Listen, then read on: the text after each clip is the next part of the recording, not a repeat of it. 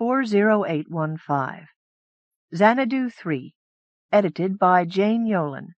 Copyright 1995 by Jane Yolen and Martin H. Greenberg. All rights reserved. Read by Carole Jordan Stewart. This book was originally created for audio cassette playback. Any announcements concerning cassettes do not apply to this recording. This version contains markers allowing direct access to major portions of the book. Library of Congress annotation. Editor Yolen describes this third collection of 25 stories and 11 poems as an all-purpose fantasy melange. In Mollusk Dreams, a woman dreams of a refuge like a snail shell. Joe's Hair relates the adventures of the Maine Joe March sold in Little Women. The poem Swan Princess tells of a princess becoming a swan and then a princess again. Some Strong Language, 1995. From the book jacket. Award-winning editor Jane Yolen presents 35 works of fantasy and delight in this third volume of her original anthology series, Xanadu. The contributors in this volume include prize-winning poet Marvin Bell, Joe Clayton, Christine Crowe, author of Miss X or The Wolf Woman, Richard Rowand, Ruth Berman, Anna Kirwan-Vogel, Bruce Holland Rogers, Steve Rasnic Tem and Melanie Tem, Mark A. Garland, Nicole Sudberg, Josepha Sherman, Elise Matheson, Nancy Kilpatrick, Midori Snyder, Terry Windling, and Jane Yolen herself, plus many others. Stories include Nancy Etchemendy's horrifying Mollusk Dreams, a delightful retelling of East of the Sun and West of the Moon by Claire Parman Brown, and Tanith Lee's Champion, a story of knightly valor. Dan Perez shows us what the thrills of a roller coaster can do. Susan Palwick takes a surprising journey through time, following Joe March's Beautiful Braid, and Paul Levinson gives us a haunting tale of the power of harmony. About the editor. Jane Yolen is known as America's Hans Christian Andersen, Newsweek, and the Aesop of the 20th century, the New York Times. She has published over 150 books and has won the Caldecott Medal, Regina Medal, Curlin Award, World Fantasy Award, Risling Award, and the Academy of American Poets Prize. She is also the editor of her own fantasy and SF imprint for Harcourt Brace. She and her husband live in Hatfield, Massachusetts, and St. Andrews, Scotland. Other books by Jane Yolen: Briar Rose, Sister Light, Sister Dark, White Jenna. Edited by Jane Yolen, Xanadu, Xanadu 2. To Those Masters of Magic, Hans Christian Andersen, Oscar Wilde, Isak Dinesen, James Thurber, T.H. White, and Rudyard Kipling, who taught us well. Contents: Xanadu and Porlock 2 by Jane Yolen. Side 1, Tone 2. Dairy Queen by Shira Daemon. Side 1, Tone 3. The Harmony by Paul Levinson. Side 1, Tone 4. Residual Flight by Richard Rowand. Side 1, Tone 5. Recent Collections by Ruth Berman. Side 1, Tone 6. Mollusk Dreams by Nancy Etchemendy. Side 1, Tone 7. Up the Mountain by Sue Young Wilson. Side 2, Tone 1. Fortune Tellers by Laurie Aylmer Taylor. Side 2, Tone 2. East of the Sun and West of the Moon by Claire Parman Brown. Side 2, Tone 3. Witch Watch by Anna Kirwan-Vogel. Side 2, Tone 4. The Apple Golem by Bruce Holland Rogers. Side 2, Tone 5. Clay by Linda Mannheim. Side 3, Tone 1.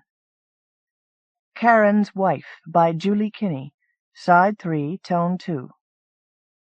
Nvumbi by Steve Rasnic Tem and Melanie Tem. Side 3, Tone 3.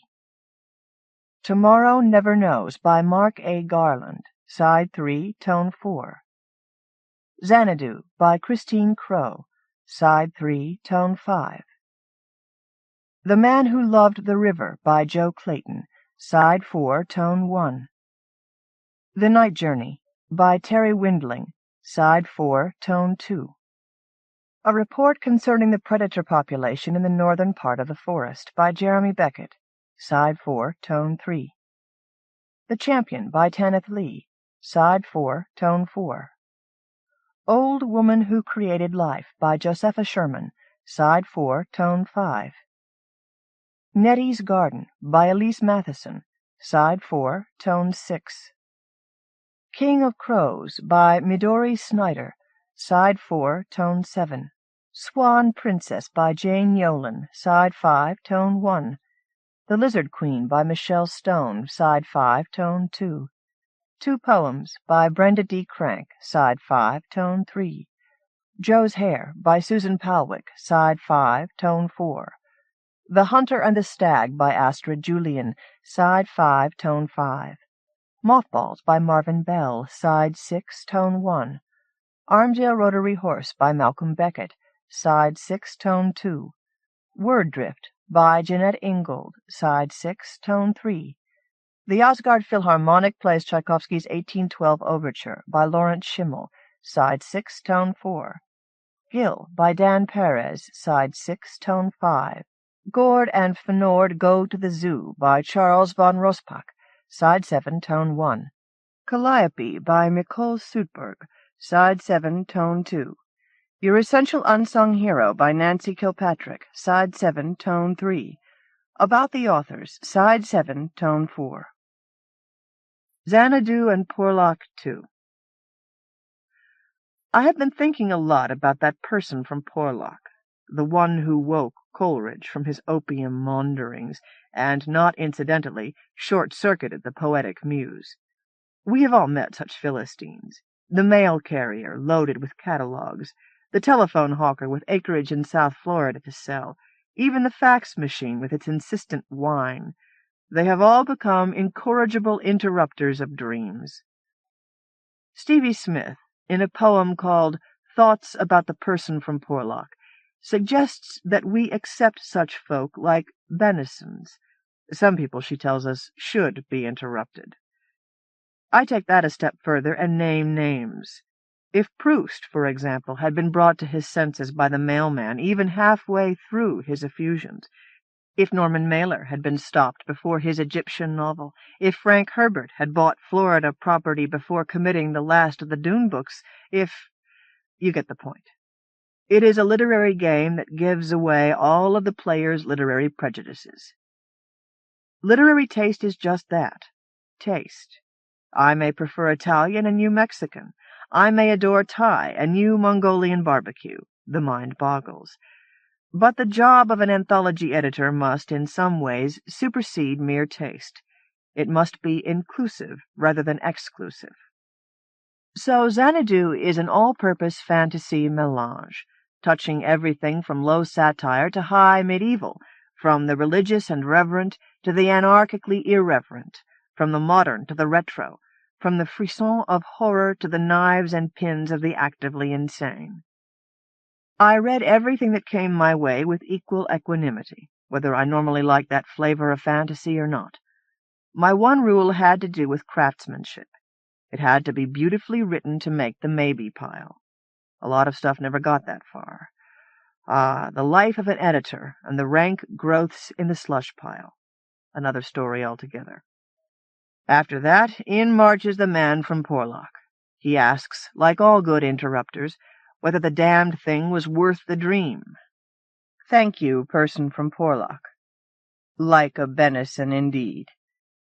Jane Yolen, Phoenix Farm, Hatfield, Massachusetts. Dairy Queen, Shira Daemon. The tinkling of bells called her away from the back of the concession stand, where she had been pawing through the dumpster looking for dinner.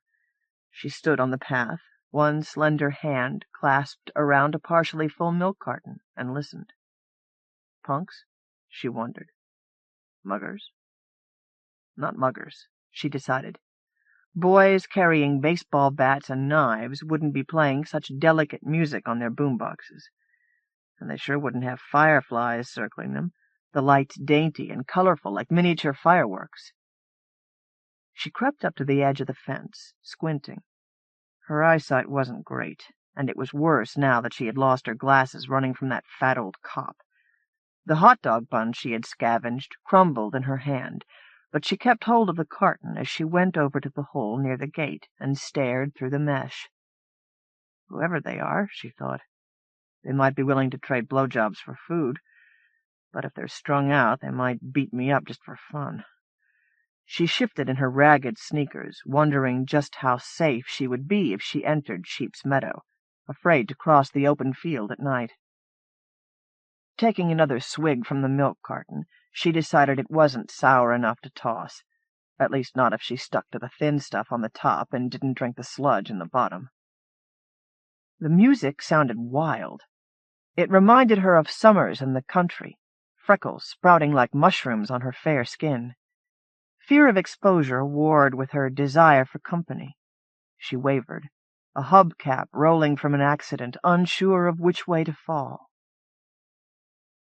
In the end, she was never certain if it was the music or the rat that decided her. When a large brown one snuffled the crumbs by her foot, she ran through the hole and over the field. Their circle was so small, so perfect, that she was almost upon it before she realized she'd come to her goal. They were tiny, even shorter than her old Barbies or the broken troll she'd found. Unlike the troll, they were beautiful, and because they weren't molded plastic, she could immediately tell they were cruel. But she knew cruelty. She was far less intimate with beauty, and she was drawn to them and embraced them for what they were, otherworldly, fickle. If they were sexual, it was in a senseless way, and that seemed somehow fitting. She had never known anything else. When they offered her to their king, she was grateful, and when he kissed away her milky mustache, she scarcely cared that he also took her soul. The carton lay there long after she had disappeared. Sickly, sour liquid leaked out. It seeped its way over the picture on the side. The features shimmered, cocooned in a slick coating that hardened, preserving the image of her lost face so the stars could look down and weep. The Harmony, Paul Levinson. The old IRT train lurched out of the elevated station on the corner of Allerton Avenue and White Plains Road in the Bronx. Window panes on the Hebrew National Deli rattled like a drum-roll fade-away intro to the three-way harmony we were weaving. Our singing was all-encompassing, our voices our only instruments, absorbing the dust and the shutters of the train station and everything else on that late April street corner like some vortex out in space, like the hole in the center of a 45 record spinning round and around on a black turntable. It was 1966. JFK was dead less than 3 years, and Lenny, Dave, and I sucked in and breathed out the new world through our music. We were remnants of a last-gasp doo-wop group from the early 60s, much the rage at Bronx House and the Y's on the concourse a few years earlier. But now we had taken up Peter, Paul, and Mary for the Five Satins. We even dared a Dylan or Phil Oakes song once in a while. This evening, though, we labored on an old folk standard, The Banks of the Ohio, and Len and I were close to despairing that Dave, our second tenor, would ever get his part right. Still, we pressed on, train station shaking and rattling and rolling, until a voice stopped us cold. "Is that a folk song you're singing, or what?" We turned around to see a cop. He had crept up to us on some kind of silent shoes. That's right," I answered, ready for the inevitable time to break it up and take it home, boys lecture.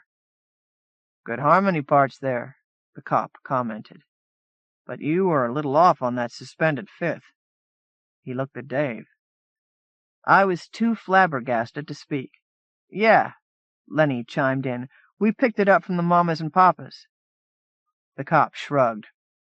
"Never heard of them. But if you like that kind of barber shop, I can show you some good parts." "Sure," I said, by no means ready to give up my distrust of cops, Hell, I'm not too hot about them even now, but by no means ready to say no to such an offer either. Officer, Jimmy. Just call me Jimmy." He extended a big hand, and I shook it.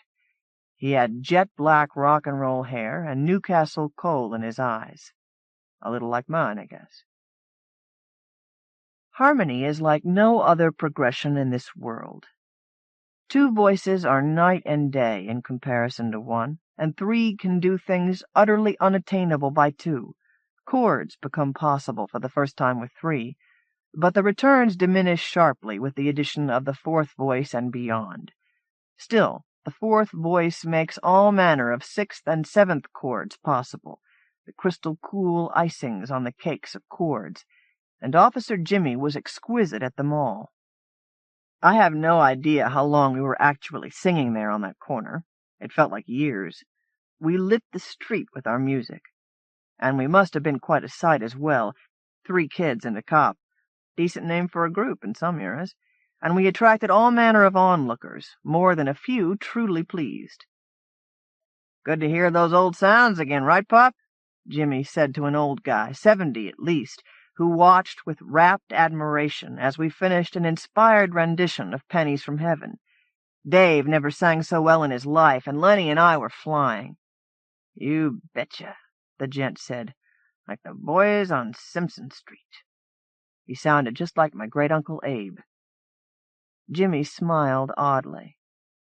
"Long time since I've been by Simpson Street. You think these boys are ready?" He gestured expansively to us. Uncle Abe shook his head. "Simpson Street's quite a responsibility. Not a decision you should make lightly." "You're right, Pop. You know the base on down by the old mill stream? We could use a little help on the low end." Abe gave a sharp wave of his hand. "Nah, I'm too old for the street corner now. You just sing, and I'll give a listen, and then I'm gone. I've stayed too long here already." And when we finished, he was indeed gone, maybe up the downtown side of the train station to Simpson Street, though how a man his age could have climbed those stairs so quickly I couldn't say. I was about to ask Jimmy about Simpson Street when a cop car pulled up to the sidewalk. "Excuse me," Jimmy said, with a degree of embarrassment and irritation that surprised me. "My buddies are probably wondering what happened to me." Jimmy's buddies got out of their car on both sides, slamming their doors shut with cop-like flourishes, swaggering on to the sidewalk. One talked volumes into Jimmy's ear, and the other glared at us. Jimmy eventually came back to us, looking even more embarrassed than before. "I've got to go back to the station now," he said. "Look, I had a great time with you guys." "Did singing with us get you in trouble?" I asked, with real concern. Jimmy looked at the cop car and frowned. "I can take care of myself, don't worry." He pulled out his ticket pad and scribbled something down. "Here." He handed a thin yellow piece of paper to me. "It's the address of the place on Simpson Street, but they don't keep regular hours there. They're only open after midnight a couple of times a month. If you go, tell them Jimmy the cop sent you. Otherwise they may not let you in." He paused a second. I started to ask how he knew that my brain was already veering to Simpson Street, but I stopped. It somehow felt right that his mind would be so in tune with mine. Maybe it came with the harmony. "And you should go," he continued. "They've got the best harmony you'll ever hear, and you've got real talent." He said this to all 3 of us, but I knew he meant it for me. I saw a door of the cop car open out of the corner of my eye. Jimmy saw it too. "All right, I gotta get out of here now. Thanks for the singing. It was grand." Jimmy and the cop car were gone a few seconds later. "What time is it?" I asked Dave. He was the only one of us who carried a watch, stuffed deep in his pocket for some reason, along with used tissues and who knows what else. Dave fished for the watch and took a look. "It says 9:30, but that's impossible. We've been singing here for hours." "The snot on your tissues finally got to the mechanism," Lenny laughed. I laughed, too, but my guess was that if anything stopped Dave's watch, it was the incredible harmony we had been singing with Jimmy. 10 parts girls, or the imagined pursuit of, and 1 part homework kept us from getting together again for most of the month, and when we did, our harmony wasn't so great. "You think we should go down to Simpson Street and see what's going on there?" I asked. "Not tonight," Lenny and Dave said, and heaped a wilted salad of excuses onto the plate. I realized that my days with these guys were ending, and I'd have to go down to Simpson Street on my own. Not that I was thrilled to go any place in the South Bronx myself after midnight. I mean, 1966 wasn't as bad as the 90s, but even then the city was none too safe at night. Still, I took a typically urine-tainted train down to Simpson Street a few nights later. I had no idea how to process Jimmy's remark that the place was open only a few nights a month, but I showed up at 12:45 at the address Jimmy had written on the yellow paper. It was a ground-floor apartment in a building that was worse than seedy, but still standing. A nondescript guy answered the door.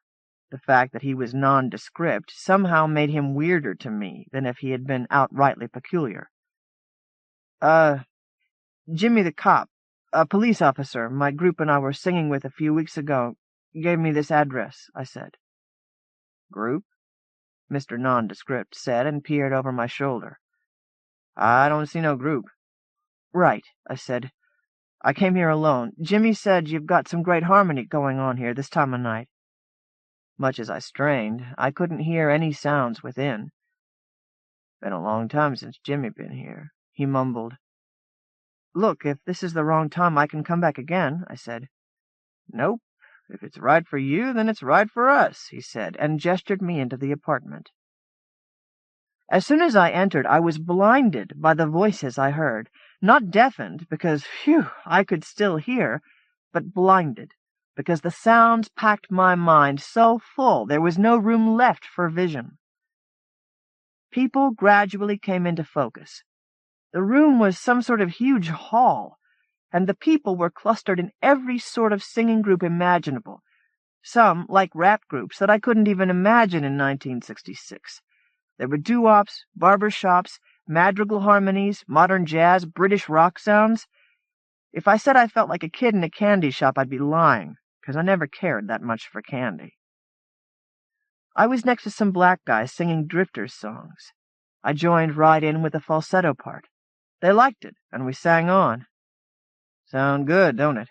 the guy next to me said. A baritone with a voice like hot roasted honeyed peanuts, whose name was Elias. "You ought to stay here with us. What we got too good to throw away." I smiled at the compliment. Pretty much standard courtesy, but still nice to hear. "How often do you guys practice?" Elias shook his head. "We never practice. Got no need to. We're here all the time." I nodded. I understood well the addictive tug of fine harmony, that feeling of being close to the cosmos when a chord from your voices sounds just right. Most people who sang like this would gladly trade the flat clack of everyday life for the music of the spheres, but few of us ever got the chance. We talked about it, though, incessantly, as if our words could somehow do the bidding of our music. But in fact, the real world is ruled by other things, and we turned out to be lawyers and doctors, far worse if we weren't lucky, the music fading, even as we assured ourselves that we were ever holding on to it. But the music was strong that night on Simpson Street, and I sang till I was hoarse, and when I left I hardly noticed that it was still pitch black outside because I was too tired and happy to care. I came back night after night. "I thought this only goes on a few nights a month," I asked the deadpan man at the door one night. This must have been well into the 2nd or 3rd week of my visits. I was so involved with the music that I had trouble telling minutes and months apart, let alone days and weeks. "That's right for the first time," he said. "But for you, we're here all the time now, if that's what you want." I couldn't say I understood what he was talking about, but it didn't matter. Only the singing did. Harmony, you understand, by its very nature breaks the rules, providing a much greater thrill than 3 or 4 or 5 voices singing together should in all logic deliver. I was long aware of this, knew about it from the time I was a kid who first just listened, and then joined in on the street corners for hours and hours. My parents and my non-singing friends had all wondered what had come over me. So I expected strange, glistening things wherever harmony was involved. But the room on Simpson Street was stranger than I realized, because despite the night after night I spent there, no one on the outside world seemed to miss me. Not because I was wrong about how much they cared about me, always a possibility in my case, but because, well, somehow I wasn't really gone too long by their reckoning. In fact, I came to realize that I was barely gone at all, just the time that it took those swaying, clanking trains to get from my place near Allerton Avenue down to Simpson Street. I asked Mr. Nondescript about this one night. Just a little gift we give you. A gift of time. Don't worry. It won't last forever, was all he said in reply. I asked Elias about it, too. Well, that's why I told you should stay with us, he said. Now you know what I was talking about. But I didn't, and Elias was too busy blowing harmony to tell me more. That's the way it was with everyone. I kept coming back. The singing was too good not to, but I was bothered by this thing about Simpson Street that made no sense, and everyone there was either unwilling or unable to explain it to me. I mean, I understood that harmony takes you out of this world, but the logical part of me just couldn't swallow being taken out so literally. A few nights later, I ran into Officer Jimmy as I was about to climb the 2 flights of the Allerton Avenue station. "You're going to Simpson Street," he said. I nodded. "Without your buddies?" he asked. "No, we don't sing together any more," I said. "We tried 1 or 2 times, but there's just no comparison to—" "I know," Jimmy said, with an intense, almost envious gleam in his eyes. "Nothing in this world compares to Simpson Street. Your partner Lenny told me the same thing last week." "Lenny's been down to Simpson Street?" I was shocked. "I've never seen him there. Why the hell hadn't he told me?" Well, I guess I hadn't exactly been in frequent touch with him either in the past few weeks. Jimmy grimaced. "What can I tell you? It's a big room. Easy to get lost in there." I suddenly had a bright idea. "When do you get off duty? Why don't you come with me tonight?" An uptown express roared by and blocked out Jimmy's words. "I don't get off duty till morning," he began again. "And besides, I can't go back there ever again. I guess you've got a right to know that." "I don't understand," I said. "Come on, don't play dumb with me." For the first time I noticed a little anger in Jimmy, too. "Look," he said, more softly, "don't tell me you haven't noticed some of the peculiarities of the place." "Yeah, I have," I said, "but I'm not too clear on what they add up to." I could hear my train approaching the station. So could Jimmy. "The joys in this life aren't always free," Jimmy said. "One of these nights they'll tell you the price." "Which is—" "Look, you and I are really strangers, except for the harmony," Jimmy said. "I met you and your partners on a street corner. I saw you had talent, so I gave you the address. The rest is up to you now. You'll find out soon enough. I made my decision, and you'll have to make yours." Jimmy squeezed my shoulder in a good-luck, older brother sort of way and walked off. I knew there was no point going after him. I hustled up the stairs, shoved my token in the slot, and dove into the train. The non-entity at the door had a little smile on his face this time. I guess that made him a non-entity no longer, and that in itself was disturbing. "Make sure you come see me before you leave tonight," he said with a cloying relish, and strode away. I kept away from the drifters this evening until the end, saving the best for last.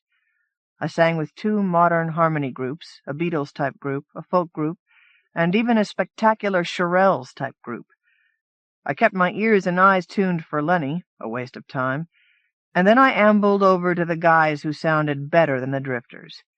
We did Up on the Roof, Under the Boardwalk, on Broadway, and a rendition of Save the Last Dance for Me that pulled my mind so wide open that our 5-part harmony is still bouncing around somewhere inside there. You stay with us. Elias put his arm around my shoulder. Like I told you the very first time you came here, this kind of sound is too good to throw away. You remember that when you talk with the man at the door. The man at the door was positively leering at me now. He beckoned me over with his index finger. "You've had a good time here the past few weeks?" he asked. "The time of my life," I said, and thought that the weeks felt like years at least. "The boys have a high opinion of you." He looked over in Elias's direction. "Everyone here does. They want you to stay." I didn't care for the way he seemed to separate himself from the others and their good opinion of me, but I had a more serious concern at the moment. Why all the sudden talk about staying? I realized as soon as the words were out of my mouth that the talk wasn't all that sudden. "You'd like to leave, take our gift of time, and come back tomorrow. No fuss, no bother, just like you've been doing so far, right?" "Right," I said. "Is that some sort of problem?" "I'm afraid so. You have a little decision facing you. You can leave now and come back whenever you please. But you may want to think about coming back here, because if you do, if you show up here even one more time, you'll be obliged to stay forever. Your free pass is over tonight." "What are you talking about? What the hell kind of choice is that?" I asked. He laughed. Have you ever seen a nondescript person laugh? It can be frightening. What he said was even worse. "You can curse as much as you like, but it won't change the facts. I'll give you Elias's full name, and the names of everyone here you've sang with. Check them out for yourself. You'll find that they have all been long or short dead on the outside. That's the price you pay for staying with us. That's the price of this magic." He shoved a piece of paper in my hand. "You call what you're talking about magic?" I asked. I put the paper in my pocket without thinking, right next to the paper Jimmy had given me. I always carried it with me. "You know exactly what I mean," he said. "You feel the harmony. You know what it does to you. A blind man could see how it affects you. You won't have a feeling like that again the rest of your life. Sure, you'll have your successes and satisfactions.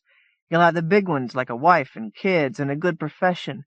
You'll have the little ones, like getting the last copy of a hot movie in the video store. But you'll never have a feeling like this." I hadn't the vaguest idea what a video store was, but I knew what he meant anyway. I was amazed at how articulate the guy had suddenly become. Like this speech he was giving me was his command performance, his reason for being there. "You're not the only harmony parlor around," I finally managed. "I can always find other people to sing with."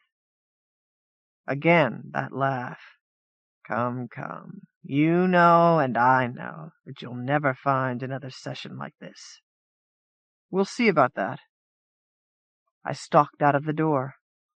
"Remember," he called after me, "think hard before you come here again, because next time is for keeps."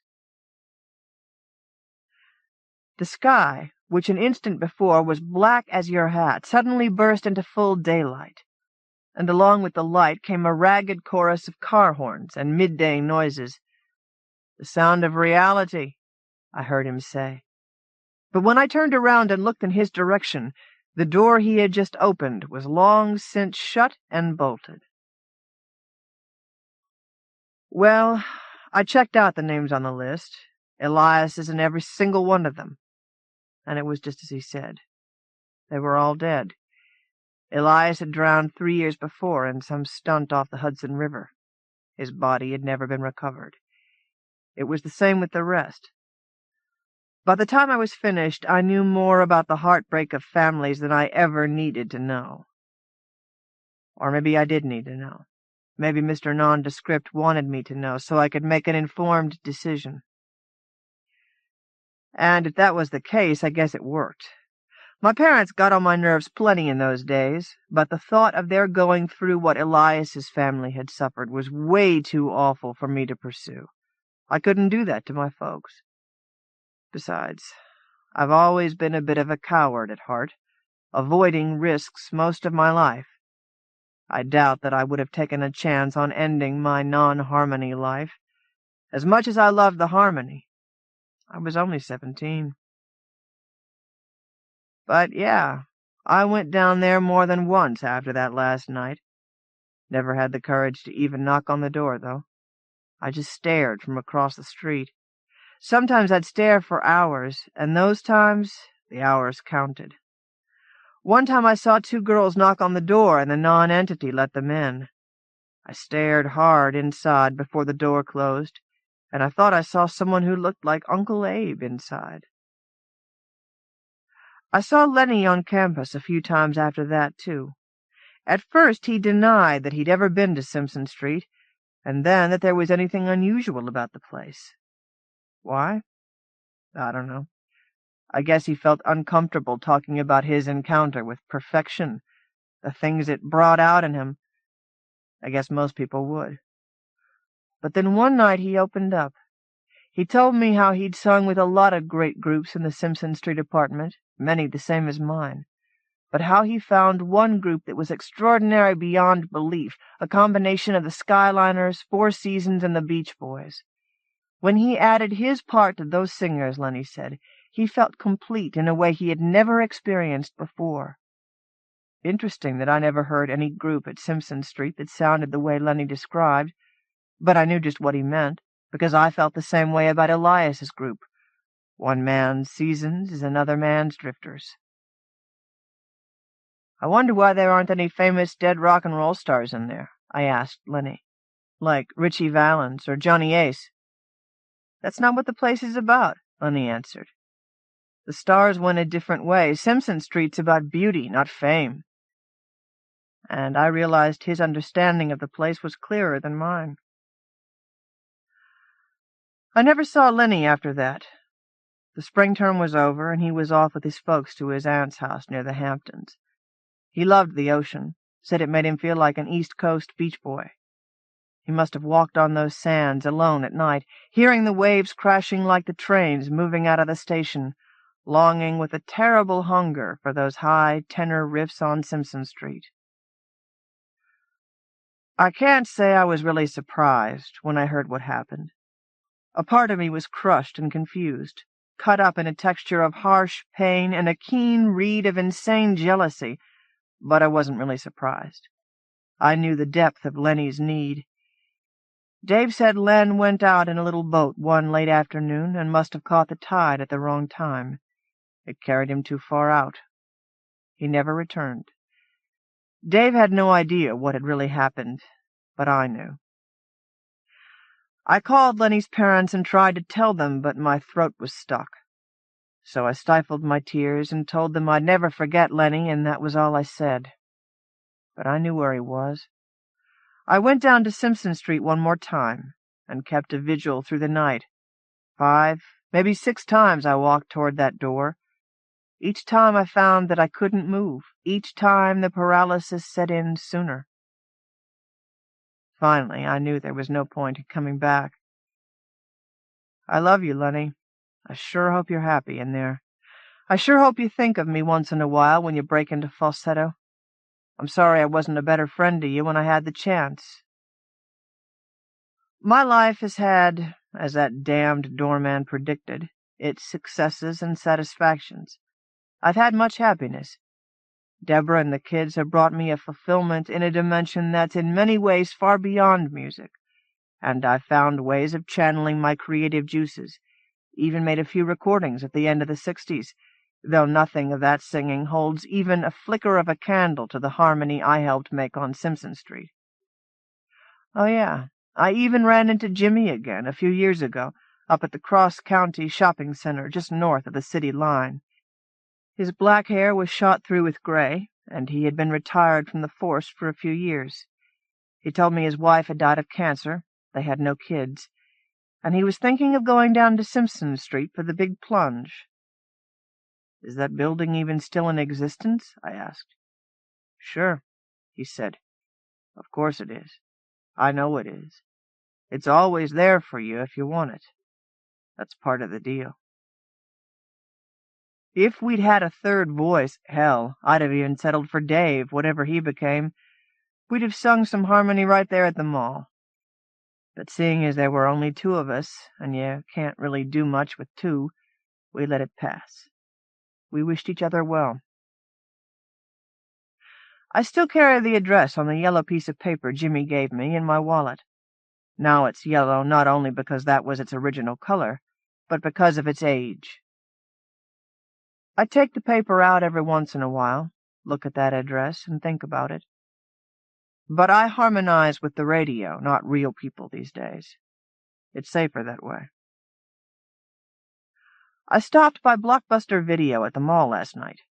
The Drifters were playing on the speakers, and I added my usual harmony, part under my breath.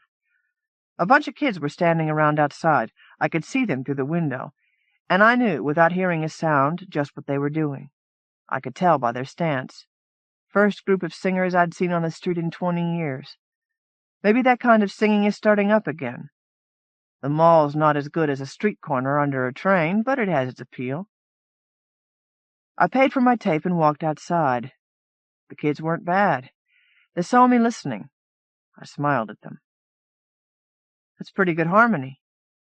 I moved closer and said, after they'd polished off a song I didn't know with a sparkling major sixth.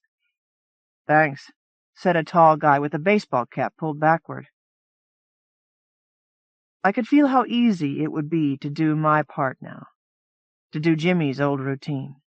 I knew the whole arrangement, my lines and their lines, from start to almost finish. "You look like you sing sometimes yourself," a girl with the voice of murmuring woodwind said. "Why don't you join us on our next song?" "Sure, sing with them, flash them with some clever chords, give them a prelude of what could be." I had to resist this, because I knew exactly where it would lead. "I'd really like to." I looked at my watch. "But I'm late already." I reached in my pocket for the car keys, but I came up with the yellow piece of paper. Residual Flight. Richard Rowand. "Sorry, Missy June. Cost go up. You must pay more to me." The fragile woman's eyes followed her head down in despair. "But, Mr. Fong, how can the cost go up when I supply the main ingredient? All you do is make the extract. Besides, you raised your prices not 6 months ago." "Sorry, Missy June. Price go up." Fong's thin white mustache, like rat-tails dangling from his mouth, swung with his words. He was separated from her by the wooden counter of the canvas-covered lean-to that jutted like others from the dirty wall of the brick building. Wisps of fragrant smoke slid around him as he stood impassively. "Must take time to grind, time to mix. Take careful time. Make extract special way. I am last one know how to mix. Take careful time. Time be money." She shook her head. "It's just not fair. What if I charged you what I pay for the main ingredient instead of just giving it to you?" she asked, as she fumbled more coins from the few left in her small purse and snatched the vial that lay like a bullet on the counter. Fong shrugged. A little smile flew across his face, a fast cloud. "Cost go up, price go up." The city rumbled as though in revolution. Smoke, like pennants, flew from the stacks of factories. Dust and cinders fell on roofs in line, on the cobbled and dirt-packed streets of the growing, sprawling city. Seen from above, the city most resembled an almost completed jigsaw puzzle. The slate and terracotta, brick and wood, the dust and debris in the gutters making up the pieces of 1852 London that fit so tightly together. The city bustled in industry. June scuttled down the street, skirting animal droppings and puddles. One hand kept her dress hem raised, the other clutched the precious vial to her breast. A spatter of rain surprised her, making her wince as it struck her cheek. She hurried on, and remembered the time she had dropped a vial of extract on her way back to her flat. Ivory-colored dust puffed into the dirt as the thin glass shattered. She had almost died, waiting for Fong to make more. "Mr. Boog shares some of main ingredient," Fong had said then, marking one of the very few times her hideous brother had even acknowledged her existence. Of course Fong could have obtained the supplies by means other than her brother's ghoulish endeavors, but she preferred to believe the terrible Boog had this once shown compassion. "Why not do same like brother?" Fong had asked on more than one occasion. "I pay him even, sometimes for other items. Why not do same?" Haughtily, she always replied, "Because I won't rob graves." The rain finished its teasing and finally started pouring down as June reached her apartment. The lamp covers needed cleaning. There were light balls of dust in the corners and under the bed. The hardwood floor was worn in paths around the room. She grimaced as she passed the old mirror above the dresser that was dark in its age, containing more shadows than the room itself possessed. Sometime in the past few weeks the bird had died. The now empty cage hung from its stand, and held only ghost songs, fluttering like the curtains in rain-brought breezes. "I must sell that cage," she thought, "but I haven't had the time, and time be money, all right." She busied herself preening for the afternoon, the sheer and mended curtains swishing softly behind her. She liked the curtains, regardless of the stitches closing the snags and tears, because they softened the image of the city when she gazed out the window. They stirred in any movement of air, giving an illusion of coolness on the most suffocating of days, like wings at the beginning of flight. Rouge, where's the rouge? She picked and snatched at her hair, as though there were clumps of dust there, too. Why haven't I wiped the mirror lately? Are the sheets clean enough? She checked them, then lay back on the bed. I really hate to bring this up. I hate to say this, but I must increase my charges. Increase. The man stopped in the process of buttoning up his trousers. Outside the rain had also stopped, although it was still grey with heavy fat clouds. The rain, though stopped, had not finished. "My dear June," the man said, as he might to a child, "I thought we had an understanding." She sat up in the bed, curved back against the dull headboard, hugging the covers about her small breasts. "I'm sorry, but prices do go up from time to time. I have expenses, you know." "I don't know. I don't want to know." He finished his buttoning and pulled on his white shirt. The air had become quite still. The curtains hung straight, as though tired from holding back the breezes. The man yanked his boots on, one after the other, as she watched and waited. Sweat beaded her upper lip. "And so do I have expenses," he finally whispered in a great sighing voice, "of which you, I'm afraid, are the least important."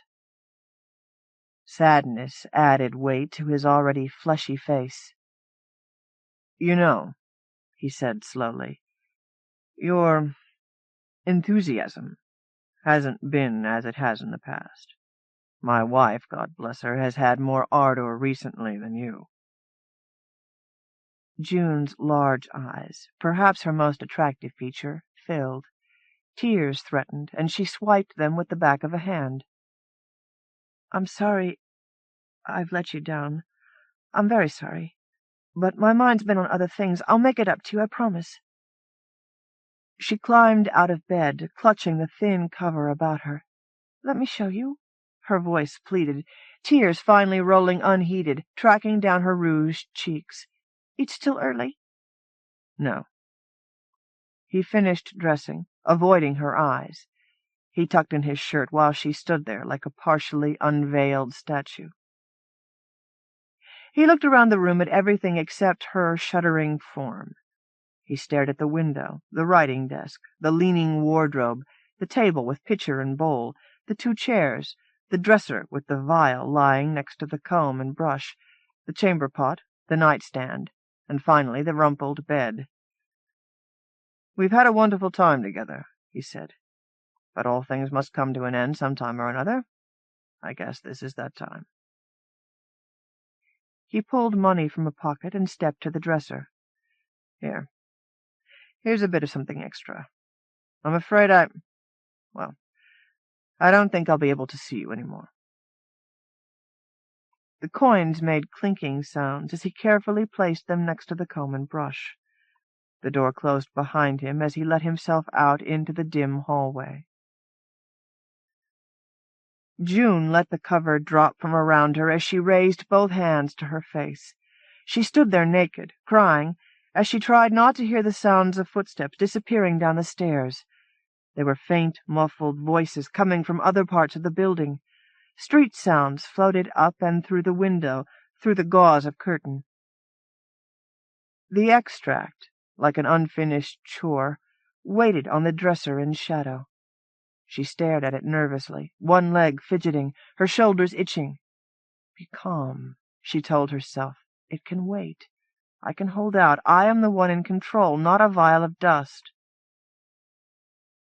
But she walked ever so slowly and calmly across the room. She lifted the vial of dingy powder, trembling slightly, and removed the small cork stopper. The curtains whispered encouragement in a soft breeze that crept behind her. "Hold this moment," she thought, and her hand shook. "Let me forget this need, and fly out over the sea until I can fly no more, and she jammed the thin neck of the vial up a nostril, snuffing it in with a loud draw as she threw her head back. The tiny granules of dust flowed into her lungs with the warmth and promises of childhood, delicious pricks of heat spreading out through her body, swirling as breezes eddy. Her eyes closed, she smiled, oblivious to the tinkling sounds of rain. Night fell like a shade. Commerce slowed. Traffic thinned on the dirty cobbles of the streets. People tucked their covers under, and the city went to sleep. Lamplighters finished their routes and wandered home. In the graveyard on the west side of the city, a man in dark clothes, carrying a shovel, searched for small mounds of fresh dirt. On the outskirts of the city, an old man smiled in his sleep as he slipped from life. A figure knelt on knees in the coarse dirt of an alley, whispering, rocking back and forth, out of place in the modern refuse. She was slight. She wore a tattered green cloth around her hips, her breasts small and bare. As she finished her whisperings, the tracings in the grit that she had just made gathered to life and bathed her in an ethereal glow. Her back crawled with myriad pinpoints of sparkling light. Shapes formed there between her shoulders. After a while she rose. She stretched, flexing soft, translucent wings. They fluttered quickly and gloriously, threatening to blow away the drawing in the dirt. She stepped back, crouched slightly, and leapt. Her wings caught at the air and lifted her. She smiled and flew up until she was above the sleeping city. Street lights flickered. She exulted in the wind that caressed her body, flowing about her and lifting her like thousands of loving hands. She flew higher and higher until she could just make out the huddled form of Gravesend, the town on the coast. "I'll fly there," she thought, "and from there out over the sea, farther and farther." But she didn't. For most of the night she flew just above the rooftops of the city, murmuring and whispering in her fairy flight, occasionally slipping into a bedroom and leaving a coin beneath a pillow, taking a needed child's tooth in exchange. The lean-to cast long shadows in the early morning chill. The wood of the counter was split and weathered, unpainted. The canvas was dingy gray.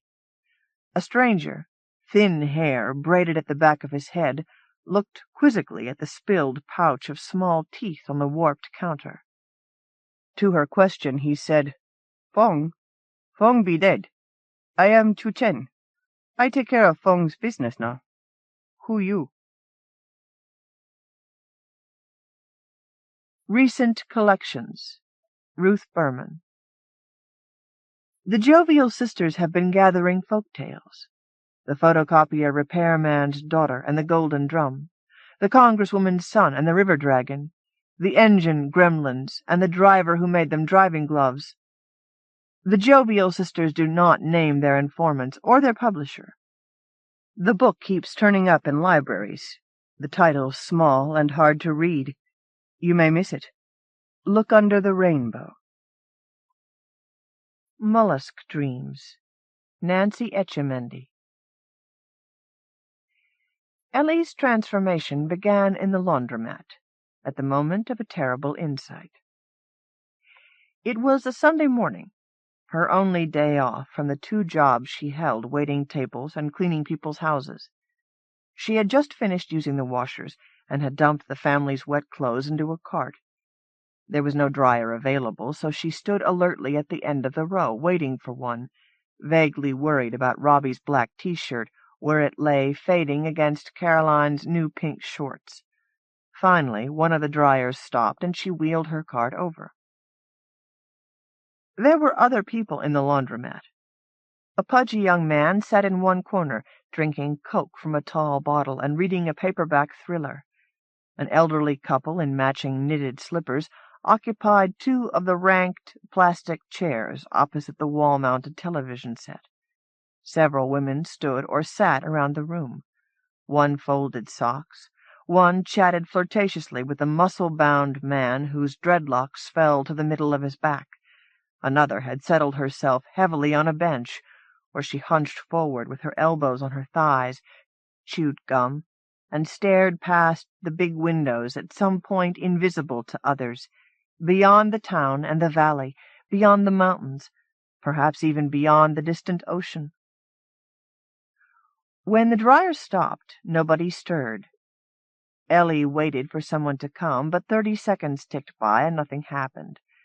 She was in a hurry, so she opened the dryer, got an empty cart, and began to pile the stranger's dry clothing into it. The gum-chewer glanced her way. She saw the woman's expression change from vacancy to fury as she gained her feet and lumbered forward. "Just a damn minute! That's my dryer!" Ellie stood still a moment, her intestines squeezing, her face warm. She hadn't meant to make anyone angry. It was just that she had so much to do and so little time. It wasn't only the laundry, but the grocery shopping, lunch for the kids, her dirty apartment waiting to be cleaned, the struggle to keep things from collapsing into terrible disorder. Often she felt exactly as if time were her blood, each second a drop spilled that could never be retrieved. She straightened her spine.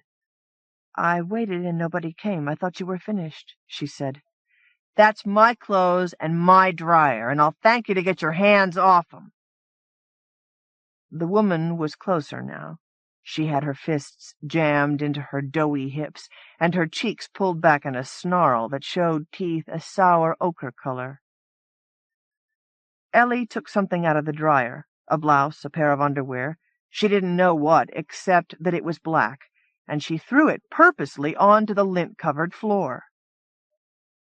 The gum-chewer was close now, and her rodenty teeth parted in a little cry of outrage. She didn't do her laundry nearly often enough, nor take enough baths.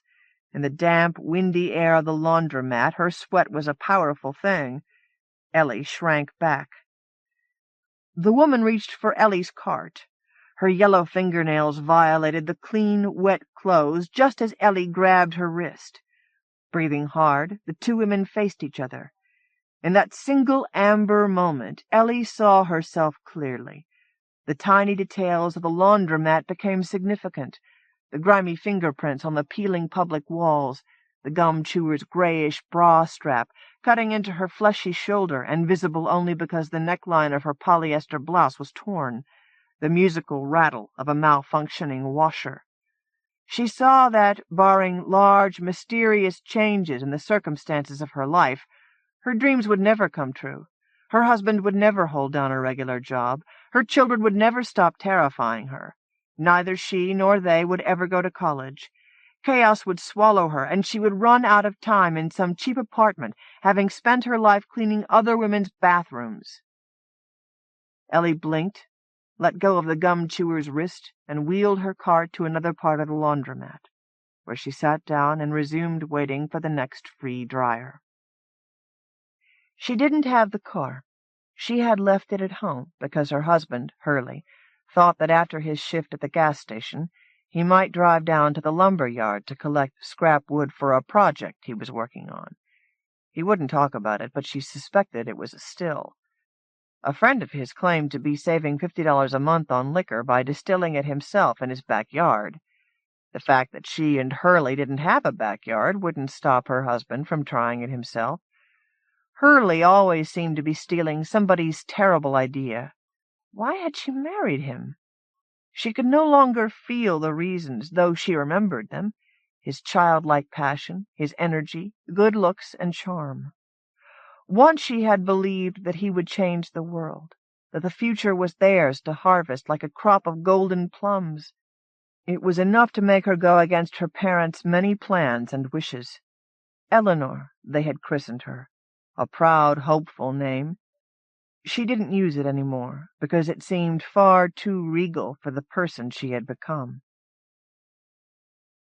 The kids had a radio flyer which they hadn't used in years. She and Hurley borrowed money from her mother one Christmas to buy it. Robbie and Caroline had left it out in the rain, and it was rusty now, but the wheels still turned. Ellie often used it when she went to the laundromat, only a couple of blocks from their apartment. When her clothes were done, she folded them into a cardboard box that fit in the wagon. She started to walk, moving slowly through the summer air as if it were a warm, semi-solid mass. Her steps grew shorter and shorter as she shuffled past the 7-Eleven, the KFC, a dilapidated flower shop, the wagon squeaking along behind her, till finally she stopped altogether. She could barely lift her feet, let alone change her life. An ocean of empty time spread out before her. She felt a moment's panic. She knew that in her place Hurley would go to the nearest bar and drink till he had no money left. She, on the other hand, had no money to begin with, just the checkbook and 2 dimes left over from the laundromat. This tangible thought revived her a little. She shook herself and continued slowly toward home. Their apartment was one of 6 in a cinder-block building with a tar and gravel roof. Grass and flowers had once lined the ground-level walkways, but they had been untended for years and had become overgrown. Ellie stopped for a minute to watch a snail gliding along the shaded edge of the sidewalk toward some damp weeds. Some people stepped on snails. She never had, though she didn't particularly like them. Today she stopped for a closer look, feeling oddly drawn to this one. Its shell was a rich variegated brown. Its 4 tiny horns waved gracefully in front of it as it glided along. Behind it, a trail of slime glistened on the concrete. Surprised, she found herself thinking that everything about it was really quite beautiful. She carried the wagon up the stairs, where she left it on the landing in front of their door. With the heavy box of laundry balanced on one arm, she worked the deadbolts and knob with her free hand. She could hear the kids arguing inside. "Bart, Bart, Bart, Bart! I'll say it if I want to!" That was Robbie, 9 years old, a clinging agglutination of personality traits mostly soaked up from TV. "I don't give a shit what you say, fuckface. Just keep your pissy little paws off my experiment." And that was Caroline, who, at 10.5, could outswear most hardened criminals. "I'm home," Ellie called as she pushed the door open. Sometimes this tactic alone was enough to silence the bickering. More and more often it was not. "Mom, Caroline's mutilating bugs again." Caroline sat in the kitchen with a magnifying glass and a razor blade. A mason jar containing 3 earwigs stood on the table in front of her. One of the earwigs, its legs half gone, ran around the jar's glass bottom in small, frantic circles. The peculiar, directionless feeling that had overtaken Ellie outside the laundromat descended on her again. She tried to fight it back. "Stop it, Caroline. You know you're not supposed to do that," she said. But even she could hear the lack of conviction in her voice. "Make me," said Caroline, squinting at her and grinning. Yesterday Ellie would have slapped her. But now she saw that it was a waste of energy. As Hurley had often demonstrated, slapping had not had any visible effect on the child's demeanor since toddlerhood. Depending on her mood, she would either fly into a violent, day-long rage or sneer and force a laugh, almost as if she liked it and wanted more. When Caroline saw that the usual reaction was not forthcoming, she tried again. "Your perfect baby boy emptied his shoes on the living-room carpet. Don't you care about that either?" Ellie gazed past Caroline to the living room. She didn't see any big piles of dirt. She thought about the snail again, how it had drifted along, aloof and detached, attending with pretty simplicity to its snail business, regardless of anything except straightforward survival. The air had grown warm and gelatinous again. She moved her fingers slowly in front of her face. "No," she murmured. "I don't care." The children gaped as she set the clean clothes on the table, rather than rushing to place them neatly in dressers and closets. She walked languorously toward her room, thinking of the hurried but intense love she and Hurley sometimes made on their worn bed. It was an entirely wonderful thing about him, that ability to shut out all distractions when he touched her, so that she basked in his whole attention, and for however short a time felt revered and beloved. Maybe this was why she had stayed with him for so long, though it left her half empty. The children, if they loved her at all, would not or could not show it. She supposed they would notice if she abandoned them, since clothes and toilets would go unwashed, and cupboards would soon grow bare. She was afraid of what might happen to Robbie and Caroline if she left them in Hurley's hands. She loved them, even as she loved Hurley in her way. Whatever they were, it was not their fault. Their father was unpredictable, drank too much, and frequently struck them in his anger and frustration. She, too, was to blame. She had never been able to make time for them. They had never known her as anything but a drudge, exhausted, distracted, and anxious. None of it was their fault. They did not deserve to be ground, accidentally or otherwise, under Hurley's clumsy heel. While she thought these terrible thoughts, despair pressed down on her shoulders and made her eyes burn. She had done her best, and it was not enough, would never be enough. Robbie skittered around her like a bright moth. His voice came to her as if through cooked oatmeal. "Mom, I hate the way the rug feels. It's all gritty. Aren't you going to vacuum? Aren't you going to fix lunch? I'm starved. There's nothing to eat around here. Aren't you going to the store?" "I can't," she said. "I'm so sorry." And she went to bed. She had a rich and detailed dream, in which she was the snail, the one she had seen on the walkway. Darkness enfolded her, and the noises of the night were huge and beautiful. Earless, she did not hear them as much as feel their vibrations in the liquid cells of her soft body. Crickets did not just chirp, they thrummed like the pipes of cathedral organs. The evening breeze whispered around her in silken rivers. It was a dry night. There was no rain and very little dew. She glided across a large, fragrant leaf, on a trail of slime that slipped from her petal gland in a pleasant and satisfying way. She wanted to reach the edge, because the edge was where eating took place. The muscles of her foot contracted in smooth waves, carrying her steadily forward. The delectable aroma of the leaf poured over her, through her. She trained her eye stalks downward to catch the gleam of light on dark as the edge approached. The moment arrived when she extended her fine-toothed radula and rasped it eagerly across the delicious green lamina. The leaf sang to her, and she to it. Glory to thee, fine, juicy leaf! All stones, all trees, all creeping things and night wings praise your name. It was hard to pull herself from the dream.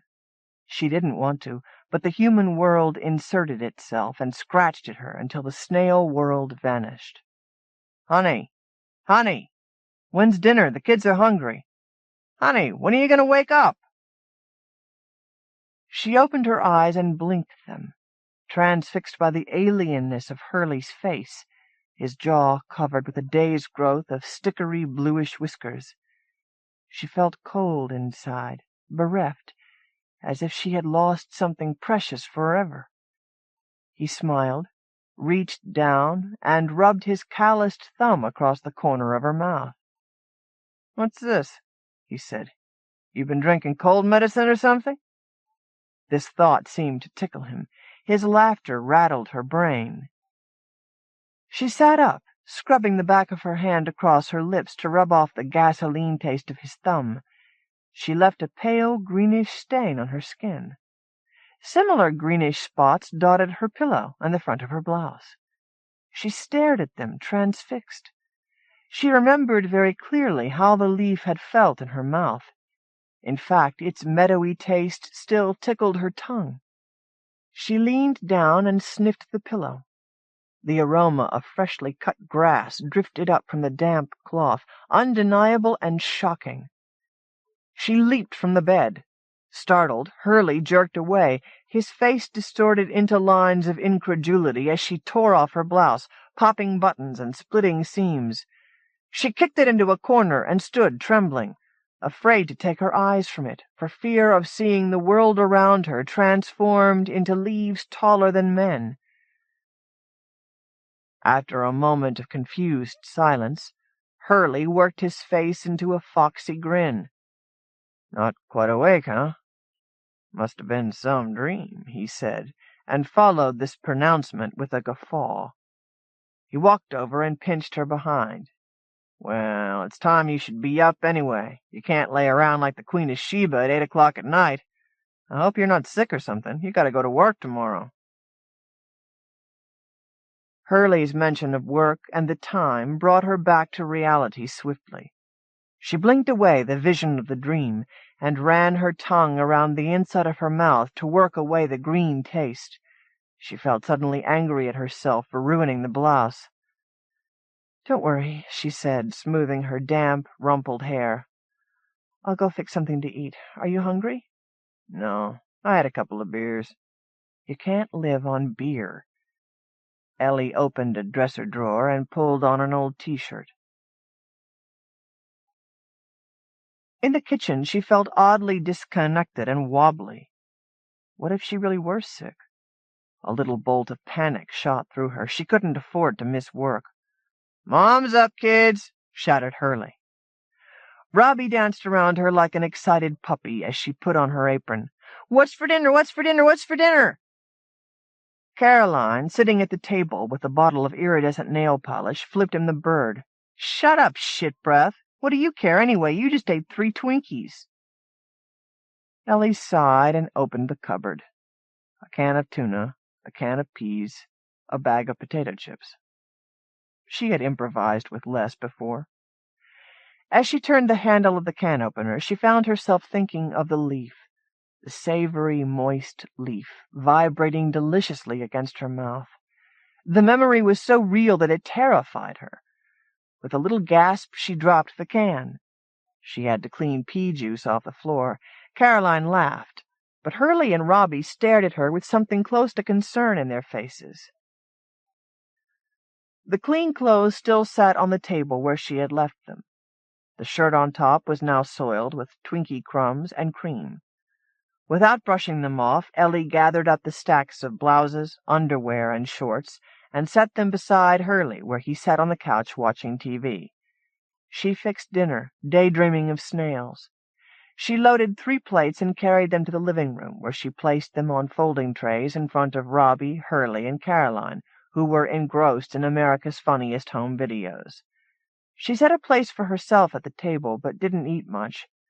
The peas were all right. The thought of tuna made her queasy. As she scraped the remains of her dinner into the garbage, the smell of cool night air drifted through the kitchen window. Crickets chirped softly. She looked up. There on the sill stood a glass jar with a snail in it. A straight pin had been neatly inserted through the soft flesh of the animal's head. As she watched, the snail pulled inward toward its shell and, stopped by the pin, pushed out again. It repeated this action several times before Ellie overcame her horror enough to unscrew the cap of the jar. She hesitated. She knew about snail slime. It was impossible to get it off, even with soap. Yet there was the snail ramming the pin into the edge of its shell again and again, tearing its own flesh in a misguided effort to protect itself. She held her breath, pressed one side of the slippery head with an index finger, and withdrew the pin with the other. There was a noise, a faint squeal. It might have been only the whistle of liquid rushing in to fill the space left by the pin. Could snails scream? Did they feel pain? She didn't know. The snail lay spread beneath its shell. It had stopped moving. Jesus, I've killed it, thought Ellie. She began to cry. She could not do it quietly. Hurley came pounding into the kitchen with a shout. "What's the matter? I can't hear the TV." "Caroline!" Ellie shrieked. Caroline sauntered up behind her father, apparently examining her fingernails, her lips twitching in an odd, nervous grin. "What?" she said. "What in the hell did you think you were doing?" cried Ellie, shaking the jar and the dead snail in her daughter's face. Caroline rolled her eyes. "Just having some fun. Don't have a cow, for Christ's sake." Ellie slapped Caroline's mouth. She did it again and again. She would have kept doing it if Hurley hadn't grabbed her wrist and told her to stop. It was just a damn snail. Caroline's grin was gone, replaced by rage so great that its only voice was an inarticulate howl. Ellie walked out the front door, her fingers white around the glass jar. She made her way down the stairs to the walkway with the border that had gone to weeds. There, among cool, dark dandelions and milkweed, she laid the body of the snail. She wiped her eyes on her T-shirt, thinking briefly and uneasily of her torn blouse and the green droplets that soiled it. After a while she went back upstairs, undressed, and got into bed. Sleep's quiet pool drew her, and she dropped into it like a stone, in spite of Caroline's bitter screeching from the other bedroom. This time the smell of another snail interrupted her feeding. Others of her kind had a basic scent, common and familiar, of vast water and edibles, mushrooms, bulbs, cotyledons, fresh manure. This other had just dined on the spicy petals of a marigold. But there was something else as well, an odor of ripeness and longing that drew her. She descended the stem. A field of stones lay between her and the other, and between the stones a thick mulch of desiccated oak leaves. The firm friendliness of stones was easy, but the oak leaves had spiny margins and sour skins that burned and prickled as she made her way across them. This excited her. She knew about simple gatherings. They happened daily in the first moments of sunrise, when predatory birds began to stir, and the dew rose up in mist which would soon burn away, leaving the world too dry. The lines between light and shadow grew fierce, and sun would heat her shell. Then she and the others would congregate in a place, the deep, cool, and wet, beneath succulent plants, under stones, or in the shade near an oozing spigot. There they would arrange themselves, one shell against another, and withdraw, torporous till dusk. She knew well these rituals of casual contact, of sliding, the exploration of another's tentacles or glands, the brief exchange of slime and scent. What she traveled toward now was different and more powerfully inviting. The potent scent of the other grew stronger. Lightning, resin, the sea, the smell of a simple wish. The oak leaves stuck into her, maddening as an untouchable itch, till she came to a patch of soil, and found her partner there, eager as she, and they pressed their undersides together.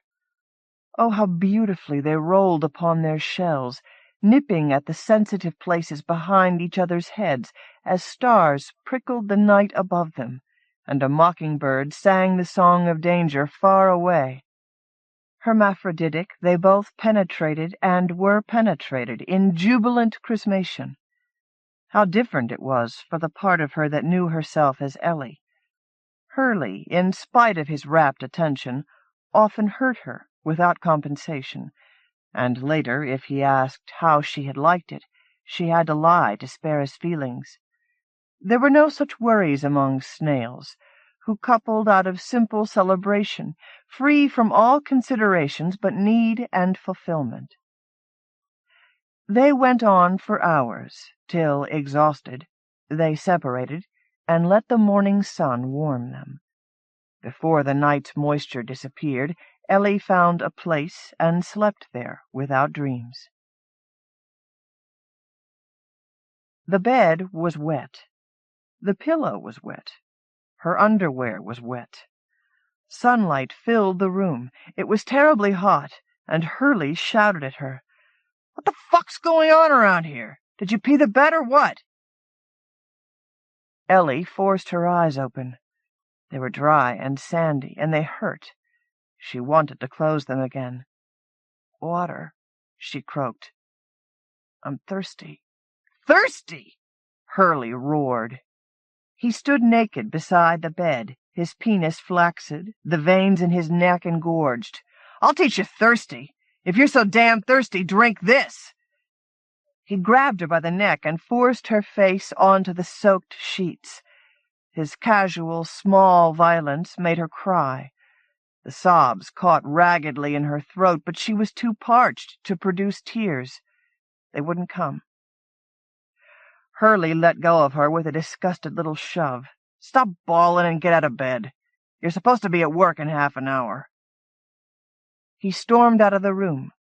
She heard the toilet flush. Ellie lay with her cheek against the cool moisture. It wasn't urine. It had a clean, simple scent, like salt water. She thought of a childhood vacation, a trip to the shore, just she and her parents and her brown dog, Tuffy. Now Tuffy was dead, and her parents were far away, and though she lived only 30 miles from the ocean, she couldn't remember the last time she'd seen it. God, she was thirsty. But she felt too weak to lift herself. "Mom! Mom!" She turned and found Robbie standing beside the bed, a large, dripping cup in his hands. "Don't cry, Mom. I got you some water," he said. "You look sick. Are you sick?" His eyes were large and anxious. She reached for the cup and gulped Robbie's tepid offering greedily. When she had finished, she ruffled his hair. He still smelled the way he had as a baby, sweaty and sweet. Love for him poured over her in a huge, cool wave. "It's just some kind of little bug," she said. "Don't worry, I'm okay." Robbie nodded and turned away. She grabbed at his hand. "Kidlet," she said. As the love name slipped from her, she realized how long it had been since she had used it. Robbie scowled, and now she remembered why. Too old. He was much too old for love names. "Thanks," she said. "The water was delicious." He nodded again. "What's for breakfast?" he asked. It took her a long time to get ready for work, and she arrived late at Mrs. Boyle's house, which she cleaned every Monday morning. Things moved in slow motion. The air flowed past her skin like hot, jellied bouillon. She knew she was running a fever, but didn't take her temperature. What difference would it make? They had no money for a doctor, and she certainly couldn't afford to stay home and rest. The arthritic Mrs. Boyle, usually quiet and distant, berated her shrilly. "I hate it when you're late. You could at least call me. Do you think I have nothing to do but sit here and wait for you?" Ellie had never seen Mrs. Boyle go outside. She had never heard the phone ring in the house. Mrs. Boyle's car sat in the garage, its tires flat, and its windows dull with dust. It hadn't been moved in years. As a matter of fact, she did think Mrs. Boyle had nothing to do but sit and wait for her, but she was in no position to say so. She stared at the gleaming hardwood floor. "No, ma'am," she muttered. She looked up again. Even that small motion took a noticeable amount of energy. "I'm not feeling well this morning, I'm sorry." "Not feeling well?" Mrs. Boyle had sharp, mouse-like eyes. "You'd better go home, then. Go on." A tiny explosion of fright made Ellie's hands shake. She needed the $40. "Oh, no, Mrs. Boyle, I'm fine." "Well, are you sick or are you fine? You look terrible. Go home." When Ellie, rooted with dismay, did not respond, Mrs. Boyle huffed impatiently. "If it's your wages that worry you, I'll pay you to leave." She handed Ellie the money, careful not to touch her hand. "Go and rest, and don't come back till you're well." Hurley had dropped her off, and then taken the car on unspecified errands of his own. She had to walk home. Driving the distance only took 15 minutes, but on foot and ill, the trip required infinitely more time. She did it by thinking of nothing except the act of repeated motion. She opened the front door of the apartment over an hour later, too stupefied even to find her bed. Caroline glared at her from the kitchen table, where a fresh snail huddled captive and dehydrating in a glass jar. Robbie took Ellie's arm and guided her to the bedroom. "You'll be okay," he said. He was crying. "I'll fix my own lunch. I'll do anything you want." "You're such a little fuckhead, Robbie. You'll say anything when you're scared," yelled Caroline. "She's just faking it. She's just trying to prove how much we need her." Ellie lay on the bed, fully clothed, acutely aware of the rivulets of sweat that found their way along her skin. She noticed a clicking sound, the noise of her shell against something hard and smooth. She was alone. There was no water. A succulent leaf might have relieved her discomfort, but she could find no leaves, neither damp nor dry, nor any other kind of food.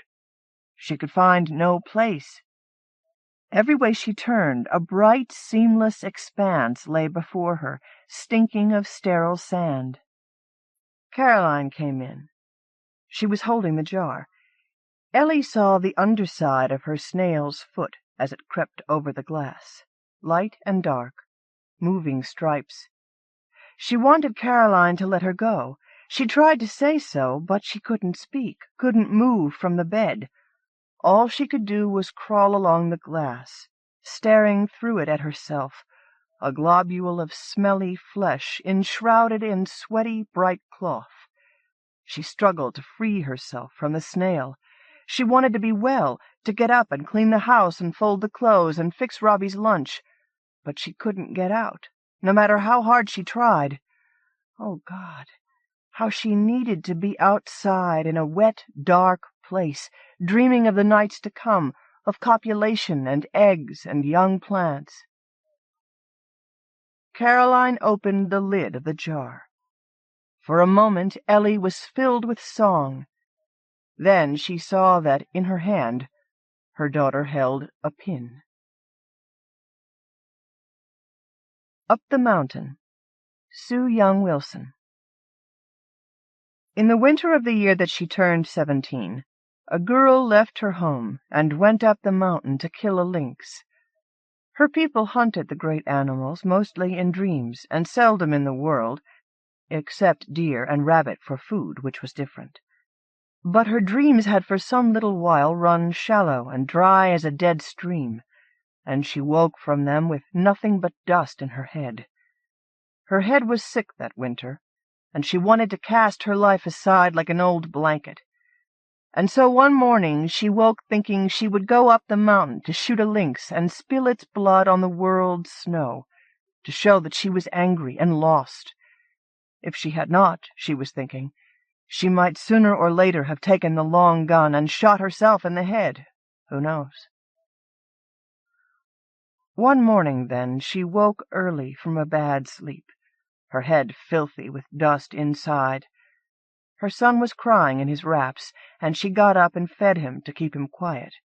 Her mother was just stirring in the next room. She thought for a while, and then went to her and woke her, saying, "Mother, I am going up the mountain. I have been inside too long." Her mother sat up and looked into her face, shaking her head a little to clear the sleep out of it. She saw her mother's eyelids crease and a line appear between her brows, but her mother was wary of her moods these days, and said only, "That's a long way to go for air. The wolves will have gone back up there after last week's thaw." "I will take the gun," she said. She was in no mood to argue, but wanted to be gone. As on too many days before this, there was a pressure mounting in her head that made her want to hit something or hurt herself. So she turned her back on her mother and went and put on her coat and boots. Then she went to the cook-room and lifted the gun down from its pegs above the fireplace. It had been her father's gun when he was alive, and was too long for her to handle easily, but its weight felt good in her hand, and she admired the way the light from the coals lit a tiny flame on the barrel. She took the bag of shot from the can on the mantel and put it in a coat pocket, then turned for the door. Her mother, who had come into the front room with her blanket wrapped around her, looked at the gun. She said, "You can't go without food. Take some bread, and don't forget your mitts." "I'm not a child," the girl said. She pulled her deer-hide mitts from her pocket to prove it, and would have shouldered past her mother out the door, but her mother touched the girl's elbow and made her wait until she had wrapped a piece of bread and some dried deer meat in a cloth and given it to her. Then she caught the girl back by her shoulders and held her. For a minute the girl let her, feeling the oak stock of the gun hurting both their shins. Then she pulled away, and her mother let her go. The girl leaned the gun against the wall, and bent and kissed her son where he was sleeping now in his backboard. She ran her knuckle along his cheek, picked up her gun again, and left her home. It was before dawn still, and dead cold outside. The girl stamped a path from the cabin to the horse-shed through new snow that shone in the gray light. When she pushed open the door of the shed, the fat pony Yuba looked up at her and blew softly through his nose. She brushed past him and went to saddle their bay horse Captain. Her hands were cold as she slipped the bridle over his nose. There was an icy draught blowing through the slats of the wall. The hollow thud of Captain's hooves on wood changed to a muffled crunch as she led him out into the snow. She fastened the gun at the saddle and mounted, and the two of them swung out onto the track. Turning in her saddle, she saw a thin line of smoke rise from the chimney into the gray sky as her mother inside stirred up the fire. Her mood lightened a little in the air. It had been weeks since she had gone farther from their cabin than the creek.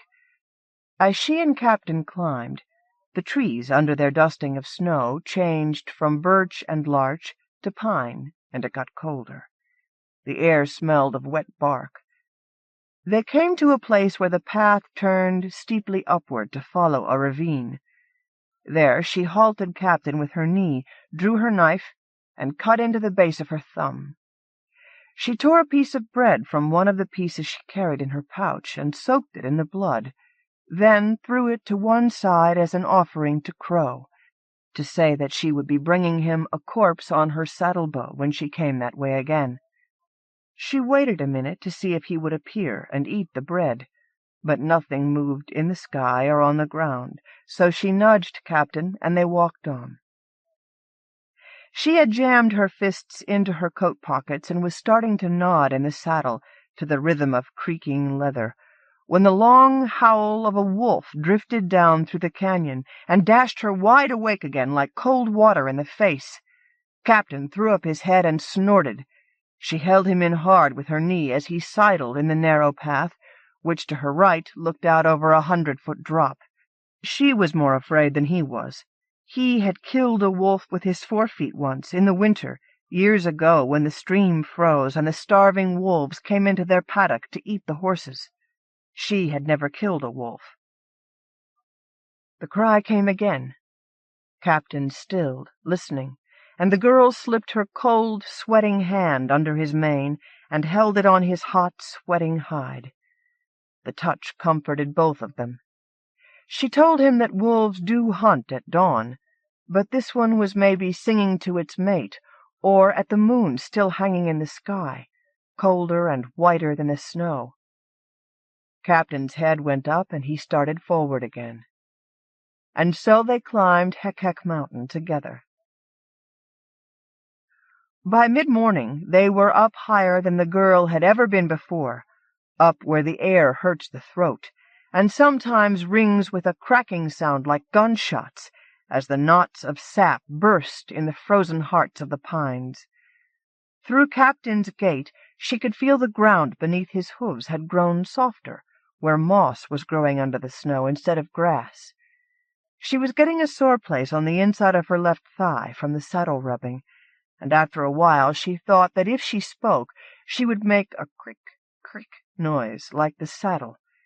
But the grief and the anger were washing out of her head, washed clean out by height and air and silence. Clean out, clean out, clean out, said the saddle.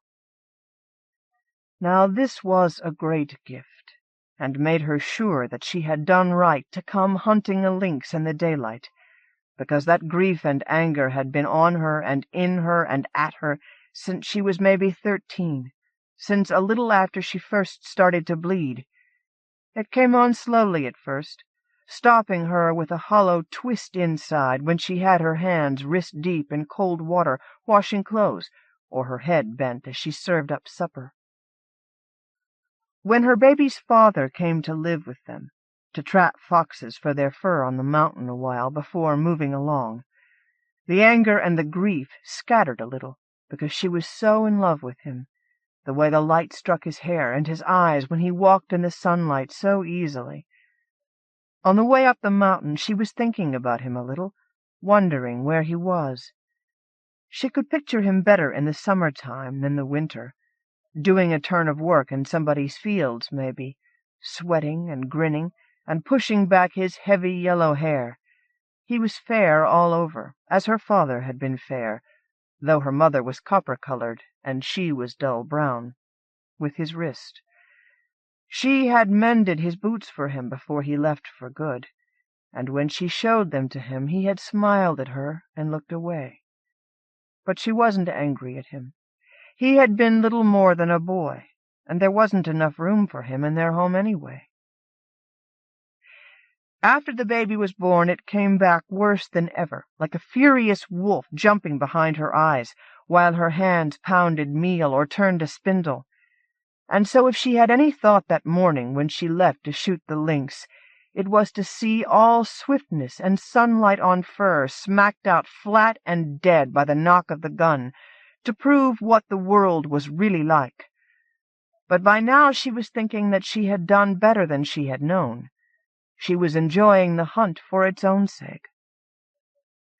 Soon they were high enough that she thought she should start looking for tracks.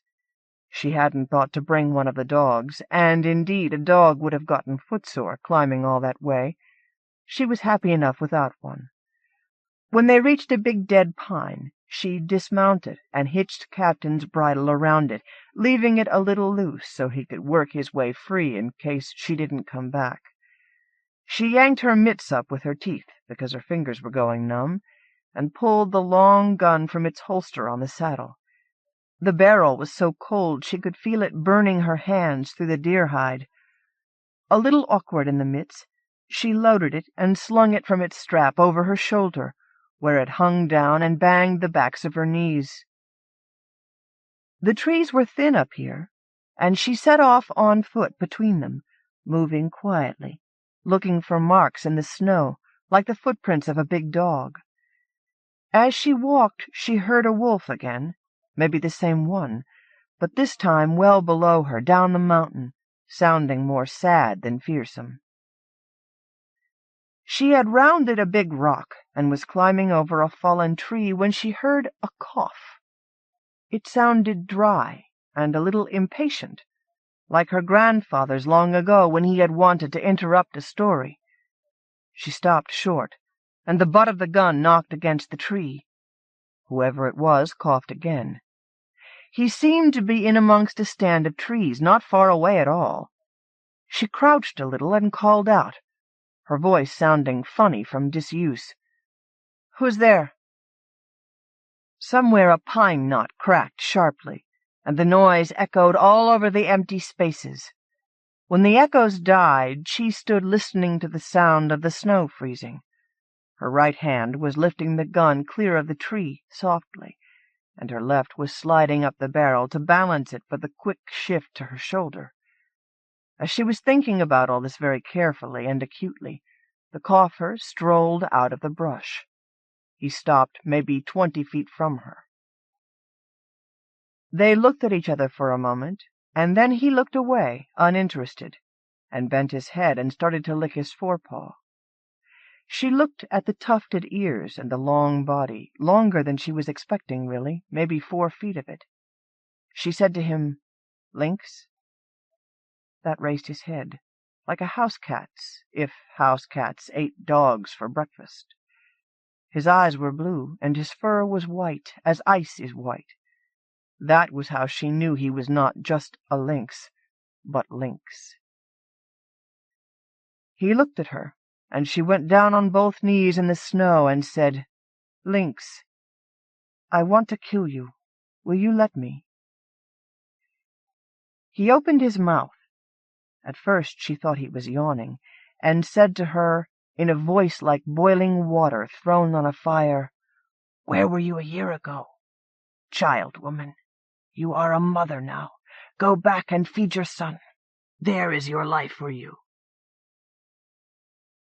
At that the girl flushed red and said, "Then I will kill you without your leave, and cut your paws off and leave the rest for the worms." She was sick with anger and fear that she was indeed too late. She drew her knife and cut herself twice on the arm, cupping her other hand to catch the flow of blood. When she had a handful, she threw it at Lynx and heard it whisper on the snow. She came halfway up on her haunches, wrestled with the gun, and got the butt next to her chin. The muzzle rose up, and she fired. The roar filled the world. She was choking on snow, her mouth was full of it, and she was spitting to breathe. She coughed and dragged her sleeve across her eyes. She sat up off the cold ground and groped for the gun where the recoil had flung it sideways into a snowbank. Gun in hand, she stood again in the clearing, gasping, and saw that he was gone. The tree limbs were nodding empty under their burden of ice. There was nothing but the spray of snow fanning out from the imprint of her body, and the scattered brown pits where her blood had fallen. She felt her mouth, which hurt. Her fingers came away red. The rifle butt must have struck her when the gun went off, or so she was thinking of it to herself, for she did not like to think of herself shooting at Lynx without meaning to, without skill or consequence. She was ashamed of herself. She dug in the snow with her foot, then covered the hole over. Then she hoisted the gun to her shoulders and walked forward. She saw no tracks under the limb where Lynx had been, but she saw the dark place on the branch where his weight had melted the snow to prove she had not dreamed. She was lost now. She didn't want to go in under the shadow of the trees because it looked dark and cold, and she wanted to keep the sunlight on her back while she thought what to do. Then she heard him calling her. "Girl, girl," he called in his hissing voice, and she broke into a run, looking to see where the voice was coming from. There was moss under the snow here between the trees, and she sank in nearly up to her hips. She floundered on like a trout ashore, swimming in the snow with the gun held up to keep the barrel clear. The trees closed in and caught at her with their long arms, and she thought that they were trying to keep her from killing Lynx, because he lived there among them. The pines kept hitting her in the face with their needles, making her cut lip bleed again. By this time she only wanted to tell Lynx that she was sorry, and to beg him to tell her she was not growing old in a woman's body with a baby on her arm. So she said, almost crying, "I won't kill him." The instant she said that, the pines let go, and she fell forward through a gap between them, and lurched into a little hollow with the frozen stream at the bottom. Her foot broke through the ice and sank into freezing water. She righted herself and looked up at Lynx, who stood on the edge of the hollow, looking at her out of his blue eyes and showing his teeth a little. Their faces were no more than 2 arm lengths apart. The rings around his eyes showed clearly, as did his blackish tongue curled behind his teeth. This time he moved first. He laughed, and looked her up and down from wet feet to cut lip, and said, "Girl, maybe you're right. Maybe you could have killed me after all. But I don't want you to, because I have pups of my own waiting for me to come back with a rabbit. Anyway, you're not supposed to be able to see me. You just got lucky because you climbed so high." "Can I come kill you sometime after this?" the girl asked, doggedly. "I think not," he said. "We're going to be moving on soon, when it thaws. Maybe for good." "Lynx," she said, "if I can't kill you, can I at least have something to take home and remember you by?" Lynx sat down on his haunches and seemed to be thinking. Then he looked up and said, "Well, certainly. That's easy enough. Why didn't you ask before?" And he bent his head and bit at his ankle, bit and bit until his paw fell clean off. At that the girl said, "But how will you run, all bloody and part of you missing?" Lynx said, "The same way you do. Trust me, it gets easier as it goes." Then he pulled his leg stump up against his belly, getting blood all over his white fur, and turned and was gone, though not quite as fast as the first time, and leaving a lot of blood in the snow. The girl picked up the paw, and her gun, too, and started walking, back toward where she had left Captain tied up. Before she had gone far, she found that she was crying. The tears ran down her face painlessly and soaked away into her coat collar. She seemed to walk a long time before she saw Captain through the trees, and then she ran, and then Captain was blowing anxious horse breath all over her face. In a while she dried the last of her tears on his mane, and looked off into the trees, but she saw only the snow on the branches. Then she sighed, and she laughed, and she climbed back onto Captain's back and turned his head for home. On the way down a wolf came out of the underbrush and followed them for a while. And so she left Heck Mountain, which the deer pass over in the winter nights. They are going someplace else, and she came home, where her son was crying in his swaddling for her. She hung the paw first on the corner of his backboard, and then later on the eaves of the house. It hangs there still, if Crow hasn't taken it to feed his children. Fortune Tellers. Laurie Aylma Taylor. You have died by your own hand in childhood. says the tarot reader. It is nothing. It is simply that you are a woman. As I pull on my gloves, my palms seethe. A mediocre destiny creeps up my wrists. My stars, luck, genius, fame, fade without remark. Daughters, hold out your hands. Let me engrave in them talismans of constancy. Lift your eyes. I wrench heaven into a new order for you. This is how it is done. Remember. East of the sun and west of the moon.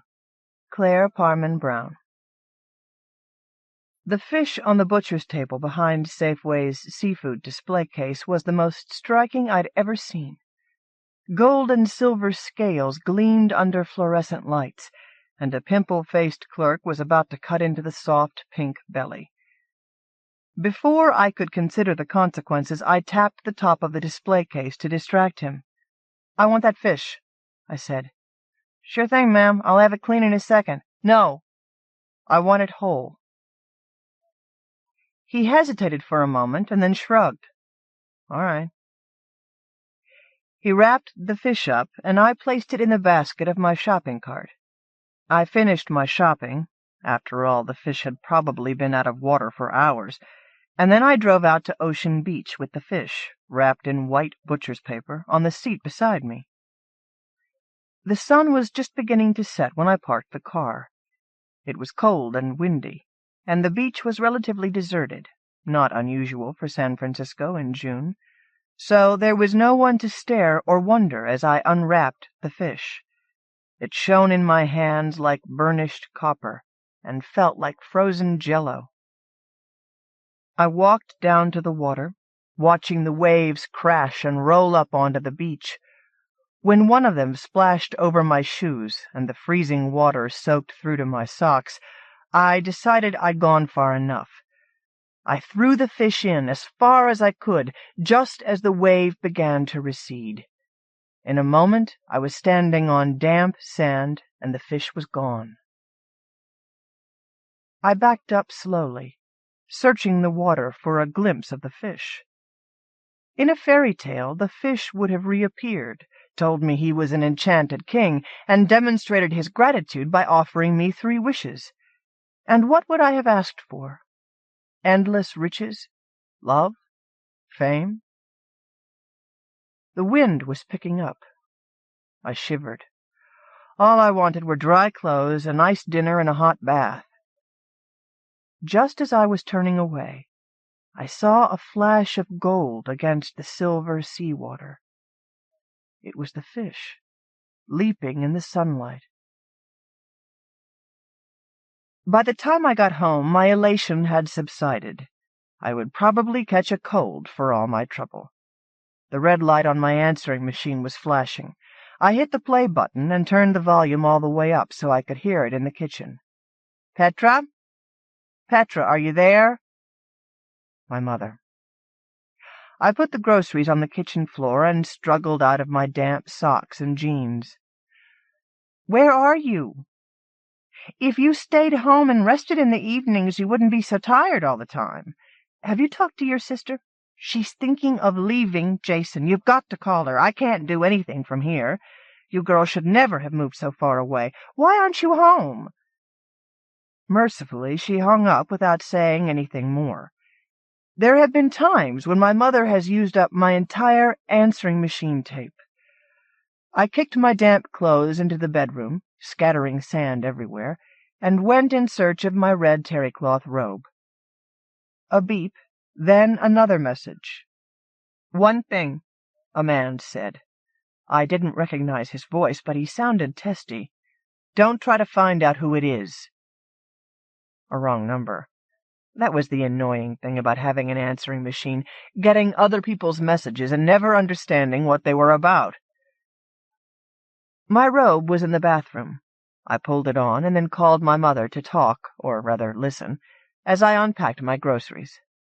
"I just can't understand Eva," she said as I opened the glass-fronted cabinets to put the pasta away. "One minute she's crying and miserable, and the next time I call she claims nothing's wrong. And yesterday she told me she's going to leave her husband. It's your whole generation, I know. You don't take marriage seriously. She needs talking to. And what should I tell her, Mama? I asked, as I put the tomatoes and the zucchini in the crisper. If I were her, I would have left him years ago. The way you talk! He's abusive. He has never hit her, she said. I sighed and began putting the canned goods away. He's always a gentleman to me. If he has a temper with her, it's not his fault. It's this women's liberation movement. Everyone is confused. No one knows how to treat anyone else. I don't know why you want to change things. Women had it pretty good in my time, you know. Jason is an ogre, I said, and he would have been an ogre in any age. Petra! He loves Eva and she loves him. It would be a tragedy if she left him. You have to talk to her about it. Make her see reason. I'll talk to her, but I don't know what good it will do.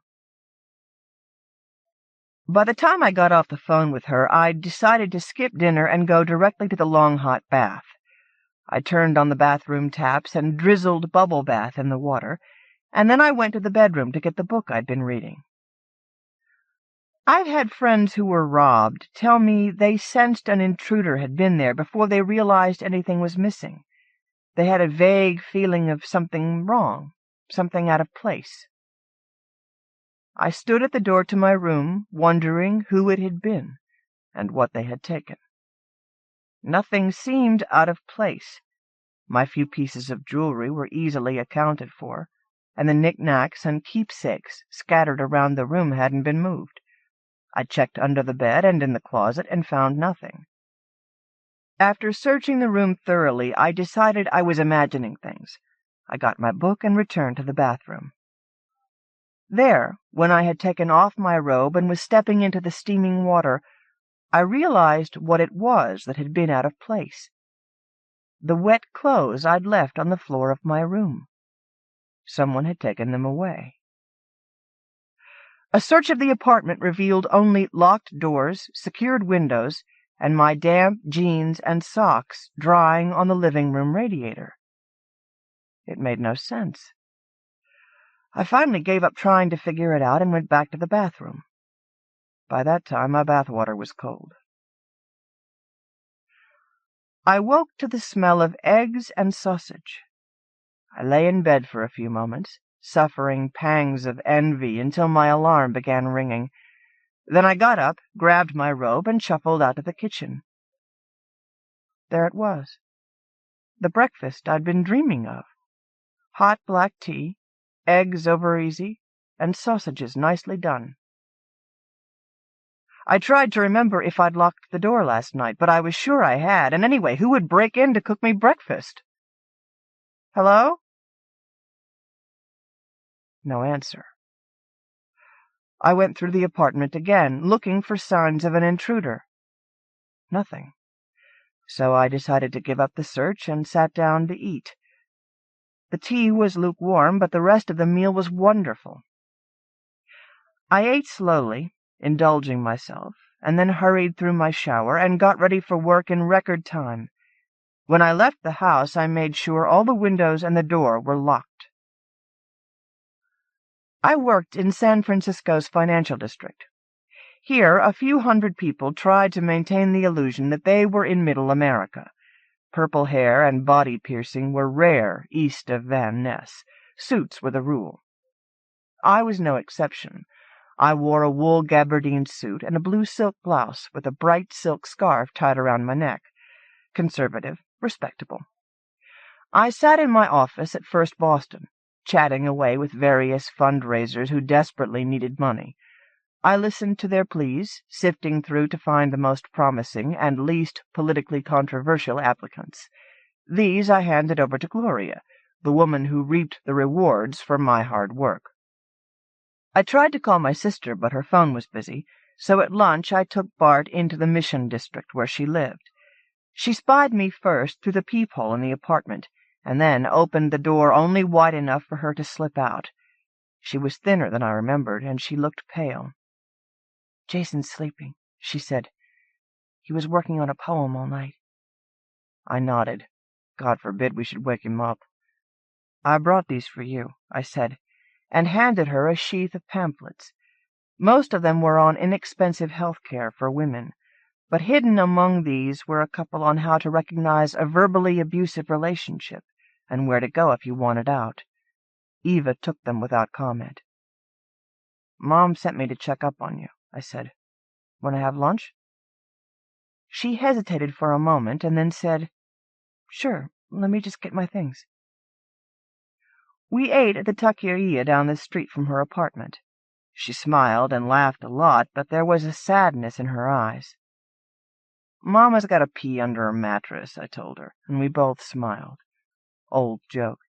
"She said you were making noises about leaving Jason. And I suppose you were dancing in the aisles? Well, don't get your hopes up. We had a fight, that's all." "A bad one?" I asked, as casually as I could.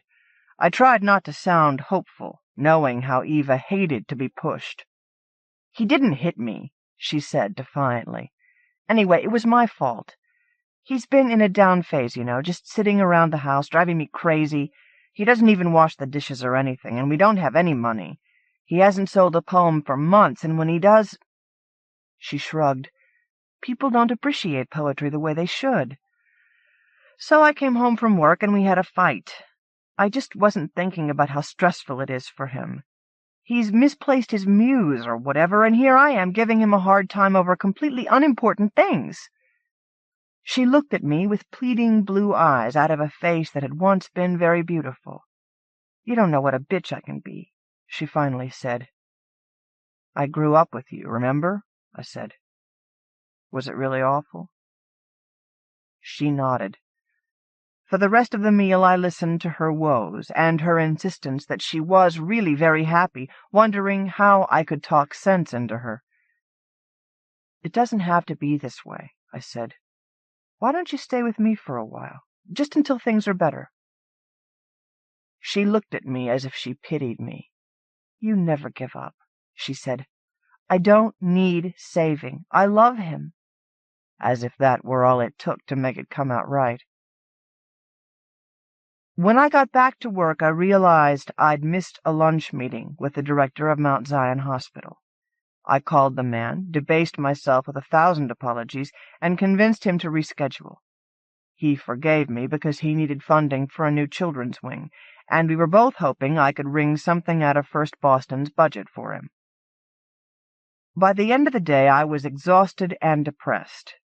I considered going to North Beach for Italian food, but finally decided I wasn't fit to be out in public and headed home. I planned to boil up some pasta and throw Parmesan cheese on it. Imitation dinner. My neighbor, a retired chef, was cooking something spicy and aromatic when I got home. The smell in the hallway was overwhelming. My mouth watered. I unlocked the door to my apartment, only to find that the smell had taken over the entire building and was going to taunt me all night. I kicked off my shoes and threw my purse on the couch. I was in the kitchen before I realized that the smell was coming from a stock pot on my stove. "Is someone here?" I asked, but I didn't get an answer. Once again I made a search. I found only my laundry, neatly folded in a basket at the foot of my bed. The clothes were still warm from the dryer. I went back into the kitchen, poured myself a glass of wine from the bottle that had been left airing on the table, and wondered how long this would continue. Whoever it was, he or she knew my secret vices. Black tea and donuts greeted me the next morning, a treat I usually only allowed myself once a week, and the newspaper had been brought upstairs. I didn't bother to search the house this time. I opened the paper and stared at it without reading as I sipped my tea and considered all the things that had happened since I found the fish in the Safeway. It must be the fish. A similar thing had happened to my sister and me when we were kids. We had freed a rabbit from a trap, and an angry little man had caught us and cursed us. Immediately afterward, we both came down with a wicked case of poison oak, so my current situation wasn't unprecedented, although it was unnerving. I had an invisible servant and several unanswered questions, like who was this person, and why was he or she invisible in the first place? Could I trust him or her? Or would I come home tonight and find all my possessions whisked away to wherever it is invisible people go? How could I sit back and enjoy my reward with these questions and others like them plaguing me? I washed the final bite of doughnut down with a swallow of tea and realized I was late to work again. I dressed as quickly as I could, shoved my feet into my shoes, grabbed my purse, and headed for the door. There I paused. Having accepted this idea of someone, a ghost or whatever, floating around my apartment, I couldn't leave without acknowledging it in some way. "Thanks for breakfast," I said, and immediately felt better. I managed to squeeze a trip to the library in between a meeting with Children's Needs and another with a shelter for homeless families. It wasn't a particularly helpful excursion. Most of the volumes on ghosts had been stolen, probably by satanic cult members, the librarian thought, and there wasn't much under Invisible except Ellison's Invisible Man. I did find Vladimir Propp's Morphology of the Folk Tale, which was moderately helpful. Invisible companions fell under the beast lover tale type, and the classic example was, of course, Apuleius's Cupid and Psyche. The trick in these tales was to wait until the enchanted lover was asleep, and then light a candle or a lamp to see his face. I wondered how likely it was that someone invisible by daylight would be visible at night, but seeing that my companion wasn't my lover, it wasn't a particularly relevant question. I checked the book out anyway, tucked it into my purse, and headed back to the office. A CD by Mendelssohn was playing when I arrived home, and there was poached salmon on a bed of rice with snow peas waiting for me. I also found a stack of paperback books out on the coffee table. My invisible companion must be bored to tears, I thought. The meal was delicious, and afterward I settled down with Propp, trying to pick through his thick prose. I skipped the first two sections, a history of the study and a description of his methods, and went straight to the functions of dramatis personae, which was actually more of an outline of the plot of a folk tale. The beginning was simple enough. There was an introduction to the characters and an initial situation, which might be followed by the hero absenting himself from home, or being absented. Then there was the interdiction, do not go into that room on pain of death, etc. Following that was the interdiction's inevitable violation. I was that far when my mother phoned and interrupted me. "I can't reach your sister," she said. "I've been calling and calling, but she just doesn't answer." "She's probably just gone shopping or something," I said. "How do you know? Are you psychic? Go check on her," my mother said. "You're overreacting," I told her.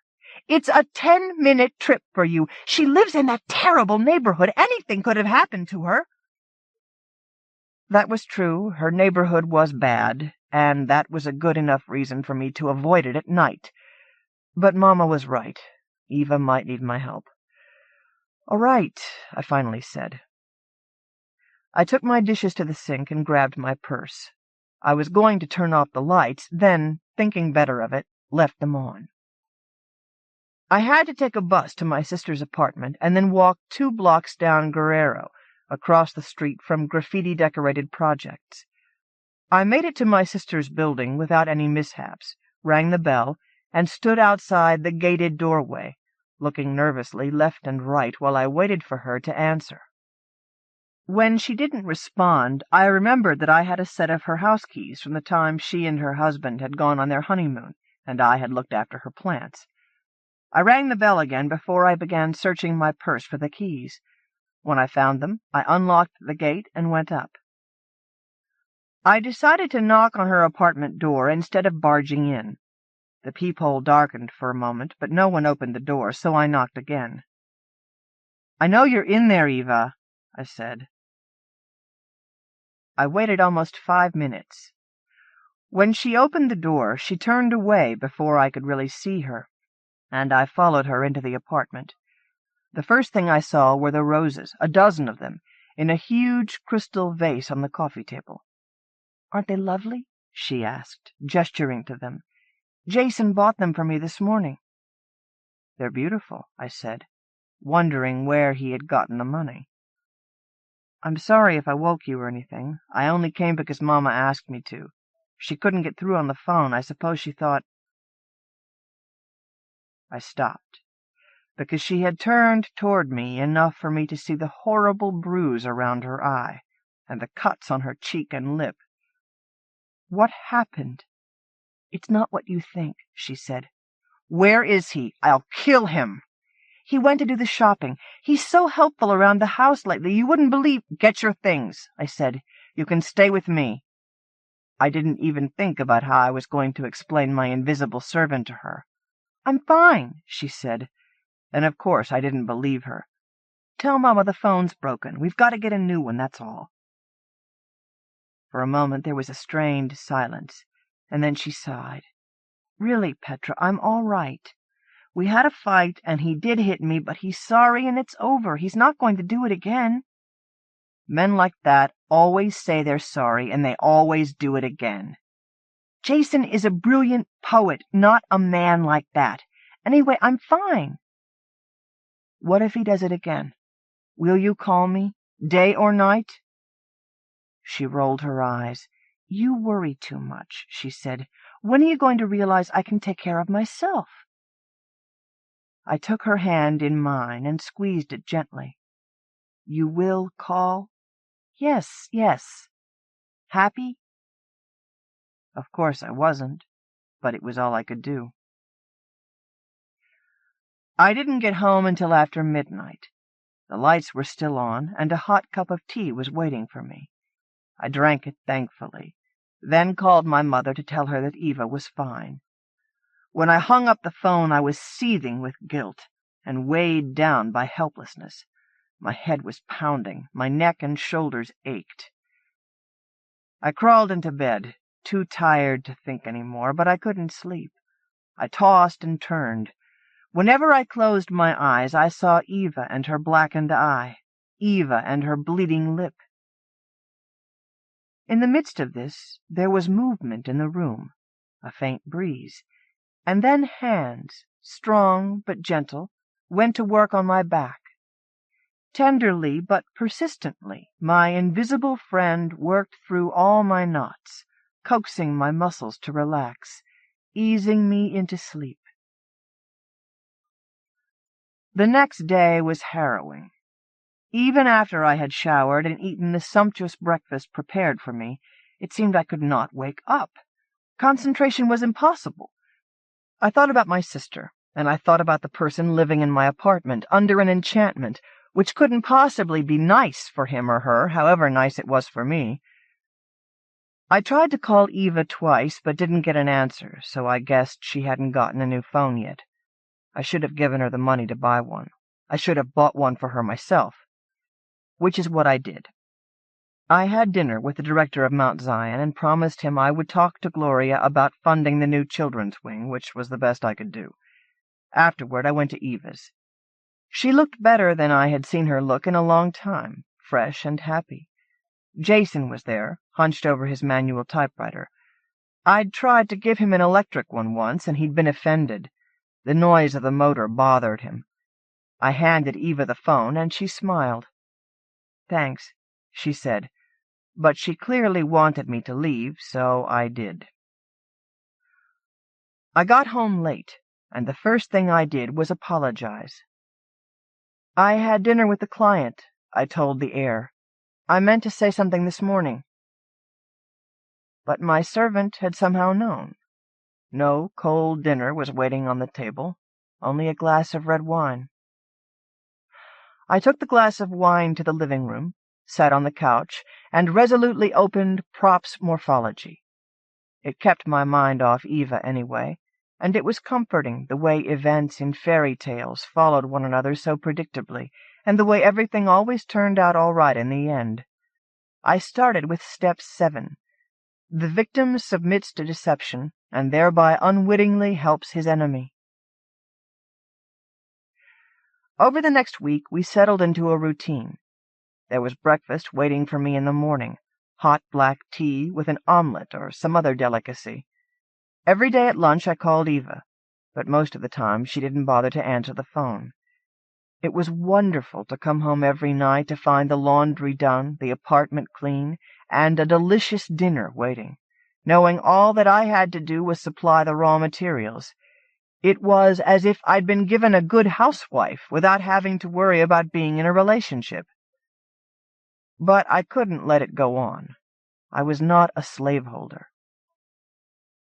Monday night, after a long, hard day, I decided it was time to implement my plan. I ate dinner slowly, savoring it, and then I called my sister to further procrastinate. "You're driving me crazy," she said. "I'm fine." Finally, there was nothing else to do. I stood up and stretched. My stomach was queasy with nerves. I washed my face, brushed my teeth, and changed into my nightgown. My heart was pounding when I crawled into bed, but my voice was steady. "Do you think you could manage a massage?" I asked. I hate to impose, but— The hands were on my back before I could finish the sentence. My invisible servant must have felt the tension in my body, but under the expert touch of those hands I began to relax, and became more confident in my scheme. "I don't know where you've been sleeping," I said, "but the bed's much more comfortable than the couch, and there's plenty of room. I really don't mind. Maybe you don't need to sleep at all, of course, but if you do—" Naturally, there was no answer. When the massage was finished, the hands withdrew. I kept to one side of the bed and waited, straining to stay awake. Some time after midnight, I felt the bed sway. My companion fidgeted for a moment, then lay still. I listened for breathing, but heard nothing. So I decided I had better give the poor thing some time to get to sleep. I waited for nearly an hour, and it seemed to take an eternity to pass before I made my move. I grasped the edge of the top sheet and sat up as if I were getting up to use the toilet. Then, instead of turning toward the edge of the bed, I dove over the middle of it, nearly hitting my head on the bedstead, and landed on top of my invisible companion, trapping him beneath the sheet. We struggled, but I had the stronger position, and after a few minutes my companion gave in. I reached over to switch the lamp on my nightstand on, careful to keep his face covered so that I could make out some of his features. He was bigger than I'd thought, with a large nose and a square jaw, and a mouth open in soundless protest. "Who are you?" I asked, not really expecting to get an answer. "Tell me your name." The mouth moved silently beneath the sheet, and then there was a gasp, and finally one word: "Evan." As he spoke, something slammed against the window, and the glass shattered. "Why couldn't you leave well enough alone?" he said. "Why?" My room was filled with howling air. It whipped around me like a tornado, lifting me in the air along with the bedclothes, the lamp, my books, and my clock. In one of my revolutions around the room, I caught hold of the bedstead and hung on, but I was battered by all the other articles that came flying by. "Stop it!" I screamed. The wind died down immediately. I landed on the bed and was hit by 2 books that had also been airborne. It took me a minute to catch my breath. Then I got up and took stock. Evan was gone. My clothes were scattered all over the floor, and the clock plug had been torn out of the wall socket. I plugged it back in and went into the living room to get my watch. The living room was in worse shape than my bedroom. A vase full of flowers had been flung onto the floor, and the bookcase had fallen over. Books were strewn everywhere, and there was a pile of them on the couch. Of all those books, only one, lying on the floor, propped up by the books beneath it, was open. I picked it up. It was Andrew Lang's Blue Fairy book, and it was open to the story East of the Sun, West of the Moon. I sat down on the couch, the book trembling in my hands, and read it. The story was about a young girl who was married off to a bear, who comes to her at night in the form of a man. The beast lover tale. The girl begs to go home, where she is forbidden to speak to her mother alone, but of course the interdiction is violated. The mother advises the girl to use a candle to look at her lover in the night, and she does. But a drop of wax falls from the candle onto his chest, waking him. He vanishes, and she must search for him and rescue him from the trolls who live east of the sun and west of the moon. What had I done? The next morning I canceled all my appointments for the rest of the week, and then I tried to call Eva. She didn't answer, and then I was caught between two responsibilities. I couldn't leave Eva now, when she needed me most, and I couldn't abandon Evan. I weighed the two obligations, and then picked up the phone book and opened it to automobiles, rental. Budget Rent-A-Car in the financial district had a car available immediately. I went to the closet to find my largest purse, and put my toothbrush, a change of clothes, and a few other necessities in it. I had to sort through the books on my floor to find Props Morphology, and it took valuable time, but I couldn't go without it. It informed me that after the hero left home, he would be tested. The girl in East of the Sun and West of the Moon has to help 3 old crones, who in return give her magical objects. I made it to the financial district by 10 o'clock. The suits were all inside, working hard, and the streets were left to the homeless. Fortunately, I had come prepared with change in my pocket and a collection of flyers from the various homeless shelters First Boston supported. I gave out both liberally. A block from the Budget Rent-A-Car on Fremont, I heard someone calling to me. "Good morning." A middle-aged woman was sitting with her back against the wall of a building, folding newspapers and putting them into a cardboard box. Her clothes were tattered, and her bare feet were black, but her hair was white, and her face was soft and fleshy, and filled with laugh wrinkles. Of course, by this time I'd given away all my change and the flyers. "I don't have any more money," I said. "That's all right," she said. "Come here." I hesitated, and she smiled. Her teeth were green, and crooked a finger to encourage me. I went over and knelt beside her, breathing in through my mouth because she smelled so bad. She lowered her voice to a confidential whisper. "I talked to God about you," she said. "What did he say?" She smiled again, flashing her gleaming greens, and raised her voice to a normal level. "I don't see him as often as I used to," she said. "Now, let's see if I can remember. He said something about your having all the proper directions. Does that sound helpful?" "Yes, of course," I said. "Anything else?" "I don't know," she said.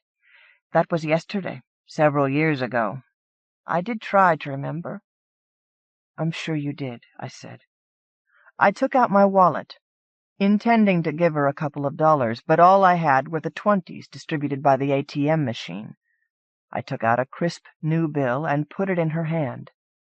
"Have dinner on me," I said. "Oh, that's too much," she said, and tried to give it back to me, but I wouldn't take it. "All right, I'll give you something in return." She searched her box, and for a moment I thought she was going to give me a pile of old newspapers. "That's really not necessary," I said. "Take these," she said, and put a clean brown bag in my hand. I looked inside and saw 3 large, golden delicious apples. "Thank you," I said gravely. I put the bag in my purse to show her I valued it, and wished her a good day. Generally, the object of search is located in another or different kingdom. So said Prop, giving me one of the few clues from my quest. Since San Francisco was different from just about every other place on Earth, it wasn't much help. Lang's fairy tale was no better.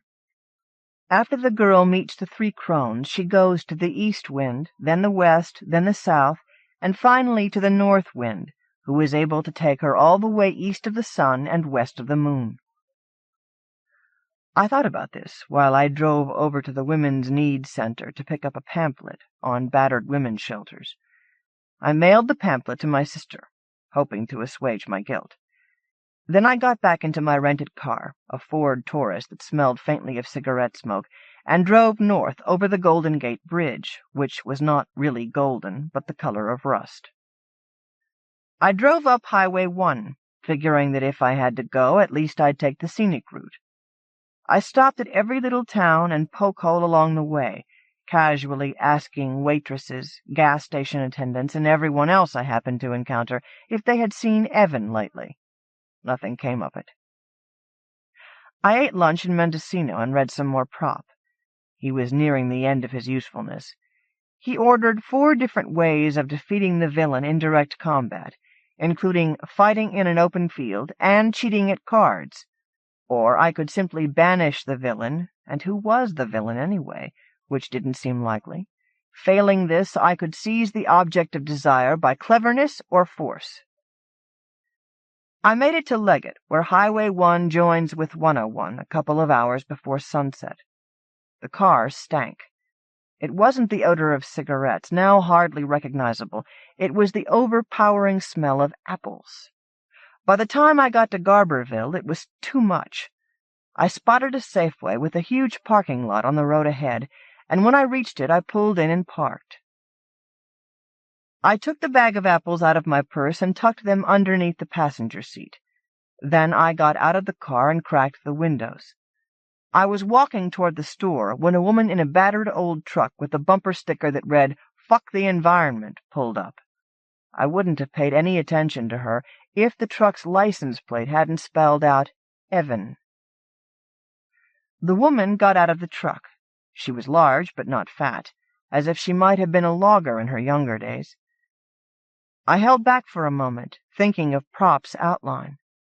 Should I walk up to this gnarled, nasty old woman and ask her to play poker, or simply meet her in the field and challenge her? I wasn't even sure she was the villain, but I followed her into the store anyway and got a cart so I could pretend I was shopping. I picked up things at random in the aisles that she went down: sugar, tea, instant ramen. When we got to the fruit and vegetables section, I saw my opportunity. She went straight for the apples, and so did I. I was in luck. The apples were small, dull, red things with patchy brown spots. The woman was muttering as she picked through them, but I couldn't tell what she was saying. I picked up one and shook my head. "Worthless," I said. She looked up at me, but didn't say anything. "Probably dyed, too, with carcinogens. I wouldn't eat them." She snorted and went back to pawing through them with her great hands. "I have some apples that are truly marvelous. I almost hate to eat them. I like the smell of them so much." I began pushing my cart away, convinced that if she hadn't taken the bait, she wouldn't. "Where did you get them?" she asked. "Given to me by a friend," I said, without even looking over my shoulder. She grabbed my arm and held me tightly. "I've got to have them." "Excuse me," I said, peeling her fingers back so I could shove her hand away. "They're for Evan. I've got to make a pie for Evan. I promised him." She said it as a matter of fact, not as if she were begging. I hesitated for a moment and then said, "You can have them on one condition. I want to watch you make the pie." "No." I turned away from her and began to walk away. "All right!" she shouted. "All right." I didn't give her the apples until we got to her home, which was a trailer on a dirt lot a few miles outside of town. All I could think of on the way out there was that, according to Joseph Campbell, the enchanted invariably know how to cure their enchantments. I sincerely hoped he was right. I parked my car behind hers, and then took the bag of apples out from under the seat and got out of the car. She was waiting for me at the door of the trailer. "Let me see," she said. I opened the bag so she could look in. "Beautiful," she said. She tried to grab the bag, but I snatched it away before she could. She growled at me, and then turned to unlock the door. It was miserably hot inside the trailer, and it stank of rotting vegetation from unwashed dishes. None of the windows were open. In the middle of the living room was a table, and at the table sat a young man, probably 18, with a square jaw, a large, wide nose, and the eyes of a trapped animal.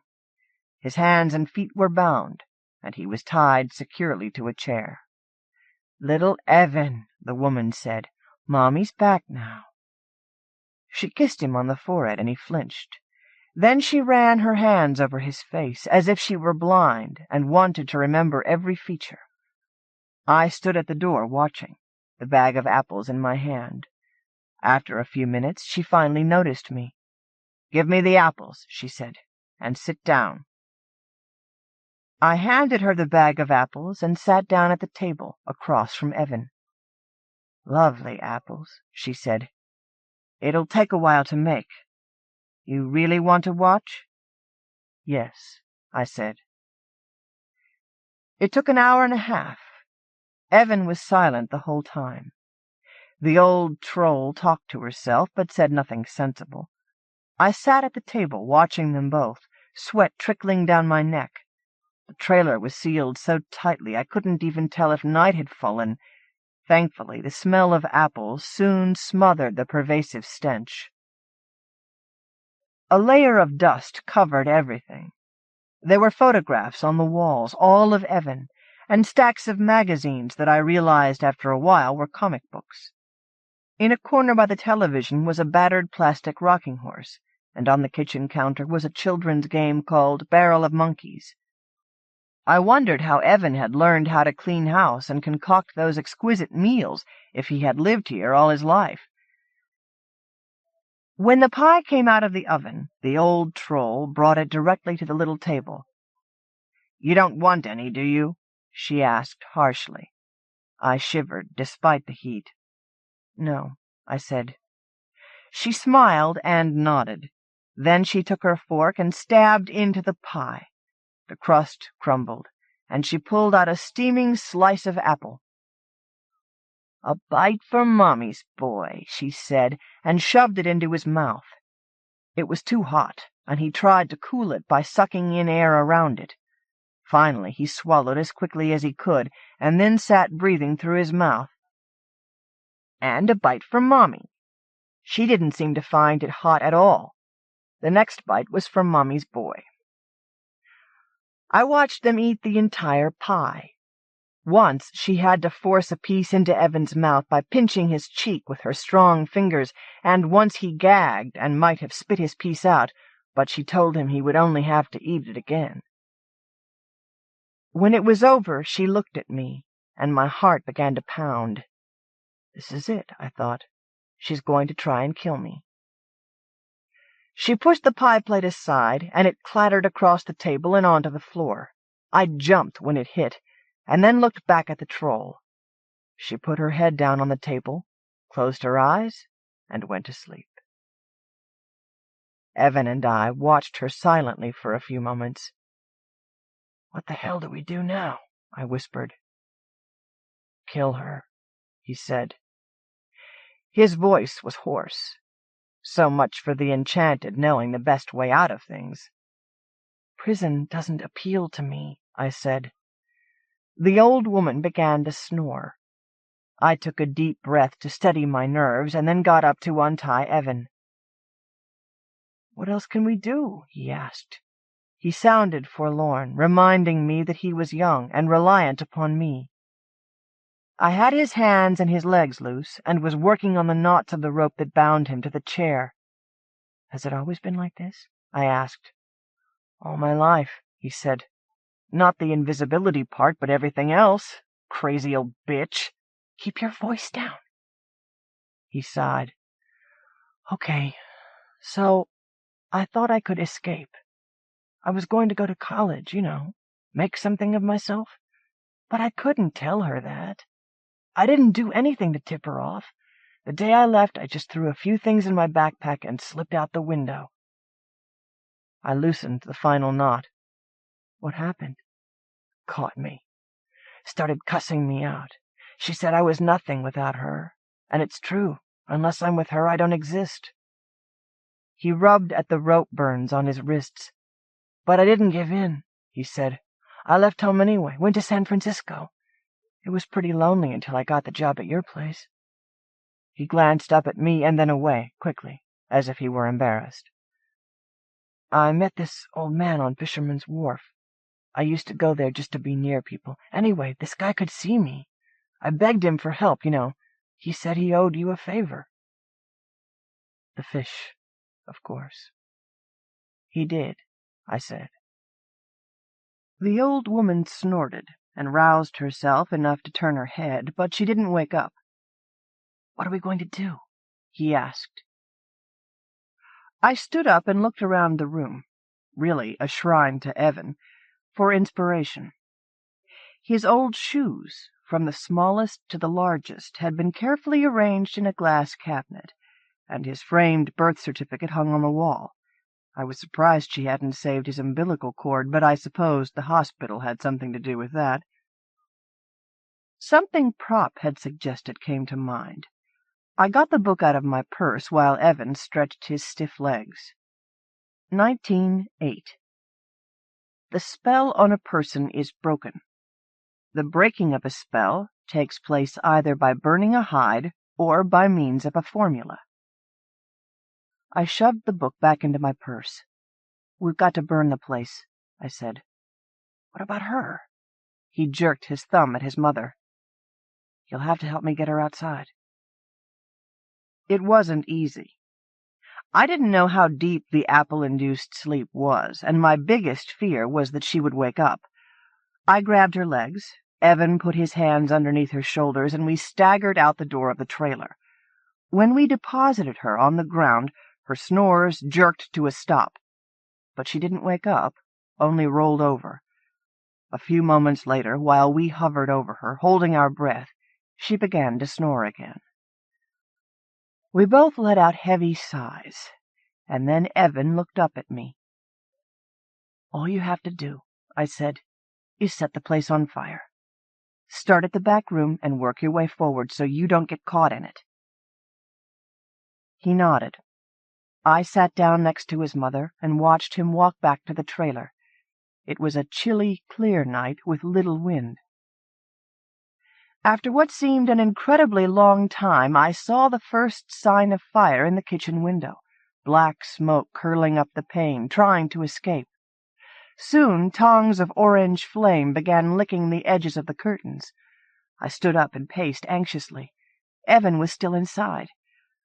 I was just getting ready to go in after him when the door to the trailer opened and smoke streamed out. Evan came running down the steps, and the screen door slammed behind him, making a sound like a gunshot. The old troll jerked awake. The apples must have worn off. For a moment she lay on the ground, eyes open without seeing, and then she scrambled to her feet and began running toward the trailer, with me following behind. Evan tried to stop her, but she swept him up and hauled him into the trailer with her. They were silhouetted against the brilliant orange fire for a moment, and then the door banged again. I heard an ear-piercing keening and then laughter. I grabbed the screen door handle, but it was burning hot, so I let it go immediately. I had to use a corner of my shirt to wrap my hand up before I tried again. Evan had done a good job of setting the fire. Everything seemed to be burning, the comic books, the shoes, the frame that had held the birth certificate, and some of the photos that had been torn from the wall and thrown in a heap on the floor, but neither Evan nor his mother were in sight. I took my shirt off and wrapped it around my face. Then I got down on all fours and crawled toward the hallway. Here the smoke was even worse. I had to squint my eyes to keep them open, and I was just about to turn back when I touched hard rubber with my left hand. I couldn't see anything, but it felt like a shoe. I was in luck. Further up was an ankle. "Evan!" I felt around for the other foot and then began to pull him back into the living room. When I got to the living room, I wrapped my arms around his waist and dragged him out that way. It seemed to take years for me to get to the door. My lungs were burning and my eyes stung from the smoke. We finally made it out into the clear night air, and I let him slip down to the ground while I caught my breath. It was cold outside, so I put my smoky shirt back on. Behind us, the trailer roared with the fire, snapping and popping. I thought I heard screaming. We had to get help. I looked down at Evan, lying unconscious on the grass. His face was smudged with ashes, but besides that, he looked all right. I dragged him to the car and shoved him into the passenger seat. It wasn't easy to get the seatbelt on, but I managed. It took us 10 minutes to get to town. I found a phone in the Safeway parking lot and called the fire department. When I got back to the car, Evan was awake. There were tears streaming down his cheeks. "We can go back," I said. "No," he said. "Take me with you to San Francisco." Prop's outline ends with 31. The hero is married and ascends the throne. Under this he lists several options, including a monetary reward instead of a wedding. But Evan didn't have any money, and I wasn't about to marry him, so in this last instance Prop was wrong. We were back in San Francisco by dawn. Neither of us spoke. I took Evan to a shelter for runaway teens and left him there on the sidewalk, waiting for the door to open. At home there was no glass of wine waiting for me, no delicious breakfast, no hot tea. I unlocked the door and looked at the broken vase, the limp flowers, the pile of books. The light on the answering machine was blinking. I tossed my purse on the couch and hit the play button. "All right," a man said. I'd heard his voice once before. He still sounded testy. "You'll get your reward. I suppose you deserve it." The answering machine beeped as the tape stopped and began to rewind. I was still trying to figure out what the message meant when the phone rang. It was my mother. "She's done it! I knew something awful was going to happen, but you told me she was fine." "What are you talking about?" I asked. "Eva. She's left Jason and gone off to some women's shelter. This is all your fault. You always encouraged her." I collapsed on the couch, ignoring the drone of my mother's voice. This was my reward? To have Eva leave him, finally, without any help from me? Naturally, I was furious. I felt slighted, left out. I leaned back and closed my eyes. I had a vicious stress headache. "What are we going to tell Jason?" my mother asked. "He's been so patient with her. Give me the phone number of that shelter." "I can't," I said. "I don't know where she is. After everything I've done for her, she didn't even call and leave me a message. How could she do this to me?" As soon as the words were out, I recognized them. I'd heard my mother use them 1,000 times before. My stomach twisted. I thought I was going to be sick. "She's so ungrateful," my mother said sympathetically. "We've got to find her, Petra. She needs us." I said, "No, she doesn't."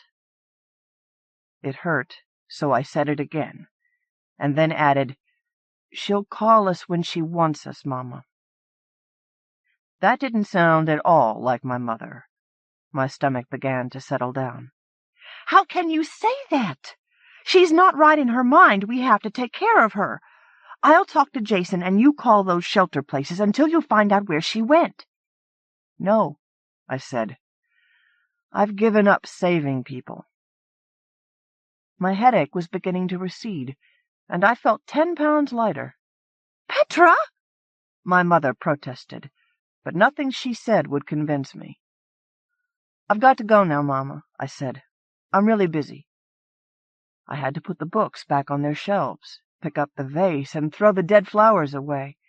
When all that was done, I was going to spend some time considering how to enjoy the rest of my life, which is what heroes do at the end of fairy tales. Witch Watch. Anna Kirwan-Vogel. The hag must have been the thief who stole the silver moon mirrory communion plate from the meeting-house, so said the captain, whose long, brave gun-fire turned her, spindle-thin, old thing, into a needle. And she sank. She sank.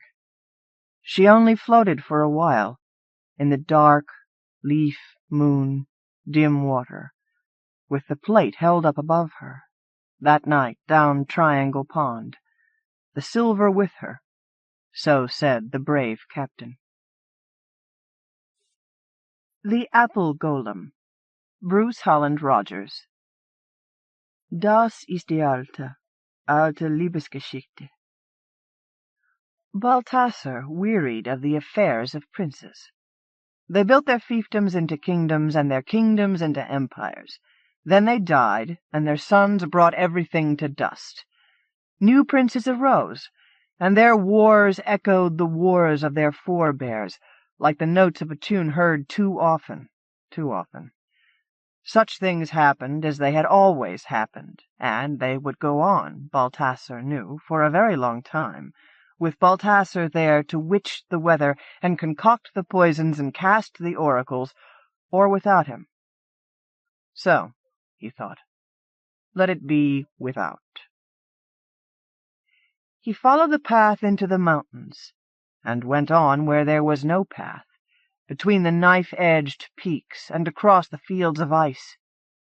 On the other side, in another country, he descended into forest. There was a place where apple trees grew wild, and each year dropped hard and bitter fruit. Here Balthasar built a hut of stones and dwelt in silence. How did he live? Did he draw some vital substance from the very air? Did sunlight nourish him? Perhaps it was simpler than that. He might have set snares. Mushrooms abounded in that black soil. He might have eaten of the apples. In silence he lived, in silence and alone. And finally it began to gnaw at him, the old, old hunger. It worried at his bones all winter long, nameless, keeping him from sleep as the snows piled soft and deep. Spring came. Still the hunger was with Balthasar, and still he had no name for it. Then, overnight, the apple blossoms opened all at once. Balthasar, blinking in their morning whiteness, clutched at his cloak. In their perfume he recognized and named the hunger. Once named, it gnawed at him all the harder. With summer, green apples grew heavy on the trees. Balthasar began to pick them, and with a little knife he peeled and shaped the fruit. Artfully he pieced the silvery flesh together on his table, joining piece to piece with wooden slivers, and by some craft he knew he kept it from corruption. The fruit did not turn brown or shrivel in the air.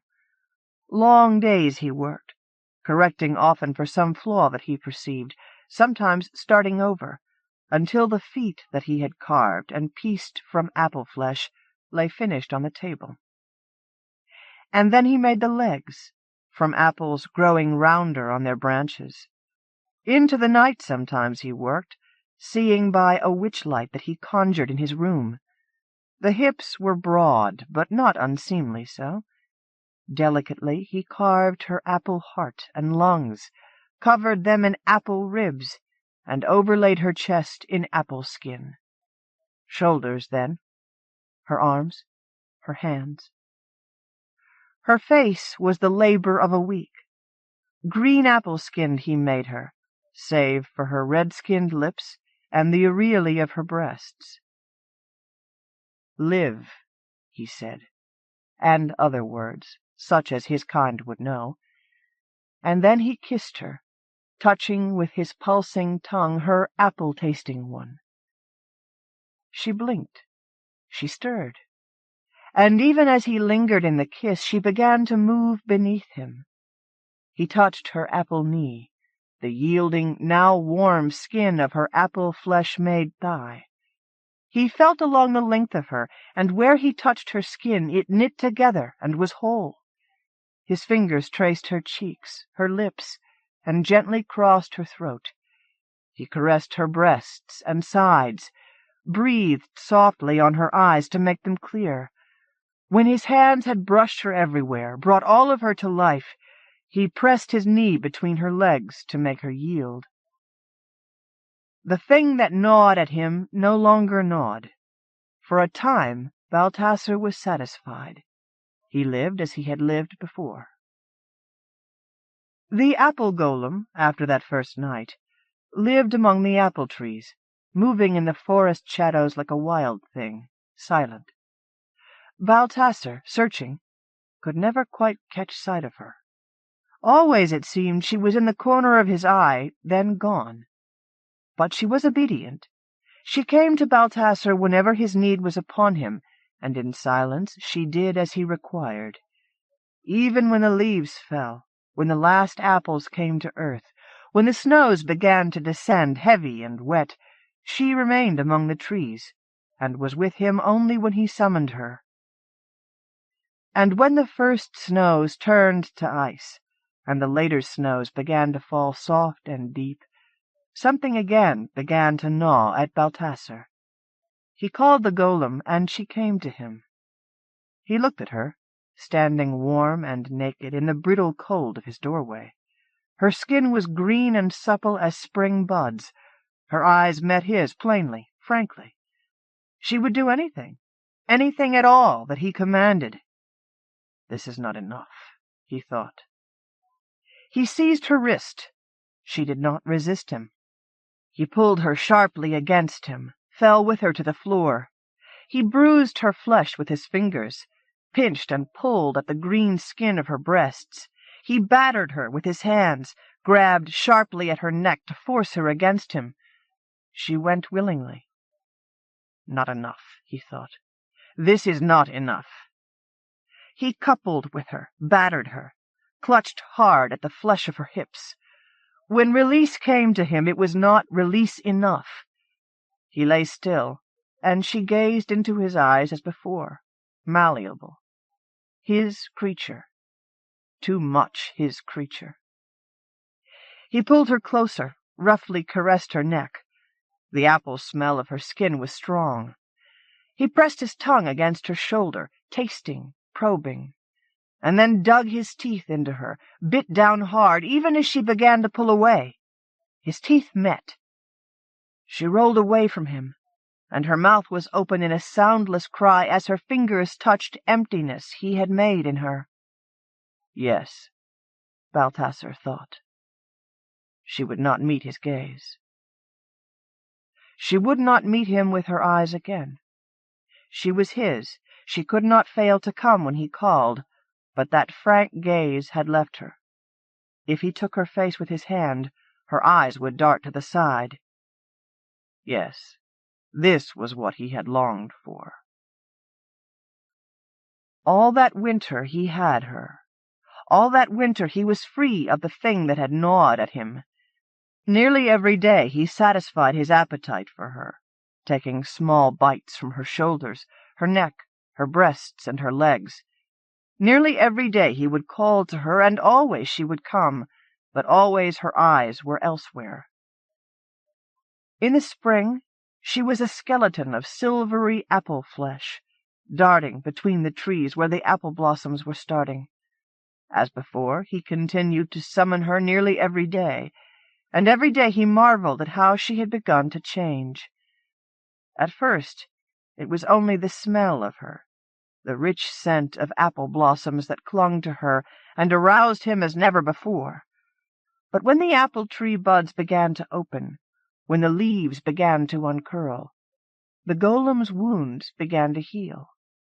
The flesh that grew into the wounds was pink.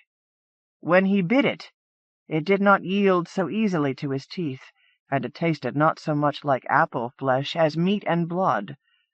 The apple golem seemed all the more pained, all the more frightened when he bit these places, to Balthasar's delight. It could entertain him for a century, he thought. He could go on for a long time indeed, taking painful bites from the flesh of his creation. One night, late in summer, The apples were heavy again on the branches. When Baltasar summoned the golem to the glow of witchlight, when he seized her chin in his hand and looked into her eyes, she looked back. Plainly and frankly, she looked back. Fixedly and certainly, she looked back. She was a flesh thing now, he realized, not an apple thing. And slowly she opened her jaw, curled back her lips, and Baltasar saw that the inside of her mouth was pink and lined with row after row of teeth, tiny white teeth. Her hands closed around his wrist. She had a strength he had not guessed at. She had never resisted him. "No," he said. But the word was only a word, for she was no longer what she had been, and before he could summon the other words he knew, the ones that might destroy her, even if he could not control her, she was bending toward him for a kiss. A very hungry kiss. What binds one may bind the other. Day by day she called to him. Day by day he was compelled to come to her from his place among the apple trees and submit. For a time he still had a will of his own, still remembered the words that might release him, but he could not speak them. He had no tongue. There are still places where no one goes. Perhaps one day, wandering in the woods, you will go to one of them. Losing your way, you will find yourself in deeper and deeper forest, and then find a little clearing where apple trees grow wild and bear their hard and bitter fruit. A stone hut stands nearby. Perhaps you will knock and find the woman who lives there. If she smiles, it will be a tight-lipped smile. She will not speak. Most likely, she will not answer your knock at all. Out of the corner of your eye, you may see something moving beneath the tangled apple branches.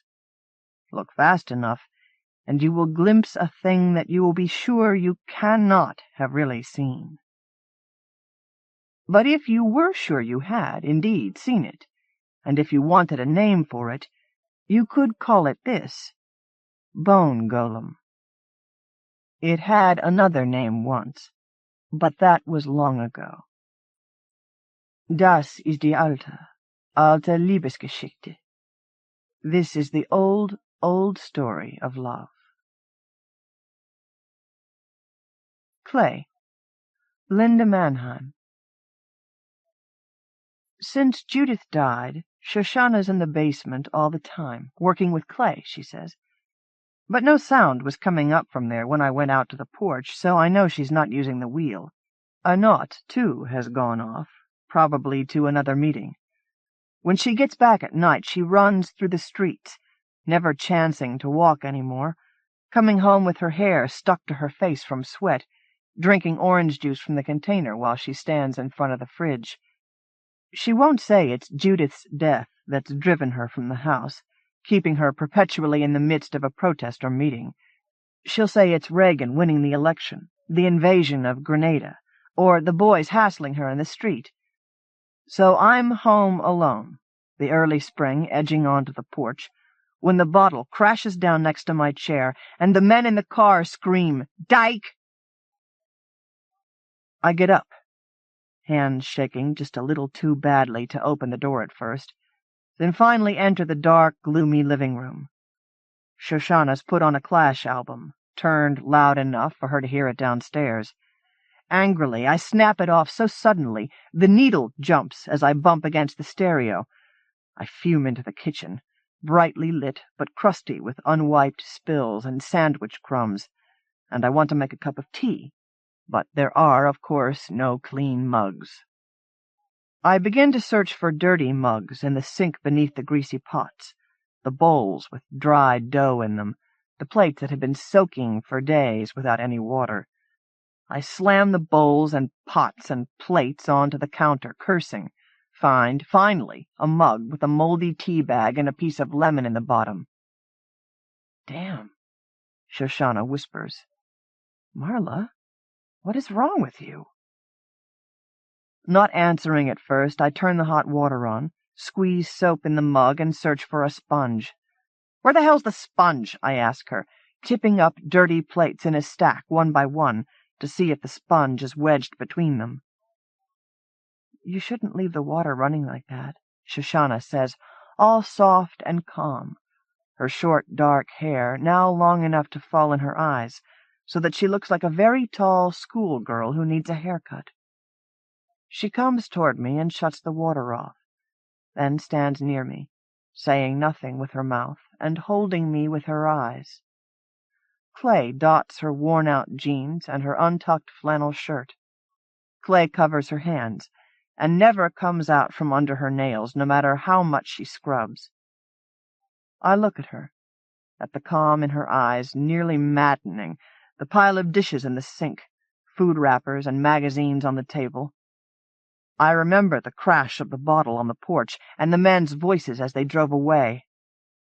"This isn't working anymore," I tell her. "Come here," she tells me, her hand impossibly warm, closing on my wrist. "I want tea," I tell her, knowing I sound like a child as I shake her off. Where she held me, there's a ring of clay. "You sit," she tells me. "I'll make you tea." She turns the water on, leaving clay on the faucets as she touches them, then puts her hand beneath the stream of steamy water. She pours dishwashing liquid on her hands and rubs them together, then finds the sponge instantly and washes some mugs. She fills the kettle, puts it on the stove, and is about to wipe her hands on her jeans when she thinks better of it and grabs a dirty dish towel instead. Then she goes into the living room, turns the stereo on low, and comes back to continue washing the dishes. I leaf through the real paper until Shoshana puts 2 steaming mugs of mint tea on the table, one for her and one for me. It has been this way since Judith died.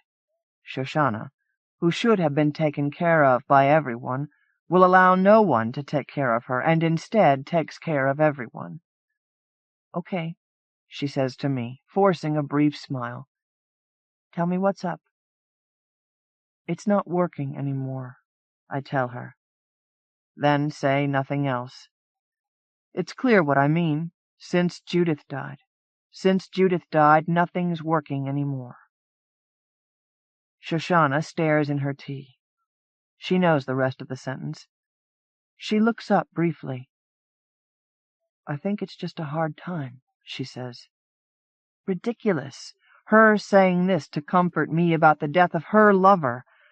I wish she would grieve, get angry, act impossible. Anything but this, anything but her calm. It's infuriating. Her strength shores up my guilt. "Shana," I tell her, ticked off. "It's just not working. It was a bad idea. When are we supposed to come out on the other side?" She looks into her tea again, lids dropping, her broad face betraying nothing. Only I know her well enough to read the droop of her shoulders. Her hand rests on her knee. I cover it with my hand. "Oh," I tell her, "it's not just that." Still leaving death unnamed. "You know that. It's everything. This house where we are. I know, I thought Somerville was a good idea. Cheap rent and not too far from Cambridge. But you know it isn't working out." She shakes her head, refusing to look up. This is her town. She grew up here, on the other end of Somerville, lived here until she got a scholarship to study math at Harvard, and moved down the road to Cambridge, where I met her and Judith and Anat at the Lesbian Chavara. We'd talked about how great it would be for us all to live together, and Shoshana had brought up Somerville. She'd dropped out of Harvard by then, infuriating her parents, and had gone through her astrology stage and already discovered clay when she met Judith. "Shana," I tell her, thinking I know her loyalties as well as anyone. "It happened again." She looks up. This time it was a bunch of guys in a car. They threw a bottle at the porch and screamed "Dyke" at me. Did you get their plate number? Shoshana asks. Angrily, I ask, for what? Last time we'd gone to the cops was when Anat got pushed up against the wall by some guys who said they wanted to know if Dyke titties felt the same as other titties. The cops wanted to know what Anat was doing out by herself that time of night. Anat started running. Shoshana, I tell her, I can't figure out what's going on with you anymore. I used to feel so close to you, and I... She meets my eyes, stopping my words. I feel like it's too painful for any of us to be here anymore. I thought we'd come together, and instead we've come apart. When I stop talking, I think for a moment that I've said the cruelest thing I can. Judith was the glue that held us all together. While Shoshana was too silent, I was too quick to see doom, and Anat too quick to announce how she'd changed the world. It was Judith who kept everything in balance, non-stop optimistic, smoothing things over, seeing everyone's side and making everyone see one another. Marla, Shoshana asks me, do you remember Judith saying you had to find what you had to hang on to for when things got really bad, and that you'd find that within yourself? Do you remember that?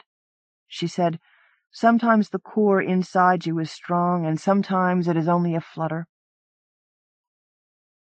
Shoshana pauses for a moment, looks down, and pushes a dot of clay that's dried on her jeans. I couldn't believe how wise she was, Shoshana tells me. I think it was all those AA meetings or something. I remember Judith driving me crazy with all her AA slogans, telling me to turn it over and let go and let God, when I really needed to complain. Anyway, Shoshana continues, I think the core inside me is really strong now.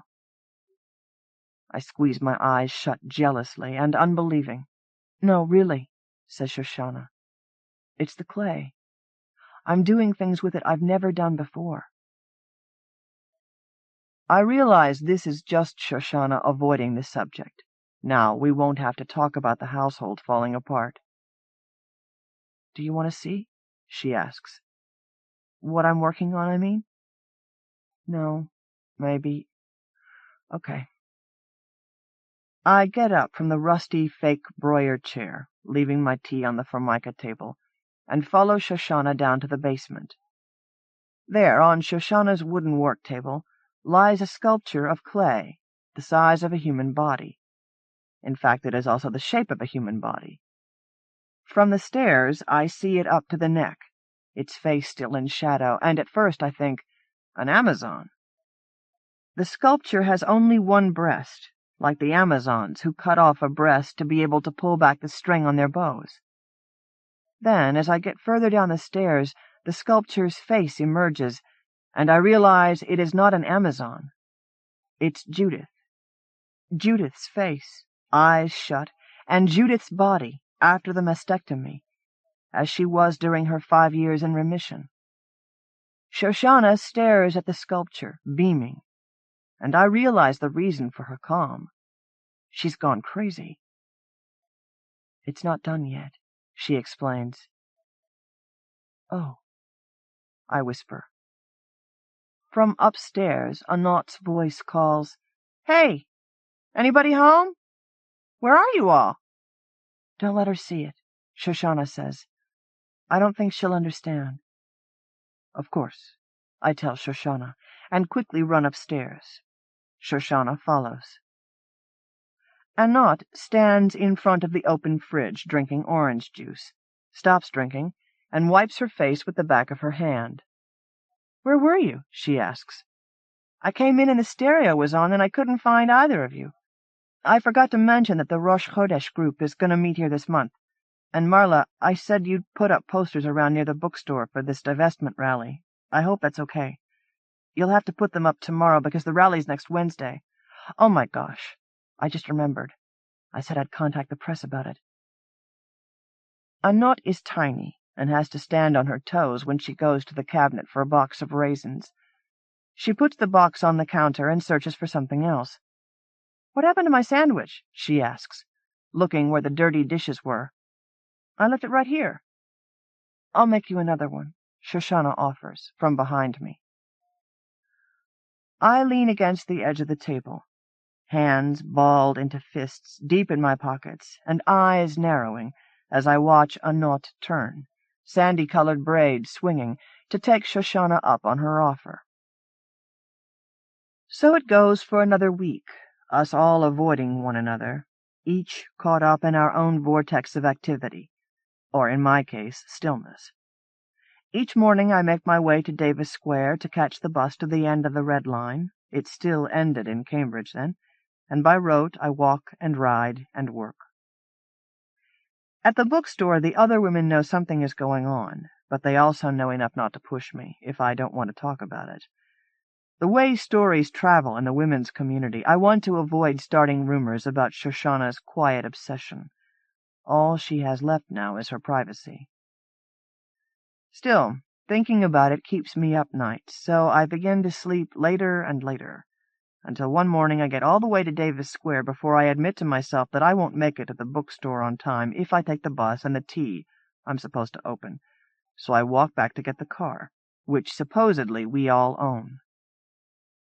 The car had really been Judith's, only Judith had never really needed it. She worked way out in Concord as a private nurse, but after she died we kept it just for situations like this. Judith's grandmother owned the car before Judith, and had kept it in a garage, so it doesn't have a single dent or rust spot on it. And whenever I get inside I feel safe, as if Judith's spirit is still somehow in the car. It's big and clean, an old Dodge Dart, without any tears in the upholstery, and it smells like the coconut oil Judith used on her knees and elbows. But as soon as I get in the car, I realize something is different about it. Freezing, I look through the rearview mirror. Someone has scratched up the back window. Heart pounding, I get out and look at the scratches. They read, "I hate lessies." I lock the doors again quickly, blood still pounding, run into the house to use the phone, and hear Shoshana put something down on the table in the kitchen. I think, before I do anything else, I should poke my head in and explain to her what has just happened. She'll want me to call the cops, and then I could call Mary from work and ask her to open the bookstore, tell her I'll be in as soon as I can. I stick my head in the kitchen. Seated at the kitchen table with Shoshana is Judith. She looks at me curiously. I scream, then jump back and fall against the doorframe. Shoshana comes to me immediately. "It's okay," she says. I keep staring at Judith, who, looking frightened, asks, "Did I do something wrong?" "No," Shoshana says quickly. "You're dead!" I scream, and at that begin sobbing, am unable to stop. "This isn't what it looks like," Shoshana says. I fold my arms, lean against the wall, and try to stop crying, but I can't. "Marla, this is Chaya." Shoshana nearly trips over the words. Her hand gestures toward Judith. I stare at her, suddenly realizing she's not quite Judith. Everything is just a little off. "It means a life," Shoshana says. "Chaya, I know what it means." Chaya and I eye each other carefully. Her mouth is tensed, as if suppressing a giggle. She has lines along her face, just like Judith's, but they're, well, not quite in the right places when she smiles. When she stops, the lines don't fade as they should. She has graying, straight, shoulder-length hair like Judith's, but it's just a little messier than Judith's had ever been. She is wearing Shoshana's clothes, which Judith would never have done. Judith used to tease Shoshana about not having anything that wasn't speckled with clay. And this woman is taller than Judith, broader in the shoulders. "Chaya," I say to her. "Yes," she says. "I am called Chaya." Her voice is different than Judith's, too. Not as deep, not as throaty. It sounds vaguely familiar, but I can't place it. "So, how did you two meet?" I ask suspiciously, realizing I'm dry-faced now. This woman, Chaya, rolls her large green eyes toward Shoshana, and Shoshana says back with her eyes, "It's all right." "She's a golem," Shoshana says to me. "A golem?" I laugh. "Great! You mean like hocus pocus, take a pile of clay and turn it into something living?" Then, realizing what I've said, I pull a chair up and sit. "Oh," I whisper. "Shoshana." "Don't tell Anot yet," Shoshana says. "I don't think she'd understand." On the table, a book, and in the book, this. Beginning in the 12th century, the Hasidai Ashkenaz, who studied the Kabbalah, the Jewish book of mysticism, spoke of creating a human figure that could be brought to life. For some, creating a golem became an initiation rite. One circled the figure of the golem and recited the divine names to give the golem life, but others said the circling and the chanting was merely to get the golem maker into the right frame of mind. As soon as the golem came to life, the golem maker was to walk backwards, undoing the golem's life. But as he walked backwards, legend has it that his own life unraveled, and his legs began to turn to clay as well. Then, in the 16th century, Rabbi Judah Lev was said to have invented a golem to protect the Jewish community in Prague from attacks. I look at Shoshana's legs, which are sturdy and blue-jeaned, even less speckled with clay than usual. I look at the woman I cannot stop thinking of as Judith, leafing quickly through the copy of Sojourner on the table. "Just what did you plan to tell Anot?" "Nothing for right now," Shoshana says. "Nothing?" I ask. "I hate this to be a problem," Chaya Judith says. "Chaya's been here for a week," Shoshana tells me. "She seems to have slipped in without you noticing it, and Anot's hardly ever here." "For a week?" I ask Shoshana. "Where has she been sleeping?" Shoshana blushes and looks away. Taking her cue, Chaya does the same. "Great." "Look, you didn't think Chaya would be born knowing what she does," Shoshana says. "I mean, Chaya's been reading and watching TV for a week solid, trying to understand how humans work. You have to admit she's a great study." Shoshana gives Chaya's hand a squeeze, and Chaya smiles at her. "Listen," I say to Chaya, "you can't just keep hiding out. We've got to think of something to tell Anot." I stare at Shoshana now, wishing she'd say something. The idea of us being in on something that Anot's left out of makes me uncomfortable, though I know this can happen with 3 housemates. Or 4. Will Chaya be a new housemate? "We'll tell Anot that Chaya is Judith's cousin," Shoshana says, "and that she wants to move to the Boston area." Chaya brightens, but I tell Shoshana, she looks too much like Judith to be her cousin. "We could be identical cousins," Chaya says, "like on the Patty Duke show." Shoshana and I collapse in laughter. Chaya watches us, confused. "Oh, honey, you've been watching too much TV," Shoshana says to Chaya. "That's only make-believe." "Right," nods Chaya, as though she's got it, but we know she hasn't. Anot will be spending a rare evening at home that night, and Shoshana and I decide to cook a special dinner and introduce her to Chaya. Then, in the comfort of resolving a second crisis, I remember the first and phone Mary to explain why I'm not at the bookstore. "A family crisis," I hear myself saying, suddenly unable to tell her about the rear window of Judith's car. "I can't explain right now, but I need the day off."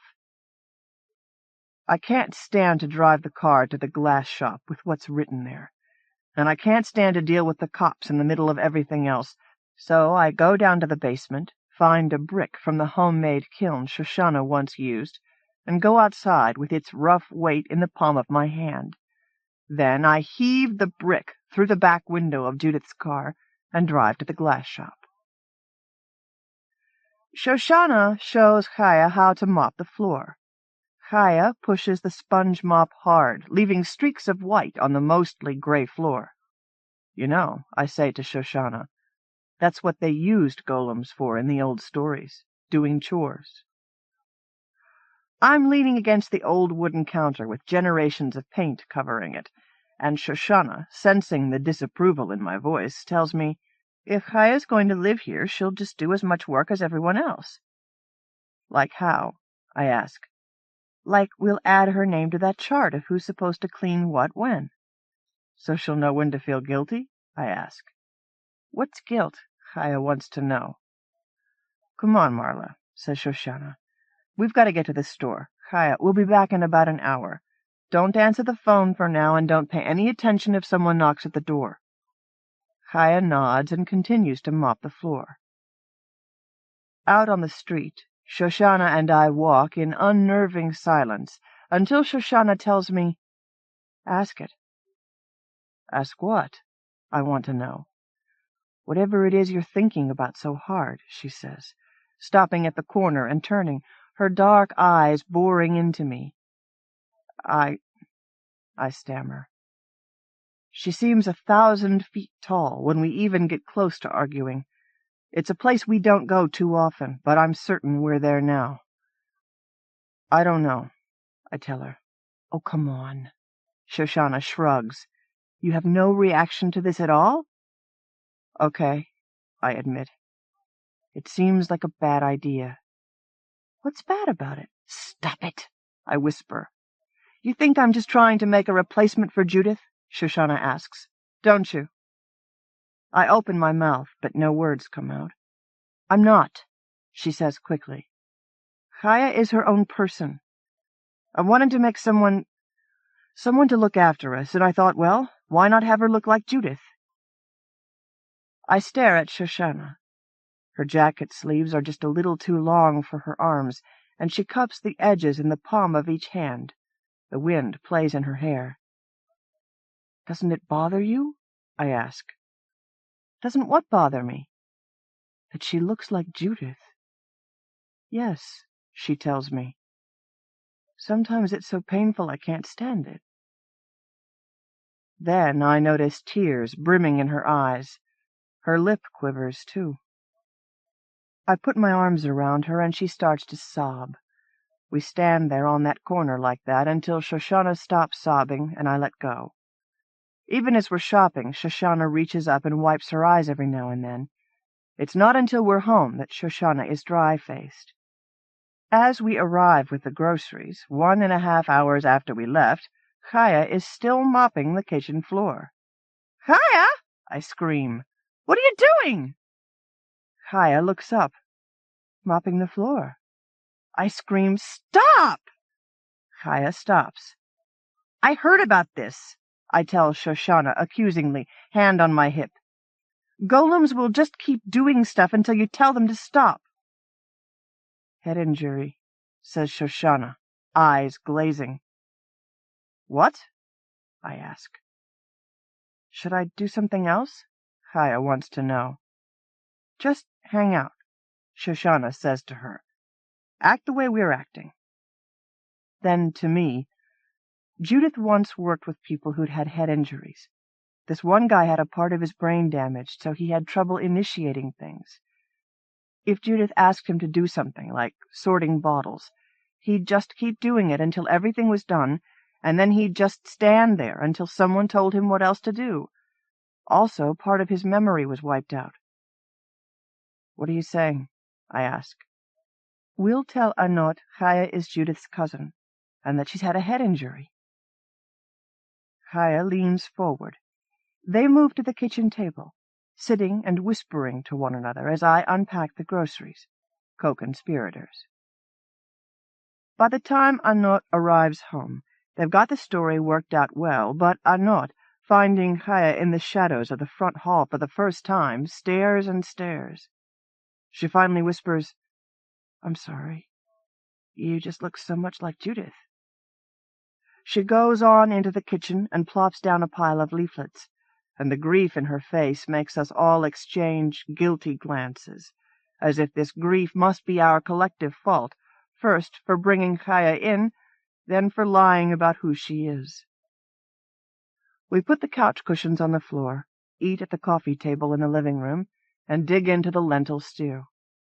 When Arnaut starts talking about James Brady, Reagan's press secretary who was shot during an assassination attempt and has since become a gun control advocate, Arnaut just starts calling him Brady, and Chaya wants to know, is he from the Alan Brady show? The what? Arnaut says, staring at her, then pushing her wire-rimmed glasses up. The show Rob Petrie writes for. Finally, Shoshana says, on the Dick Van Dyke Show. Would anyone like some tea? I ask, getting up and taking Arnaut's plate. I'm still eating, Arnaut insists, holding on to her plate. I'll just put some water on, I say. I go into the kitchen, and Shoshana follows several minutes later, taking the pastries from the fridge. Shoshana, I whisper, this won't do. You can't teach Chaya about being human from old TV shows. Why not? Why not? I ask. Are you kidding? Look at what they did to us. Well, it's giving her some background before she goes out into the world. What do you want her to do, read Kafka?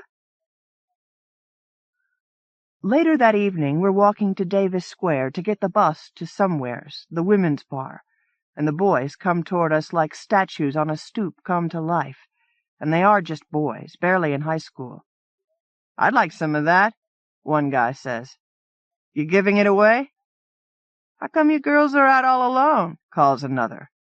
I got something that might fit, says a boy on the next block. We keep walking, staring straight ahead, stone-faced and deadly silent, not even willing to meet one another's eyes. Now we are being followed, a group of boys trailing around us, behind us, and ahead. Do you want me to stop them?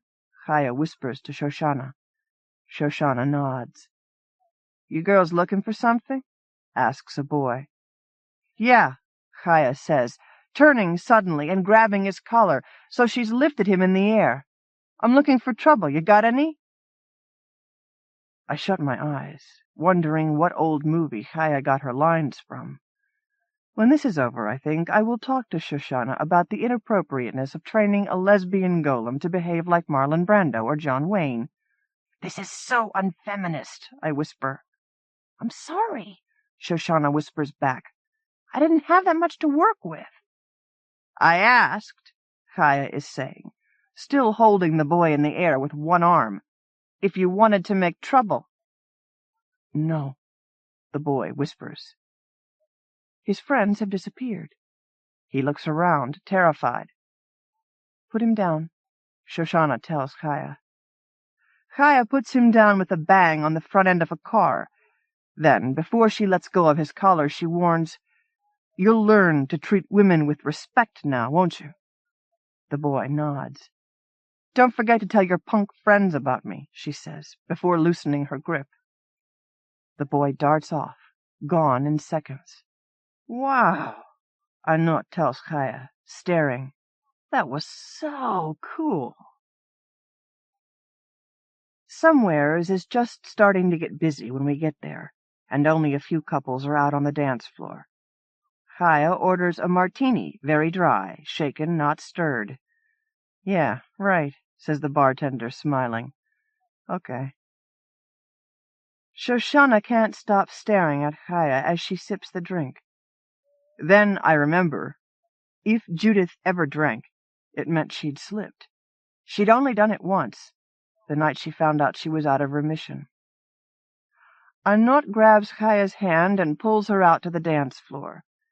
Shoshana stays on her stool, back to the bar as she faces the dance floor, watching. You okay? I ask. Mm-hmm, Shoshana says.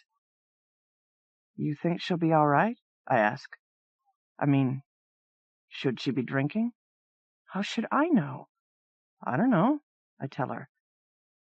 In the Golem stories I've heard, they're not supposed to drink, are they? They're not supposed to talk, either, Shoshana says. I was wondering about that. They couldn't talk because they had no souls, Shoshana says. Chaya has a soul. Whose? I ask, expecting her to tell me it's Judith's. Instead, she says, yours, mine, Anot's.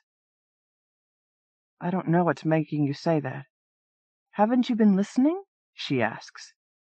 Chaya's voice is all our voices. Anot whispers something to Chaya on the dance floor, and Chaya nearly falls back laughing.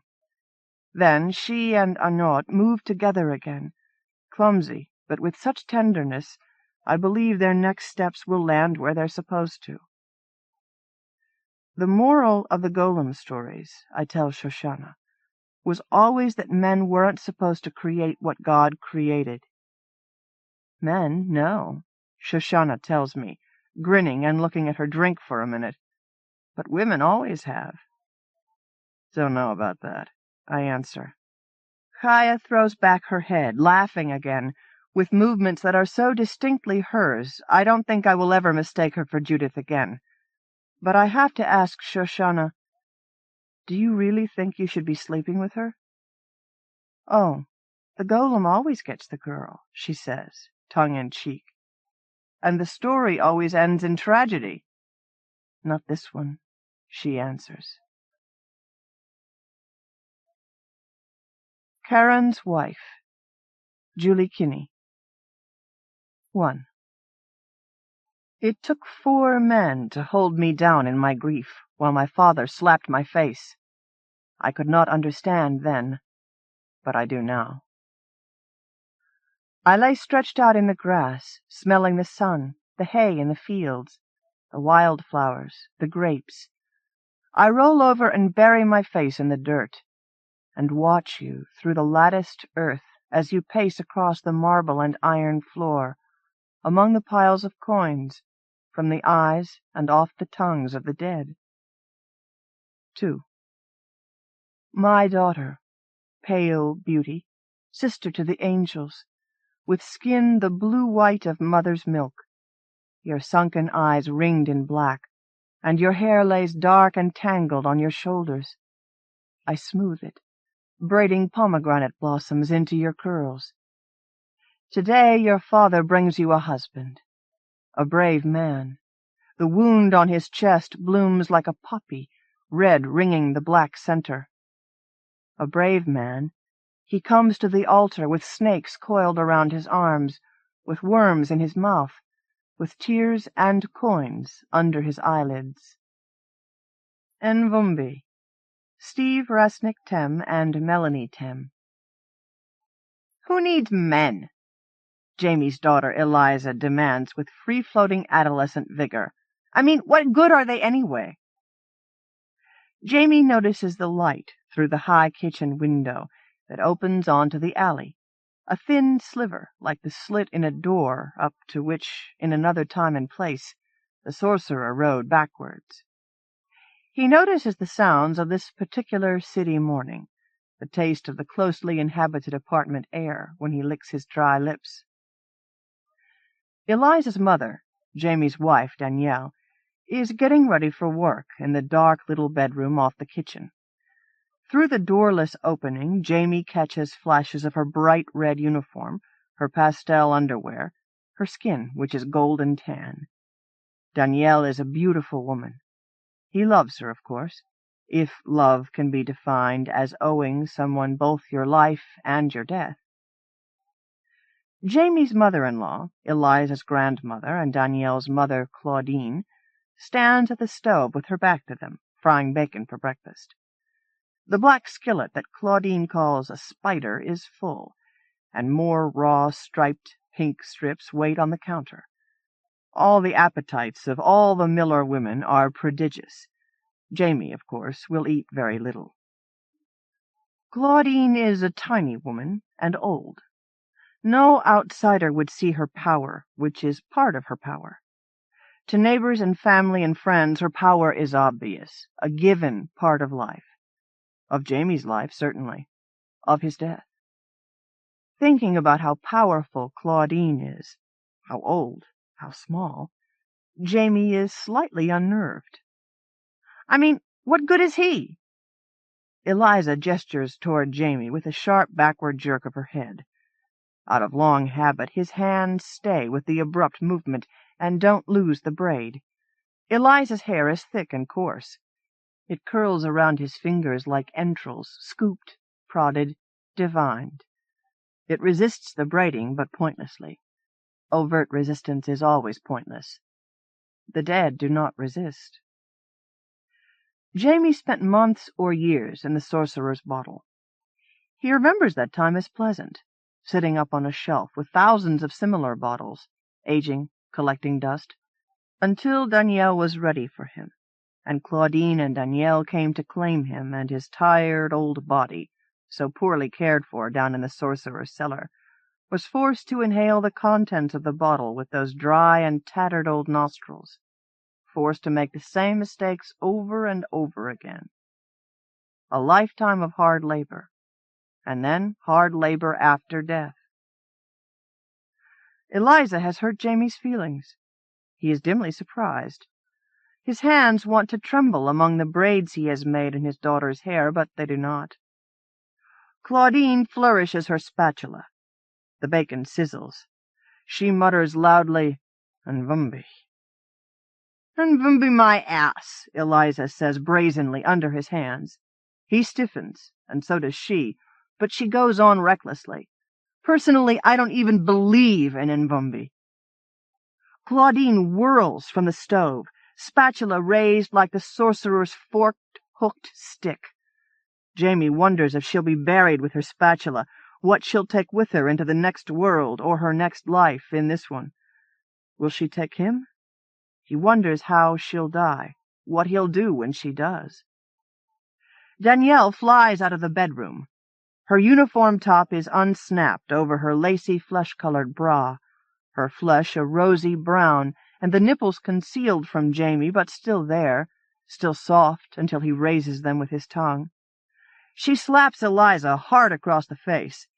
Jamie's hands stay with Eliza's head as it recoils from her mother's blow. He means to be gentle and steady for her, the father figure he's been trained to be, but he's sure he pulls her hair, and he's faintly sorry. Danielle leans close. Her breath smells like her morning coffee. "You watch your mouth, girl," she says with quiet menace. Eliza is sobbing and leaning back against Jamie, against his groin. He can't protect her, but her hair is almost done. No call to disrespect Nvumbi. Claudine observes, "Time to get her own." Jamie sees alarm on his wife's face, and feels the surprising sinking of his own heart. Eliza has already stopped crying. She is, after all, a miller woman. Claudine nods twice and pronounces, "High time." "Ma," Danielle begins. She glances at the clock and curses. She's having trouble with the snaps on her uniform. Jamie fastens the last barrette onto the last of Eliza's braids and crosses the narrow room to help Danielle. Her flesh is soft and pliant under his knuckles, her bones hard. He has touched her thousands of times during their marriage, and he's never noticed such things before. She doesn't look at him, just drops her hands and lets him dress her, while she says to her mother, "Ma, she's barely 13. Claudine takes the bacon strips out of the spider one by one. They dangle from her spatula, and drops of grease glitter. Jamie snaps the top snap of Danielle's uniform. Her flesh gives a little under his thumb, and the unaccustomed clarity of the sensation makes him take a step back from her. She catches his arm, pulls him to her, kisses him, puts her tongue in his mouth, and keeps it there long enough that he thinks he might have stopped breathing. That has happened before. "You were 12, Claudine points out. "Yeah," Danielle says, into Jamie's mouth. Her words, her coffee breath, her fat tongue make him want to gag, but she won't let him. "Too young," she says. "Old enough for Nvumbi." Nvumbi. People with weak and sickly souls, souls that cannot carry their weight through the world. The world is full of them. Nearly empty eyes, blank faces blankly animated, voices thin and skittering, hands sliding away from handshake or caress. They are easily identified while alive, and easily turned after death. Danielle was, yes, 12 years old when she got Jamie. He doesn't remember much of what she looked like then. For a long time he was vaguely aware only of her smell, the taste of certain parts of her body, the feel of her around him. Hearing came next, the sound of her voice saying his name and what he was to do, the sound of her breath and her heartbeat. Sight came only gradually for some reason, and he wasn't even aware of what he was seeing until he'd been seeing it for a long time. His wife Danielle is beautiful, of course. All the Miller women are beautiful. His daughter Eliza is the most beautiful of all. There is danger in this. Jamie doesn't know how old he was when the Millers came to get him for Danielle. He doesn't know how long he'd lived, or how long he'd been dead, or whether there was any difference. He used to think he wouldn't remember anything about his life before the Miller women came to get him. For the dead, they say, carry their memories like purses, easily stolen and easily spilled. But now he does remember some of it, bits and pieces, like the silhouette some old woman of his childhood used to snip out of thick black paper. Snip, snip, snip. Silhouettes of all the boy children. Dozens of silhouettes of Jamie, one after another as he grew up, arranged in an eerily lengthening row across a wall somewhere. He can't remember whose wall it was, or where, or whether his silhouettes really were the only ones on it. He doesn't know why the silhouettes stopped, whether the old woman died, or whether she decided at some point, for unfathomable reasons of her own, that there was no more need to cut out flat, shadowy likenesses of Jamie. He doesn't remember her name, or what she looked like, only her hands, and the small noise of her very sharp scissors, snipping, snipping. He remembers a hot, wet place, a country of shimmering light. Hot. He remembers being hot all the time, nights hot and hard to breathe, mornings and evenings hot, middays so hot that the earth itself shimmered, and the rain turned to steam as it fell, rose back from the shimmering earth to fall again, fall again. He remembers exhaustion, the constant motion of bodies at work in the fields, his body, the same stooping, cutting, pulling, stooping motion repeated so many times in a day, so many days in a lifetime, that the motion and the heat and the exhaustion and the beating of a heart and the breath in and out became the life, became this day and the next hot, wet, shimmering day. He remembers a tunnel, a country full of light, her hands on the stiff parts of his face, her taste at the edges of his lips where his tongue can just reach, a shadow growing in the palm of her hand, the silhouette of someone's face, someone's hand, snip, snip, not his. The shadow flutters its paper-thin edges, gently rolls to the center of the bed, and opens its face to him. It is a veil. Vaguely, Jamie knows that he likes to wear this veil over his face, but he's far from knowing why. He strokes it. Danielle is shouting, but Jamie can't. Danielle is shouting, "He's not breathing!" She shouts it, whispers it, "He's not breathing!" This may be now. This may not be a memory. This may be now. Or it may already be a memory of now, passed away, passed on, passed over. When Danielle rubs his face and chest, there is a painful burst of tiny, bright bubbles. Danielle is crying, shouting. Someone else is in the room, in the bed. Jamie's eyes sting. He can't feel any part of his body except his eyes, and his penis, which hurts. He feels the silhouette of her fingers, probing and caressing, spiderweb shock waves. He is falling asleep. He is waking up. They do that sometimes. Jamie recoils from the voice of Dr. Lazare. He should have known Dr. Lazare was here, but he didn't. He's afraid of Dr. Lazare, and he owes him everything. Afraid. Danielle holds him, won't let Dr. Lazare hurt him, won't let him go. Like some babies, the doctor says, Nvumbi sometimes forget to breathe. Jamie remembers Dr. Lazare. It is like waking from a long dream.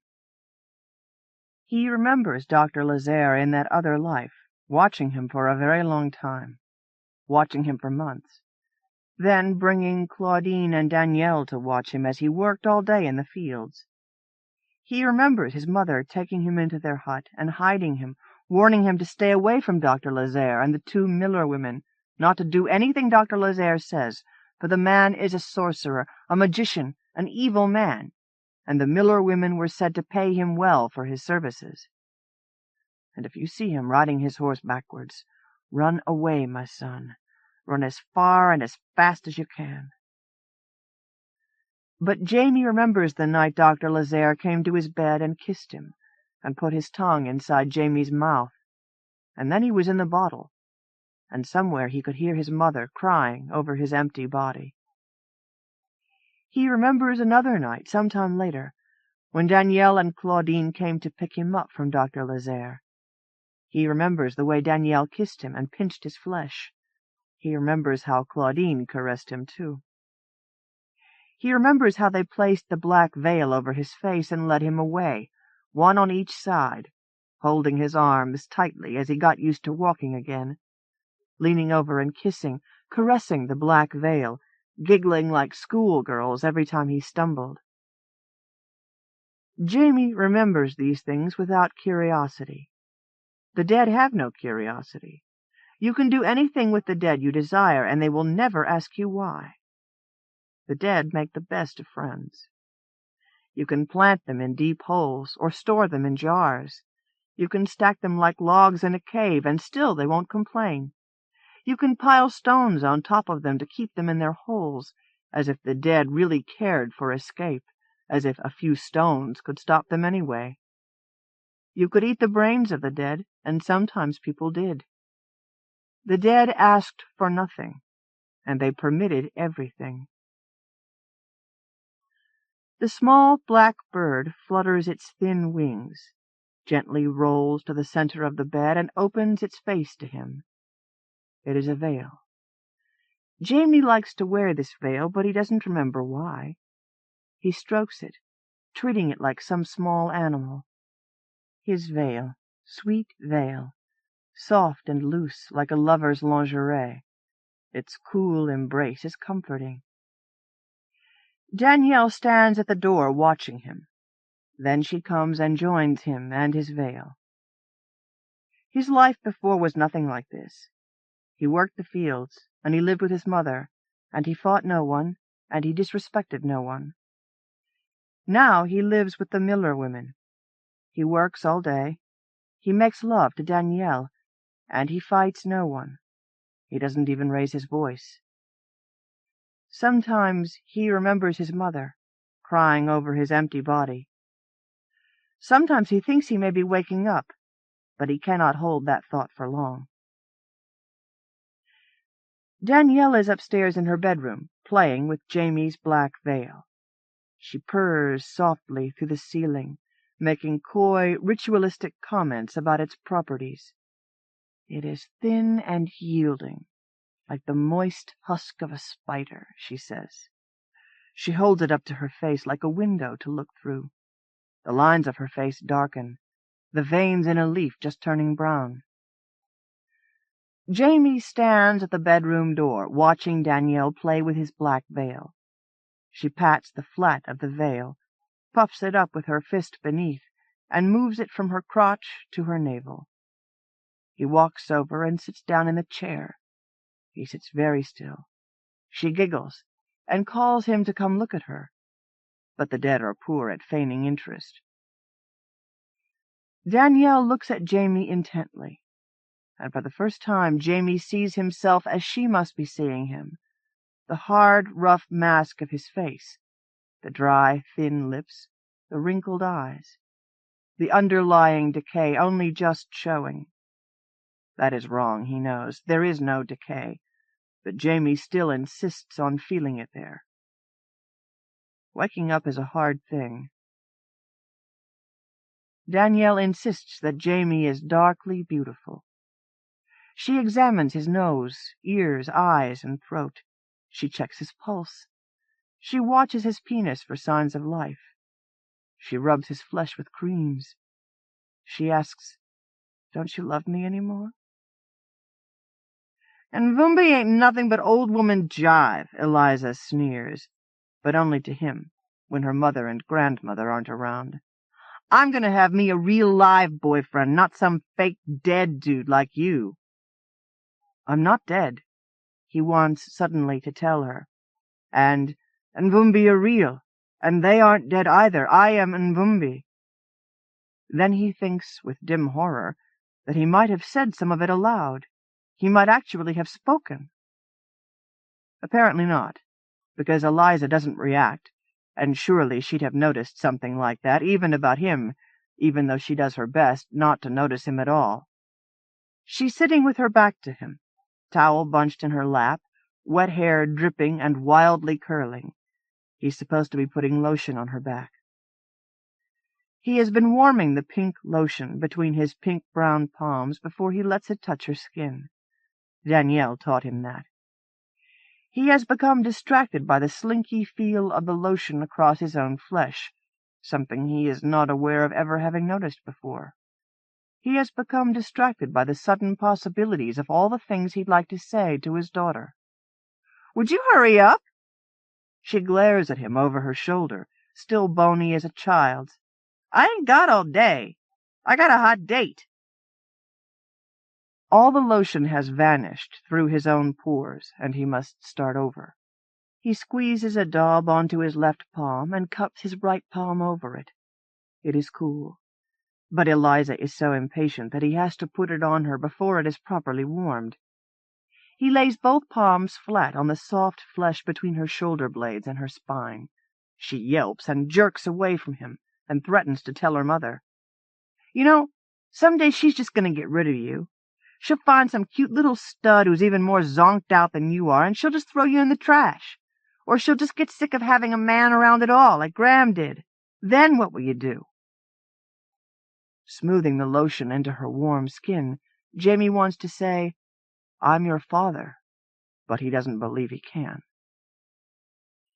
Jamie goes and stands in his place while Eliza gets ready. Nobody else is home, and he wonders whether Claudine and Danielle know about this date. He wonders if he should go and find them. He wonders if he should try to stop her. He wonders what to do. The apartment is so hot, and the evening noises from the street are so loud. He thinks he might faint. He thinks he might run out into the street and make noises of his own. Both of these are peculiar thoughts, and he simply stands in his place until his daughter is ready. She is wearing a short, tight skirt and a blouse that shows off breasts he didn't know she had. She hasn't had him put her hair in braids this time. Instead, she's picked it high and wide. Her face is vivid, mask-like, oddly death-like with makeup. She leaves without so much as a glance at him. He stands still in his place until she is out the door. Then follows the click of her heels and the clouds of her perfume down the dark, narrow stairs and into the muggy, crowded evening. A boy is waiting for her in the middle of the block. A man, really, much older than she, much bigger. From a little distance, Jamie watches and listens. The man makes extravagant gestures, and his loud voice swings up and down the register, up and down. He calls her Liza. He kisses her, grabs her buttocks under the skirt. He is high. Eliza giggles and leans herself against him. Jamie doesn't follow them. He doesn't think he can walk that far or that fast, and he doesn't think his eyes will focus well enough to keep them in sight. He almost gets lost just going back to the building the Miller women live in, and then he almost can't climb all the stairs. But he is quietly waiting in his place when Danielle comes home and wants him for a while. And he is there, waiting, when Eliza comes home much later, smelling of weed and of sex. Her mother and grandmother look at her, look at each other, and together they say, "It's time." And Eliza says, "No." But Jamie knows it is. Claudine and Danielle take Jamie with them when they go out hunting a Nvumbi for Eliza. A Nvumbi for this youngest Miller woman, for granddaughter and daughter, his daughter. He doesn't know why they make him go, and he doesn't want to. It surprises him to have an opinion, but he definitely doesn't want to go. For one thing, it seems even hotter to him in the city at night than during the day, even hotter outside in the open streets than inside the cramped and airless apartment. The heat makes him feel ephemeral. And for some reason he's afraid to go with them, afraid they'll find Nvumbi, afraid they won't, afraid he'll get lost. It took him a while even to recognize what he feels now as fear. It's been a long time since Jamie felt fear, since Dr. Lazare rode backwards on his horse up to Jamie's house, and rode forward to take him away. It's been a long time since Jamie felt anything. Now he does. Now he feels a distant call of fear. When he hesitates, and Danielle pulls him roughly along, he scrapes his knuckles against a brick wall, and it hurts. She pays him no mind. She thinks he doesn't feel anything. That's why she keeps him. He and all Nvumbi act as if they will never feel anything again. It is very hot. The streets teem with heat, and with loud voices and music. So many people congregate on the street corners that the corners have become hard to locate. They seem to have melted in the body heat and vivid clothes and rich flesh of all those people. Jamie tries to stay close to Danielle, to hang on to her, but she brushes him aside, making him trip over a curb and hurt his ankle, and points something out to her mother. "There's one." Jamie's gaze follows the line of her extended arm and forefinger and long pink nail. She's pointing to a conglomeration of young men around the next spilled-over corner, but he can't tell which one she means, because 4 of them are Nvumbi. Claudine squints, considers, finally decides, "Nope," and moves on. Danielle lingers. "Ooh-wee, don't he have a cute little ass, though?" "You want him, then?" her mother snaps. Danielle laughs throatily. Jamie has heard her laugh like that countless times during his life with her, and now suddenly he doesn't like the sound of it. "Nah, ain't done with this one yet." She jerks her head toward Jamie without really looking at him, and he feels dimly relieved. In this neighborhood there are Nvumbi everywhere. The boy who mows the grass for the projects where the Miller women live is Nvumbi. Jamie has seen it in the cut of his eyes. The gaunt man who always sits at the back of the church with his womenfolk, never any expression on his face, no matter how head up the preacher gets, no matter how many times he himself stands up and sits down to pray or sing with the others, is Nvumbi. Here is an impromptu band, impromptu on the part of the young women who circle and clap, since Nvumbi don't make any decisions at all, let alone one on the spur of the moment.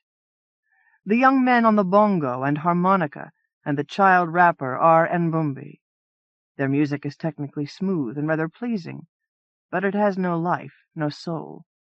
Jamie feels an astonishing urge to join them. Danielle pauses to consider the harmonica player, who is very tall and dark. Claudine doesn't even glance their way. "Give me a break," Danielle protests. "Ma, she ain't but 13. This is her first. Don't have to be perfect." "Has to be right," Claudine insists, and keeps going. A figure darts out of an alley so full of stink that even Jamie is bothered by the smell. Jamie thinks he hears the old man say, "Claudine," but there is such a cacophony in the street, and Jamie's ears are so unaccustomed to perceiving sounds not specifically directed at him, that he isn't certain the old Nvumbi said anything at all. As he has learned so well to do, he looks to his women for clues. Claudine pays no attention to the old man at all, doesn't even shake his hand off when he clutches at her sleeve. Danielle looks at him, looks away again, but Jamie catches a flicker across her face that might mean something. She knows this man. She has some sort of feeling for him. Jamie wonders if this is how Eliza will look at him when he is of no more use to the Miller women and has been set free. For this is Claudine's Nvumbi from a long time ago, and Danielle's father. Jamie has been shown pictures. The man in the pictures was much younger, of course, far more handsome and far less animated than this one, but it is the same man. Jamie would like to speak his name, but he thinks he has never known it. The Nvumbi tries to block their path, but is no match for Claudine. Jamie wonders what this Nvumbi could possibly want from the Miller women that he didn't already get. Then Jamie wonders what he himself will someday want from them. The old man says, clearly this time, through the din, "Danielle, daughter." Danielle stops.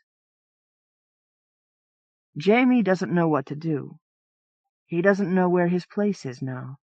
His wife has stopped and is facing the Nvumbi, her father, as if she intends to have a conversation with him, while Claudine, small, bent, utterly purposeful, is far enough ahead in the crowds now that Jamie can hardly see her. He doesn't know what he should do. Unfamiliar anxiety makes him dance, and there are any number of rhythms and tunes in the street to which he might be dancing. "What do you want?" Danielle demands. "Thought I'd never see you again." "I know why you're out here," the Nvumbi tells her. Jamie looks at him, listens to him carefully, his body twitching with the unaccustomed effort of concentrating. Something is wrong. This man is Nvumbi, but he is awake. "I know what you're hunting." Danielle nods. "Ma says it's time. Eliza's 13, and she's got hormones." "Well, look." The Nvumbi gestures, and from out of the stinking alley behind him comes a parade of pretty boys. Dark-skinned, fair-skinned, tall and small, they all have the slack faces and blank movements of new Nvumbi, not long out of the bottles. Steadily more frightened, Jamie glances furtively around for Dr. Lazare. There are so many people he could be anywhere. "Ah," breathes Danielle beside him, and he feels the temperature of her body rise. "Not bad." "Just out, too," the old man says proudly, reaching out to prod the gleaming buttock of one boy and tug at the curls of another as they go by. "These won't wake up for a long time." "That one," Danielle says, pointing. "Let me see that one." The man grasps the arm of the boy Danielle has indicated and pulls him out of line. The next boy closes the gap, and the procession continues. The man sets the boy in front of Danielle and steps back. "Pierre.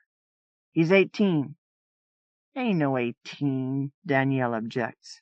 21, maybe. "Pretty, though, don't you think?"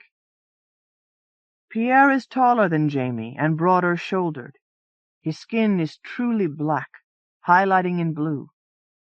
He stands so still that Jamie can hardly see him breathing, and wonders if he has been given back his breath yet. As Danielle slides her hands over the virile body, the boy groans softly, involuntarily. "Nice," she murmurs, and the old Nvumbi cackles. Jamie wants to say something to this sleeping boy, or to the awakened old man. He doesn't know what he would say. Behind the old Nvumbi he catches sight of Claudine. She is watching the transaction intently, but allowing her daughter to handle it. Jamie doesn't know why, but that makes him shiver. "He sings, too," the old Nvumbi declares, and slaps the boy's bare rump hard, playfully. "Sing, boy!" Immediately, with no warm-up or pause, the boy hits a perfect high C and takes the melody upward from there. It is a haunting, simple, repeating chant that Jamie knows he has heard before.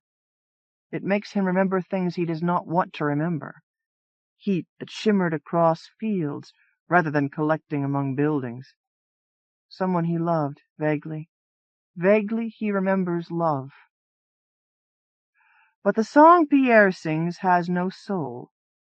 He sings it on pitch and with perfect inflection, but his face doesn't move, his voice doesn't change, and when he is finished he simply shuts his mouth. "How much?" asks Danielle. The dead eat very little, but Jamie resents the minuscule nourishment that Pierre requires. The dead have no politics, but Jamie looks for things about which to challenge Pierre. The dead listen to music even when the radio isn't on, and watch television for hours without moving. One night the Miller women leave Jamie and Pierre in the room with the television on. Movies play all night long. Bela Lugosi, White Zombie. Lugosi's staring eyes, dozens of white crosses on a dark hillside, and the pale 30s beauty of the woman Madeline, a large castle on the cliff. "Nvumbi make good actors," he heard the old doctor say once. "I trained one to play a corpse for a director I once knew." The dead trust too easily, and are readily deceived. Jamie will not be deceived by Pierre, nor by Danielle any more. Sometimes Jamie watches Danielle as she sleeps. The pale eye of the moon washes her body with its gaze, washes the softness of her body away, leaving sharp angles and leveled-out planes. In the heat and yellow darkness, she has kicked the covers from the bed. Her flesh is like moist wax, pressed into the recesses of the sheets, the simultaneous motion picture flicker of hundreds of bleached-out corpses, pulled out of Belsen, Auschwitz, Phnom Penh, Dien Bien Phu. Jamie does not know how he knows these names, but the dead know all the names. The dead have time for names. More and more Jamie thinks he needs a new name. All the dead need new names. Danielle will no longer sleep in the same bed with him. She is afraid of waking up with his body lying beside hers. The singing of Eliza's Nvumbi starts and stops all night long. Sometimes the Miller women leave him and Pierre in the house alone. He sits and watches the electric can opener. He starts the clothes washer and stops it again. He takes off his slippers, throws them into the dryer, starts it, stops it, then puts his slippers back on again. He sits by the window and watches the children on their bicycles. Pierre sings. Jamie dislikes Pierre's singing and wants to tell him to stop. Jamie thinks about the dark tunnel with the light at its end. It will not let him go. It grows inside him, becomes his throat.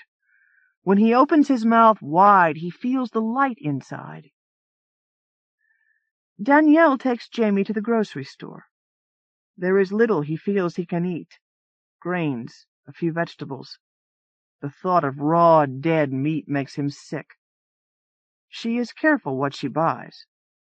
She tells him she will go on a diet, just so he won't suffer watching her eat. She tells him this shows how much she cares.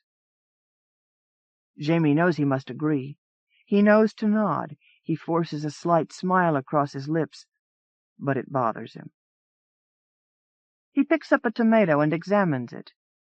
Danielle looks at him curiously as he picks up each vegetable in turn and looks at them. Danielle is angry with him again. She pushes the grocery cart swiftly through the aisles. People stare at Jamie when he chases her, his arms full of vegetables. Jamie tries, but he cannot use the phone. When a voice comes out of the wire, out of the tabled receiver, he cannot pick up the receiver. He cannot touch that detached, lost voice. Jamie smiles the way he imagines mashed potatoes might smile. The dead can imagine anything. "I do not want you leaving with that man," Jamie says hesitantly. "He is no good. He will hurt you. You are too young for him, daughter." Eliza looks at her Nvumbi father with scorn. Her scorn is so heavy that she doesn't appear surprised to hear him talk. "Say what? You telling me what to do? Nvumbi?"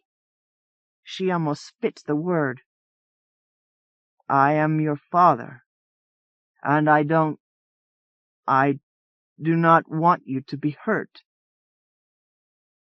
She looks at him for a moment, as if seeing him for the first time, but then the calm passes, and it is as if the veil has suddenly crossed her face. "Ma told you to say that, right? Make me keep Pierre? Well, ain't no way." Pierre stands in Jamie's old spot, grinning and grinning and grinning. "Stupid Nvumbi! I'm going to get me a real boyfriend." Jamie and Pierre watch as Eliza gets in the car with the dark, older man. He cups her breast with his long, slender hand. Jamie can see him putting his tongue into her mouth.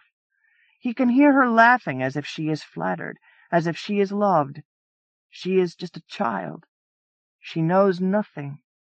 She is his child. Pierre sings a cheerful song, but the dead cannot laugh. Jamie watches as the car takes his daughter away from him. Pierre sings and sings and sings. Jamie can do nothing. His daughter belongs at home, but Jamie can do nothing. He rubs his hands together slowly, thinking of her beautiful braids. The dead cannot weep. For a week, Jamie watches over Pierre, feeding him, putting him to bed, covering the Nvumbi's mouth with his hand when Pierre will not stop singing. Danielle and Claudine come into the room now and then to observe the two Nvumbi, and are sometimes puzzled, sometimes amused by what they see. One day a huge yellow Cadillac backs into the alley behind the Miller house. Jamie has been watching it from an upstairs window. It has been backing up toward this house for many blocks. The car door opens and Dr. Lazare climbs out. He opens up the trunk of the car and goes to pick up the singing Pierre from his spot on the back porch. Dr. Lazare sticks his tongue into Pierre's mouth and eats his song. Then he removes the bottle from his pocket. In the window above them, Jamie watches as the Cadillac drives away with Pierre and Dr. Lazare. He would do something. He would do something. But the dead do not weep. Jamie stands quietly in his spot, waiting for his daughter to come home. He has stood here many months. He feels the dust collecting on his skin, a sensation like powder or a butterfly's brittle wings. He is fully awake now, but still he waits, and thinks of the song he will sing for his daughter, the sweet lullabies his dry lips will kiss into her hair. His wife and his mother-in-law pass in and out of this room, but they pay him no mind. For the dead do not speak, and the dead do not weep, but the dead will wait forever. Tomorrow Never Knows. Mark A. Garland. On the morning of the day of Irwin Klemp's long-overdue retirement from the metalworks, he awoke with the feeling, slight but unshakable, that something had changed. Nothing tangible. It was more a considered thing, like daylight saving time or the vernal equinox. And as he went about his coffee and paper and plain oatmeal, his morning, some part of his mind considered this. Then he went off to work for the very last time, and put everything else out of his mind. He showed up exactly on time, punched the clock, walked the hall, put his lunch in his locker, and went to his workbench. The last time, he thought again. But for the first time in memory he couldn't concentrate on his job. All he could think about was 12 o'clock. As it was, Irwin didn't have much to do. They'd given most of his work to old Fred Roydner, a skinny, graying, green-eyed fellow not far from the end himself. Still, Irwin stood there, straightening, cleaning, wondering. And the time slid by. At noon, Barry Brudecker, the shop foreman, called everyone into the break room. They gave Irwin quiet Hallmark cards. They spoke of his perfect record with the company, 39 years' worth. Brudecker filmed everything on a camcorder, and everyone ate a cake that had "God Bless Irwin" written in blue icing on the top. Then 2 men wearing white uniforms and carrying metal suitcases insisted Irwin follow them out to the parking lot. "What are you doing?" Irwin demanded when they came to a stop out back of the plant. One of the men opened a suitcase and drew out a very large handgun. "We're taking you out back to shoot you, of course." Irwin froze. "What?" "Put you out of your misery," the other white suit said. "Oh," Irwin said, acquiescing. They put the gun to his head, and panic overcame him. He felt his heart beating as it hadn't for 30 years, and he began to remember last night. "What has happened?" he thought. "What have I done?" He remembered the sudden pain in his head, just as he was climbing into bed the night before. He had been soberly reflecting on his life, most of 7 decades, wondering what on earth he would do with whatever time remained, and whether he would end up like his brother. He had been crying, he remembered. Then the pain in his head had come, and with it a very strange and heavy sensation in his chest, as if his heart had suddenly skipped a beat. But his heart was fine, now. "Any last words?" the one white suit asked, fidgeting, just a bit impatient. Sorry to hold you up, Irwin thought. But mostly he was thinking about his life again, his wife and his other friends, most of them co-workers, who had died. The arthritis in his knotty fingers that confounded him daily, the hours upon hours that would come and sit with him once he'd been sentenced to permanent retirement. He felt the weight in his ribs, the pain in his head. "Just get on with it," the other white suit said. Irwin watched him pull the trigger. His heart suddenly skipped a beat. When Irwin woke, he checked his calendar watch. It was the morning of his retirement, and he had that feeling again, that something was... So he lay in bed for a while, watching the minutes creep by, working his stiff joints. Then he made himself get up and have his coffee, his paper, his oatmeal. "You have to go in," he told himself.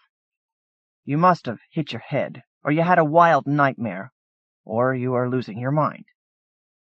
But he didn't have any bumps, and he'd never had any imagination, and if he had lost his mind, well, possibly he had somehow gotten it back. Whatever had happened was beyond explanation, and therefore, Irwin reasoned, beyond consummate concern.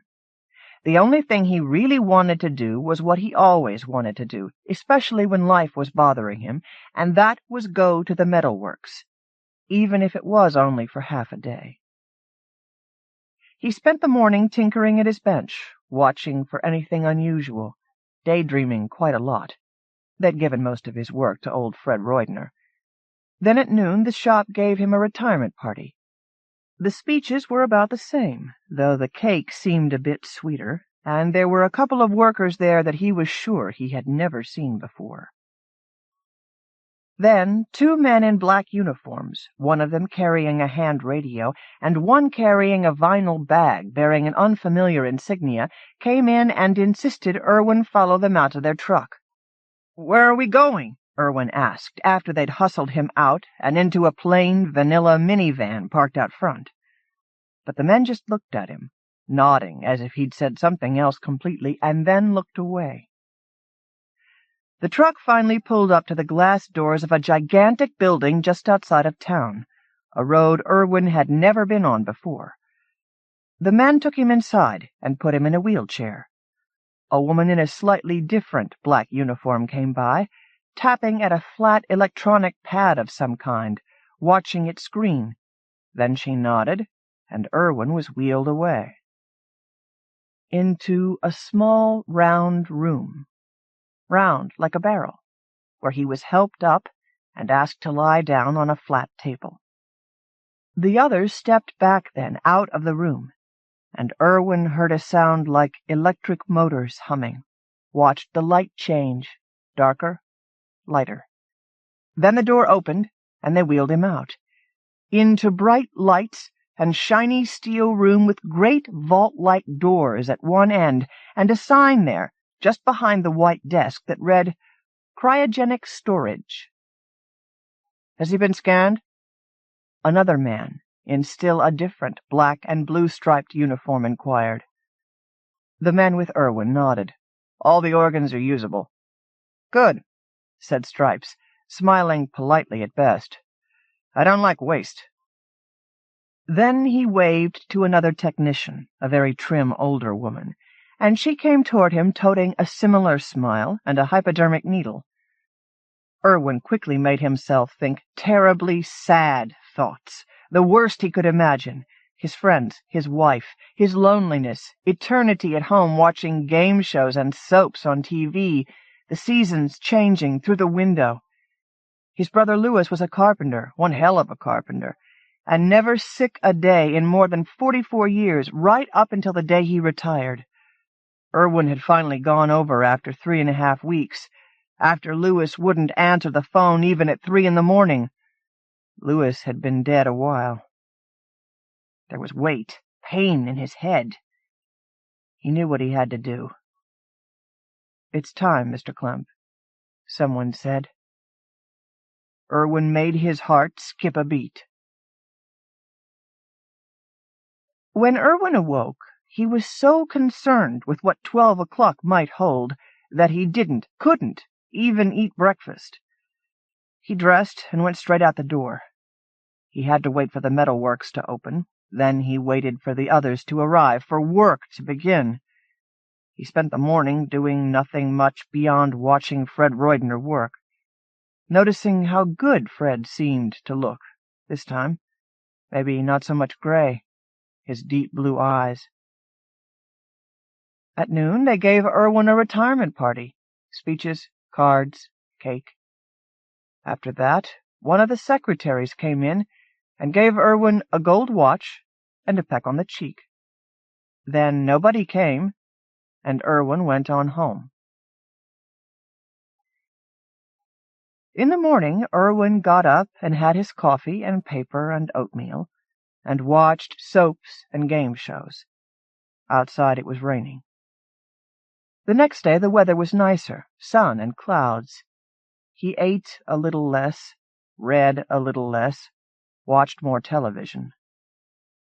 The strange feeling that something was different again seemed barely noticeable, a nagging memory, perhaps, or he was getting used to it. The third day he got up and just sat down with the remote in the living room and stared into the gray, empty screen. Finally he switched the picture on. Then the weather turned, and it rained so hard that the power went off for half an hour, causing Irwin to miss one life to live. When the power came back on, he shut the TV off, closed the shade. His heart was fine, but there was a growing weight in his chest, cognitive pain. A gun to his head, the room grown cold, Fred's eyes. Irwin made his heart skip a beat. Xanadu, Christine Crow. Where Alf, the sacred river, ran through caverns measureless to man. Coleridge, Kubla Khan.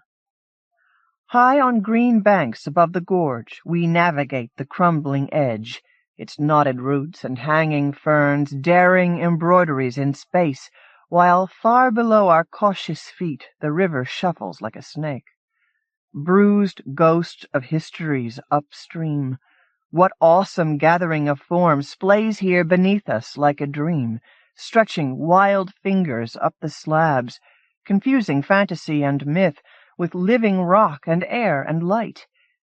Deeper than words, abrim with tears, between those bony granite lips, shaped by its own self-made decree, the river answers, its whole voice a quivering cloth of pure advice. Days made of moments, moments made of silk. Tread carefully upon that edge above my sunless caves of ice. Beware the dreams deprived of sight. The tiny bird that hangs like flame above the brilliance of the flower is made like you of live delight, 1,000 ripples of its wings streaming a river in the air, defying emptiness and night.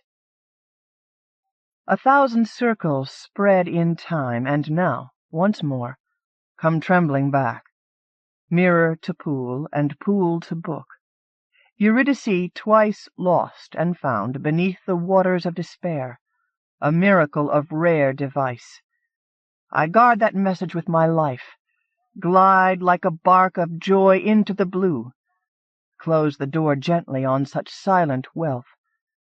For life on honeydew doth feed, a pleasure dome beyond compare, a fantasy more dear than dream, drunk on the milk of paradise.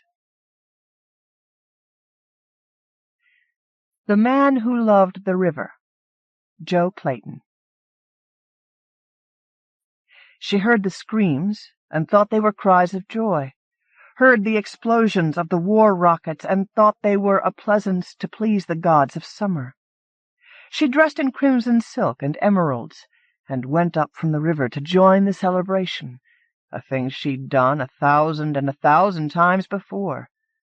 She learned her mistake when a rocket crashed at her feet and burned, the flames reaching for her.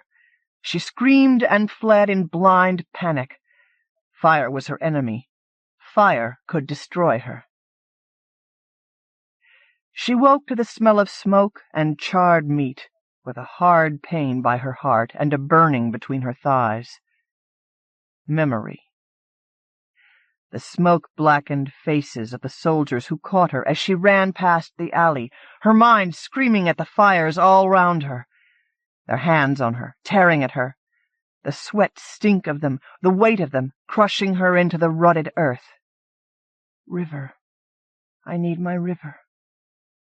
She closed her eyes, swallowed, focused what strength this body had into her hands, and brought them up to grip the spear.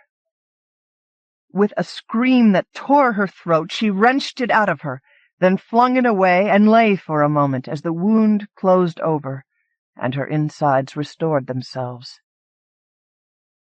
Silence hung heavy around her. Even the buzz of the flies was muted. The killing and burning had passed on to other parts of the city. She saw a flock of crows flutter past, carbon bits cast up by the fires.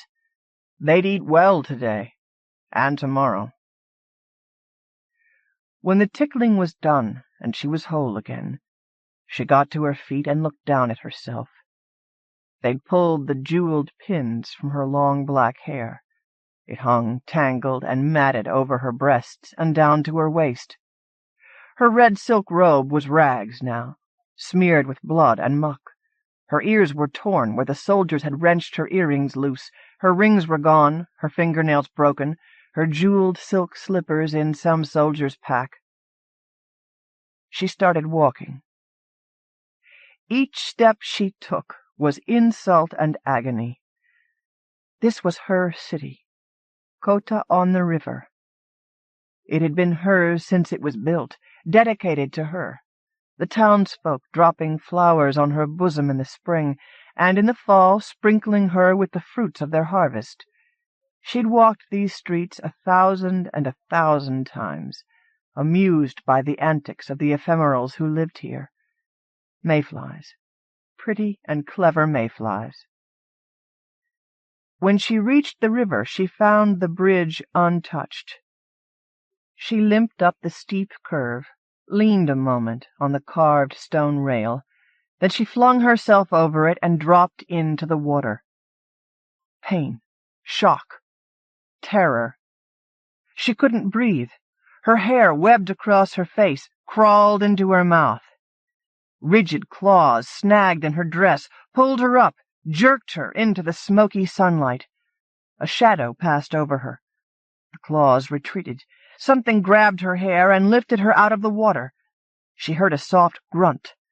Then she was face down across hardness, weight pressed on her, released, pressed again. She spewed out the water she'd swallowed, coughed and spewed again. Hands lifted her, set her on the deck, her back against the side of the boat. A man squatted beside her.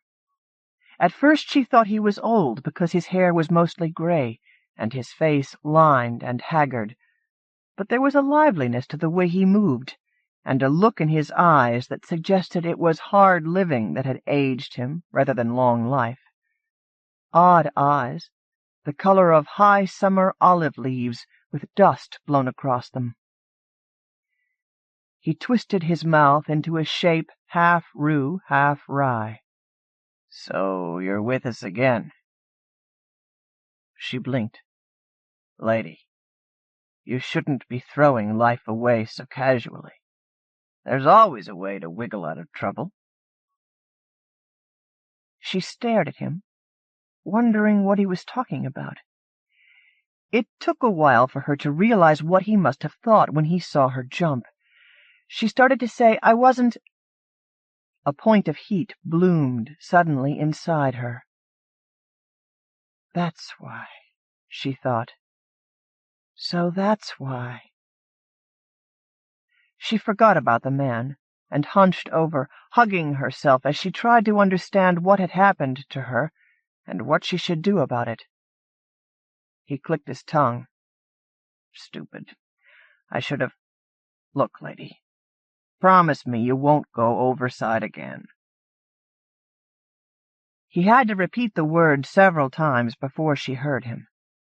When she finally nodded, he jumped to his feet and disappeared into the wattle and canvas hutch built near the stern of the boat.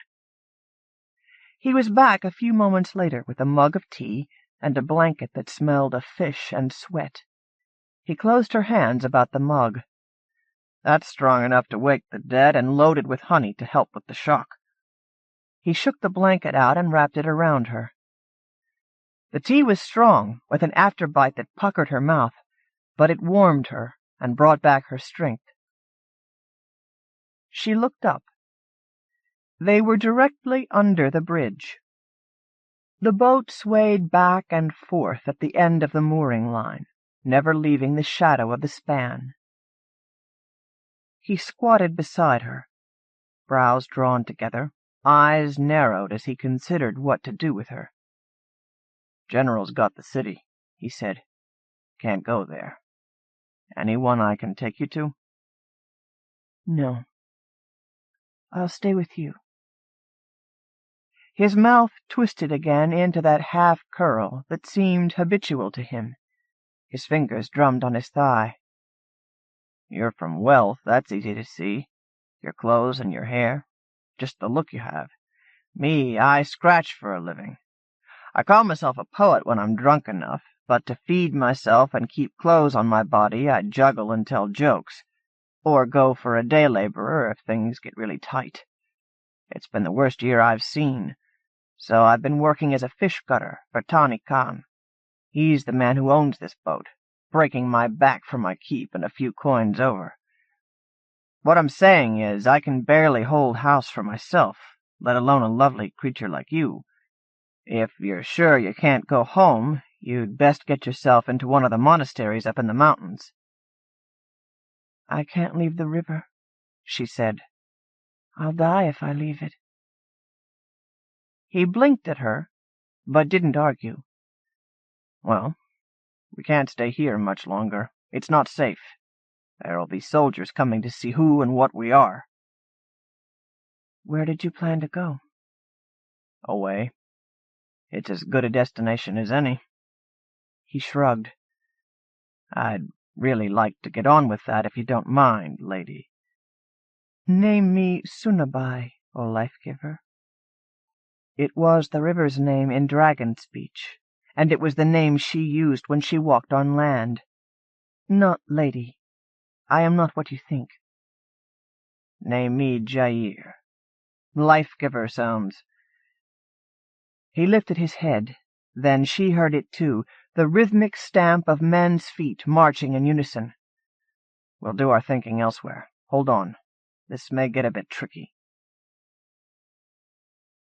As the boat began moving with the current, Sunabai ignored the shouts from the bridge, ignored the spears that thudded into the deck beside her. When Jair tried to lift her into the canvas hutch, for whatever meager shelter that could give, she brushed him away, sent him spinning across the deck. She heard his exclamation at her strength, but it was like flies buzzing somewhere far off, and not important, as she sank her essence into the river, and fought for the oneness she'd known before. Cool, cool, on her soul, cool, and dark, deep and silent, swift flow, take and hold, cool, cool, slide it on fast, fast, faster run. In her veins the blood was water, cool and swift. Wave passed the boat to wave, faster and faster, wave to wave, faster than the water flow. The river was her soul, her being. It was her, and yet not her. Not until the dragonette was born. Male. How could she not know the sex of what she carried?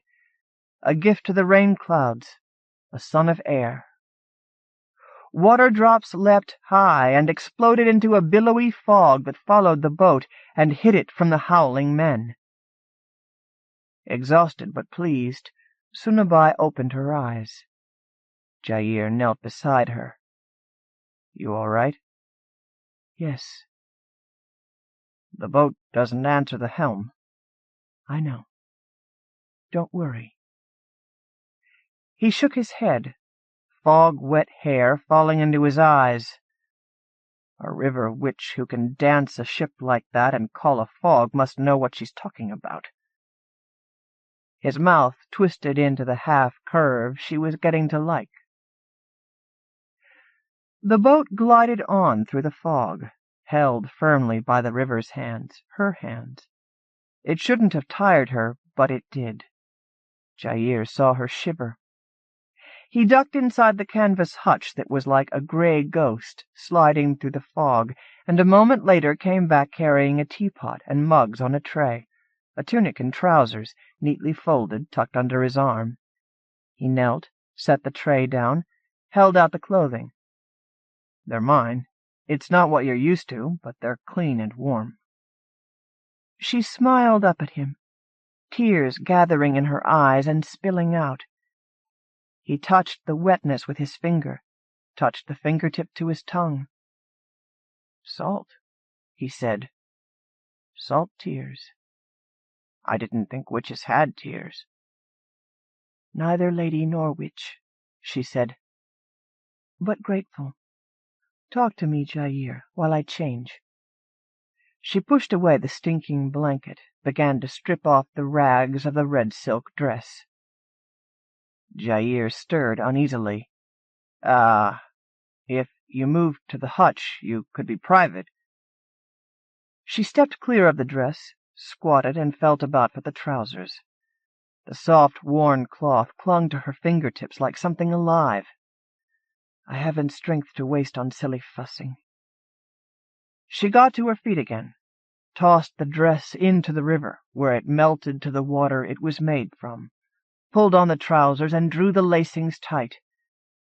"I need to sleep, but I can't. Not till we tie up. When can we stop, and where?" "When we're more than a day's march from Kota, Sunabai. Out from under the general's nose." "The general. You said something about him a while ago." She pulled the tunic over her head, sighed with pleasure at the feel of thick cloth washed so often it was softer than the belly fur of a cat. She probed with her foot for the blanket, shook it out, and folded it into a pad she could sit on, something between her and the cold, wet deck. Who's he? What's he? You don't know about the General? Would I ask? She took a sip of lukewarm tea. Tell me. The Tingit owns Pimpinian, from the mites in the grass roots to the highborn at his court. At least his mind tells him that so. Laughter flashed through her. She glanced slyly at him. As Tani Khan owns this boat? He chuckled. You've got it, he said, then sobered. It's itched at Tingits for ages beyond counting that Tanasun, our land, sat just across the mountains, out of their reach, paying them no tribute nor honor. The latest Tingit apparently decided it was time to scratch that itch.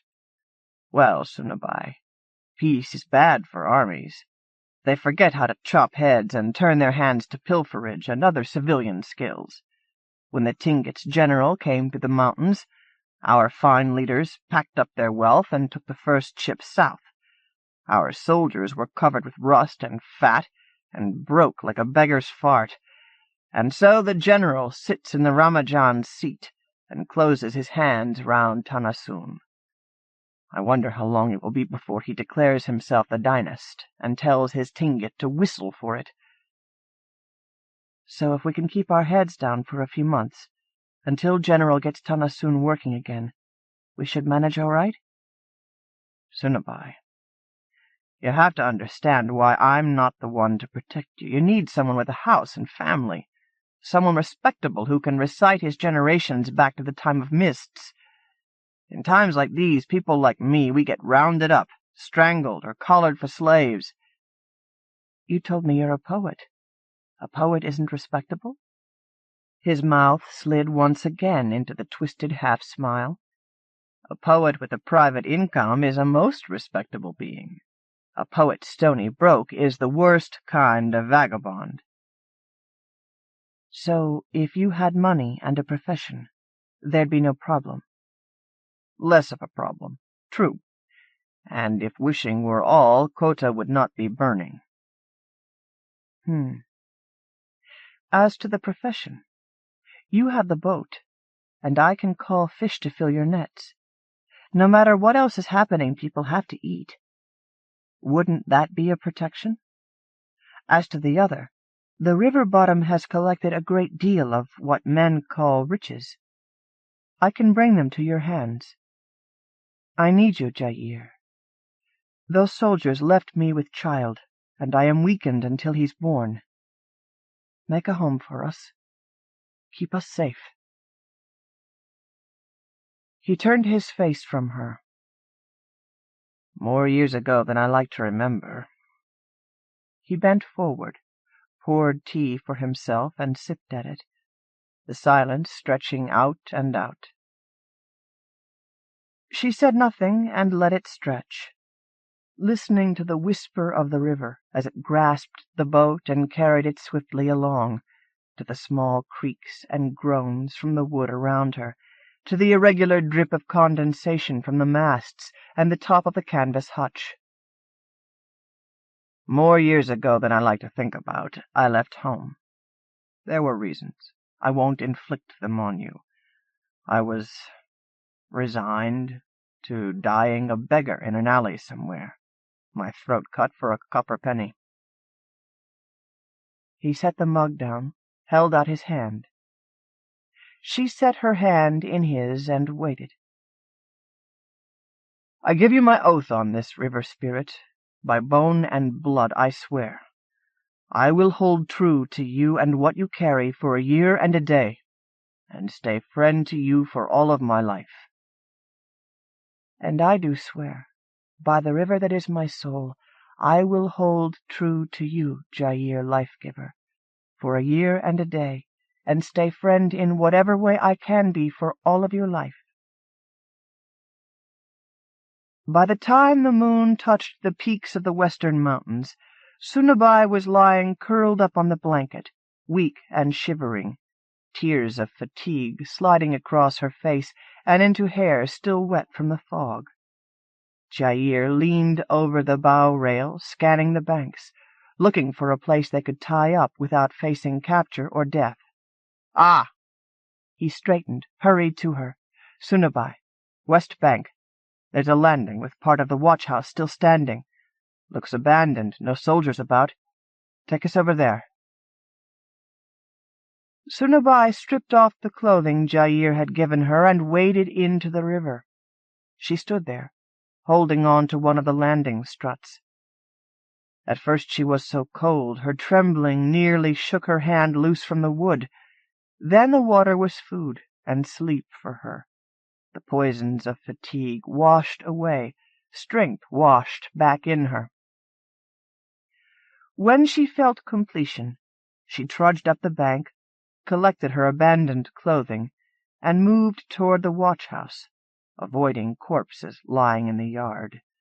She stepped over the charred remnants of a door, wrinkled her nose at the smoke stink that clung to the inside of the building. "Jair?" "In the kitchen. It still has a roof, and I'm getting a fire going." Oh. She didn't like fire, even the tamed ones that stayed inside grates and lamps. "I'm going to leave my clothes here. If you could get them dry, I'd be grateful." "Sunabai." She could hear him stumbling toward her. "Don't fuss, Jair. I'm just going to put the dead in the river. No, don't come out. This is my business. I'll be in when I'm finished and clean of them." She carried a body to the river and slid it into the water. "Be welcome to myself, O woman. My fish and I thank you for the gift of your flesh. My bed and I thank you for the gift of your bones." As she lifted a young boy's body, she saw a wisp of smoke coming from the kitchen chimney, nodded with satisfaction. She spoke the blessing and eased the boy into the water, then went back for the man.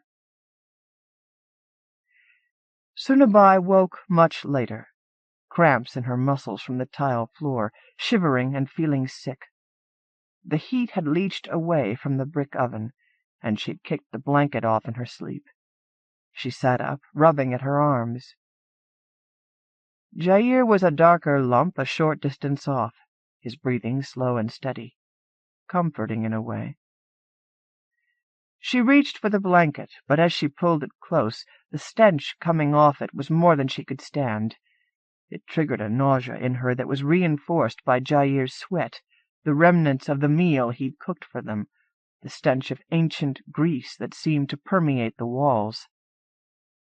Closing her throat to keep the bile from her mouth, she eased the door open enough to slip through, ran over the littered, uneven floor of the family room, and made it outside before she had to empty her stomach on a dead bush. She used a handful of dry leaves to wipe her mouth and straightened.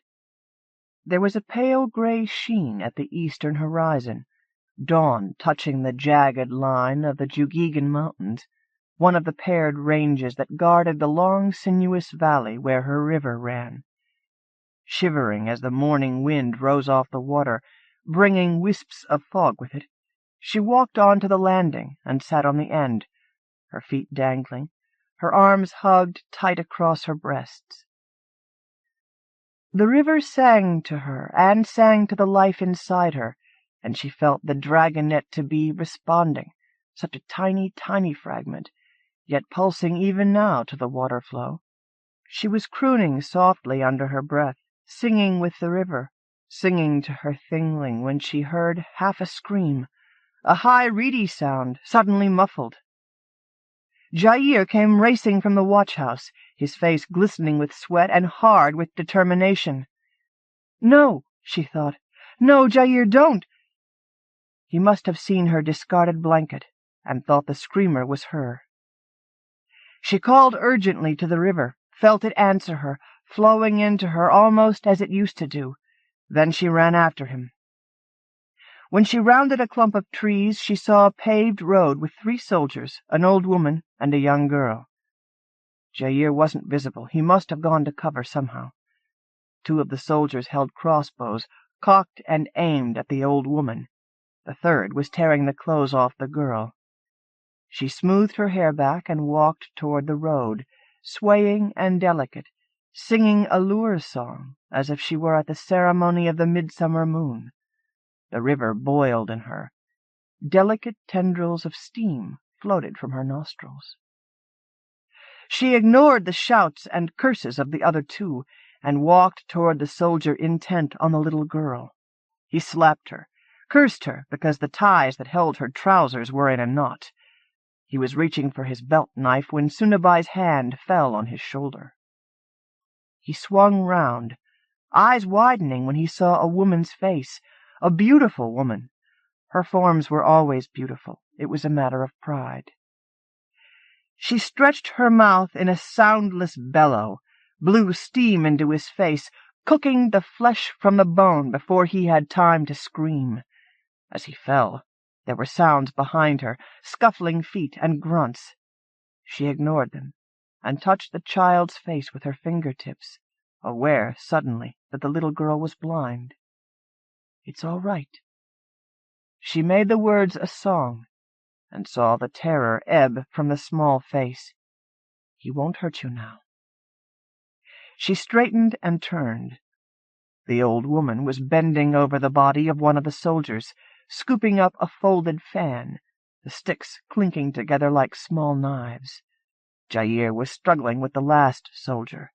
The old woman ran at them, slashed the edge of the fan against the side of the soldier's neck. Swearing as blood fountained over him, Jair broke loose, kicked the dead man away from him, then was sick in the ditch. The old woman whistled, a quick twitter like a sparrow's call. Moving with a sureness that startled Sunabai, the blind girl ran to her, tucked herself in the curve of the heavy arm. Jair came back, drawing his sleeve across his mouth. "Old woman Gada, how come you out in the cold like this?" Poet. Might say the same, except I expect you got off with one of old Squeeze's boats. She glanced at Sunabai. Picked up some baggage, eh? Play pretty, Gada. Sunabai, this before you is old woman Gada, protector of discarded babies and runaway slaves.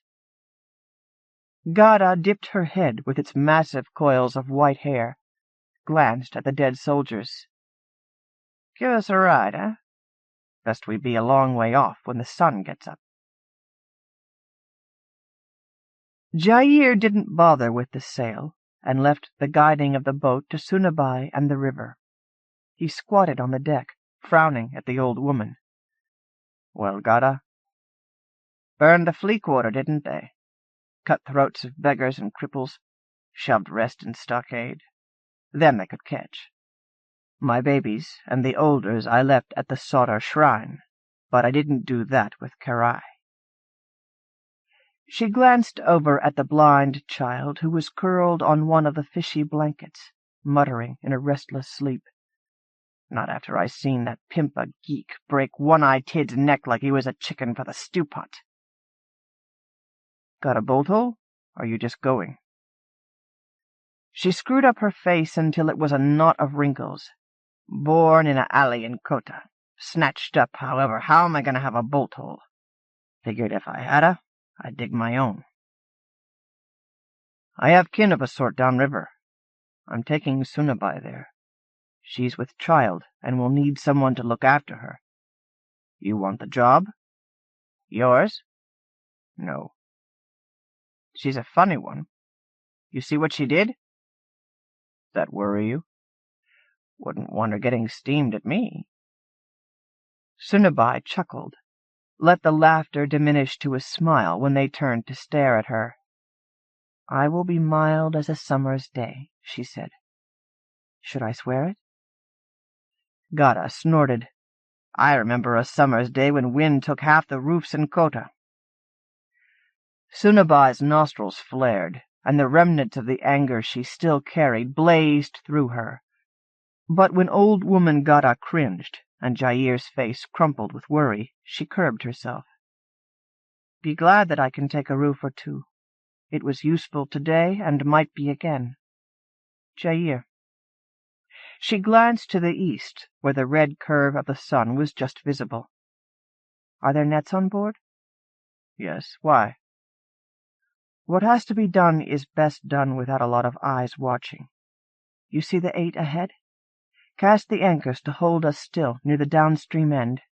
Then do as I say. When he drew the net over the rail, it held 5 bloated fish. He cut them open. Chains and rings, gemmed brooches, and gold coins came tumbling out.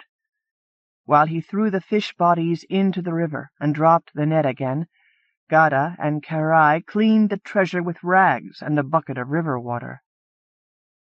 It was noon before they moved on, gliding down the river with a small fortune in a bait bucket. The city called Jantak rode the gentle hills at the edge of the vast Bingawan marshes. After haggling for half an hour with the watchman over the rope fee, Jair left the boat tied up at a small run-down wharf and vanished into the maze of alleys and crooked streets. Jantak was quiet, the wharves deserted. Boats were thick as hard-shelled ticks, but the crews were gone. The only people visible were the watchmen, drowsing in the shade of doorways. A stray dog went trotting past. A flock of small brown birds moved jerkily along the planks, pecking at the woodworm and borer beetles that lived there. The water slapped lazily at the piles. Debris from the boats bobbled along the banks. Old woman Gada gave Carole a hook and line and sent her to fish off the end of the wharf. Then she plumped herself down on the deck and ran cold amber eyes over Sunabai, who was basking in the sunlight, her back against the bow rail. "Jair's got more heart and brains than he's got good sense," she said after a moment. "Friend of mine. I owe him." Sunabai stared at her. The old woman's excess flesh was more muscle than fat, and she was tough as a boot sole.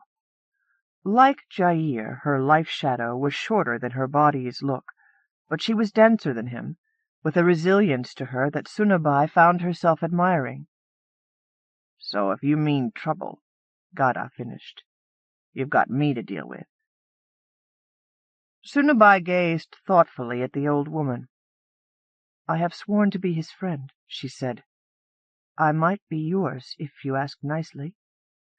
"Which leaves the question, who and what are you, and by what did you swear?" Sunabai stretched lazily, smiled at the old woman. "I am the river. I swear by myself." Gada narrowed her eyes to slits, turned her head so she was looking at a slant at Sunabai. She gasped, twisted back round, and bowed, bumping her brow against the deck planks. "Pardon. Oh, honored dragon, this one did not know." Sunabai raised her brows. "You're one of those who see? Oh, come on, sit up. Nothing more irritating than talking to the top of someone's head." Old woman Gada straightened, a spark in her yellow eyes. "He says you're pregnant." "Rape." "How?" "Fire. Sent me into a panic, and I forgot who I was." "Ah. And the child will be—" "Dragon. A son of the clouds." "You will be keeping him, then?" "He is mine." "And you hold what is yours?" "And I hold what is mine." Jair came back an hour later, looking tired and angry. He took the cup of strong tea that Gada handed him, gulped it down, held it out for more. "Pelaj, that's my cousin. He's the same slime he always was, worming around the new masters no different than he did the old. Ah, he makes me sick. Eyes bugged when he saw the gold, but he came up with a house and some land and a permit to live there, so that's all right. Call Carole, and keep that bucket tucked away. He'll be coming with us to the property, so he can call off the watchman." The house had probably belonged to a merchant of the middle rank. It was small, with only 2 courts and 3 gardens inside a crumbling wall. but it had a deep well with clean water. The pan-tiles on the roof were whole and in place, and the walls were tight. The watch-house at the landing was in worse shape, but it had once been a comfortable place, and could be again with a little care. The gardens were thickets of weeds, and there were mouse droppings everywhere, and squirrels in the storerooms, but as soon as Sunabai moved in, the small lives left, and the plants in the gardens started putting out new green. They settled in, gathered furnishings quietly enough not to catch the eye of the Pimpas left behind to govern the place. Jair pulled in more treasure on the first cast each morning, but after that it was fine fat fish for eating that filled his nets, and sometimes a turtle, sometimes sweet crabs. He sold his catch in the market at Jantok, and built a growing list of clients who came to him first when they needed something special for a feast-day meal. The land Tanasun settled also, the general establishing himself in the Ramajan's seat, the general's officers taking over the grand estates the Jamin had abandoned in their frantic flight to escape the army, the general's aides appointed to posts once held by Sowners, the general's soldiers garrisoned in ward-houses and tax posts. The life of land-tied peasants changed not at all, except they were no longer being killed now that the war was over. Sub-clerks learned new words and went on creating documents and filing them. Merchants paid their bribes to new faces and went back to their old ways of dealing. With the dragon gone from its waters, the river began to foul, except that stretch that ran past the house where Sunabai lived. Fish died or vanished from many stretches. Crabs floated belly up or vanished. Turtles fled the river for the Bigawan. The stench drove travelers to the dirt roads which wore them down also, and filled the air of Tanasun with fine white dust that never seemed to settle, except around the house where Sunabai lived. When he thought he was well enough established that it wouldn't cause comment, Jair hired 2 hands to help him with the business. Saleh was a big, quiet, kindly man. He'd owned his own boat before the invasion. It was gone. His house was gone. His family was packed into a single bare room whose rent kept them on the edge of starvation. Pesur was short, wiry, and still full of laughter, though he'd been a cutler with his own small shop, and his story was much the same as Saleh's. They brought their families to the watch-house, where Jair let them live without rent in exchange for making the repairs it needed. As Sunabai's girth increased, she suffered more and more from the summer heat. The house oppressed her. She couldn't stand walls about her, a roof over her head. Jair found her stripped naked, curled up on the dirt of the wife's garden outside her bedroom, the mottled shade from a moon-tree the only shelter between her and the punishing sun. He went into the house, brought back a sheet for her to lie on, then knelt beside her, bathing her face, fanning her with old woman Gada's second-best fan. Neither of them spoke. After an hour of this, he left. 4 days later, at the edge of twilight, he came into her garden again, bent over her, holding a loose robe of white cotton. "Sunabai, do you think you can stand and come with me? I've got something to show you." The dilapidated summer house in the grand garden was repaired, the slats oiled and polished until they shone like wooden jewels. The white tiles on the roof were washed, the broken and missing ones replaced. Jair half-led, half-lifted Sunabai up the steps into the streaky shadow of the small octagonal room. He'd had a large round tub installed and lined. "It's only half an old barrel," he said. "I've had it filled from the river." His mouth curled in that smile of his, half rue and half wry, a smile she hadn't seen for a while and knew now that she'd missed. "Even brought a few small carp to play with your toes." He took the robe away, hung it on a hook, helped her up the steps and into river water that covered her to the neck. There's an outlet down by your toes. It's the end of a pipe that leads to the river. When you want fresh water, lift the lid and let this out, then call your river to you." He left her there, feeling wonderfully cool and cosseted, came back a moment later with her brush, and sat on a stool behind her, working the tangles from her long black hair. That night she came into his bed for the first time, meaning to repay his kindness with gentler coin than fish. She'd played love games on land before, but never with someone she liked and knew as well as Jair. The difference astonished and pleased her. The next time she joined him, it was for the joy of it. Before Harvest Festival, a new point of heat lived in her. The soldiers' get would be full dragon, but this new life was female, and would have Jair's odd green eyes and Sunabai's human face, though she wasn't quite certain how human the little girl would be on the inside of her skin. Jair continued to prosper and win favor with his cousin and his customers. Luck begets luck. People liked to be around the fortunate, as if that fortune would rub off on them. They listened to his poems and applauded them.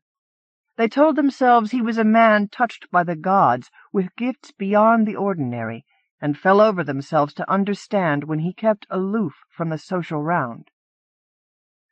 He sat beside Sunabai in her wooden tub, and shook his head in sorrow and disgust. "A year ago they would have tossed slops on my head if I offended their ears and air with my poems, and set guards to beat me if I persisted. And I should be flattered when they babble my lines at me." He shook his head. "Even now, most of what I write I wouldn't dare show them." Sunabai chuckled. "I'd like to see their faces if you read them Gada's song. Your daughter enjoys it, though. She giggles in my womb when you read it to me." He took her hand, kissed it, held it to his face. "A poet without words. What a hopeless, hapless thing it is. But I have no words to thank you for this gift." Then it was summer again, the gardens full of bloom. On the morning before Midsummer Moon, her pains began, and went on and on. On Midsummer's night, when the moon reached zenith, the little girl came forth. Old woman Gada spanked her into breathing, washed her clean, then gave her to blind Carole to hold, while she helped Sunabai with her second labor. When the sun's first rays slid into the room, the dragonet tore his way free, lacerating his mother's flesh as he fought toward the light. Dark green, with a full set of teeth and soft claws that hardened as soon as the light touched them, he wriggled from the bed as Gada labored to stop the bleeding and save Sunabai's life. He struggled onto his 6 small legs and staggered to the door. He glared at it, and it opened. Slippery with Sunabai's blood, no taller than a cat, he ran as best he could to Jair, caught hold of his trousers, and tried to tug him along. Then he scuttled for the door, twisted his knobby head around, and whined, "Sunabai!" Jair burst into the room, went still with shock when he saw the blood that covered Gada head to toe, that gushed in an unending river from the pale, torn woman. He pushed Gada aside, gathered Sunabai into his arms, and ran with her through the house, past the staring eyes of the families in the watch-house. At the end of the landing he swung her high and threw her into the river. Huge and powerful, River Dragon lifted her forepart from the river and roared her joy because she was whole again. Shoulders slumping, a deep sadness in his pale green eyes, Jair stood silent on the landing, watching her leave him. She sank beneath the water, then rose again to the surface, singing dragon song, calling her son to her. He came scrabbling along the planks, trying to run, falling over, doing better every moment he grew older. He reached the end of the landing, leaped onto her back. She turned her elegant angular head to Jair. "As I shall name your daughter, Jair in my heart, name my son for me." He was silent a moment, then lifted his head, and she saw the old smile, half rue, half wry, curl up the corner of his mouth. "So you will remember me, Sunabai in my heart. Call him Charon." "It is so." She stayed in the water a moment longer, reveling in her regained power. Then she curled the dragonet round one of the landing piers to wait for her, changed to her woman form, and lifted her hand so Jair could pull her from the river. "I want to see my daughter," she said. She rubbed her hand down the baby's back, felt her daughter settle against her with a tiny cooing, just as her dragon brother had done. Tears stung her eyes. "I name you Sunabai." She turned to Jair. "I'll visit when I can." She sighed, looked a last time at the baby, who had her tiny fist in her mouth, handed her to old woman Gada. "She's hungry, and I have no milk for her. Care for her. Make her know that I did love and cherish her." At the first of the river's bends, she reared from water, clearing and cleaning as she passed, and looked back. Jair was on the landing, looking after her, grief like a shadow on him. She sang to him in words only he could hear. "I do swear by the river that is my soul I will hold true to you, Jair in my heart, and stay friend in whatever way I can for all of your life. And I will be back, my love." Charon climbed onto her shoulder and licked at her mouth, little coaxing whines informing her of his hunger. "I hear you, Charon, my thingling. So let's go find ourselves some fish, and you can eat all you want from Mamma's mouth." The Night Journey. Terry Windling. Go by coombe, by candlelight, by moonlight, starlight, stepping stone, and step o'er bracken, branches, briars, and go tonight, and go alone.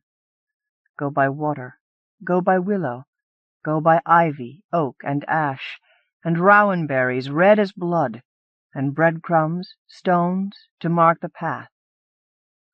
Find the way by water's whisper, water rising from a womb of granite, peat, of summer heat, to slake your thirst and fill the coombe, and tumble over moss and stone, and feed the roots of ancient trees, and call to you.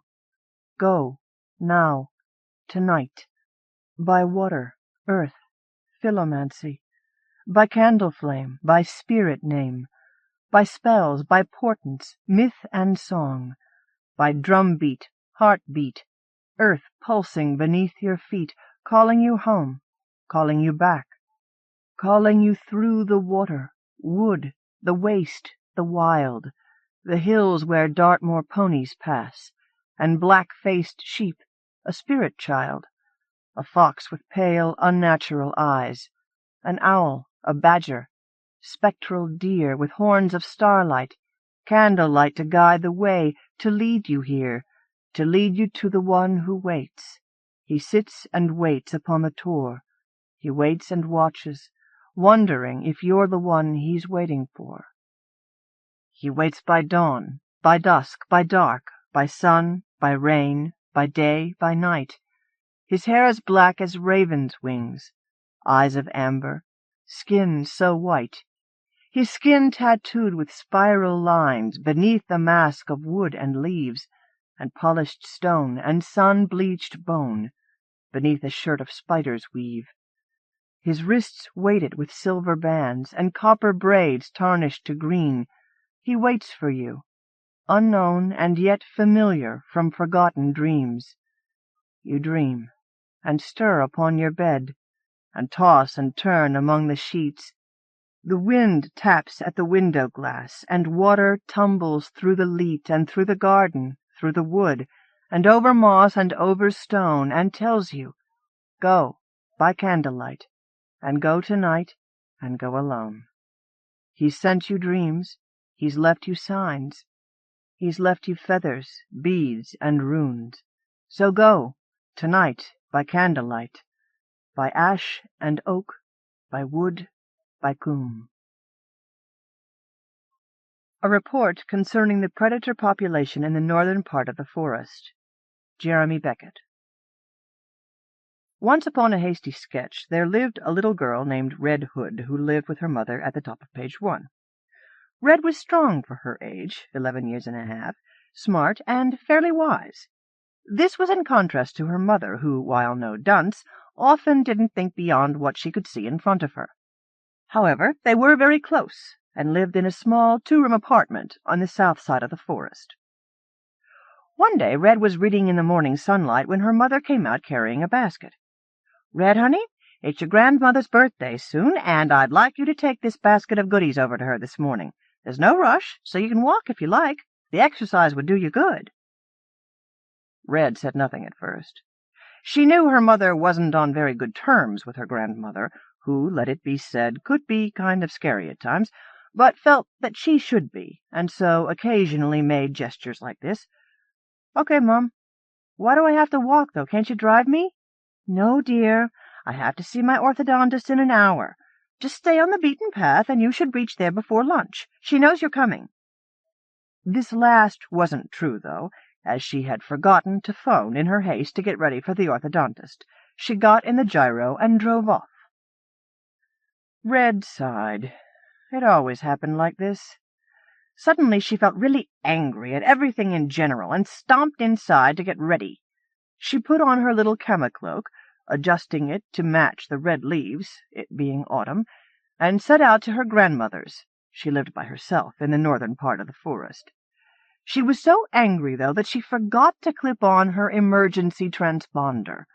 On the way, as she calmed down, she wrote a nice message on a card, since her mother never remembered, and tucked it inside the basket. The morning went on. After a while she became happier. This was a beautiful part of the forest, bright with flowers and mushrooms, and light filtering through the leaves. She set her scanners on record, and wandered aimlessly, chasing squirrels. After a while she realized she'd wandered off the beaten path.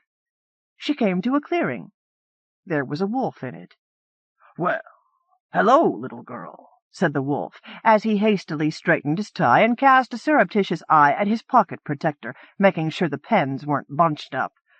"What brings you to this neck of the woods?" Red eyed him warily.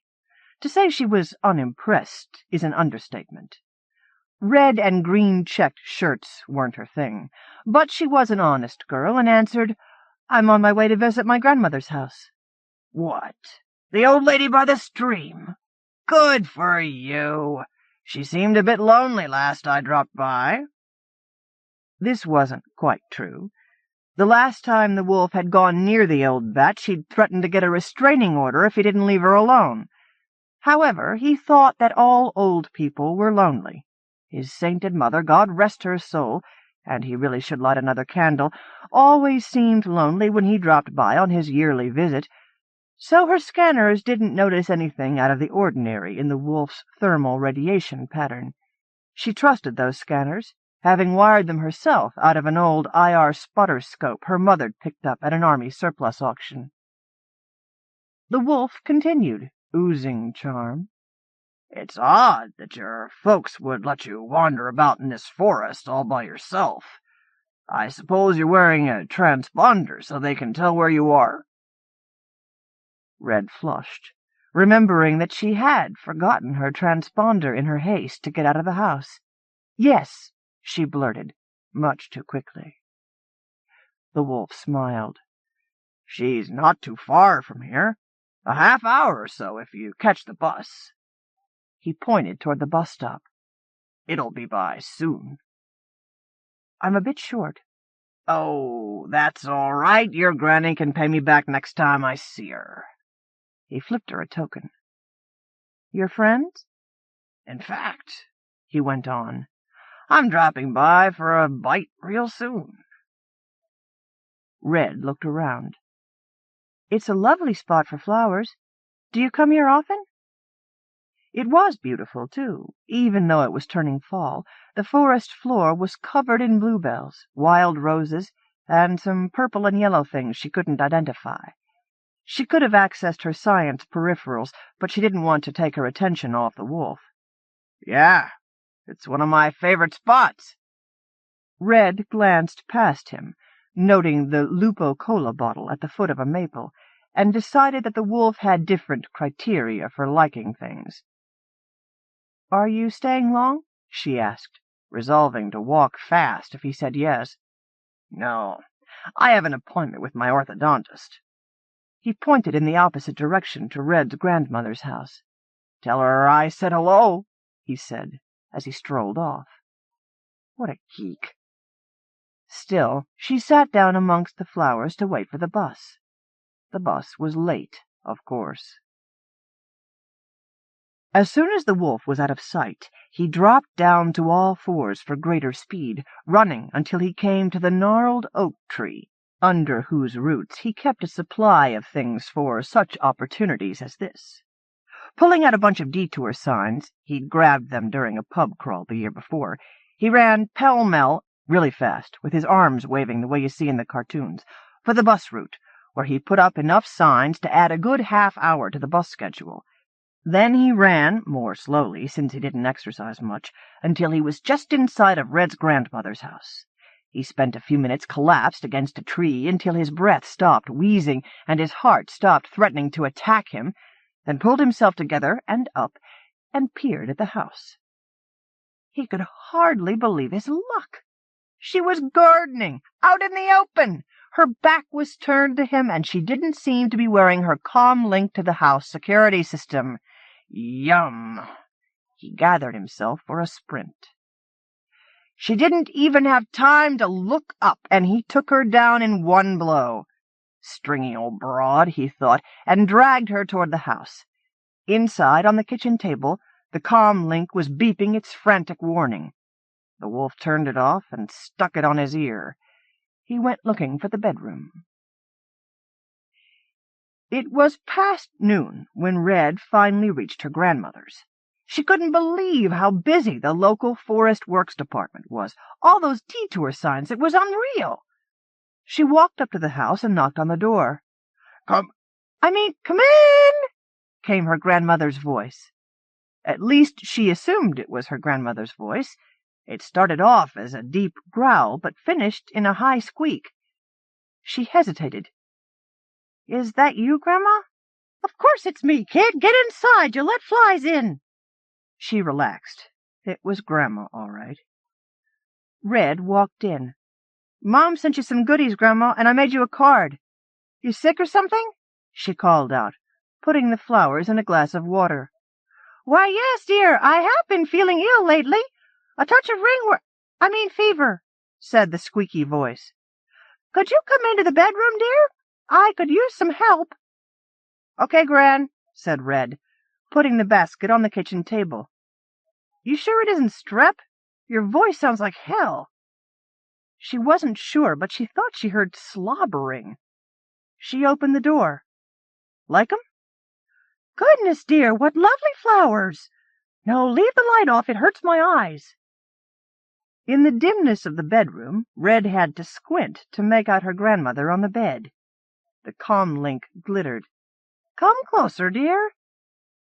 It must be the darkness, Red thought, as she inched toward the bed. Something doesn't look right. "My, Grandma, what big eyes you have." "The better to see you with, my dear." Red came closer. "And what great ears you have." "The better to hear you with, my dear."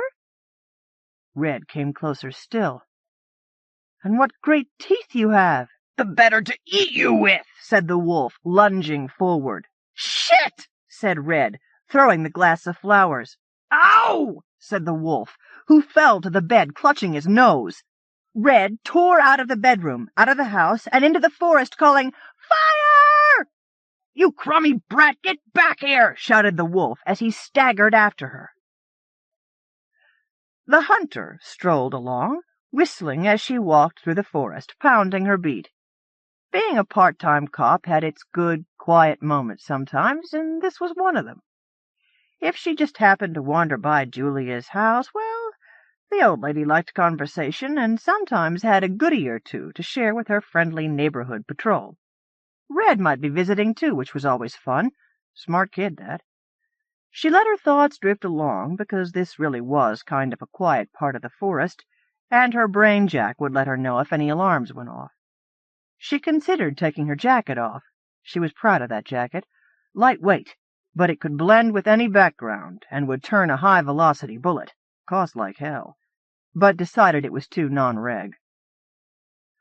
Her electrics picked up the commotion before she did. Noise and screaming.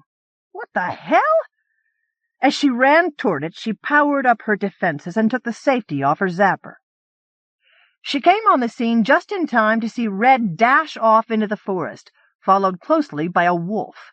Height, 180 centimeters, fur dingy gray, nose bleeding, her scanners informed her. She didn't use her target selector, just drew and fired in one smooth motion. Full power. The wolf skidded, rolled once, and lay there twitching. Running past him, she amped her public address mic. "Red, it's all right. He's down. He can't hurt you." Red slowed, stopped, and started to cry. Dropping a tangle mat on the pervert, she comforted the girl while radioing for assistance. Grandma was discovered in her bedroom closet, unconscious, and was a couple of days in a coma. When she was released, in the company of daughter and granddaughter, she went straight to a tech shop and ordered a better security system, one with an external speaker. She also bought Red a new transponder, one with a transceiver. She couldn't buy a new brain for her daughter, who hadn't even remembered to inform her granddaughter was coming over, but extracted a promise to enroll Red in a martial arts program next week. Time moves along. Using the evidence of Red's scanners, the wolf was convicted of assault and of trying to eat a minor, and was sentenced to personality reconstruction. A terrible fate, I agree, but the judge thought of her own daughter, only 2 years old, and handed out the maximum penalty. Grandmother and the hunter are even closer friends. In fact, the hunter moved in as a boarder when she got shafted by her old landlord, and they both bake even more goodies. Red's mom grew a little wiser, and took more thought for her daughter's safety, and in the process came to understand what her own mother had gone through when she was growing up. Red herself didn't change much. She just got even smarter and stronger and wiser, so that when she did wander off the beaten path, she usually knew what she was doing and could take care of herself. But she was always a little sad, because she couldn't ever forget how many wolves there were in the world forest, and how unfair it was that children had to be at risk from them, and how rarely they were caught. Be safe. The Champion, Tanith Lee. Down the white road that led to the last town, people had come out, as they had all along the way, to see and to applaud the knight. Girls cast summer flowers before his horse, and where the hoofs of the horse trampled them, a beautiful smell rose up and enveloped him. He knew he looked very fine, gold-washed mail, and a helm casque rimmed by gold. On his shield was painted, in blue and scarlet, the saint he had chosen to protect him. In the hilt of the sheathed, honed sword a ruby flamed. The last town was a brave sight. Banners hung from the walls, and pennants fluttered from the azure-capped turrets of the castle. It was to the castle, of course, that he would ride. He climbed through orchards, through fields, to the town gate, and this they had opened. He went in and rode to the high place. Just before the castle the knight halted. It was possible to see from here out across the land below the hills. He had known it would be a terrible sight, for he had been told of it. Even so, he was not quite prepared. Black the landscape, scorched, barren as the moon. On the horizon stood the mountain, dark as a cone of ebony, the stronghold of the dragon. The prince had stepped out to welcome the knight. The knight bowed low and kissed the prince's ring. But then the prince embraced him. "We have longed for you to come. Every day that sea of hell has grown closer over the plain. We have waited in horror, praying to God, but now you are here, our champion. Wonderful things are said of you." The knight thanked him. He acknowledged that he was accomplished in war and combat of all kinds, but put the cause for his deliverance on the saint he revered. The prince took him by the arm into the castle. At the feast, the knight sat at the prince's right side, while on the prince's left sat a gorgeous girl, his daughter. The table was hung with damask. Rare perfumes from the east were burned. The candles shone like yellow blossoms, 200 of them. The board was laden with roasts and pies, pastries, polished mounds of summer fruit, and wine went round the shades of crimson and topaz. They toasted the knight. They toasted his victory to come over the dragon. Near midnight, an old man spoke from the middle of the floor, which was scattered with sage and roses. "He is ancient, the dragon. Somehow he renews himself. He will live perhaps forever if none slay him. Be warned. 300 knights have journeyed out to fight him, and their bones lie now in that far valley beneath the Black Mountain. The dragon also is black, black as night without stars. His eyes are red fires that show his soul has been fashioned in hell. Fire comes too from his mouth. When he roars, the ground shakes. He is the length of 15 men, and when he rears up, tall as a steeple. His claws are adamant, and his scales like flakes of those planets God has cursed. Satan's creature." The knight crossed himself. They all did so. He rose and thanked the old man for his description of this awful foe. The knight said, "I put my trust in God, and in the saint who watches over me. I will do my best to rid you of this evil." Then the musicians played a melody, and the prince's daughter danced with her maidens. She was young, the prince's daughter, with hair yellow as the wine they had consumed, and flowing like wild silk.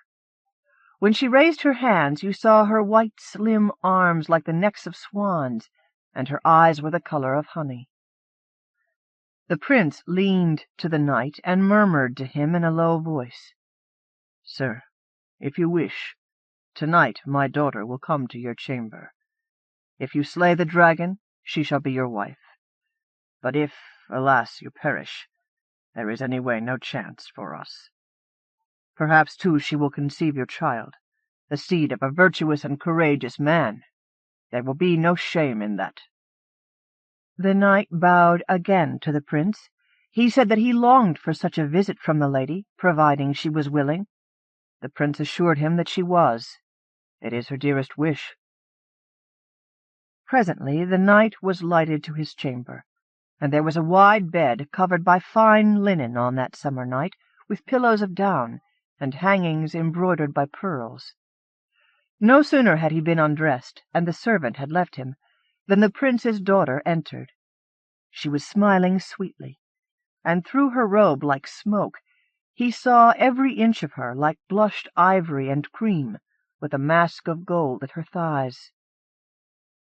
She came to him and kissed him. "I am your reward," she said, "given freely before victory. Or, if it is not victory, your consolation before death." Then they lay together for 2 hours at the night, and he thought her an angel. After she had gone from him, the knight slept another 2 hours, and then he rose and prayed long before his shield, while the moon sank on the orchards. At sunrise they came to dress him, and brought him food to breakfast on, fresh breads and white meat and wine.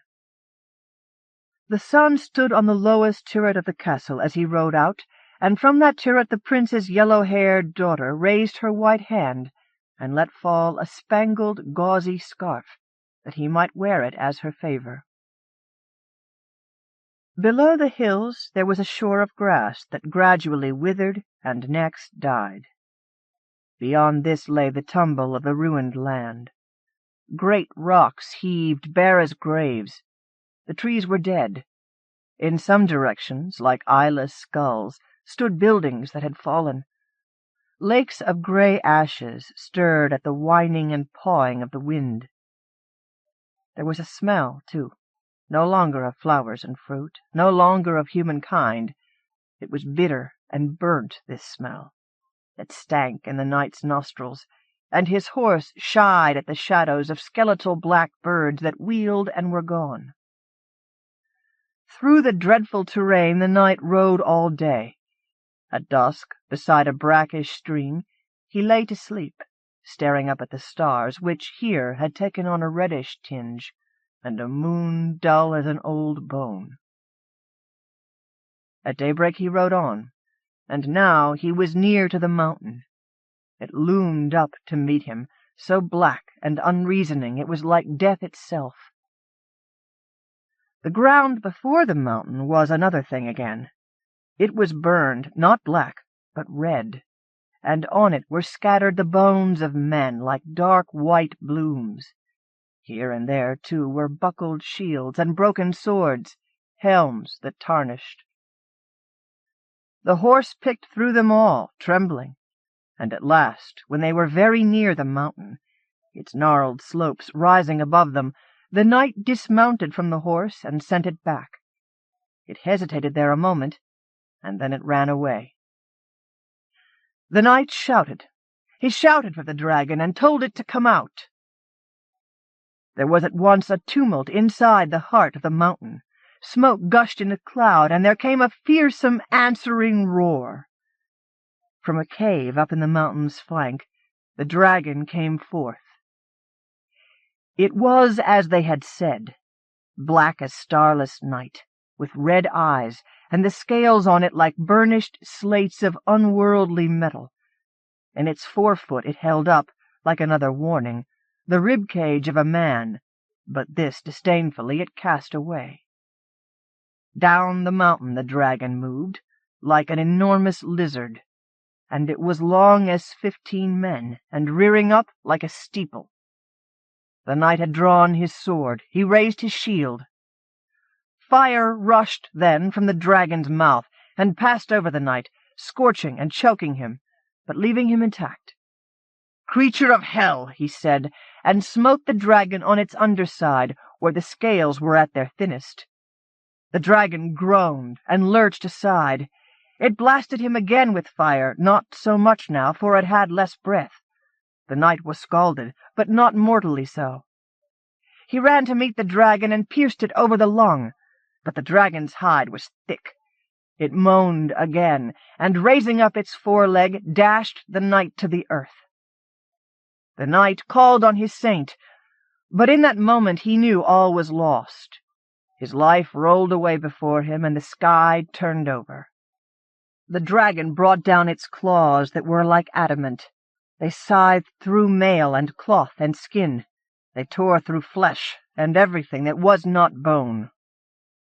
The knight felt scarcely any pain, but, like a kiss, the claw of the dragon entered his heart.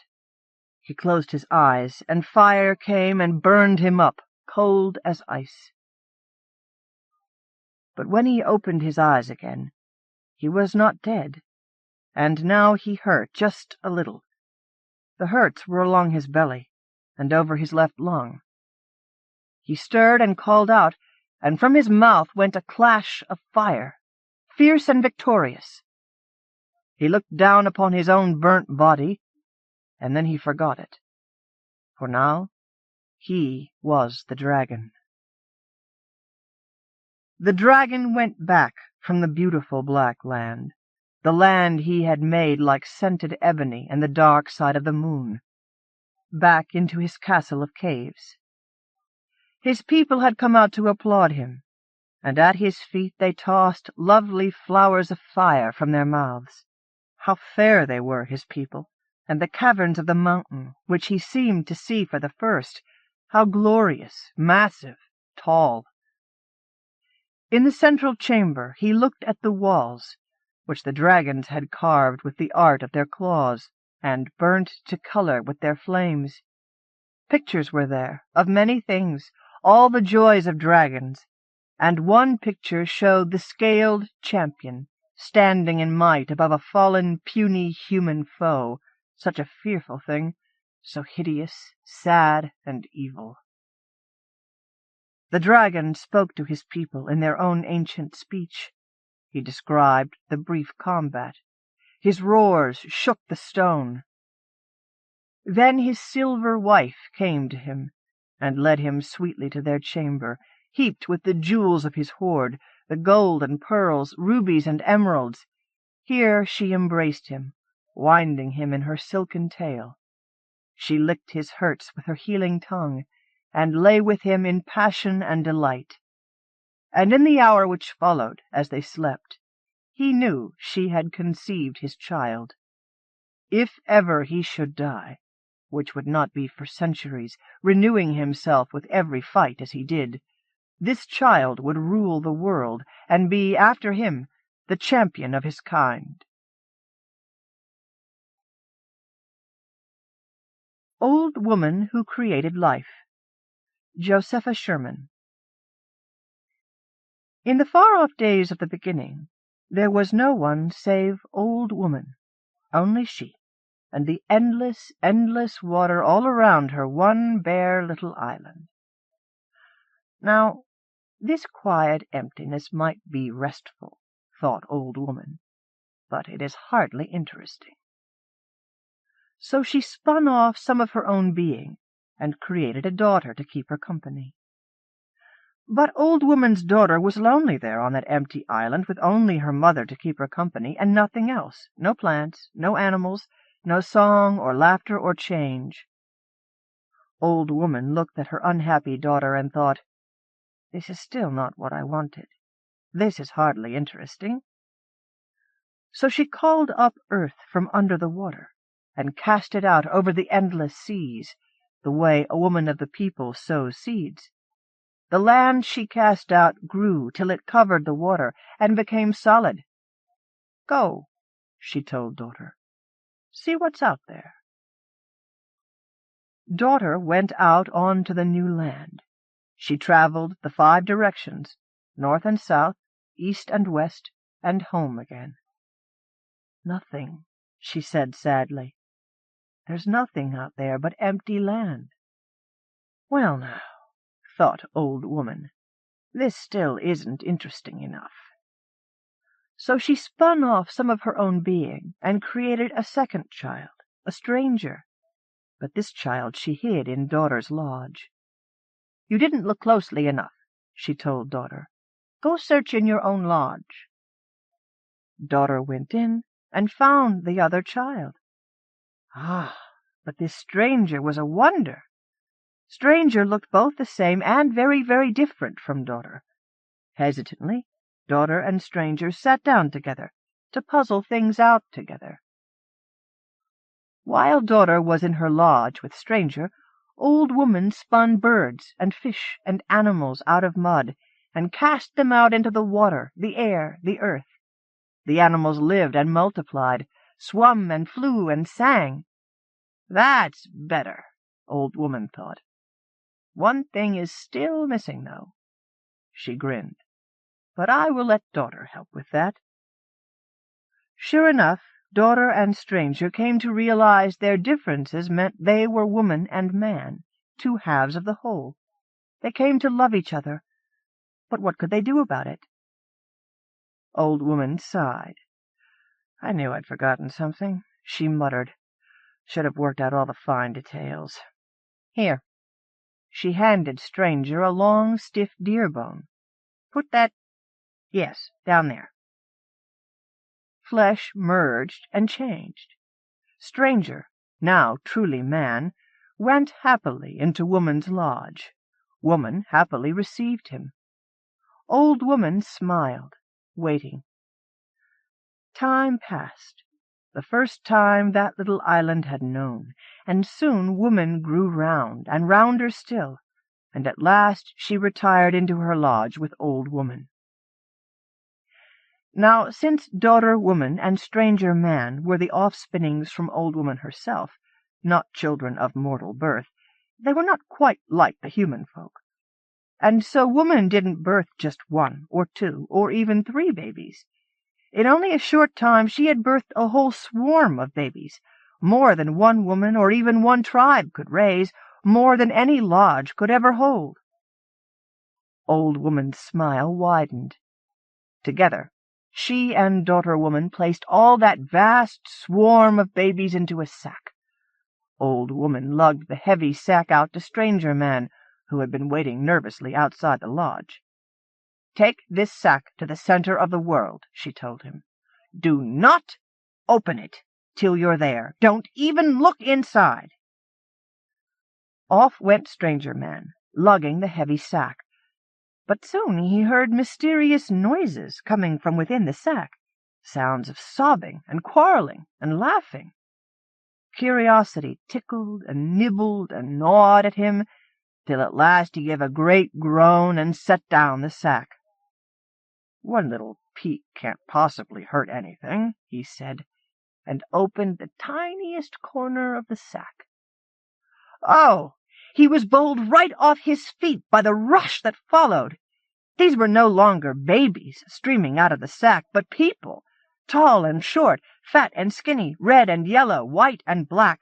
Off they raced in all directions, and stranger man sat where he had fallen and did the only thing he could.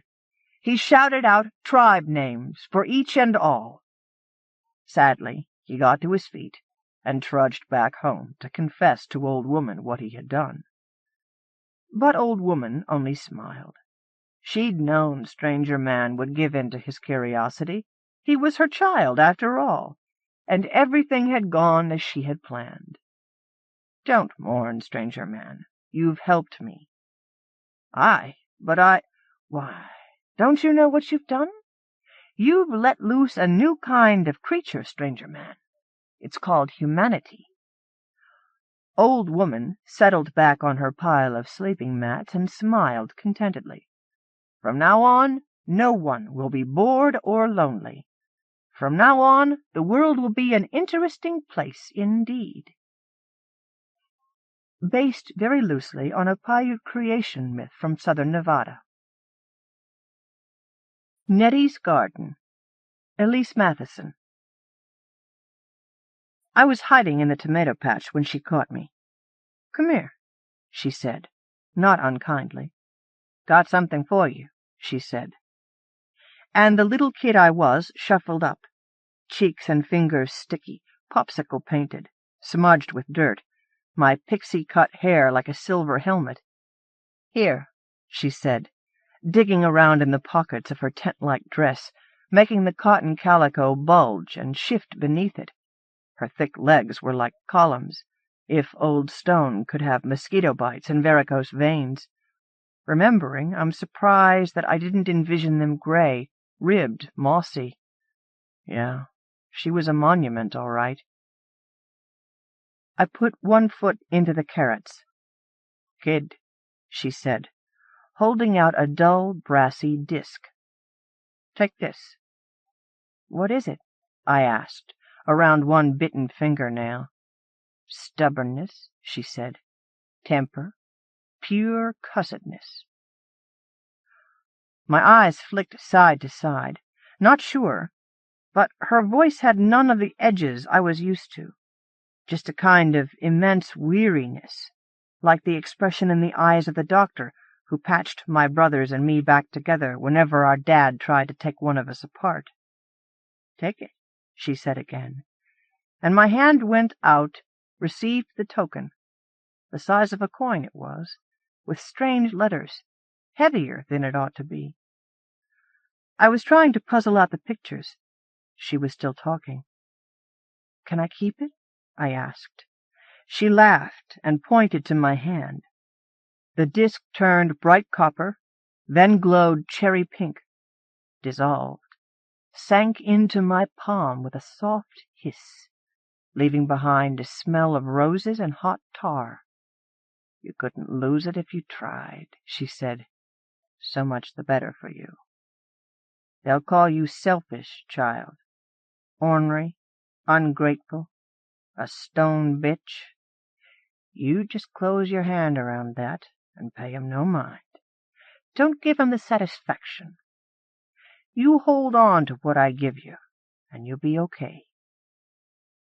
"What is it?" I asked again, rubbing the spot, carrying the echo of heat on my unmarked palm.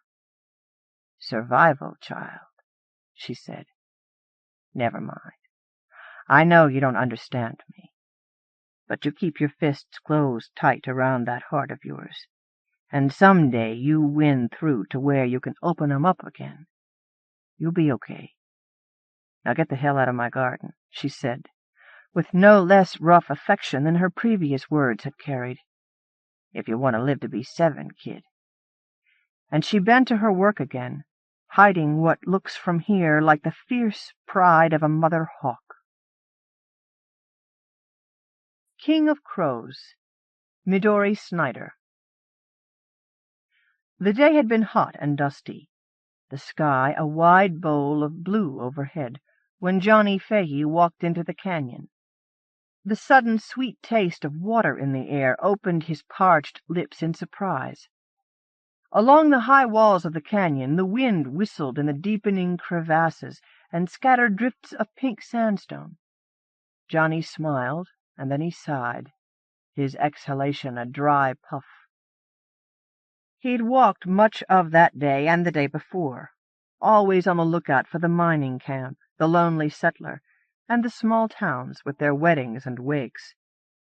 Johnny Fahey had left home many years since, left the green of his own country to wander across the sun-bleached west, the dry, flat roads of the plains, and the dark, rugged mountains. But no matter where he traveled, stranger though he was never at a loss for words, for he needed none. The music of his fiddle spoke for him, and it was welcomed wherever he went. Doors opened at its sound, a place was made by a campfire, and food and drink appeared. It was a free life, one that chased forward like the sprinkle of notes, each connected for an instant, but not remaining. In a patch of long grass, Johnny Fahey sat down to rest in the shade. He leaned his back companionably against the rocks and took off his hat. The wind played through his damp blonde hair and cooled his forehead. At 30-odd years, Johnny had the face of a child, with china-blue eyes and an easy smile. His cheeks had reddened beneath the sun's glare, but the skin of his forehead, protected by his hat, was white, and no lines creased his smooth brow beneath the straight, fine hair. He took from his pack a small canteen, shaking it first to hear the splash of its contents. "Not much left," came the echoing reply. He opened its lid and drained the last few sips of water. The canyon would provide more. If there was grass, there must be a spring or a stream, he reasoned, somewhere in the heart of the canyon.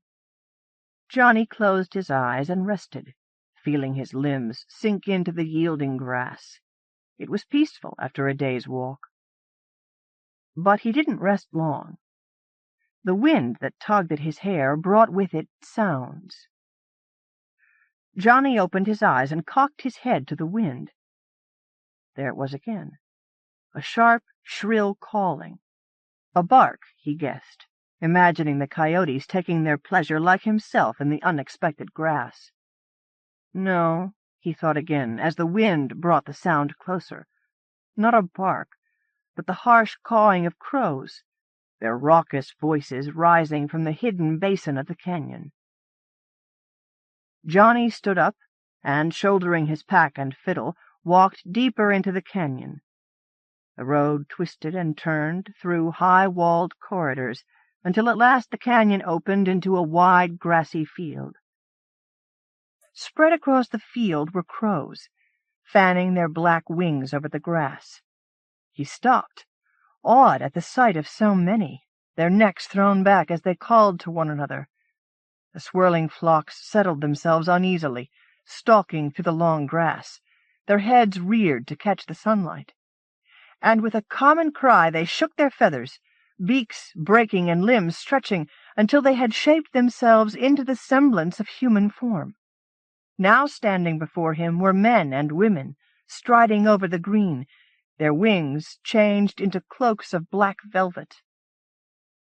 And among them was one who caught Johnny's gaze. Her face was moon-white in the night sweep of her long hair. Across her forehead the black eyebrows arched over 2 eyes of glittering jet, and the pouting lips were a stained mulberry. A black velvet ribbon fluttered at her white throat. The black cloak draped over her rounded shoulders that perched above small breasts and a slender waist. As Johnny Fahey gazed at her, music burst in his head into a loud and joyous peal, the reels tripping over the stately waltzes, the fast jigs into the slow airs, and the more the music tumbled, the more his heart felt driven by the girl with the black eyes and the moon-white skin. He had no fear of the strange assembly, for the music coursing in his veins chased it out, and without another thought he walked into the green field where the crows stood arguing in the rough shouts of human speech. "The king must name his successor," cried a man whose black cloak carried a border of grey diamonds, "before it's too late." "He has a daughter," cried out a woman, her hands curled tightly around the billowing folds of a rebellious cloak. "But she must have a mate. The law requires it, and she refuses." "Do you blame her?" A younger woman cackled loudly to her companion. "Not one among them would I choose if it were up to me." "It isn't up to you, anyway," the second snipped in return. "But who would you pick?" "The one with the loudest voice. Who else? To be heard over this," the companion answered, shaking the folds of her light cape. "Rilke has to choose among us," came a new chorus. "She must marry. There must be a new king crowned before the end of the season." Johnny Fahey felt the earth tremble beneath his feet as he approached the court of crows. The whistled wind was hushed beneath their loud cries, and the crickets silent between the rocks. Johnny bowed his head, the sounds of their rising arguments clashing in his ears. They did not listen to each other, but each voice shouted more loudly until they merged into a single cacophony of discontent. The crows parted at Johnny's approach, some turning astonished faces at his unexpected presence, but never stopping in their loud cries. It wasn't until Johnny Fahey stood before the girl with white skin and black hair that the violent arguments subsided into grumbles, and then at last into an uneasy silence. The girl stared at him with curiosity, her head tilted to one side, as the glittering eyes fastened on his face. A smile crooked the edges of her mouth, and the arched brows drew together in a challenge. "Who are you?" she asked, her voice sharp as a scythe. "No one as grand as you," he answered softly. She lifted her chin proudly, the sweep of her black hair flowing into the curve of her back. Opals sparkled in her earlobes like tiny stars, and around her slender waist she wore a belt of freshwater pearls. "What are you?" she demanded, and her shoulders hunched, her face thrust forward. "A musician," he said simply, arms resting at his side. The cloaks of the crows fluttered in the rising wind with a dry, chaffing noise. "Play for us," she ordered. "Rilke, we've no time for it," a man snapped. Johnny Fahey turned to the man, hearing immediately the authority in his voice, a singular voice amongst so much discord. The man was old, the plumage on his cloak speckled at the breast and dull and ragged along the hem. But circling his forehead was a narrow crown of silver, set with turquoise. There was still power in his carriage, the heavy body leaning over his hips, his shoulders arched back. In one hand he held a scepter made from a fresh stalk of corn that gleamed as bright as minted gold. Johnny Fahey had no doubt but that this was the King of Crows. He looked back at the girl called Rilke, and the music in his heart stumbled as he realized that the girl with the moon-white skin and black hair was his daughter. "No chance for you," The sad chords played. No chance this haughty creature could be charmed by the fiddle or the song. "I want to hear it, father," the girl demanded, "if only to hear something other than their bickering." And she tossed her head toward the line of men who stood glowering at the quiet figure of Johnny Fahey. The king rolled his eyes to the blue bowl sky. "Spoiled bitch," came a nasty whisper, followed by snickering. "Play, then!" the king roared, turning on the restless court to silence them. Rilke lowered her face, the shadow of her hair on her cheek not quite hiding the angry blush. Johnny Fahey winced, seeing how the insult cut her pride to the quick.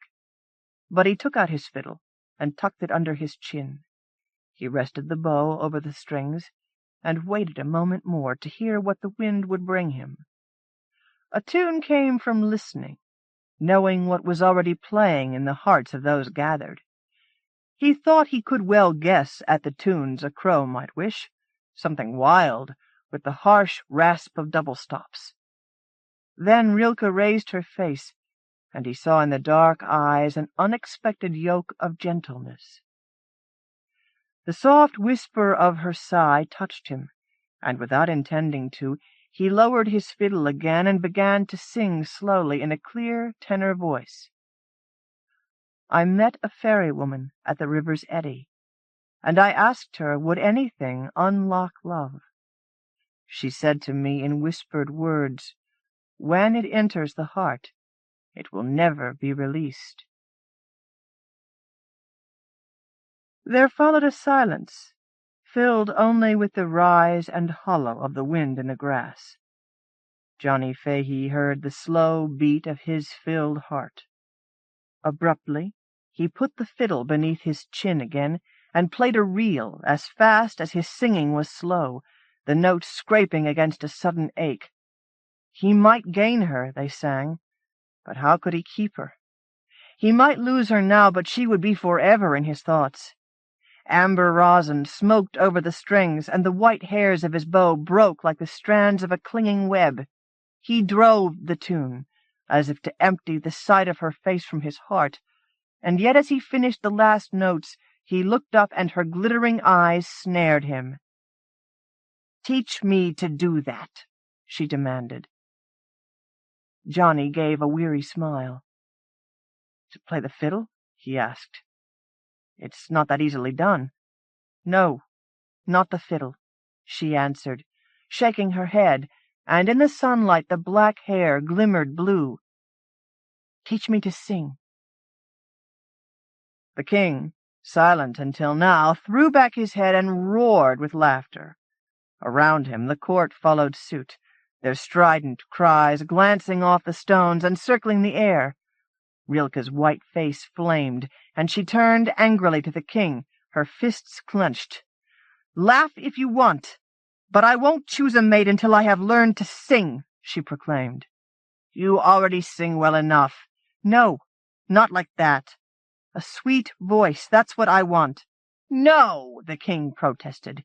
"You're my daughter, a crow, and must call with the crow's voice." "I'll learn to sing, or I'll not be married," Rilke cried again, stamping her foot.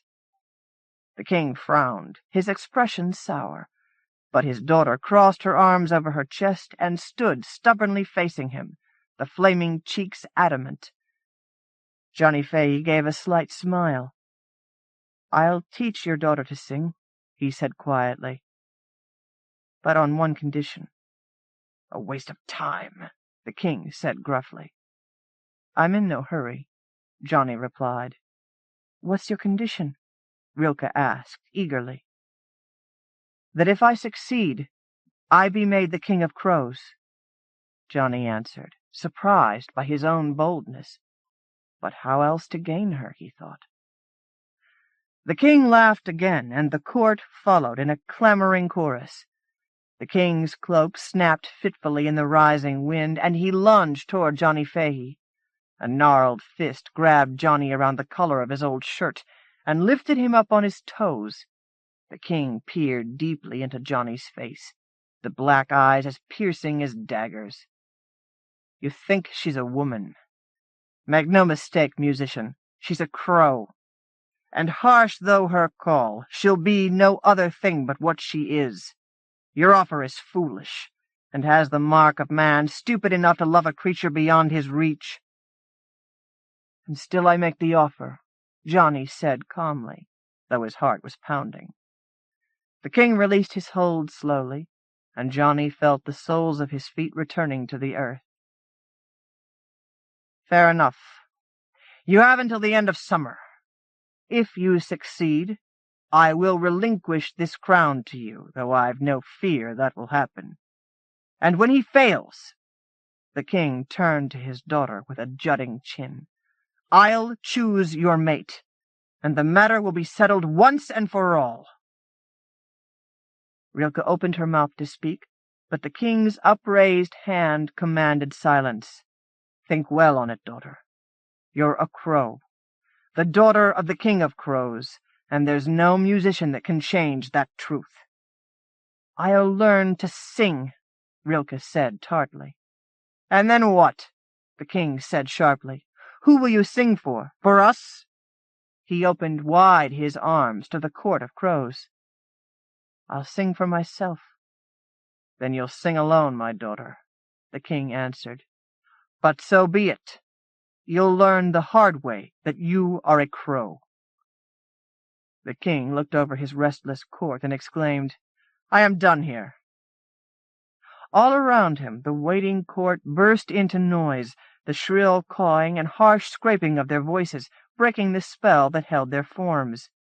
Their cloaks flapped wildly, lifting the dust from between the bladed grass, and in the swirling clouds they gave themselves over to flight.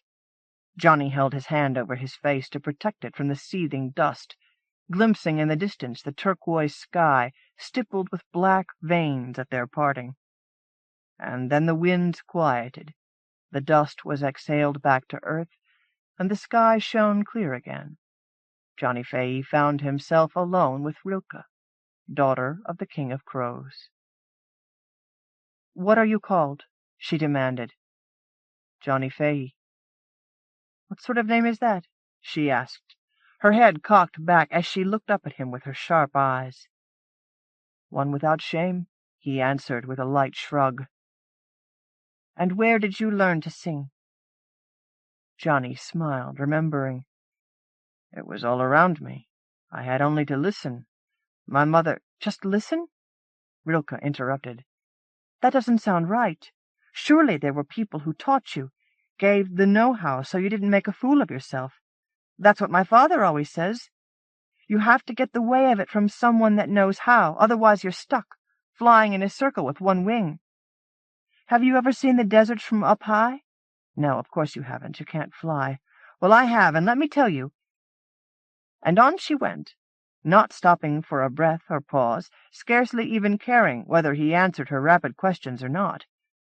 Johnny's face turned slowly to stone, the constant rattle of her voice hammering against his ear. It amazed him on the one hand, for as a crow she had seen a great deal of the world, and was only too willing to talk and talk and talk about it. In small spoonfuls it might have even been interesting, but the words poured from her in a deluge, as if all her life she had stored them up, waiting for this moment to release them. The sun rose higher in the sky, tinting the green grass to a fallow gold, and still Rilke talked. It was only when the sun had reached the lip of the high canyon wall that Johnny Fahey stuttered to life and caught the girl by the shoulders. "That's enough for today's lesson," he blurted out, exhausted. "But you didn't do anything," she said peevishly. "I didn't do anything." "You did quite a bit," Johnny said. "And now it's time to end. Tomorrow I'll try again." Johnny stumbled wearily to where his pack lay and made camp for the night. Rilke watched him, and with a flurry of angry wings transformed herself and flew away. That night, as he lay beside his fire, listening to the sound of the dry wood sigh itself into ash, Johnny Fahey wondered how he was going to reach beyond Rilke's chatter. She talks, he thought, because among the crows listening is not valued. She talks, he thought, because no one has ever listened to her. Until now. Did he have the patience, he wondered, to listen while she talked until she emptied herself of all the words she needed to say before she could begin to listen? He would have to teach her how to listen without words. He stirred the fire, and in the black coals rimmed with white-hot flames, saw her cheek against her black hair. He chuckled, knowing himself to be smitten, and for that he knew he would listen a long time. And maybe there were small things, gestures that might gentle her tongue, and make her settle into quiet. Only then would she be able to hear the songs that waited inside her voice. When he woke in the morning, Rilke was beside him, stirring up the campfire. He got up from his blankets, shyly, and she laughed at his hair that stuck out over his head like so much thistledown. He combed it with his fingers good-naturedly, and offered her coffee. She nodded yes, and began again to talk. She chattered on about the world, about the tops of the mountains, the sea, the stupidity of the court, even about her own beauty. The morning sun caught her face, and the white skin glowed, and in Johnny Fahey's heart the day began. Johnny said not one word, but did his work, moving slowly round her, where she sat on a stone by the fire. He mixed the dough for biscuits. He ground the coffee beans in their burlap sack between two stones, and set them in a pot of water to boil. He soaked the beans and bacon in a second pot, and set them over the fire. He hummed as he worked, his voice a subtle background to the constant prattle of her voice. He touched her hand from time to time, putting a cup in it, a biscuit, every gesture in the rhythm of his hummed tune. The flow of Rilke's words broke and stumbled with the touch, but just as quick returned. Only Johnny Fahey heard the moment her speech began to flow with the rhythm of his tune. She smiled now as she spoke, almost without realizing that his song carried her along, changed the harsh tone of her chatter into a sweeter babble. But babble it still was, and Johnny was glad when they ate, for it gave him a moment's respite from all her talk. And so it went throughout that day, and the next, and the next, Johnny saying little, only a nod, a murmured reply, between the softly whistled tune, to show that he still heard her. He wondered that it didn't drive him away, so much empty talk. But something in the soft yoke of her eyes, in the need to speak so much, stayed him. And gradually he heard the compulsion in her to talk begin to exhaust itself. Passages of silence broke, like sunlight sparkling in a cloud break at the end of a long storm. One day she sighed, folded her hands into her lap, and said nothing for a long time. "Is it done you are?" Johnny asked, taking out his fiddle. Rilke gave a nod of her head. Johnny smiled and put the fiddle beneath his chin. He played a sweet air, as soft as the new grass and as sad as the bent bough. Rilke heard it, and tears swam in her eyes. Johnny stopped playing and put away his fiddle. "Come on," he said, giving her his hand. "Walk a ways with me." They walked through the canyon walls and then climbed the back of the high escarpments. Along the rim of the canyon, Johnny whistled a shrill tune, and far in the distance coyotes yipped. "Can you hear it?" he asked her, the flow of sound touching him. A jig, he thought, to shape the barks of the coyotes. "Hear what?" Rilke asked, puzzled. Johnny Fahey turned to her and touched her softly, a finger tracing the outline of her ear. "It's there," he whispered.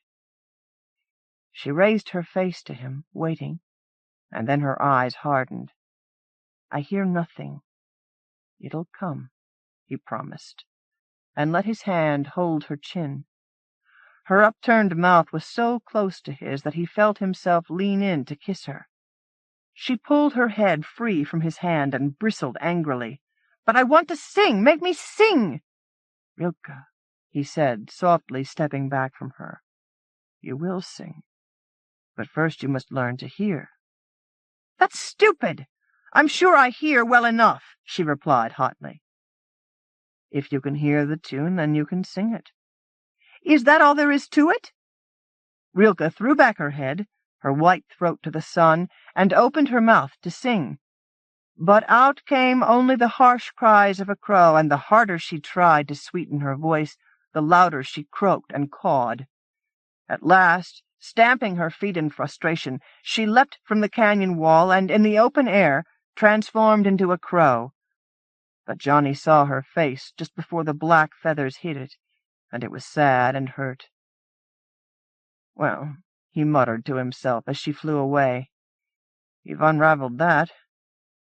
And he walked slowly down the trail to the camp. He couldn't bring himself to leave the canyon just yet. He'd enough food and water, so he remained there, one eye glancing hopefully at the horizon for the sight of her. Almost a month passed before Rilke returned again. She came one morning early, walking through the grass, the dew sparkling on her hem. Her face was pensive, her hands clasped together. Johnny nodded in greeting and quietly set about making coffee. He mixed the dough for biscuits and set the beans on to boil. And when it was done, he held her hands lightly before he gave her the coffee cup, and touched her on her shoulder when he handed her the biscuits. She sighed deeply. And then she talked again, her voice hard-edged, but not hurried as it had once been. She talked about the court, about her father's wish to end his reign, and about the life that was being shaped for her among the court of crows. Johnny heard the dull pitch of sorrow in her voice. He wanted to hold her and shelter her from whatever sadness had brought her to him now. She was proud, but her pride had bowed before defeat. There was no eagerness or arrogance in her speech, and she sat hunched, her arms folded close to her chest. I am to be married, she declared at last, for I sing like a crow, and will never be anything other, or at least my father has told me. I don't like the mate he has chosen, but he has a strong voice, and will be heard over the racket of the others, she added bitterly. Johnny Fahey trembled as he took her hands between his. No, he said. No, give it more time. Give yourself another chance yet, at least until the end of summer. She turned her sharp eyes on him. It would be a waste of time. I learned that on the cliffs. No, that isn't true. Listen to me, Rilke. She stiffened, pulling her hands free of his grasp. No, I couldn't hear it then, and I won't hear it now, she said angrily. She started to stand, but Johnny held her by the shoulders and kissed her on the mouth. On his tongue her soft lips tasted of elderberries, and her skin smelled of sage. At first Rilke didn't move, startled by Johnny's boldness. And then she leaned into the kiss, her face tilted up to meet his. Her hand circled his neck, and Johnny felt her cool fingers lace through his hair. He embraced her, bringing her body close to his chest to hear the rapid beating of her pulse and the soft, murmured sighs. It was a long kiss, and when they broke apart, there were no words to match its intensity. He stroked her cheek, his eyes never leaving her face. She held him by the waist and only smiled.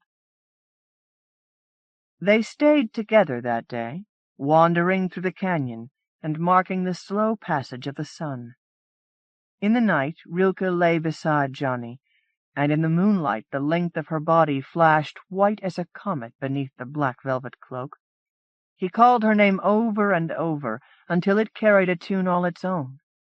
She answered, and the words breathed from her mouth into his and back again until it was all one song. And late in the night, when both grew weary, Johnny laid his head against her white breasts and slept, hearing the wind shiver through the long grass. He woke in the morning to find himself alone. He sat up, confused, not knowing when she had left him. He walked through the grass, following a trail of dew-damp footprints until they disappeared abruptly. He searched the pale morning sky and knew, by the utter silence, that she was gone. He stayed another week, stubbornly refusing to believe that she had returned to the Court of Crows. But the wind shifted, growing colder, and he felt the summer come to a close. If he remained much longer in the canyon, hoping against hope to see her again, he would be trapped when the winter came with its unexpected snowstorms. Reluctantly, he repacked his dwindling food supplies. He filled his canteen at the spring, and with slow, heavy steps he left the canyon. On the following day the Court of Crows returned. They flapped their wide black wings in the air, descending into the grass with shrill caws. Once transformed into human form, they continued bickering, tugging at wedding gifts, and challenging each other for the right to stand beside the bride and groom. The groom preened himself, stopping now and again to crack out orders to his attending men. He was tall and stood erect, his black hair slicked down over his proud head. He shook out his cloak, straightened the fine embroidered vest, and glanced occasionally where his bride stood, silent among the noisy throng. He frowned at her, wishing she'd more to say for herself. Rilke looked around her in the canyon. She had not thought to see any signs of Johnny Fahey, and yet his absence pained her terribly. She knew now how much she had silently hoped for another sight of him. Her arms felt heavy at her sides, her hands empty. She raised her hands and remembered with a smile that he was always putting a cup into them, or a biscuit, always giving her something of himself without a word. And she heard in her ear, like the sudden lilt of the thrush, the constant tune he had hummed. She shook her head, the black veil rustling, and even this she heard as music. He had taught her to listen, not by words, but in his deeds and in his touch. Her constant chatter had deafened her to his message, and she had fled, humiliated by her own ugly voice. She had blamed him for her failure until that last day when she had come to see him once more. In a single day he had given everything of himself to her, but she had held back, fearing the ugliness of her crow's voice. It was her vanity that made her leave him in the morning and not return. Her serving-women crackled and groused, pulling her dress into place, lowering the black veil and smoothing the train behind her. But all Rilke could hear now was the sorrow in her heart. Her vanity had cost her the man she loved. It had made her deaf to the music. And now she would marry a man like herself, a crow, sharp-tongued and loud. Johnny Fahey's smile came into her mind, and she touched her lips with her fingers, remembering the softness of his mouth against hers, the breath that even as he kissed her carried a tune. And as Rilke swallowed, her throat was filled with a thick, sweet taste of wild honey. "Wait!" she cried to the assembled court. "For what?" demanded the groom. "I will sing," she said softly. "Rilke, enough of your foolishness," the King of Crows declared, but already the summer had aged him, and his voice that once was so powerful was subdued. "I will sing, father, and we will see who is the King of Crows." Rilke lifted her veil and brushed it back from her face. She gazed up into the sky, blue as Johnny Fahey's eyes, and started to sing. She knew at once the words and the tune. It was his song. He had sung it often to her when they had sat together by the fire, or walked along the rim of the canyon, though she had scarce heard it through her chatter. Now it was in her ear, as clear as the sharp piping of crickets. Her voice rose in her chest and travelled the length of her honey-coated throat until it issued forth beyond her lips. Not a crow's voice at all, but a low, hollow sound, sad and haunting, as she continued to sing. The long black veil faded into a fine white lace of pale silk, and the black wedding dress softened into a smoky shadow. Rilke let the song change her, bleed the color from her shining black hair and her jet-black eyes, until her cloak was a dull gray, and her eyes red with weeping. And before the astonished court she shuddered out of her human form and took to the air as a dove. She flew over the high walls of the canyon, and her mournful cry was carried aloft by the wind. The Court of Crows disbanded, for according to the king's own bargain, Johnny Fahey was the rightful king of crows, and he could not be found. The crows searched, but every time they met, they scrabbled and fought, and news that might have aided their search was dropped like useless scraps. Johnny Fahey made his way through the mountains until he came to a small farmhouse nestled in a grove of cedar trees. There he met a woman with hair the color of wheat and an easy grace. He married her, and the children came, 1, 2, and 3. He played his fiddle for the weddings and the wakes, and in the winter months he played it for his family.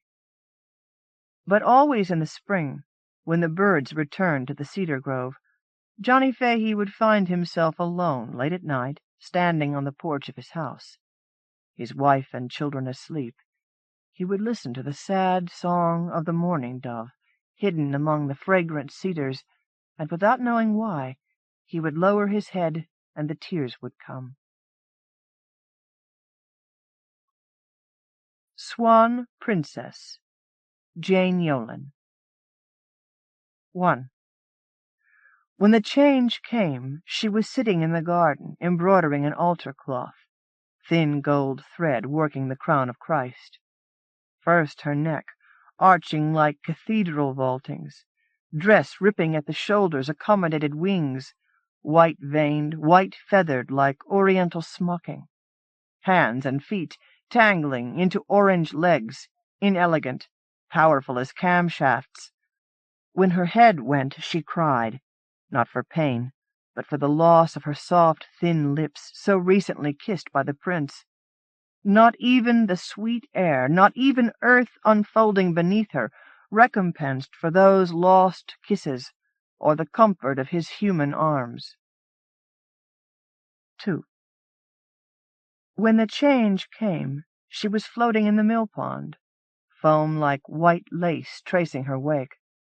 First her neck shrinking, candle to candle-holder, the color of old used wax, wings collapsing like fans, one feather left, floating memory on the churning water, powerful legs devolving, powerful beak dissolving. She would have cried for the pain of it, had not remembrance of sky sustained her. A startled look on the miller's face, as she rose, naked and dripping, recalled her to laughter, the only thing she had really missed as a swan. The Lizard Queen, Michelle Stone. One eternal afternoon in spring, a prince went out into the fields to play with his golden ball. He wandered past the limits of the municipal ball fields into undeveloped real estate, and finally into the desert, for this is a contemporary fairy tale, taking place not in the kingdoms of legendary times, but now, and in a new world that surely needn't be named. The prince didn't notice or care where he went.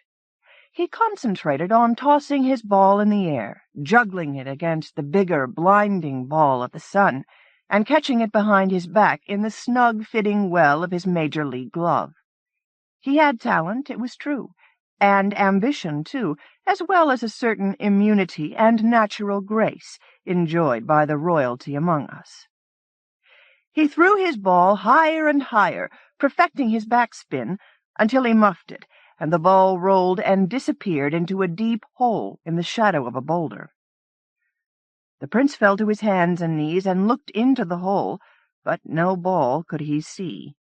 He bravely stuck his hand and then his arm into the hole, for the golden ball was his favorite toy, an expensive gift from his father. But the hole was deep, and he could find nothing. The prince sat in the dust and began to cry just because, in the silence and heat of the desert, he could think of nothing else to do.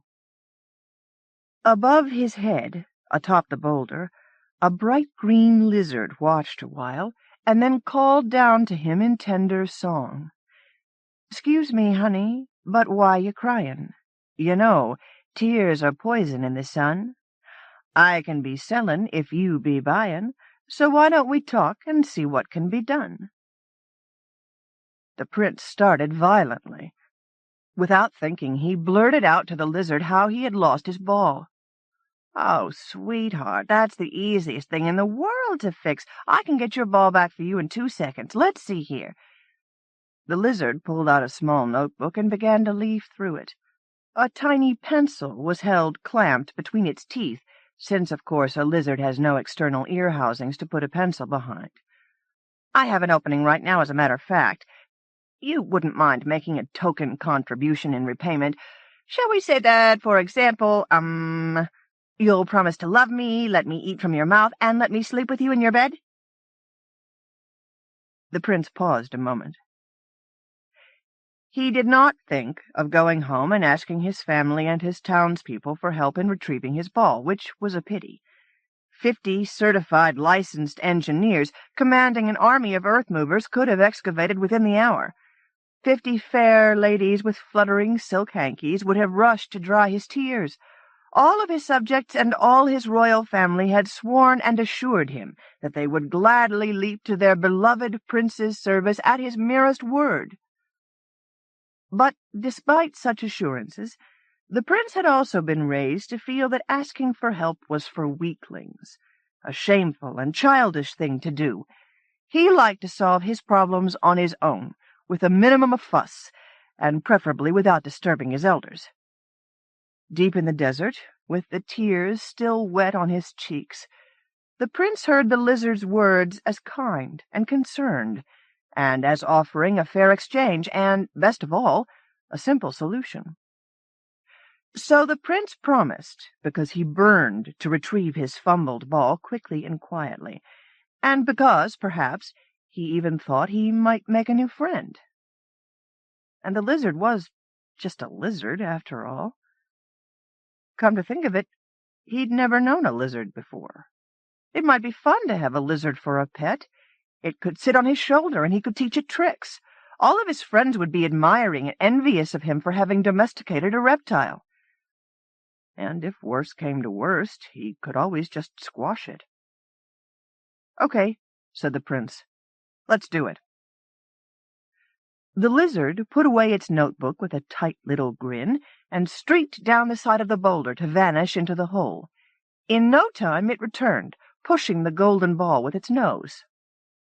A last mighty nudge sent the ball rolling across the dirt and into the hands of the prince, who then had his first dry-eyed look at the lizard.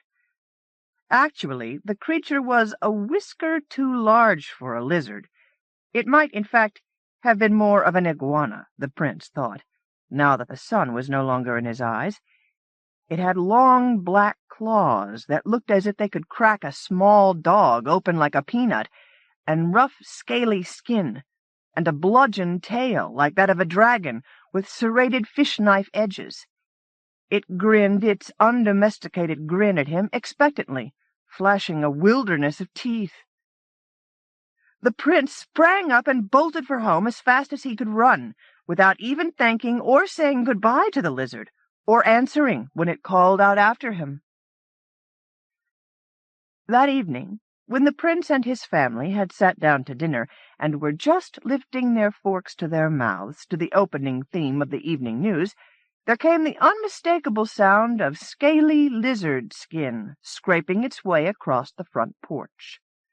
"Jesus, it's stalking me!" the prince gasped, dropping his fork and staring wide-eyed at his astonished parents. There came a low-down tapping at the front door, and a dusky-voiced, melancholy plaint. Running from me, honey, was not that smart. You got no option, 'cause I've got your heart. You promised it to me, remember, mon petit?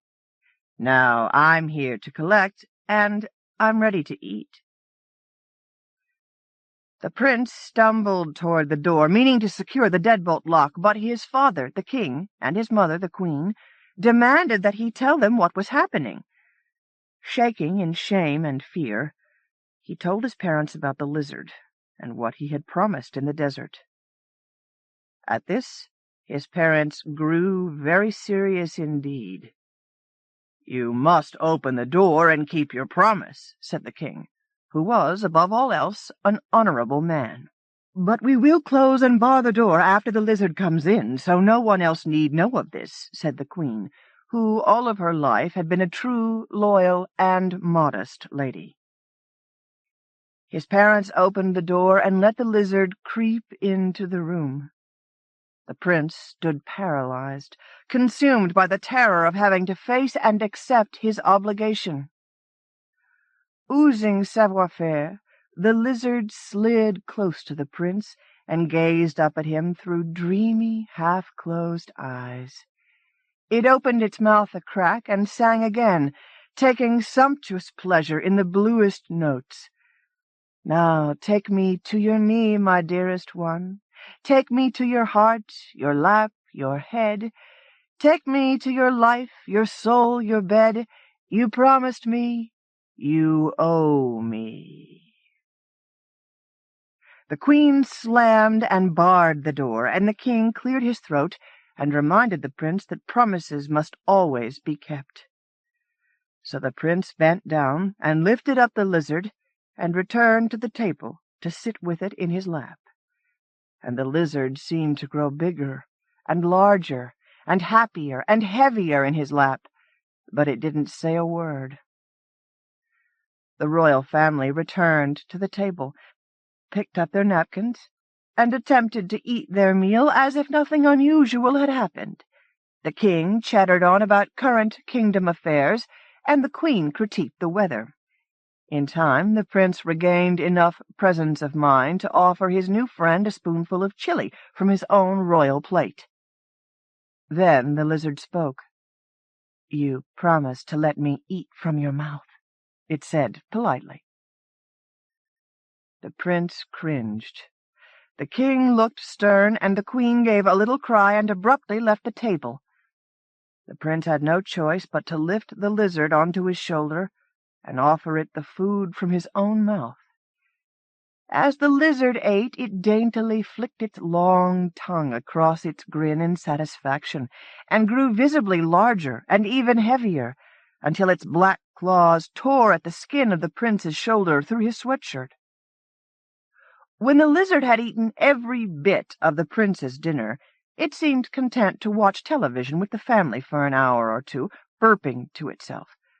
Finally it spoke again, in a gentle but insistent tone that made the prince shiver in dread.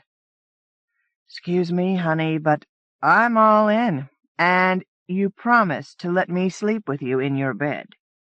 "This is a nightmare!" cried the prince. But the queen and king, though terrified and frankly disgusted too, could offer no help but this. They pulled the poor prince to his feet and reminded him to brush his teeth. Biting their lips and fighting back their own tears, they watched their son climb the staircase to his bedroom, bent low under the weight of the lizard clinging to his shoulder, its tail swinging and bumping against his back. All night the lizard lay in bed beside the prince. Its scaly skin tore at his body wherever they chanced to touch. When dawn came, the prince awoke and learned that his fitful dream of sharing his bed with a ravishing princess had been just that, a dream. Reality was still one ugly, hot, foul-breathed inch away, and was still named Lizard. The prince reared back with a stifled yelp. The lizard had grown to exactly his size, and lay close beside him in an embrace, head to head and foot to foot. It opened one eye and flicked its forked tongue at his nose. Then, without a word, it crawled out of bed, slithered across the room, and left the palace. That was a nightmare. But now it's over, thought the prince. I don't have to go through that again, and I will never, ever make any more promises. But he was wrong. After a day that seemed almost ordinary, filled with ball-tossing and window-shopping, kite-flying, flirting, and small talk with the neighbors, the prince felt almost fully recovered when he sat down, sweaty and happy, to dinner, until he heard the sound of scaly skin scraping its way across the front porch and a low-down tapping at the door. This time the lizard's arrival had attracted a crowd. 100 or more stunned and frightened townspeople had followed the great beast at a distance, growing most astonished and alarmed to see it, now big as a coffin, slinking confidently up the front walk of the palace. Only the king's sternest orders kept the people back, and their defensive weaponry in check. Again, the king and queen let the lizard in and barred the door, and again the prince fed the lizard all of his food from his own mouth, and this time all of his parents' food, too. And the king raged, and the queen sobbed, and the prince could do nothing but again convey the monster to his own royal bed, where, grown so large and sharp and amorous, the lizard squeezed nearly every bit of life out of the prince by morning. At dawn the lizard left, once again with a salacious kiss and no formal goodbye, and the prince broke down in tears. "One more night like that, and I'll be dead," he said to himself. "Surely the lizard can see that and won't ask any more of me. Surely I have kept my promise by now, and I will never, ever make any more promises." But again the prince was wrong. On the third night, a luminous spring night filled with early fireflies and a clamorous chorale of crickets, the lizard came again. When the prince heard the now familiar sound of scaly skin scraping its unhindered way across the front porch, he felt certain that he would soon die. The king and queen grew pale and sick, yet still they rose to let in the lizard. But this night, as soon as the beast, now big as a mid-sized luxury car, had squeezed its bulk through the front door, a buxom courtesan pushed her way into the palace right behind it. "Who are you to disregard my orders?" demanded the distraught king. "And invade our privacy?" cried the queen. "Oh, most valued majesties," the woman began, but her apology died on her scarlet lips as she took in the Gothic domestic scene. Conventional courtliness gave way to rude shock. "How can you, of all people, allow a monster like this free passage into the very heart of the palace, let alone into our kingdom? And look what it has done to our prince!" "But we have no alternative!" screamed the royal family. With tears of anguish they spewed out the horrible tale. Meanwhile, the lizard crouched in the middle of the room and listened, quietly picking its razor-sharp teeth with its razor-stropped tongue.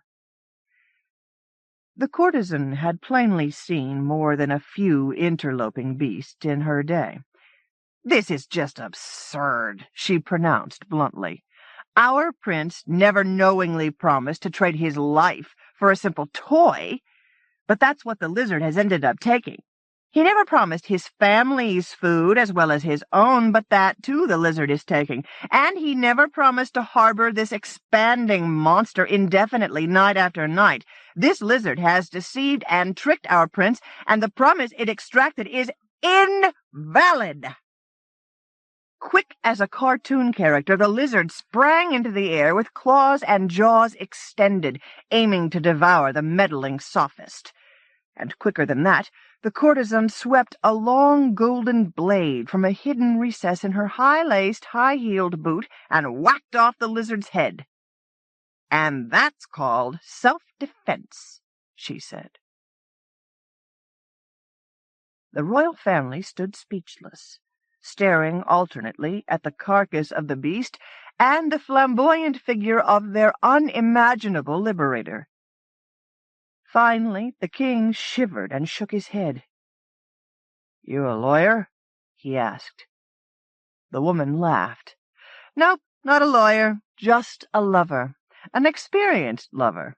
And finally, no victim. Maybe you've heard of me. I'm nobody's fool." "But I did make a promise," the prince said faintly. "You should always keep promises. I know that's right." "Yes, and you shouldn't make them rashly, and you should weigh the terms. But you and your parents, if I may respectfully suggest this, might now recall that honor and loyalty, as moral guidelines, are intended to protect and preserve human beings, not to sacrifice them. And you, Prince," the courtesan hazarded a playful wink, "have now learned that it's never smart to enter into promises with animals." From the carcass of the lizard came a bitter, hollow laugh. A small, bright green lizard came mincing out of the jaws of the dead monster's head. It was the same lizard the prince had made his promise to, deep in the desert. "Much you know about it, bitch!" the lizard spat out. "I'm no animal, I'm a human queen. A witch put an evil spell on me, and I have to find a prince to feed me and love me and take me to bed 3 times as a lizard before I can be freed. Now I'm back to square one, thanks to you." Nobody's fool crouched down near the lizard and spoke, woman to woman.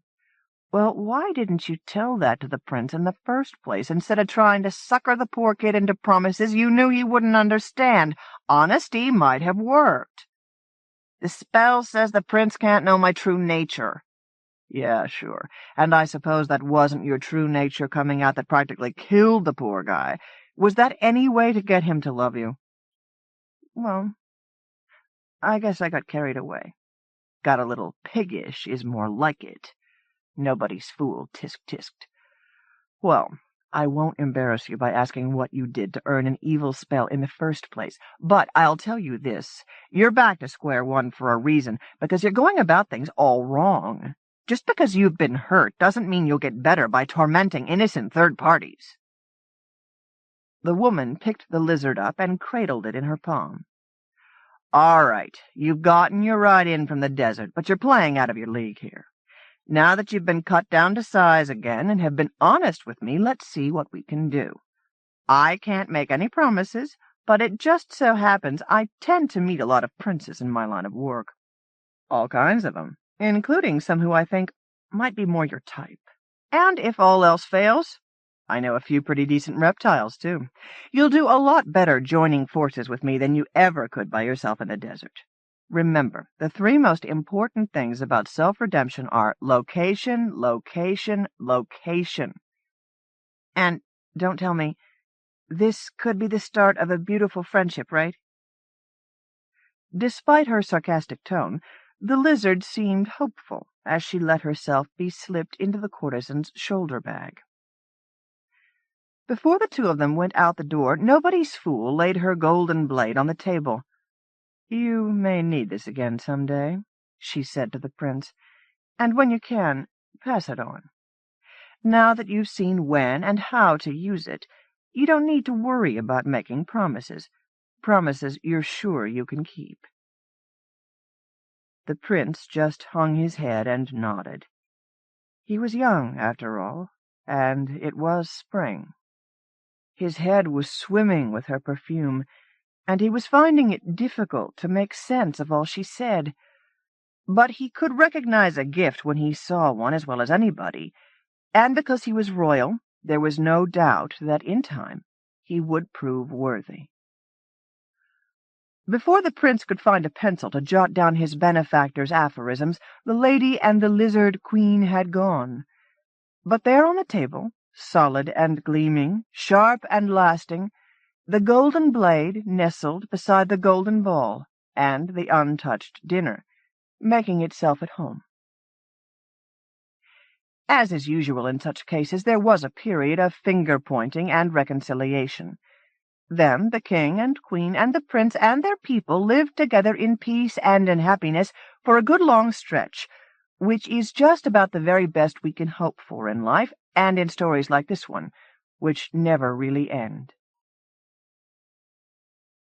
2 poems. Brenda D. Crank. Arthur. 1,000 years have aged your face, and yet you seem to me as young as spring and fair. And I, your king, absolve you of regret, while asking only for your thought in prayer. The dawn comes near, and soon a cock will crow, and then the bloody battle will begin. Excalibur and I against the foe, the knight you loved, my son, my dearest friend. It's time to part, my love, like sword from stone, and you must join the sisters in the nave to pray for England and for England's throne, whose future surely none but God can save. Shed no more tears for what the daylight brings, for history is filled with fallen kings. Guinevere. The cool mist rises, breath from forest floor, to veil this church's bride in palest grey, while just beyond the hill the tide of war prepares to breach the conflict of the day. The knights and sisters stand aside to lend a single private moment to their king and fallen queen, whose words cannot defend the treason of my passion. Dawn will bring both lover, knight, and husband to the sword, and I'll embrace the convent, there to live, to pray forgiveness God can ill afford, yet you this fragile morning freely give. As if our legend's guilt weren't mine alone, but born the day the sword left Merlin's stone. Joe's Hair. Susan Palwick. You remember the story. Joe March, tomboy and hoyden, whose only beauty is her long chestnut hair, sells it for $25 because her father lies ill in a hospital in Washington. He has not asked for $25, has not asked for anything, but Joe, good 19th-century daughter, knows that sacrifices are called for in such situations. Her father has sacrificed his comfortable home life to serve as a Civil War chaplain. Her mother has sacrificed her anger, and the other daughters their ambitions. Little Beth will ultimately sacrifice her life. Jo, who does not yet wish to sacrifice her desires, sacrifices her hair instead, walks into a small shop where a small, oily man cuts off her mane and gives her a small roll of bills, which she sends proudly to her father. Her father does not want it. He never spends the money. When he comes home, he tells the assembled family that in all Washington he couldn't find anything beautiful enough to buy with Joe's money, and Jo, sitting in the firelight, blushes, her eyes grown dim. Her parents and sisters, watching her, think her proud of her father's praise, and because she wants to please them, she tries to think so too. Deep down, though, some part of her knows that her sacrifice has been rejected as worthless, too crass, too material, too redolent of the flesh and the body, of the very things good daughters should never exchange for money. Jo's father does not want her hair, or anything her hair has purchased. She understands all this, bright girl that she is, although she never speaks of it. She grows more hair, and thinks only occasionally of the mane she sold. Dutiful daughter, she learns instead to make approved sacrifices. She stops writing, marries an older man with whom she founds a school, devotes herself to home and family. She never goes to Europe, never has an illicit romance, tastes the forbidden only through the adventures of the rambunctious boys she has raised, who are free to venture into the world. Jo has learned the limits of decorum. But what of Jo's hair? Here is Jo's hair in the window of the shop where she left it. It has been combed, braided, powdered, oiled, woven fantastically with flowers, a thing for fairy folk or vain young girls. Along comes just such a young girl, with her even more worldly mother, both of them eager to buy the beauty Jo has so nobly, and with so little effect, sold for a few paltry pieces of paper. "Look, Mamma!" cries our new heroine, pointing at the beautiful plait in the window. "Just the thing for the ball!" "It will do," her mother says with a nod, surveying Jo's hair with eyes used to assessing silks, satins, fine bonbons, the incomes and social standing of potential husbands. For $50 she buys the hair Jo sold for $25, and that night the young girl attaches Jo's hair to her own thick chestnut locks, just a shade darker than Jo's, and waltzes ecstatically in a brilliant green silk gown, beneath even more brilliant crystal chandeliers. By the end of that year, Jo's lovely hair has shone in the light from many chandeliers, from the moon in summer rose gardens, from the blinding sun of midday boating expeditions. It has been admired by the cream of society, by fawning servants, and by a most satisfyingly long list of suitors, including the extremely rich, handsome, and dissipated young man upon whom the new owner of Jo's hair and her mamma have rested their hopes for, lo, these many waltzes. The same Christmas Day that Jo's father tells her he could find nothing to buy with her hair, the dissipated young man steals his first kiss from the worldly young lady, and strokes the smooth plait of Jo's hair, little dreaming that it once belonged to a poor clergyman's daughter. On the day Jo's sister Meg, to Jo's great grief, becomes engaged to a poor but honest tutor, Jo's hair is the central ornament in a costume which, before that evening is out, has been complemented by a dazzling diamond ring, besides which even Jo's hair fades into insignificance. And now, after a decorous 3-year wait, Meg and the tutor decorously marry, as Jo mourns the first break in the circle of sisters. On that same day, the worldly young lady dies in childbirth. We would, of course, never dream of questioning whether the stillborn child was actually her husband's, and Jo's hair becomes the stolen property of a servant, who carries it off with her into another household. As Jo dismisses the wealthy, dashing neighbor who so desperately wants to marry her, the housemaid who wears Jo's hair attempts, with far less success, to repulse the dishonorable advances of her gentleman employer. Jo flees her neighbor's heartbreak by going to New York to write sensation stories. The disgraced housemaid flees to a lying-in home, and after abandoning her baby on the steps of a church, finds herself reduced to acting bit parts in bad melodramas. Now Jo's hair smells of grease paint and cheap gin and the old, tired dust that collects in theaters. Scolded by Professor Bear, her destiny, her doom, the only desire she is allowed, for writing immoral trash, Jo resolves to be virtuous and puts away her pen. Little does she suspect that her hair, forever beyond virtue now, lies in a mouldy trunk of stage properties, a mere mile from the boarding-house where, obeying her fate, she met the professor.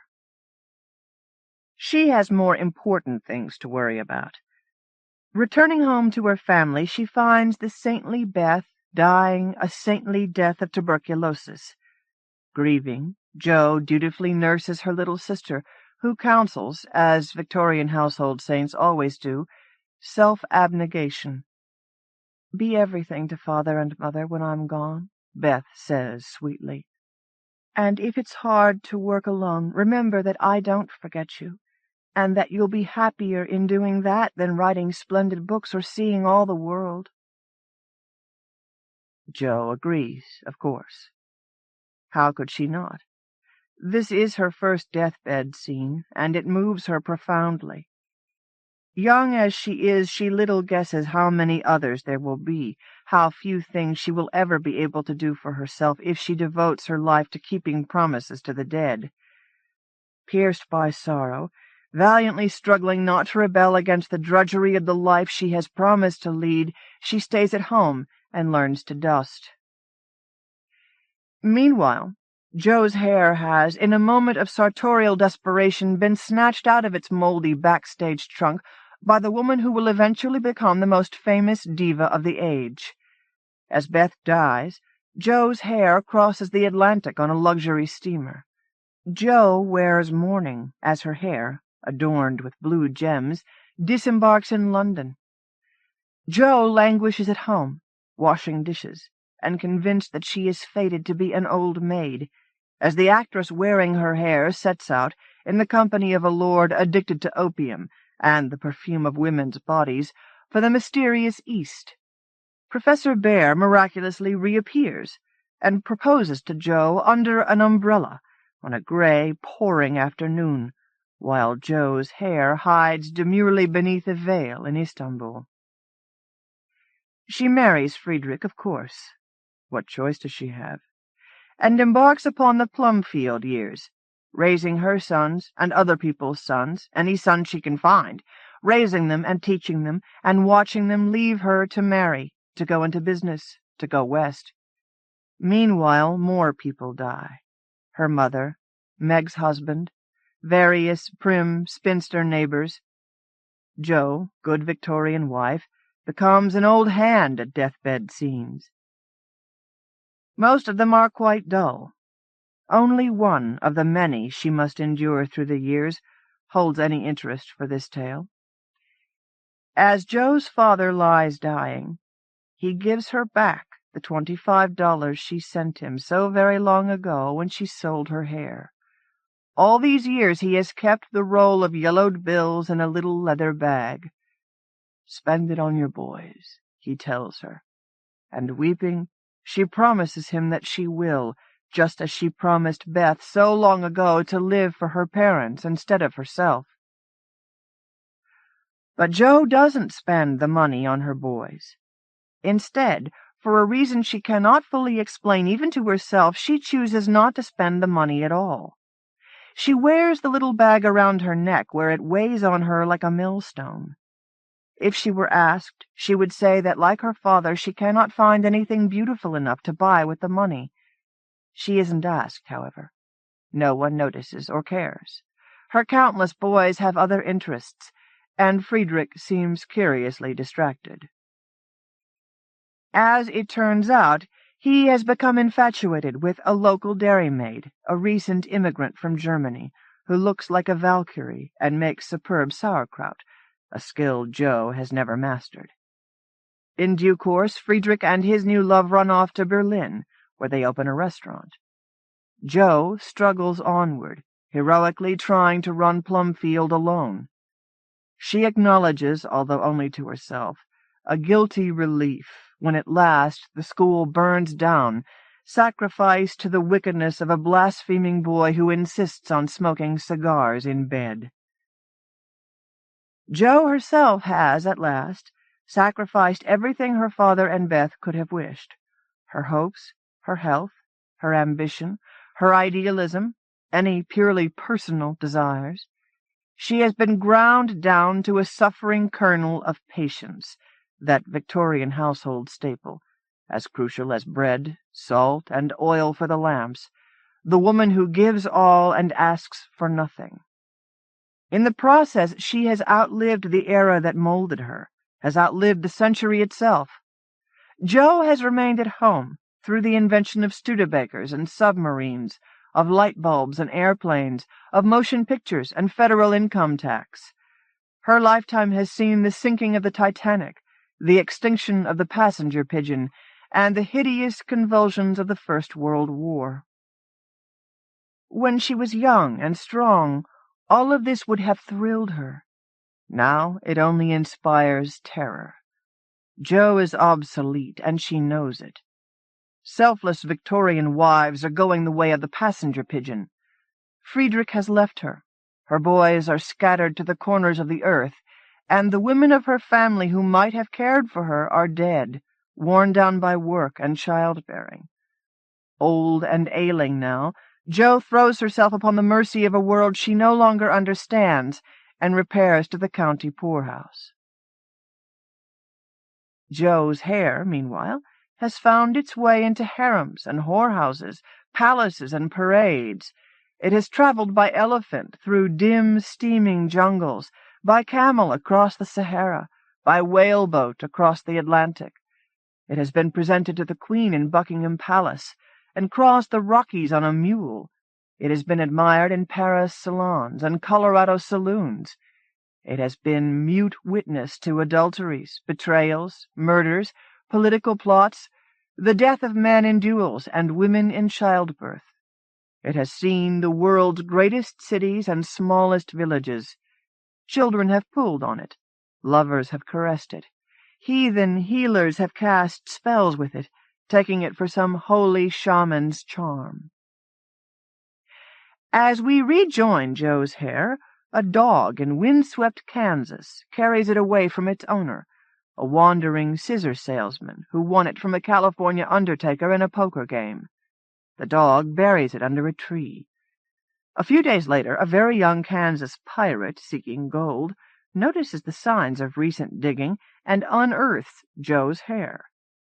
Disappointed not to have found more glittering treasure, but as confident as any savage that this relic must have arcane magical powers, he gives it to his mother for her birthday. "What a strange thing," she says, holding Jo's hair gingerly between thumb and forefinger. "Don't you like it, Mama?"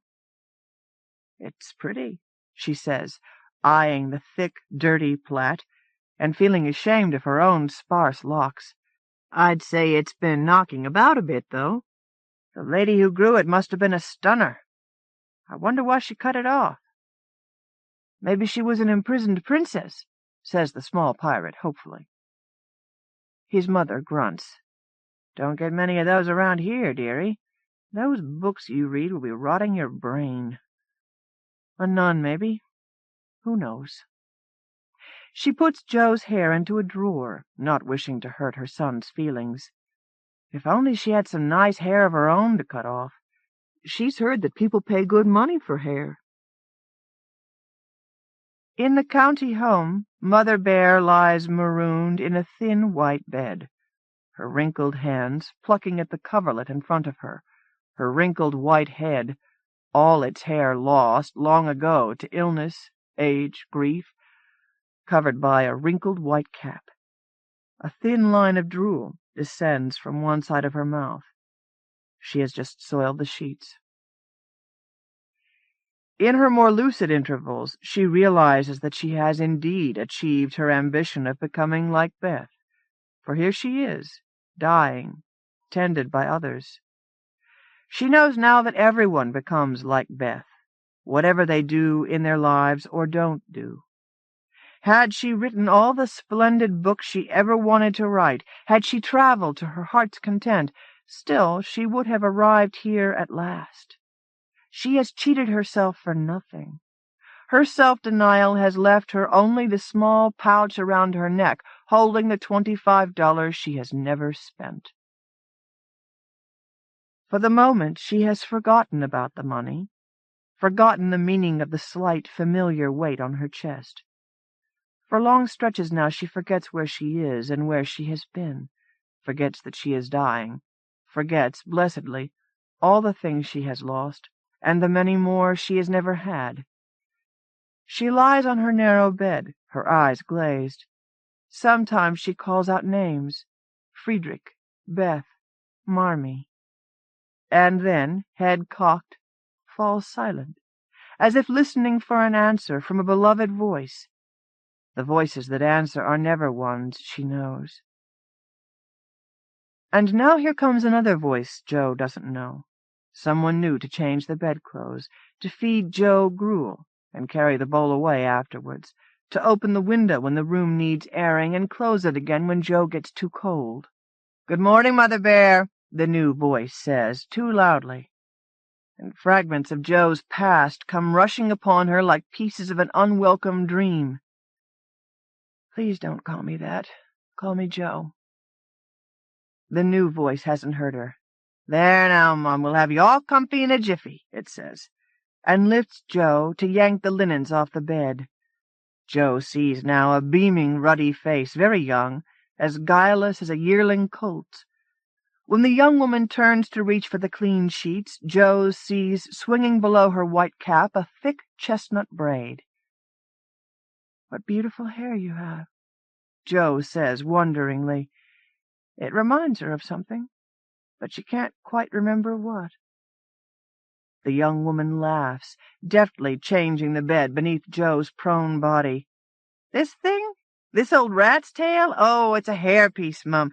My aunt in Kansas sent it to me for a lark. Her son found it buried under a tree. Just fancy that. I don't even know why I wear it. The pins stick into my head and it itches something furious. Probably has bugs. It smells queer enough." She proceeds to pull out the pins until the offending appendage comes free. She tosses it carelessly onto the clean bed next to Joe, and Joe considers asking her to put the thing somewhere else. If it does have bugs, Joe certainly doesn't want it there.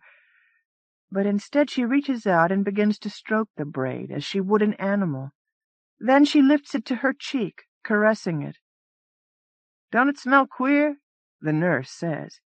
"My aunt said she couldn't figure out what it smelled like. Nothing you'd call bad, exactly. Just strange.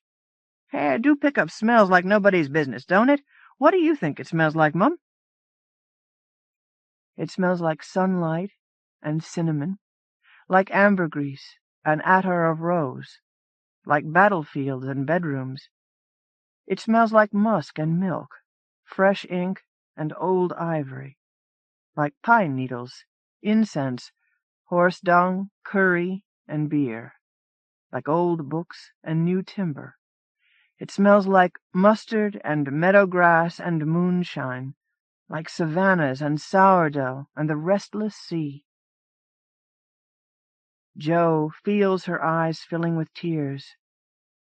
"I'll give you $25 for this," she says. The nurse stares at her. "For that?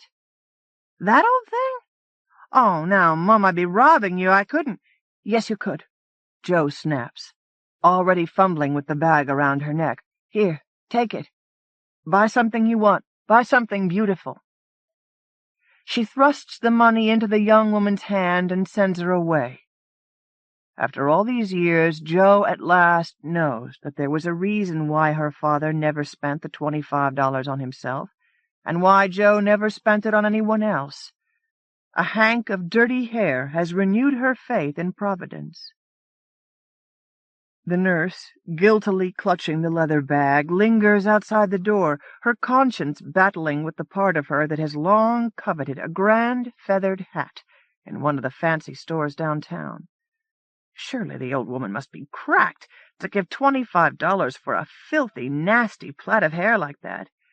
And what if she suddenly comes to her senses, accuses the nurse of cheating or robbing her? The nurse hefts the little bag in her hand. Suspiciously light, this little bag. Maybe there's nothing inside. Maybe the old lady made that up about the $25. I'll just take a look, the nurse thinks. Curious now. She opens the bag and shakes out what's inside. A few folded, faded, fragile pieces of paper, cracking and crumbling as she touches them. They may have been money once, but they won't buy anything now. Poor old thing, the nurse thinks, overcome by pity. Poor crazy old woman. Her money's not even any good anymore. I won't tell her. I'll let her keep the hair, and I'll let her think she paid for it. These old people need their pride. Every good tale needs 3 of something. Here, then, is our third deathbed scene. Joe, stretched out on her thin, white bed, with a look of peace after all these weary months. It is the dark hour before dawn, the same hour at which Beth died so many years ago. Someone has combed Joe's hair out onto the pillow, and the local minister, complacently aware of his virtue in having dragged himself here from a warm bed, is amazed to discover that the wrinkled white cap has hidden, all this time, a rich crop of chestnut hair, thick and shining, hair any girl would be proud to show off in a ballroom. From somewhere comes a faint smell of horses, of French perfume, of the sea. The minister wrinkles his nose and waves a hand in front of his face. The new nurse must have left this stink in the room, little strumpet under her starched white uniform. So many of the young ones are like that, pretending to be pious when really— His mind begins to wander into speculations about the lascivious curves beneath the new nurse's white frock. Fortunately for the state of his soul, the old woman on the bed stirs and suddenly opens her eyes, looking fixedly at something across the room. "What is it?" demands the minister softly, recalled to his duty. Sometimes these old people, especially the women, have visions of heaven when they die. That kind of thing has gone out of fashion now, and the minister misses it. He can still remember the days when entire families would crowd around the deathbed, waiting eagerly for a glimpse of the beyond. He has heard the dying describe the loving face of God, the shining ones gathered to welcome them home, blessed sweet Jesus waiting on the broad banks of that final river. He always respected those visions. With one son dead in a mangled motor car, and another never returned from the battlefields of Europe, he wants more desperately than ever to believe them. "Dear Mother Bear, can you tell me what you see?" She doesn't answer, but begins to weep. Tears of joy, the minister knows, a triumph of faith in the hereafter. He feels joy hovering in the room like so many ministering angels. "Tell me," he pleads solemnly, his voice taking on the exhortatory fullness it acquires only in the pulpit and at deathbeds. He leans forward and gazes prayerfully upwards, certain that he is about to receive some new assurance of paradise. "Before you go, dear, dear Mother Bear, tell me what you see." "All the world," says Joe March, and smiles at him, and dies. The Hunter and the Stag. Astrid Julian. The jeep led the little press convoy across the bridge and into the town. Papa sat alone with his M1 in the back, barrel chest and thick legs and arms filling the entire seat. His khaki shirt was soiled, and the sleeves were too short, but he hid this by wearing a fleece-lined flight jacket taken from a captured Nazi. The jeep's driver, a small, red-headed private, drove past the stopped column of military vehicles and personnel. He found the head of the column in the market square of Saint-Hubert and pulled the jeep over.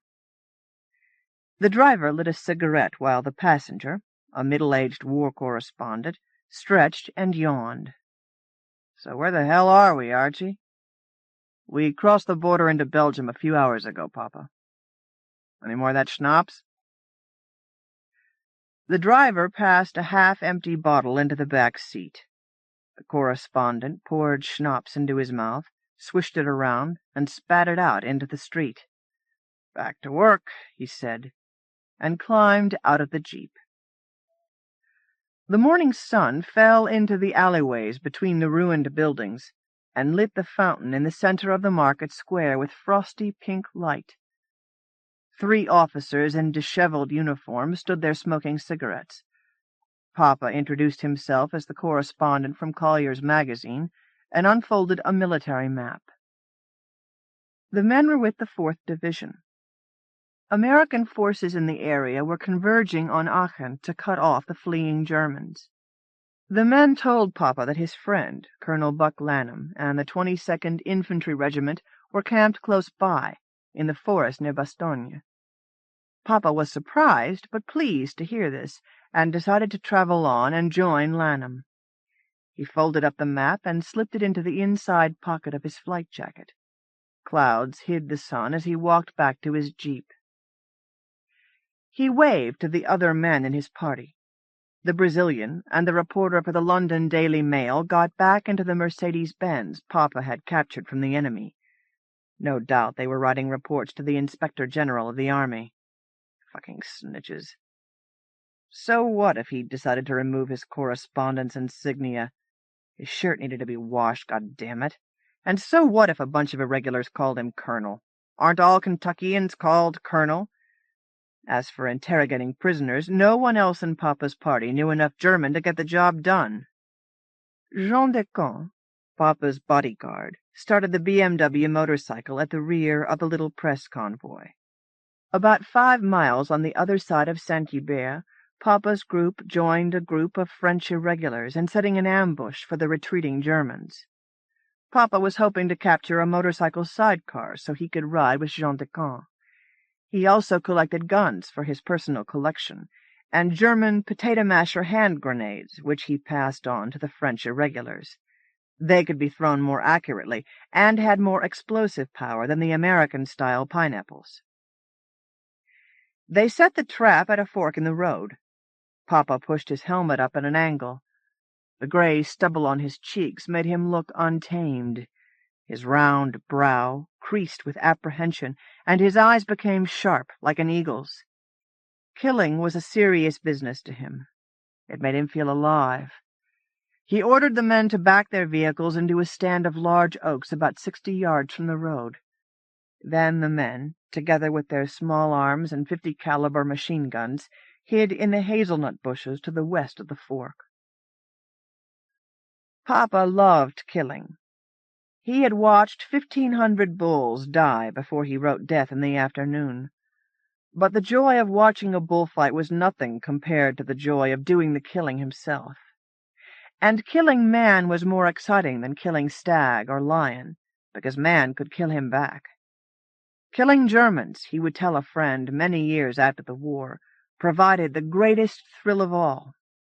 He felt no guilt about the 122 Germans he had killed personally, nor about those killed by his comrades. The way he saw it, every German killed helped save the lives of American and French soldiers. A few wan, dry snowflakes brightened the gray day. Papa heard the farm dog down the road barking.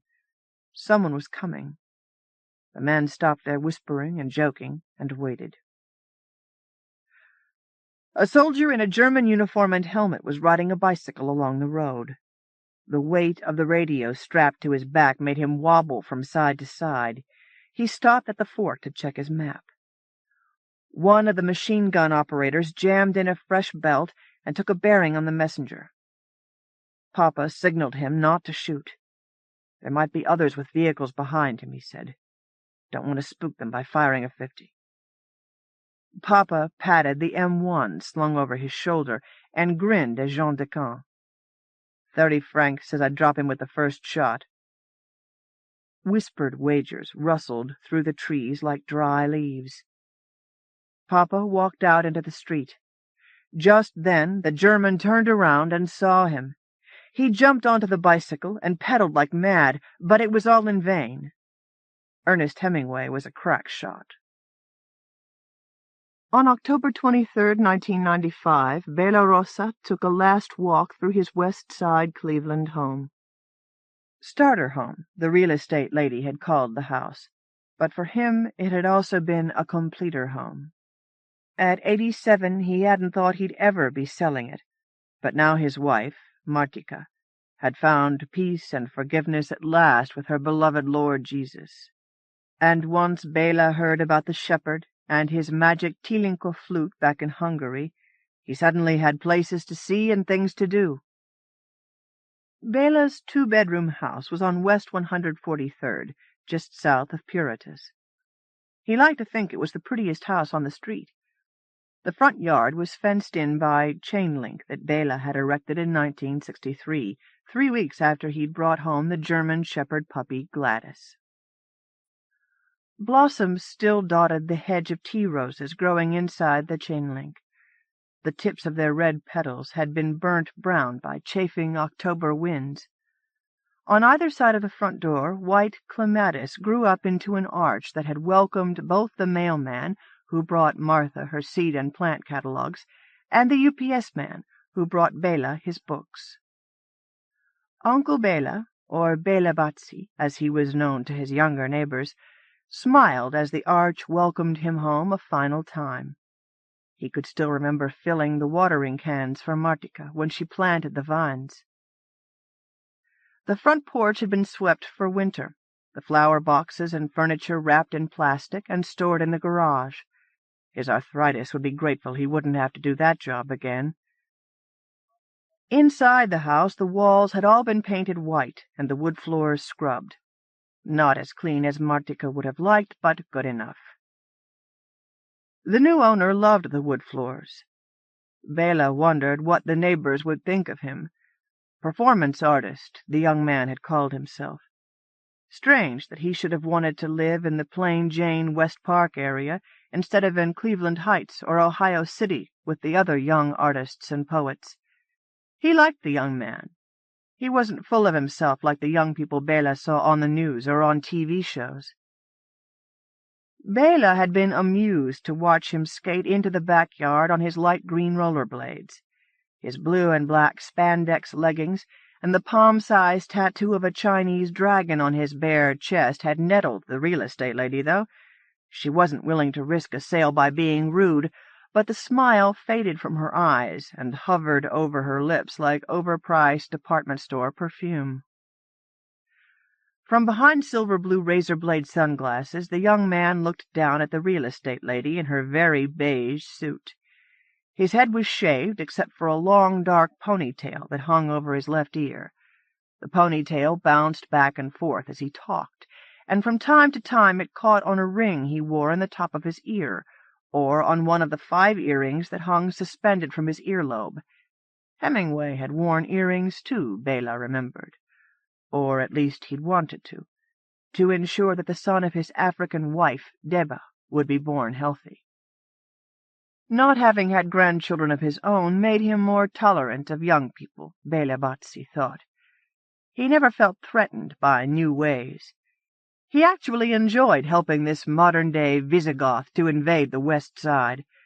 The members of the Buckeye Hungarian Veterans Club would be shocked that he could sell his house to such a person, but really, his appearance wasn't much stranger than the Hungarian Boy Scouts with their flowered hats, black boots, and brightly embroidered aprons. He walked through the empty living and dining rooms. All the furniture had been sold to a second-hand store. Martika's favorite china, a pink and white breakfast set imported from France, was still in the built-in china cabinet. Some day, Bela thought, when the young man grew bored with trying to shock the world, he might enjoy having a young lady to dinner. The crude, colorful peasant china, Martika's folk dancing costumes, her Hungarian novels and songbooks, even old family photographs, had all been donated to the Ethnic Museum in Olmsted Falls. He had kept only the photo of Martika as a young woman, standing with Adela, their son, in the pre-war Szeged market. He walked through the kitchen. He and Martika had had a long, happy life here. Too long, Martika used to complain out loud, but Bela knew what Martika left unspoken. She shared his terrible but undeniable secret, that the death of their young son hadn't prevented either of them from gradually starting to enjoy life again. Martika's kitchen things, her blue enameled pots, the wooden spoons blackened by years of stirring fish soup, had been the hardest to dispose of. Bela couldn't imagine selling them to be used by a faceless stranger. In the end, he'd left the lot in the cupboards, hoping the young man would find them useful. It had taken only one rainy afternoon to pack up his own Hemingway collection and drive it to a used bookstore downtown, but it hadn't been easy. Bela had spent a lifetime collecting Hemingway's novels, short stories, and newspaper articles, but the shepherd's letter had underlined that he must sell or give away everything. It was strange to walk into the sunroom that had stored his collection and to see empty pine shelves. Martika's priest had been amused by Bela's obsession with Hemingway.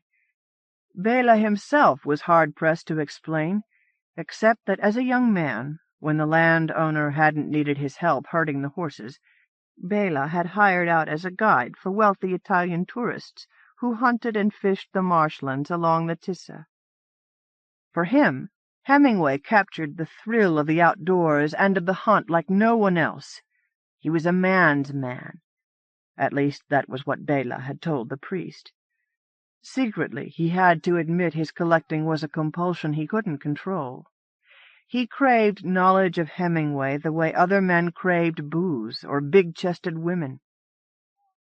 When Hemingway's fiction and semi-fiction no longer satisfied, Bela collected secondary materials, books with beautiful photographs of Hemingway's houses and animal trophies, biographies, and Hemingway pastiches. Now there was only one thing left for Bela, only one loose thread in his life, his son, Attila. Thinking about Attila had kept Bela alive as he marched on Stalingrad with the Second Hungarian Army, and then at Voronezh, where 40,000 of his comrades were killed in battle, and 7,000 more froze to death. Then again during his initial 5 years as a prisoner of war in the coal mines of the Urals. All he thought of was seeing Attila once more.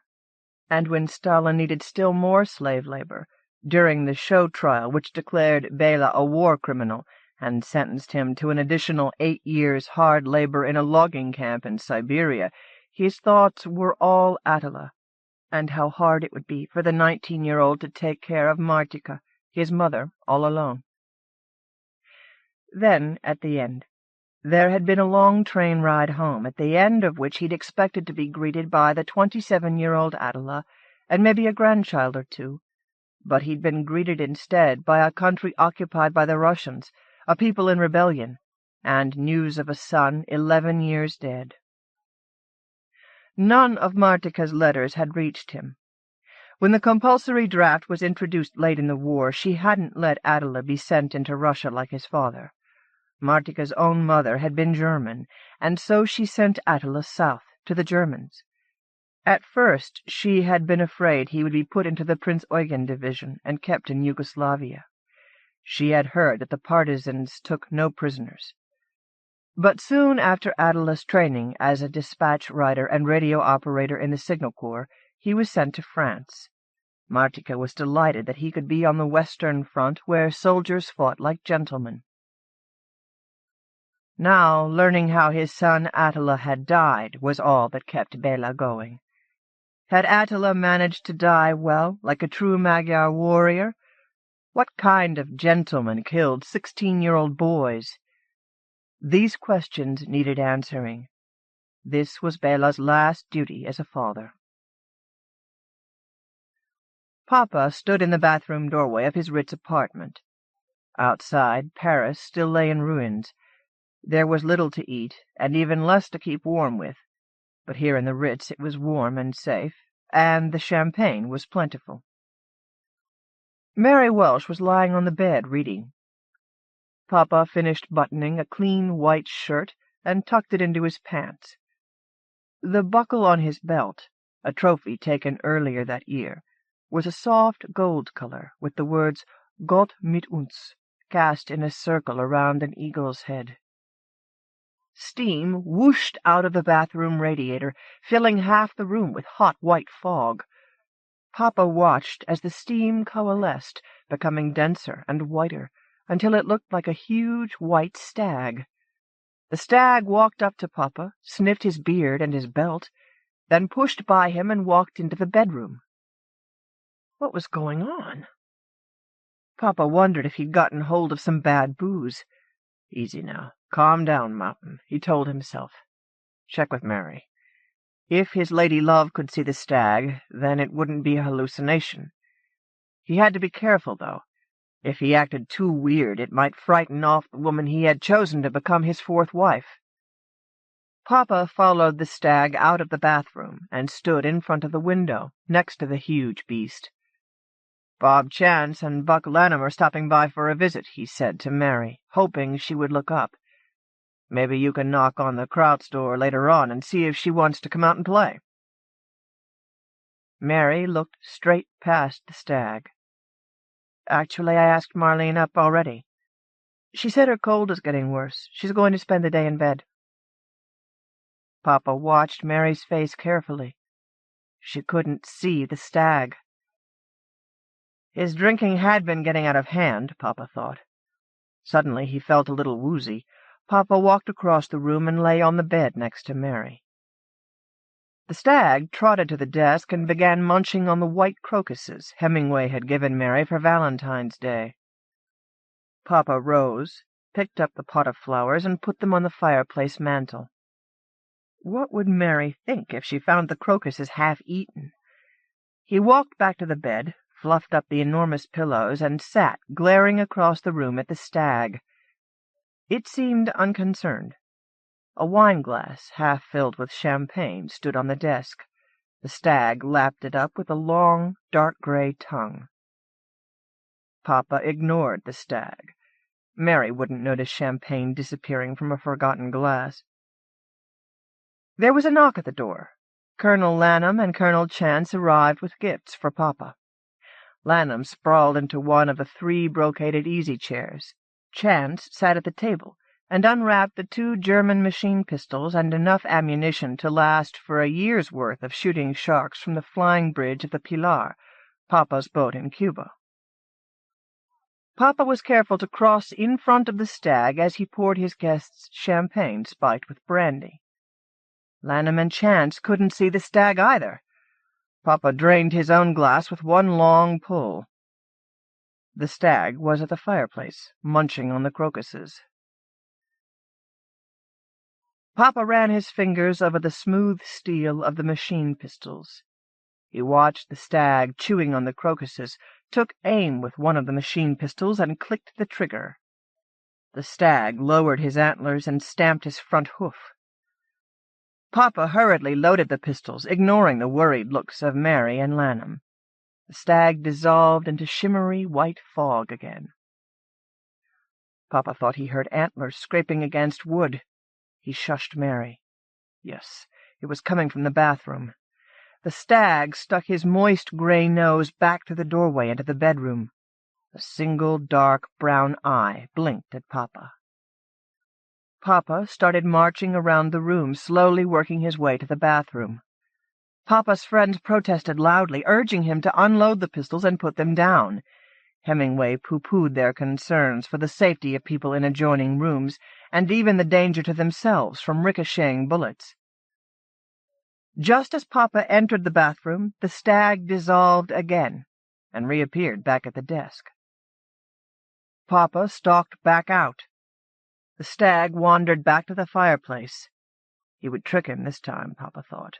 No dumb animal was going to get the best of Ernest Hemingway. In fine Hemingway goofing-around style, armed with the German machine pistols, he goose-stepped to the fireplace, but instead of shooting the stag right away, he put one of the pistols on the mantel and picked up a photograph. He turned to face Mary and the others. Someone was behind him. Lanham. Mary and Chance sat on the bed. Papa heard the pistol being unloaded. He whirled around in time to see Lanham replace a magazine on the desk. He had hidden the pistol under the latest issue of Collier's.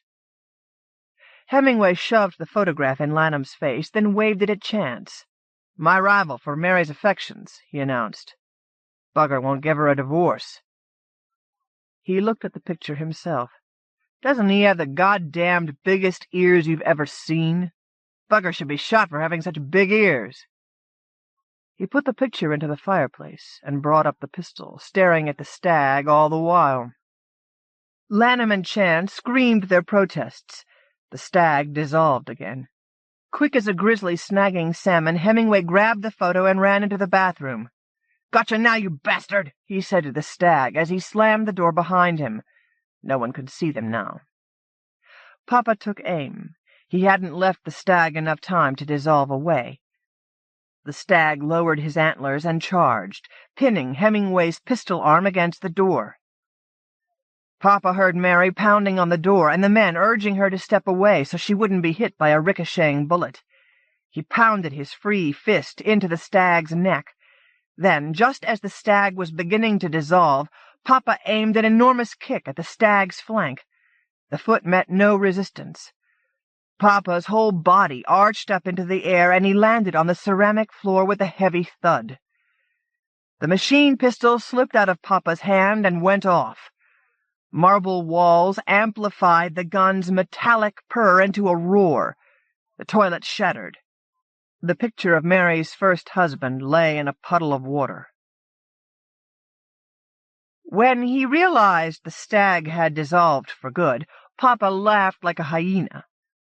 When the hotel staff arrived to investigate complaints of flooding from other guests, he berated them loudly. How dare they advertise their hotel as luxurious, Ernest Hemingway told them in angry French. His friend, General Buck Lanham, liberator of Paris, survivor of many skirmishes against the Germans, etc., etc., had wanted only to relieve himself in comfort when, boom, the toilet exploded. They would have to repair it immediately.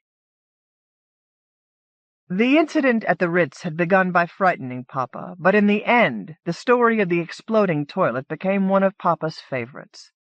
Almost as good as the one where Papa beat the rap when the Inspector General of the Third Army hauled him into Allied headquarters for violating the Geneva Convention. Goddamned Brazil nut. Headquarters should have spotted him for the troublemaker he was straight off. The plane landed in Zurich shortly after 2 in the afternoon. In Bela Batsy's pocket, next to his American passport, was $565 in cash for travel expenses and a bank draft for $87,000. It represented everything he'd ever owned except for the clothes on his back. $1,000 for every year of his life. On the floor under his airplane seat was a plastic J.C. Penney's bag, containing the borrowed uniform and black boots of a Hungarian hussar. The century-old black wool pants and jacket belonged to the museum back in Olmsted Falls. Bela had felt bad about lying when he promised the curator to return the uniform in a week. He could easily have bought it from the museum, but the shepherd had been adamant. The less Bela owned when he threw the last piece of clothing into the river, the stronger the magic would be. Bela checked into a hotel next to the train station, then hurried into the Banque Suisse. There he sold his bank draft for 133 one-ounce gold ingots. He waved off the manager's attempts to provide him with an escort and walked back to the hotel.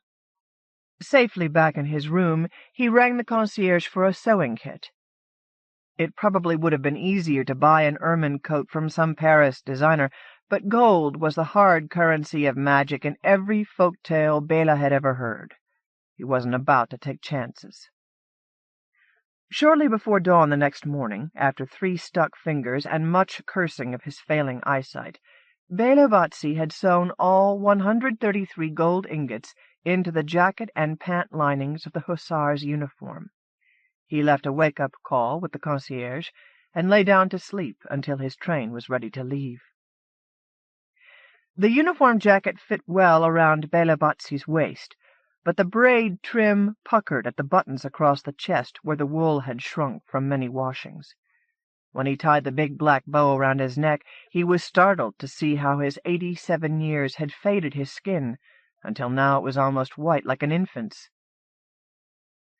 The light blue shirt and beige pants he had worn on the plane were neatly folded in the J.C. Penney's bag, together with his shoes. He picked up the photograph of Martika and Adela from where it lay on the bed pillow. Bela Batsy couldn't remember exactly how old Adela was at the time of the picture, perhaps 10 or 11, but he remembered the occasion. That morning Adela had helped drive the horses to market for the first time. How Bela had loved watching him gallop across the pusta on his black gelding, cutting away the horses to be sold. His white pantaloons had fluttered along the horse's flank. The horse's hooves had churned the soil into a dusty cloud. Adela's chin-strap came loose, and his black hat fell back onto his shoulders, but he kept on with his work. It was the day Bela had first called his son Chicos. Bela stared at the photo, remembering how proud the little Magyar boy had been to be counted among the horsemen, how straight he had stood beside his mother, coming almost to her shoulder. He put the photograph in the bag with his old clothes, tucked the bag up under his arm, and left the room. As he walked through the hotel lobby and into the barber shop to have his black boots shined, whispers and smiles of amusement followed Bela Bakhtzi. He ignored them. After leaving an outrageously large tip with the shoeshine man, he hurried off to the station to catch the train for Vienna, Budapest, and Szeged. The stag next appeared in Luxembourg, where Papa Hemingway spent December of 1944 in the house of a priest who had been arrested for collaborating with the Germans. The name of the town was Rodenburg. It was too warm when the stag materialized again. He let his tongue hang out, like a dog on a hot summer day. It didn't help. Heat in December? His antlers brushed against something smooth and solid. He was indoors again, and there was a fire in the fireplace. He could smell it. That's why it seemed so warm. The stag tried to turn his head. The room was too small. He was in some kind of foyer. His antlers made a horrible scraping sound as they knocked into the wall. The door creaked open, and Ernest Hemingway stopped to pass through the low doorway. In each hand he carried a large wine bottle. He seemed quite pleased with himself until he looked up at the stag. "Shit!" Hemingway staggered backwards to the door without taking his eyes off the stag. He uncorked one of the wine bottles with his teeth, spat the cork out, and drank. Whish! He spat the liquid back out and threw the bottle on the floor. It smashed in front of the stag's hooves. When the stag stepped back, Hemingway slid back through the doorway and slammed the door shut.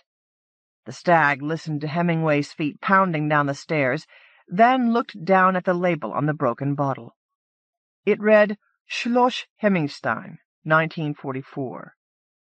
He smelled the liquid. It was urine. The old man had pissed into a bottle. So, the stag thought, Hemingway thought he was too good to go out and use the outhouse like everybody else. What an animal. Before he could stop himself, the stag's forelegs buckled. His body twisted until his back was lying in the urine. He felt an almost irresistible urge to roll in it. The stag was in rut. Forcing himself to stop, he wished himself away, but just as he started to dissolve, he felt his own bladder empty. He couldn't keep himself from covering Hemingway's scent with his own. Rain threatened the Sunshine City on the morning Bela Rosa arrived in Szeged. A massive, dark gray pillar of water was moving up from Yugoslavia. Bela, in his black wool hussar's uniform, welcomed the rain's promise to end the summer-like heat, even though it meant his arthritis would be acting up again. Carrying around 15 pounds of gold made him feel 20 years older. An old man slept on a bench inside the train station. His jacket was folded up under his head. His shoes were placed neatly under the bench. Bela put the plastic bag containing his old clothes on top of the man's shoes. The humid air outside the train station was saturated with the smell of paprika. Bela remembered the paprika factory and research greenhouses behind the train station as he headed toward the ring road with its grandiose cathedral and the statues and fountains celebrating the river Tisza. At the bus depot he couldn't resist a last glass of Tokay and plate of veal paprikas before boarding the bus to Mindsent. The stag found Hemingway arguing with magazine editors in New York City, hunting lions in Africa, and fishing for marlin in Cuba. As the years passed, it grew harder and harder to wish himself into Hemingway's company. People, things were unimportant and hard to focus on. Stag life flourished. Hemingway had married 4 times and had numerous affairs. The stag had gathered together his own harem of 8 does. Once, when the stag arrived in Finca Vija, He'd found a worried Hemingway asking his Cuban doctor to pierce his ears. While in Africa with Mary, the 54-year-old Hemingway had married Deva, the young daughter of a chief. Wakamba folklore had it that the father of an unborn child had to wear gold rings in both ears in order for the child to be born safely. A horse and a wagon with rubber car tires waited in Mincent. The clacking of a lone stork, not yet departed for Africa, saluted Bela and his driver as they rode into a wetlands game preserve 10 kilometers north of town. The shepherd stood on the shore of the Tissa, next to a small rowboat. The evening sun dyed his sheepskin orange. He extended a hand and waved. As Bela walked toward the shepherd, he began to have doubts. He was too young. The long-haired bunta coat was the only sign of the traditional shepherd magician. Instead of black boots, he wore white leather high-tops. Jeans replaced the pleated white pantaloons. The shepherd laughed when he saw Bela's uniform. "Did you think you were going to a ball at the Monsieur le Baron's country estate?" Young people were such barbarians, Bela thought. He felt a momentary pang of regret for having left Marticus things with the other young barbarian back in Cleveland. Bela handed him his passport. The shepherd flicked through the pages of the American passport, holding a page up in front of the sun to check for the watermark. His grin showed a missing front tooth. "Good. This will do," he said, and put the passport into the back pocket of his jeans. "You brought the money?" Bela nodded. "In gold, sewn into the uniform." "You've sold everything?" the shepherd asked, as if he didn't believe Bela. Bela nodded. The passport wasn't enough. This man wanted all his money, too, he decided. He had no magic. Bela wanted to leave. "The uniform is yours?" the shepherd asked him. "No, it's borrowed." "You must want something awfully bad. Get in the rowboat. I'll shove off." Bela grew frightened. Was the man planning to drown him and steal his gold once the boat reached the middle of the Tissa? "What will happen?" he asked the shepherd. "I don't know. It's different for everyone. Let the music and the river into your heart. The pusta will give you what you need." He held the boat steady for the old man to climb in. "The oars are under the middle seat," he said. "Can you row out to the current?" Bela nodded, then stepped into the shallow water next to the boat and climbed in. The dark green water was turning black in the failing light. The boat swayed unsteadily at first, then smoothed itself out as it drifted into the current. Bela was both dismayed and relieved when the shepherd didn't climb in. Rowing was easy once the movement of the Tissa caught the little boat. "Row out further!" the shepherd yelled at him as he ran along the shore, trying to keep up. Once the boat slid into midstream, the shepherd began playing gentle folk melodies on his tilinko. Only starlight was reflected on the dark water. The shepherd had insisted his magic worked only during a new moon. The boat slowed, then stopped. Bela watched the Tissa foam up into white swells on either side of the rowboat as the river water parted.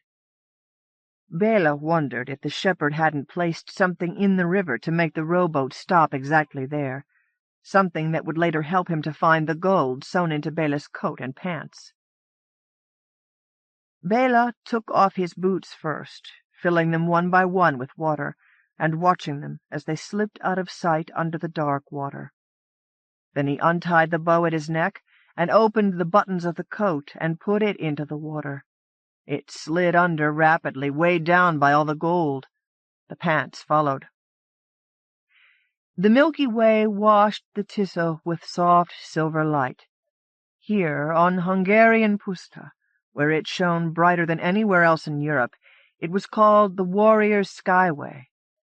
Bela was grateful for the night as he stood in the starlight, alone and naked, an old man, feeling ridiculous and trying to keep his balance in a wobbly rowboat.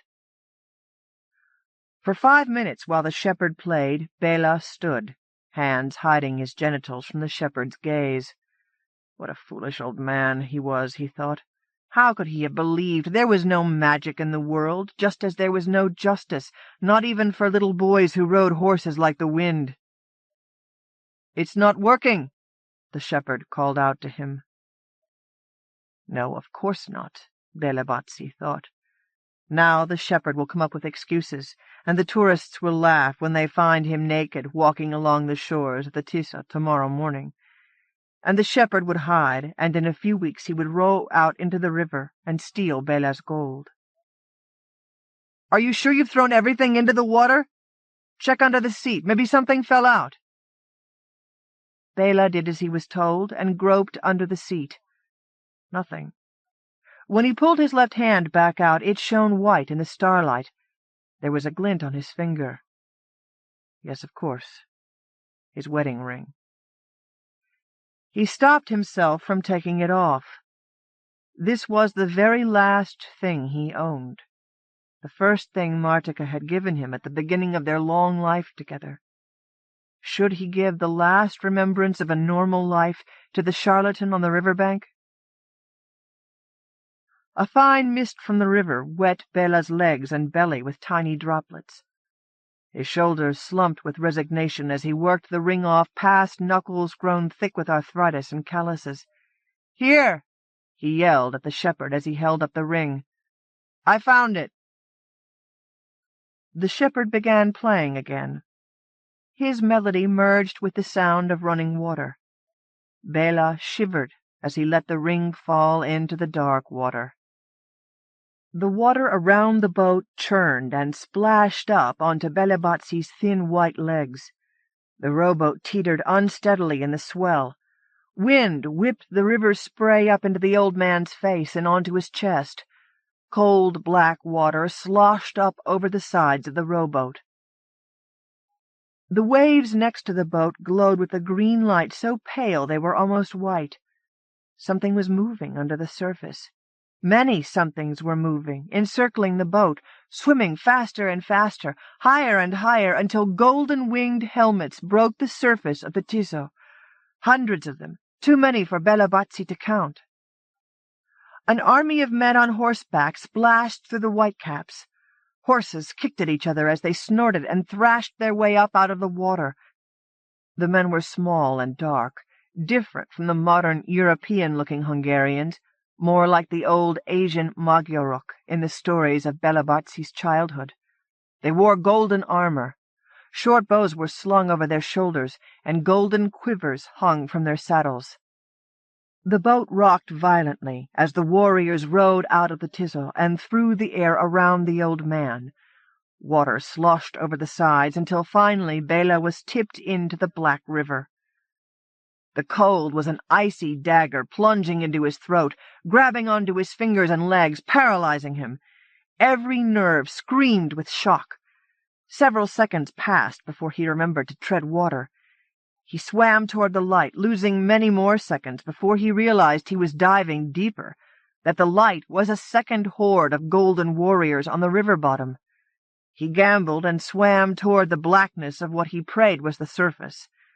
Caught up in the surge of warriors, he found himself being carried faster and faster through the current. He shot to the surface, gasping for air in the churning water. Hundreds of horsemen pranced across the surface of the Tiso. 2 warriors rode matching black stallions. Slowly the horses unfurled giant wings and caught the wind. Hunor and Magyar, the sons of Nimrod, leaders of the brother tribes that founded Hungary, led the golden horde up from the Tiso and into the sky toward the warriors' skyway. The horsemen had dimmed to points of light only slightly larger than the stars themselves, and the water had smoothed into a stillness like a sheet of glass when Bela realized he was exhausted. He thrashed about in the river until he spotted the capsized rowboat. He reached out to catch it and rest a minute. The hand that reached out for the boat looked like a white hoof. The hoof knocked against the wood of the boat, pushing it further out of reach. As Bela realized the hoof was his, he screamed, swallowing water. He screamed again, but the only sound coming from his mouth was a weak, tortured-sounding bleat. Panicking, Bela churned through the river water. His arms and legs were ineffectual at carrying him forward. His head felt heavy and hard to balance, and he could only see ahead by turning his head either right or left and looking through one eye at a time. He thought then that he would drown, and wondered why the shepherd would go to so much trouble just to rob an old man of his gold. He wished he were on the shore so he could teach the shepherd a lesson, and suddenly Bela felt a surge of energy. His body lifted out of the Tiso, and like the Magyar warriors he rode the wind to the shore, landing with a thud on the grassy bank. The shepherd, still playing his tilinko, turned away from the skyway and stared at Bela. He looked frightened. Bela was surprised that his arthritis didn't bother him after the rough landing. He momentarily forgot his anger and walked back to the river bank. Lightning flashed as he peered down with one eye at his watery reflection. A white stag with 12-point antlers looked back at him. A stag like the one that had guided Hunor and Magyar from Asia into the Puszta. How was this possible? How would this help him? He turned his great, dark eye to the shepherd. The shepherd pulled the tilinko away from his lips and backed away. Bela smelled a metallic tang in the air. Fear. He was smelling fear. The shepherd was afraid of what he had unleashed. Bela watched him trip over a rock trying to get away from the white stag. "What's happening?" Bela asked. The words sounded garbled, but the shepherd understood. "I don't know," the shepherd answered. "A bald man wants hair, so he throws a gold brush in the river. When a woman wants children, she fills a blue glass bottle with river water to bewitch her husband. Then they go home. I've never seen anything like this. What did you wish for?" So the shepherd was a fraud. Bela lowered his antlers. His tongue felt thick and too long. His mouth had too many teeth. He stared at the shepherd, wondering if his hands were salty and what it would be like to lick them. Concentrate, he told himself. What did he want the magic to do? The answer to that was an old one. There had never been any doubt what Bela wanted the magic to do. He pushed his thick tongue down, back behind his teeth. "I want revenge," he told the shepherd. "God help you," the shepherd whispered. His fraudulent tennis-shoe-clad presence irritated Bela. The stag stamped his foot and nudged the shepherd with his antlers, further and further, until finally the shepherd turned and ran back to the rubber-wheeled wagon with its cringing driver.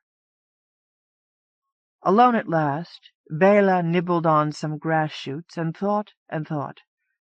How could being a stag help him avenge his son's death? He scratched at a patch of grass with his foot as he concentrated. His front hoof struck stone. A shower of golden sparks swirled up to encircle first his hooves, then his body, and finally his antlers. Bela felt himself float up into the air, faster and faster, further and further away from the marshy ground. The evening became morning again, then night, then day, faster and faster until night and day blurred as Bela, the stag, floated through the sky.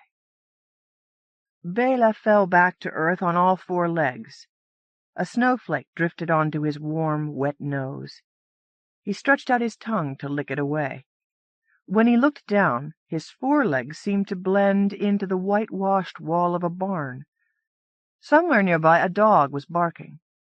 As he slowly turned his head, the antlers were so heavy he felt as if he were carrying all 15 pounds of gold on top of his head. A flash of movement to the side caught his attention. Bela was surprised how far his peripheral vision extended. A tinny whirring sound came from the street. Bela spun his head around. There was Attila, in a German uniform, radio backpack and helmet, riding a bicycle. It must have been shortly after his transfer, because Attila still wore the Edelweiss patch of the German mountain gorilla on his right shoulder and the hooked diamond, symbol of the German peasants' revolt, on his collar. As Attila stopped to check his map, Bela's ears caught a metallic snick-snick. He stood tall, straightening his 12-point rack and flicking his ears. Snick-snick. A hunter came out of the woods carrying a rifle. "Attila!" Bela Bazzi screamed, but the stag's long tongue perverted his warning into a high-pitched bleat. Attila turned to look at his father. Disbelief shimmered over his features. He crumpled to the ground. His body jerked forward as the bullet entered his lower spine. The weight of the radio pulled him face down into the gravel. The smell of gunpowder stung Bela's soft, moist nose. He rammed his antlers into the barn wall. "Cover me," Hemingway said to Jean Descamps and the French irregulars. He ran quickly into the street.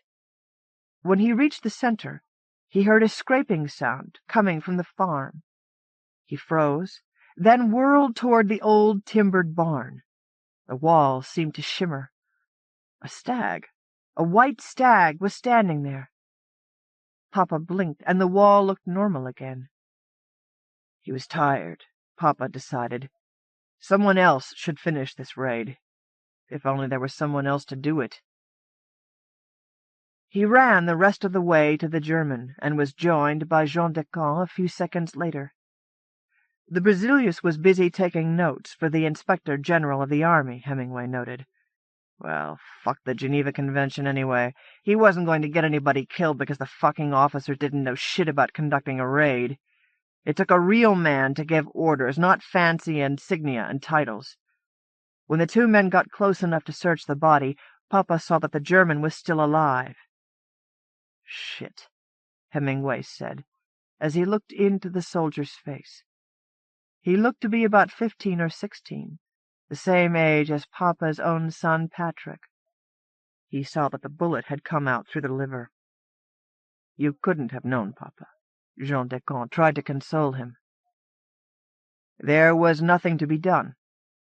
Descamps helped Papa take off the heavy haversack containing the radio, and together they dragged the boy behind some bushes so the trap could be set again. Papa pulled his own morphine tablets out of his shirt pocket and handed them to the boy, along with some quick German instructions in their use. The boy didn't seem to understand. Ernest waved the pills at him until the boy took them. "Danke, Herr General," the boy said. Hemingway wondered why it was that the closer a German was to death, the higher rank they accorded to him. Especially during an interrogation, it was as if their prissy little Prussian minds couldn't conceive of being shot to death by a sergeant, let alone a war correspondent from Collier's. The captured Germans had taunted him, said he didn't have the guts to violate the convention. He'd shown them. Fuck the convention. Papa felt someone tap him on the shoulder. "Pardon, monsieur." It was a boy, perhaps 2 or 3 years younger than the German. "Yes?" "The Germans. They have taken my bicycle." Jean Descamps looked at the big American. "Why not?" Papa said. The boy grinned and picked the bicycle up from the road. "Now get the hell out of here," Papa told the boy. Then he and Descamps ran back across the street. They handed the messenger's radio over to the French irregulars and reset the trap. Bela wished himself next to Attila. He lowered the heavy head until the muzzle could smell Attila's darkening shirt. The wet spot was rapidly expanding from the shirt down onto pants that were at least 2 sizes too big. Descamps and Hemingway had taken his belt. Hemingway. Now, at last, Bela understood his compulsion to read everything by and about Hemingway. How could he have gotten it so wrong? Bela, the man, had lived his life admiring the great author and hunter. Now, as he looked down at his dying son, Bela, the stag, vowed he would live to see the great hunter die. Attila's breathing was slow, as if each breath required a great deal of concentration. Why didn't he take the morphine? Bela nudged the hand holding the morphine tablets with his nose. Attila looked up at Bela, not at all startled to see a wild creature in the middle of so much destruction. "Servus, Savash," he greeted him. "Vigil Haza." "Take me home, stag."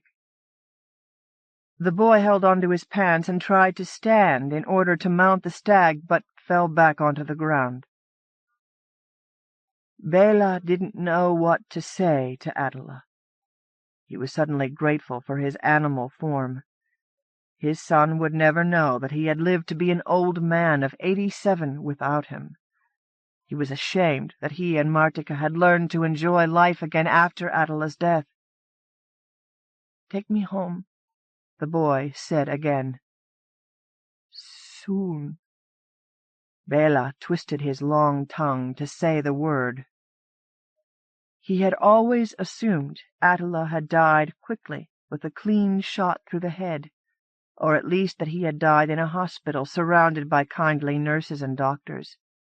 He was glad he and Martika had never known how lonely their little boy's death was. Bela lay down on the grass beside Attila and waited. His son wouldn't die alone. It took 5 hours. Hemingway and his crew of correspondents and irregulars had long since moved on.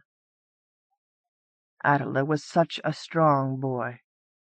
Chicos. Too strong. And so young. Bela tried not to hear the final wheezing in Attila's throat as his lungs struggled to keep breathing. Night fell. Bela didn't know how long he sat staring at Attila's body before he finally forced himself to stand up. The boy's face was no longer contorted with pain. The stag stretched his heavy head down and pushed the eyelids closed with his nose. He looked asleep.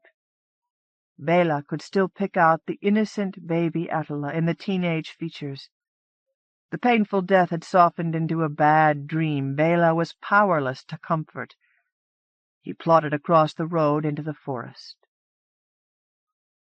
From behind the hazelnut bushes, the stag swung his huge rack around a final time. 2 Magyar warriors on winged black horses drifted onto the road in a shower of sparks. The horses galloped toward Attila's body. One of the warriors leaned down across his horse's neck and slashed Attila's left cheek with a knife. Attila rose on shaky legs, the blood dribbling down his cheek past his chin. Not a cry escaped his lips. Such a brave boy he was. A true Magyar. The second warrior reached down, pulled the boy onto his horse, then followed the first back into the night sky, up to the warrior's skyway. Attila looked back down at the earth and at the stag, then rapidly became a tiny sparkle in the Milky Way. The stag shuddered to think of his son spending eternity with those hard men. Attila would never look down into the adoring eyes of an infant son of his own. He would never know the soft touch of a woman. Bela, the stag, hunted Hemingway in Paris and Luxembourg and Africa, and finally in the American West. Finding fodder, especially during winter blizzards, kept the stag from concentrating on his hunt. Twice, when it looked like he wouldn't make it, he'd been able to remember enough people things to wish a barn door open and have a bale of hay fly out to himself, his harem, and their youngsters. The stag had fathered sons again, many fine sons. What mattered most now was finding enough food, keeping warm, and the rut. Though as he watched his youngest run across the Idaho plain a few miles away from Sun Valley, he couldn't help remembering the son who had ridden horses like the wind. On Christmas night, 1960, the stag stopped to drink from a river not yet frozen shut. His rack was enormous. Lowering his head to drink required such great strength that the stag realized this year's rut might well be his last. Alongside the river was plenty of shrubbery, but it had been picked over. Halfway up the hill to the north of the river was a house with some choice bushes. He wandered up the hill. Light from the house lit the snow. The room was filled with people, and there was a Christmas tree. Sitting alone on a sofa in front of the window was the hunter. As he recognized him, the stag was flooded once again with people memories. He remembered the Christmas laughter of his wife and son, and being so full he couldn't eat another bite. He remembered also the shepherd in Hungary, and why he had sold his comfortable starter home in Cleveland to a young barbarian. He remembered why he had become a stag, and followed the hunter all those years. That winter, and on into the spring, the stag watched the house, biding his time, waiting for the hunter to be left alone. From the way the curtains would be drawn quite suddenly, the stag knew the hunter could see him. Twice the hunter was taken away for a period of several weeks. Finally, at the beginning of July, the stag could feel the rut coming on him. He knew he had to make his move soon, or he would be caught up in stag things again. Early on the morning of July 2nd, 1961, the stag watched the hunter move about the house. Mary must still be asleep. He decided to take a chance and wished himself into the house. The hunter sat on the living-room sofa, holding his head in his hands, when the stag rematerialized. "You," he said, when the stag stomped a hoof on the wood floor. "Akorod hoj megoyelek." The stag had forgotten how hard it was to make his tongue speak. The hunter stared at him. "English, idiota," the stag chided himself. "You want me to kill you, don't you? Do you know why?" The hunter looked frightened. For a few seconds the stag was afraid he would call for Mary. He had to work quickly. The key. Yes, he'd read in one of the biographies the key to the gun cabinet was on the kitchen windowsill. He wished it down into the basement where the guns were stored. A few anxious moments went by before the stag heard the thumping on the basement stairs of what he hoped was the Mannlicher Schonauer rifle, the hunter's favorite, and the one with which he had already practiced suicide many times. The hunter stared at the gun as it flopped onto the sofa next to him. The stag wished open the drawer in the end table. 2 cartridges floated out and over to the sofa as the rifle snapped open. There was something the stag had to tell the hunter before he died. If he could just think human. The family photographs on the end table reminded him. "Attila," he said. The tongue felt as if he were trying to talk with a snake in his mouth. "Attila Magyar. Attila Nem. Attila. You killed Attila. Attila was not a piece of German shit. He was a good boy. A good Hungarian boy." Anger steeled the stag. No pity. Not now. How could a man place a bet on a human life? The stag flicked his ears as he listened to the rifle click shut. He thought he would enjoy the fear in the hunter's eyes as he backed into the foyer, but it reminded him too much of how Attila had died. The rifle butt gently drifted down onto the foyer floor. "Don't stop now, you old fool," the stag told himself. The hunter tried to keep from touching the rifle, but the stag's need for revenge was stronger. The hunter's robe fell open as he gripped the barrel in both hands. He opened his mouth in horror, and before he could shut it again, the stag wished the end of the barrel to push up against the hunter's soft palate. "Come on, old man," the stag jeered. "You know how this is played. Remember how you used to scare Dr. Ortega back in Cuba with this game?"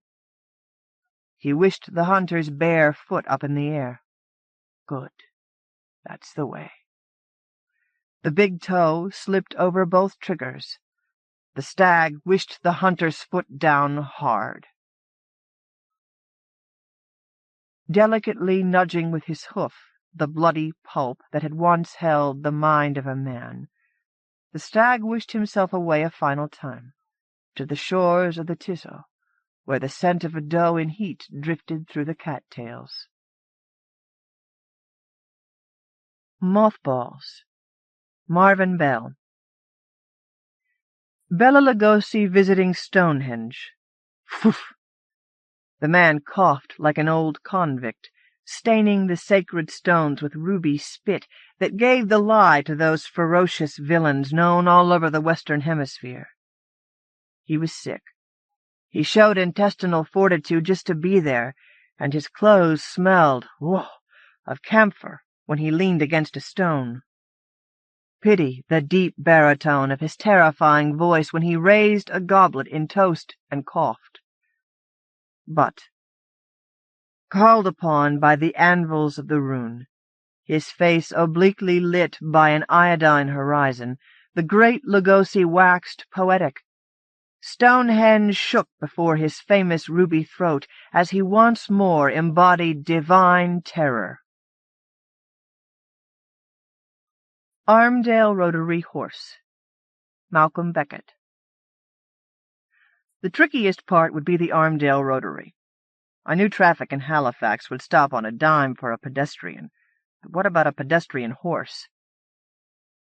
We clomped along, closer and closer, but it was a good 20-minute drive from here and would take us a lot longer than that. I had figured the mean speed of me and this horse at about 8 miles per hour, sometimes 6, and we weren't hurrying as much as we had been. I found the horse when my car broke down leaving Peggy's Cove. I walked a few miles after taking the plates off the car, until I got to what must be the only farm along that sea road for miles. Fishing villages everywhere, scattered all over the landscape, but no one had a boat for rent or sale, which would have been my first choice, after a car. Jimsy says I'd better explain taking the plates off the car. It was this way, see. I'd already filed off the serial numbers when I figured the thing was dying, so I was safe once I was out of touch with it. The farmer didn't want anything to do with Jimsy and me, but we talked to his wife for a while. She was more amenable, didn't think we were tramps, or didn't care much. We were about set for the night there, as a matter of fact, but the farmer came around the corner just then, and we talked of his loaning me a horse instead. I didn't care. Horse, wife, much the same thing. Maybe horse and wife. Both pretty. The horse was Dimble, and he walked a bit crooked. His ape was cherry and vine, and hid his rafters well. My own Wimlet would have been chocolate. I took him anyway. Or he took me. He took me, because I mean the farmer now. I'm going back for the wife. The Rotary was more and more on my mind. I had ridden most of the way to here, but the horse was tired now, and I figured to get to Bland Street by 7, the sun setting about 8:30 or 9 in that time. Bland Street is no place for a horse, but this was no horse, really. His step wibbled, and his mane was unknown to the halls of antiquity, and he wished. Jimsy was feeling frisky. I had stopped for her a couple of times before the intersection of the roads, and I was almost determined not to again. We did before the Rotary, though. I gave in. She's a persuasive friend, and we stopped twice to rest and for me to walk a little. I never rode before, see, and my piles had piles by then, not to mention my legs and even my feet and buttocks, and back. Willingness is never the orgone in the table of the elephants. It's just the only thing, that's all. The land is lumpy between Peggy's and Halifax, and we made less time than I'd expected. Okay, that, but for the Rotary at Armdale, or wherever it was. That's a busy place for Halifax. And the horse was moor and mope. The Armdale Rotary would be the telling point. We'd know then, of course, but it might be too much for him. I thought my textiles were going to come off, but they just got redder. This is the chronicle of getting to Jeremy's house in Bland Street, Halifax. We almost came to the Rotary a couple of times, but the road is windy, and I hadn't quite caught up with myself, and took a couple of turns more than there were when I came in.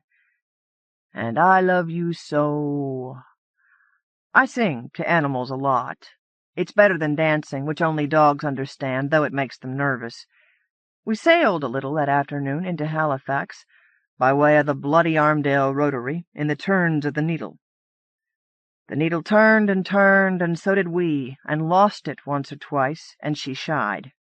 Jimsy shied, and a car nearly got her, so I tied her to the prong thing at the front of the saddle. Imitation prong. Myself, I like the animals. They don't talk back, not in voices, but Jimsy didn't like that rope, and headed in under a couple of times, to the horse's amusement and her discomfiture. We almost sliddled, but I caught it in time, near the Armdale Rotary. The thing is only a couple of yards across, for Christ's sake. Why worry, right? Wrong. The cars are almost Montreal-y there, and swish a lot. They don't pay attention to details like us, either. Details. Both of them had 'em. Not me, though. Not me. Crappy delights of the closed road. Did you know you can't go off-road in a horse in NS? Not licensed for it, by damn. The beauty of the place is its. The beauty of the place is its. The beauty of the place is its. Found a place to sleep. Cross the Armdale tomorrow, on the morrow, on the day, in the morning. Horse, then Jimsy, then me. Near the road, but safe. Maybe safe. Surely safe. Sleepers awake. Awake, and the Armdale Rotary is not a problem. It is to laugh. We all practice laughing together, and I win. Jimsy gets jealous, and I win again. Good life. Good life if they don't rotorize you. Don't weaken, laddie, weaken. See, the thing is, it's round. Round about, like a circle thing, see? And if you can't get off the first time, you get off the second or third. I know that, but I can't maybe do it, see? Not in Halifax, though. Driving's a secret politeness art in Halifax. Makes my nerves all jumpy even in a car, see? My nerves all jumpy even in a car now, don't you see? It's 4 roads coming in, see, and none go out until you're in there and you can see out. Is it 3 or is it 4 now? I forget. Stop and make a map of the thing. Cars buzz by, and I pissed there because we're near, and you can't piss past the Armdale Rotary. Can't piss past anything that big. Shit, ought to know that by now. Steady ride in, though. Steady old horse. Fed him on brambles and seaweed this morning. He didn't mind, long as it's not meat. Had nothing for Jimsy and me, though. Nothing that once ran, like. Wish I had Jonathan. Woodsman, he went. Out. West. By himself, and his mother, and I need something. Now here comes the Armdale Rotary. Oh, God. Now what? Now where? Bastard! In a BMW fast by my ear, and the horse all gumpy and old. Heading for the AR, too, I guess. Muzzy, fuzzy head. Better try tomorrow. With a fresh horse. Not a bad idea at all. Rested in the lee of the Rotary, avoiding cops most of the night, but they're civilized here, too, not like home, I hope. Shit. What if there's cops in the Armdale Rotary? Cops in it! Nah. Cops in Parliament, now. Forget it. If they're there, they're there. Go over. Maybe it's nice down by the seaside near Peggy's Cove. Camp by the sea in St. Margaret's Bay, like. 5 weeks, and it's nearly the end of summer. I'm finding it less difficult now, and I'll be able to make the final bit by this Friday, I'm sure. $10 a week to live in the campground here. Pretty good, and horse for nothing. Eats out back. Cheap. Can't believe I've been here a month and a half. Rotorized for sure. Rotated, rotatized, rotorized. I get closer every day. 20 feet away today. Hooray. Dog runs, knows the way now. Not tied any more at all except the last 10 or 20 feet near the Armdale Rotary. Votary. Ha ha. Nearly there. 6 or so miles away now. Getting the rotating feeling and sick, too, but press on. Nails. Ha. Mails go through here. I see it when I come into town like this. Passed my old bazoo the other day. Rusting now. Somebody threw it into the sea. We like it by the seaside, by the beautiful sea. Singing time. And Jimsy likes it. Horse no. Closer I get now, bigger the thing looks. Zoom! Zoom! People still around. Shit! I never tried it at night. Why not, I wonder? I almost always drive at night. Why not horse? Horse, night! No, try it now. Jeremy sleeps at night, most nights. We could sleep going around. Maybe sleeping we could do what we daren't in daytime waking. We push, Jimsy and I, and Horse. Horse came last, and is dumbest. He doesn't know it's again. Is it? Jimsy is smartest. She sits down in the road at the edge, and looks out over the Armdale rotary, slit eyes, wolf cowing the foe. Works, too, most times. They speed up. Shit. Like a great big swirl in the air before us. It grows in ferocity and madness every time we dare to open our eyes to it, let it into us. It sings round, not flat, and is up, not across. Got to climb the Armdale roundabout. No, rotary. Roundabout is Britain and Victoria. Maybe Van, too. Montreal is Circle. Other places, too. Stinks here today. Yesterday there were cops in the Armdale rotary. Rotating cops, looking and wondering. Jeremy knows I'm here. Sits at the other side sometimes. Strong support. I almost made it over the first time I saw him there. There now, up top of the thing. Other side, they call it sometimes. It reaches almost up to England now, almost all the way there is, and I need to piss again. Bowel's okay, though. Maybe tomorrow? The traffic is heavy now. How far is it clear? To the middle, dummy, then the grass, then the Armdale rotary again. Stupid idea, rotaries. Objective opinion. People pay for my objective opinion, most times, at home. Home isn't even the Armdale rotary, sticking up and up like a Thor sum, like a wave of nausea, a wave goodbye, a wave in uniform, a fucking standing wave, too. Thing to do is to glide through like a bridge, open, and pull for the shore on the other. Open is now. Go. Jimsy, Jimsy, we're going over. Jimsy! She is stuck in the pattern. Can't think of going over. Getting here was all there was. Oh, Jimsy. Dog on the man on the horse, and go! Slow, now, car. People watching, waving. Watch the wave, it kills us. Truck headed for our road. Not our road any more. Nothing is safe here in the Armdale rotary. It froze there a minute ago, and it's open now. Move a little. Lady stopped, waves forward, now another. They're looking. Go back? Too far. Move it! Got frozen now. Good. Was full and gurgling, no control here. People are polite. Remember that and go! We had a little difficulty at the Armdale rotary, son, but nothing we couldn't handle. Gotta get by the bloody intersection of What's-It and wherever now. No good place to eat? Maybe a park, too? Shit, son, I'm so sorry. This is the side we came in. Word drift. Jeanette Ingold. No one knows for sure how the drift got to Pine Limely. Some say it came as a germ carried by a Chinook.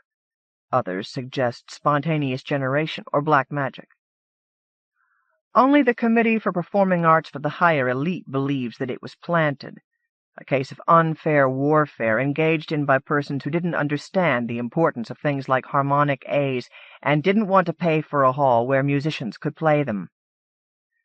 Blaine Thompson doesn't know, and she's the one who first recognized the drift for what it was, a sickness with the most unpredictable side effects.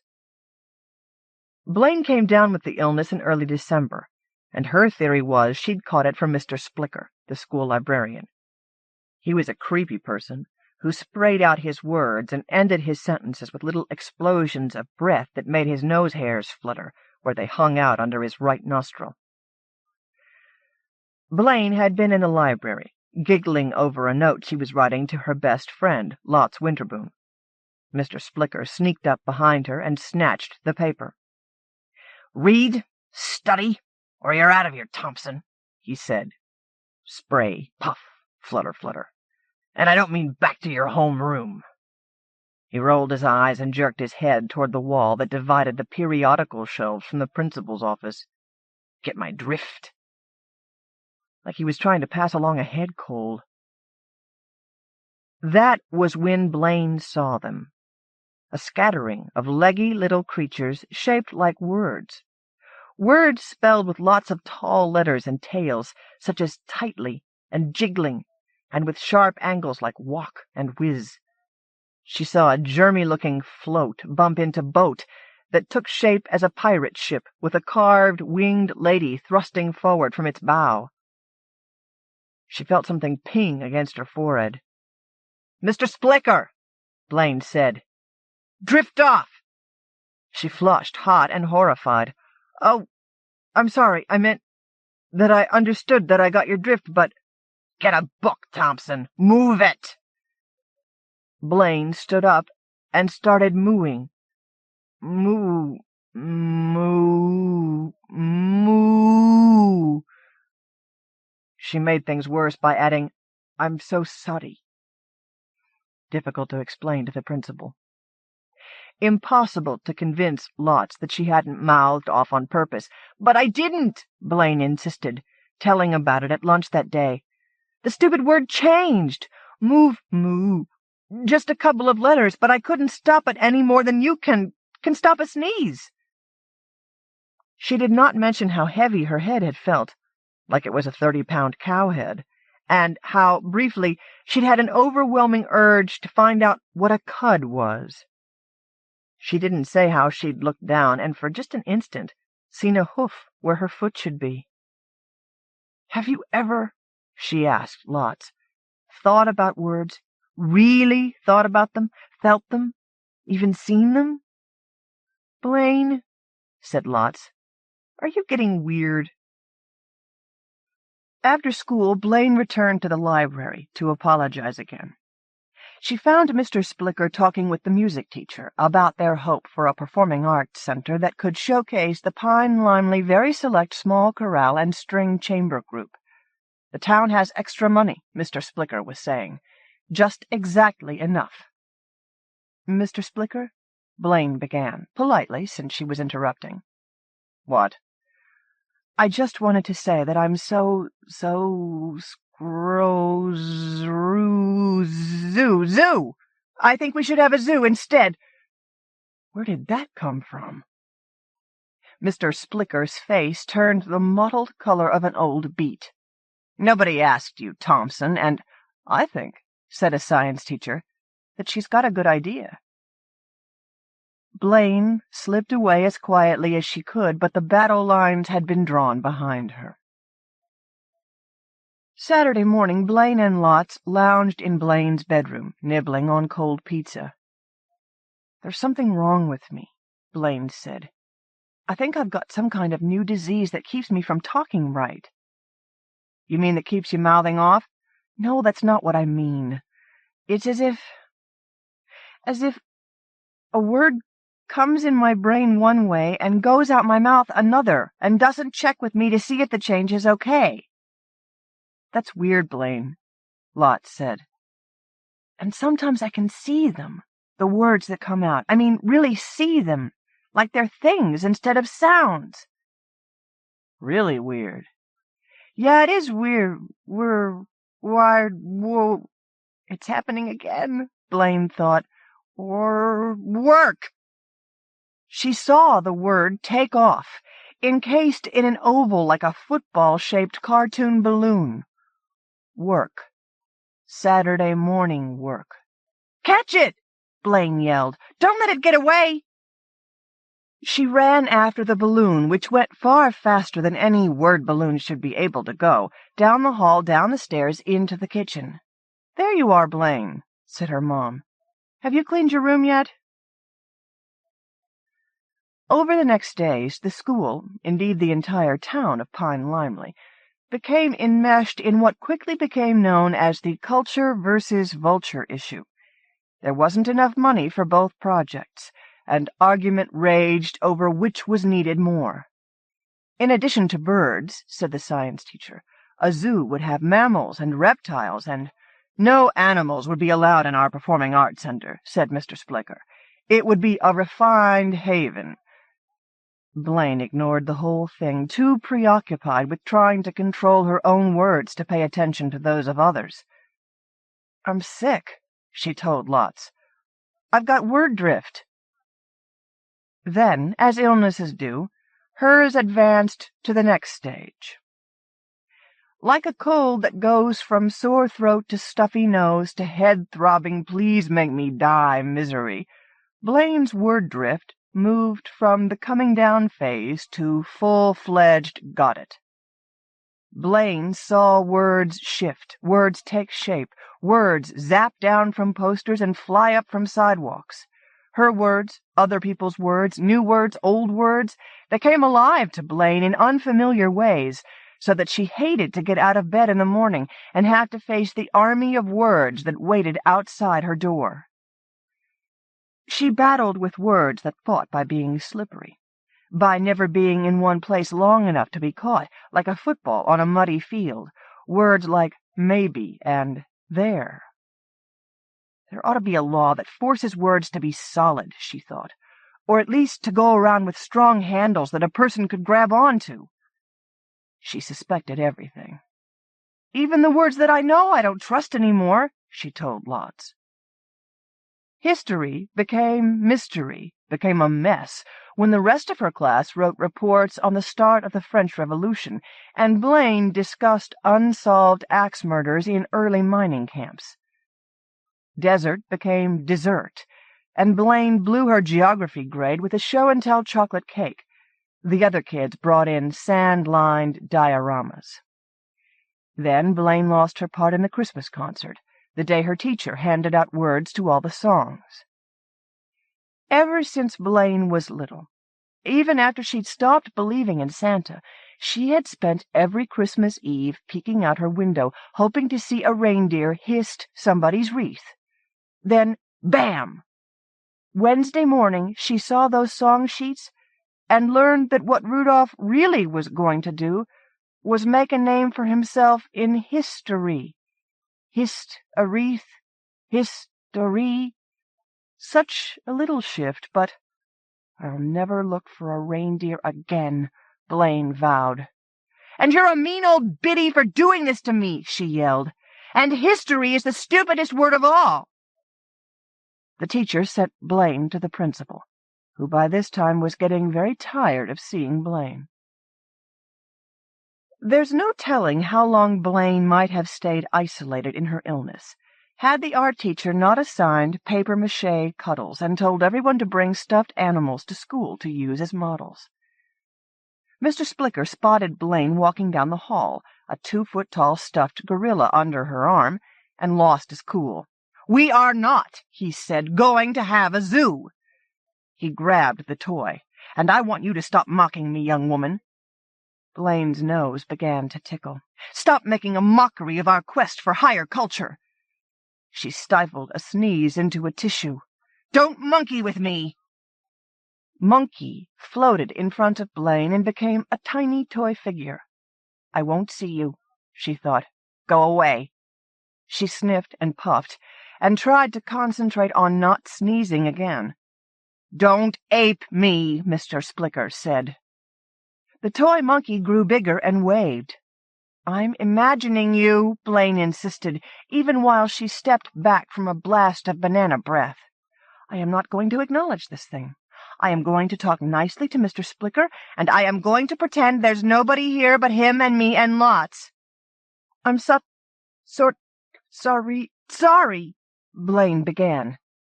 There, it had come out right. "Mr. Splicker, I wasn't mocking, aping. No, not again, please. All you words, wait! Mr. Splicker," she said, unable to stop the words coming up from the tickle in her throat. "I am not doing anything at all but trying to go to art class. Do you get my drift?" For one magic instant, Blaine again saw the leggy word germs, floating and bumping into each other, moving toward Mr. Splicker. Mr. Splicker stepped back, a confused look on his face. "Who just threw something at me?" he demanded. "Whoever hit my forehead, come forward." "Lots!" yelled Blaine. "I gave him back the word drift." "Blaine," said Lots, "a little gorilla just ran down the hall. Do you think we should go after it?" "I don't feel well," said Mr. Splicker. Of course, as Blaine said later, Mr. Splicker should have gone home right then, and taken his case of word drift to bed, maybe with some warm milk. Instead, he went, as planned, to that night's Christmas concert, held for the whole town in the Pine Limely School. The very select small chorale and string chamber group was to open the program. Mr. Splicker wanted the audience to hear the group's beautiful music bounced harshly from gymnasium walls. He was sure that even the most uncouth would be convinced of the need for a proper performing arts center. He himself was master of ceremonies for the program, lead singer, nodder to get the string group bowing in unison. "I am," he began to a hushed and full Jim, "Mr. Splickner. Speakner." Giggles started. Splicker! Blaine nudged Lots. "It's the drift, all right." Mr. Splicker coughed and hummed and gathered himself together. "We will say the Pledge of Allegiance." It was proudly said, although Blaine thought the woman on her right suggested junkets for all. "And remain standing while I sing our national anthem." Mr. Splicker's deep baritone, a rich baritone that came out with a minimum of spraying and puffing, filled the hall. "Oh, say, can you see?" The audience stood tall, hands over hearts. "And the rocket's red glare—" Then Blaine heard it. "Bonbons bursting in air." No, I must have imagined it. No one is laughing. Still, several people were staring in puzzlement at the space over Mr. Splicker's head. "Blaine," Lots whispered, "do you see them? Those chocolate candies going off like fireworks?" Blaine nodded, watching a flying cherry crash into a string of orange cream. "Me, Mr. Splicker, Lots. Just how many people have caught the drift?" "And now," said Mr. Splicker, "I present with great pleasure the very select small chorale and string chamber group." He stretched his face into an ingratiating smile, "which, as you will hear, needs a more appropriate place to perform." Mr. Splicker turned to the players. "Violins," he said. "Fiddles, riddles." The first and second violinists reached toward their music stands and held up placards for the audience to read. Why did the chicken cross the road? The road made an impossible demand. Why didn't the turkey? The road made an offer he couldn't refuse. The audience broke up. "Those are so dumb." "Those," said Blaine, "could only come from violinists with word drift. Do you think Mr. Splicker's given it to the whole town?" Sick or well, the whole town loved it. "Never had so much fun at one of these shows," a man said. "Good old Splicker, pretending to be a stuffed shirt and then planning all this," said another. "Stop! Quiet, please," Mr. Splicker said. "I don't know what's behind this foolishness, silly business, monkey business." That was when the 2-foot gorilla appeared, swinging down on a gym rope and wrapping himself about Mr. Splicker's leg. "I bet," said someone, "old Splicker wanted us to have a zoo all along, and this is his way of showing us." "Oh, isn't the little thing cute?" several people said. "No, he's not," shouted Mr. Splicker. "He's not cute. He's not even here. He's an illusion. You're seeing things." "I guess," Blaine told Lots, "that's as good an explanation for word drift as any." "I say," said the mayor, clapping for attention, "let's take all our extra money, build a zoo, and name it in honor of Mr. Splicker. Now, anyone for a chorus of clang, mangle, Jangle bells? The Asgard Philharmonic plays Tchaikovsky's 1812 Overture. Lawrence Schimmel. The conductor's back is a teapot from a nursery rhyme. Coattails black as cast iron, one arm, crooked at the elbow, forms a handle, the other, outstretched, a spout. The baton is steam, perhaps, frozen from its ascent in anticipation of the music. Tyr's hand drops like a guillotine, and a dam is burst, flooding Valhalla with sound. The hand holds all the power, gathered up like invisible rains. Truth demands a sacrifice. Thus Odin hung from Yggdrasil's bow and plucked out an eye. Thus jaws close with a snap, and a wolf now is bound. The conductor's hand reigns alone. No mate dilutes its might. So Napoleon sought to consolidate Europe under a single hand. By Austerlitz the scene seemed bleak as Ragnarok.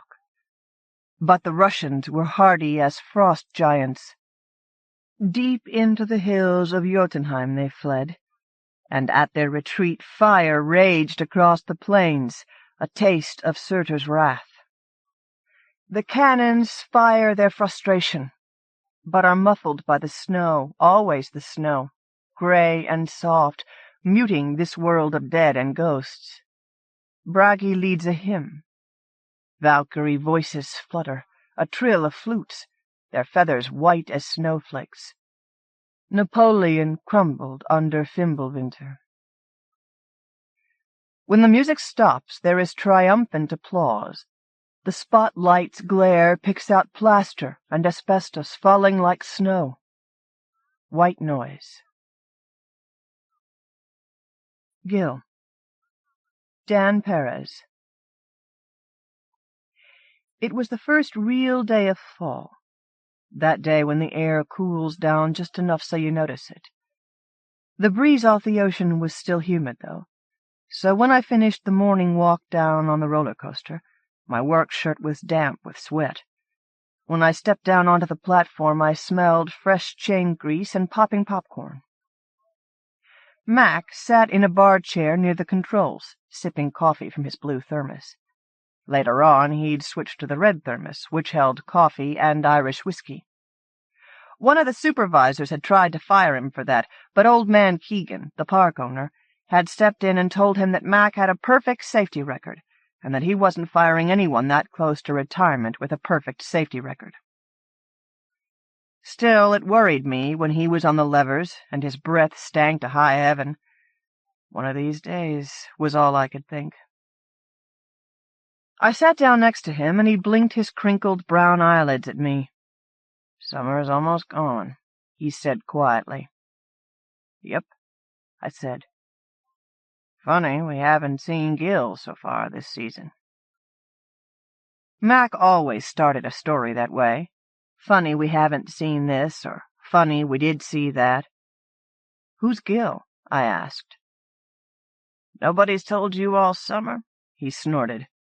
"Man, this is a fall-down-on-your-ass operation when new people don't get told all the important stuff.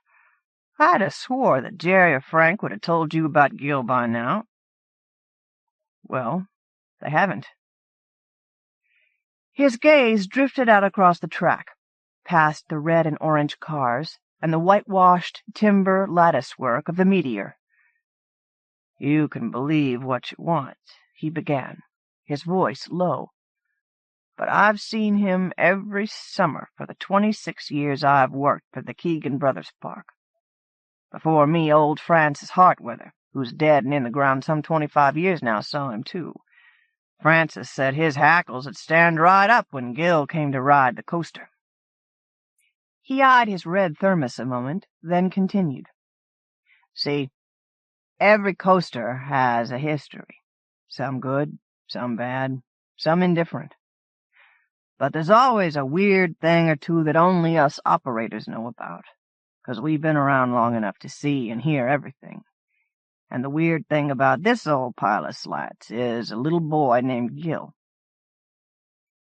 I nodded patiently. His gray eyes were aimed off into the distance beyond the coaster, beyond the park, where the waves broke against the pink granite jetties and the gray sand. Nobody knows what the deal is with Gil. He only ever said his name once, to Francis in 1959. He looks real enough, and he feels real enough. Back when we took tickets for the rides, I took his tickets for the Meteor, and his skin felt fine, warm as you please. But I guess there's no law that says a spook can't have warm skin. A spook, I said. You mean like a ghost? He scowled. Hell yes, that's what I mean. He comes around one day every summer. He only rides the coaster. He's never gone on any of the other rides so far as I've heard. He just comes and rides the Meteor again and again and again. Dozens of times, sometimes until the park closes. Then he leaves, and that's the last of him until next year. So was he here last year? I asked. Jerry told me he saw him on the late shift that July. It was a Monday night and things were slow, and it was mostly just Gil riding the coaster. If no one else was on, Jerry'd just run the cars on through again without stopping. How many times did he ride? Jerry quit counting after 70. 70 times? More than that, Max said. Jerry quit counting. Kid rode for hours that night. He finally signaled for Jerry to stop. Got off and said, "Thank you," and he left. Weird as all hell. You just ask Jerry sometime. Just 'cause he rides the coaster a lot doesn't mean he's a ghost. Mac's eyes narrowed. Francis Hartweather said that boy couldn't have been more than 12 when he first saw him. I saw him here 2 years back, and if he was more than 13, then I'm Frank Sinatra. The loudspeakers in the park blared music.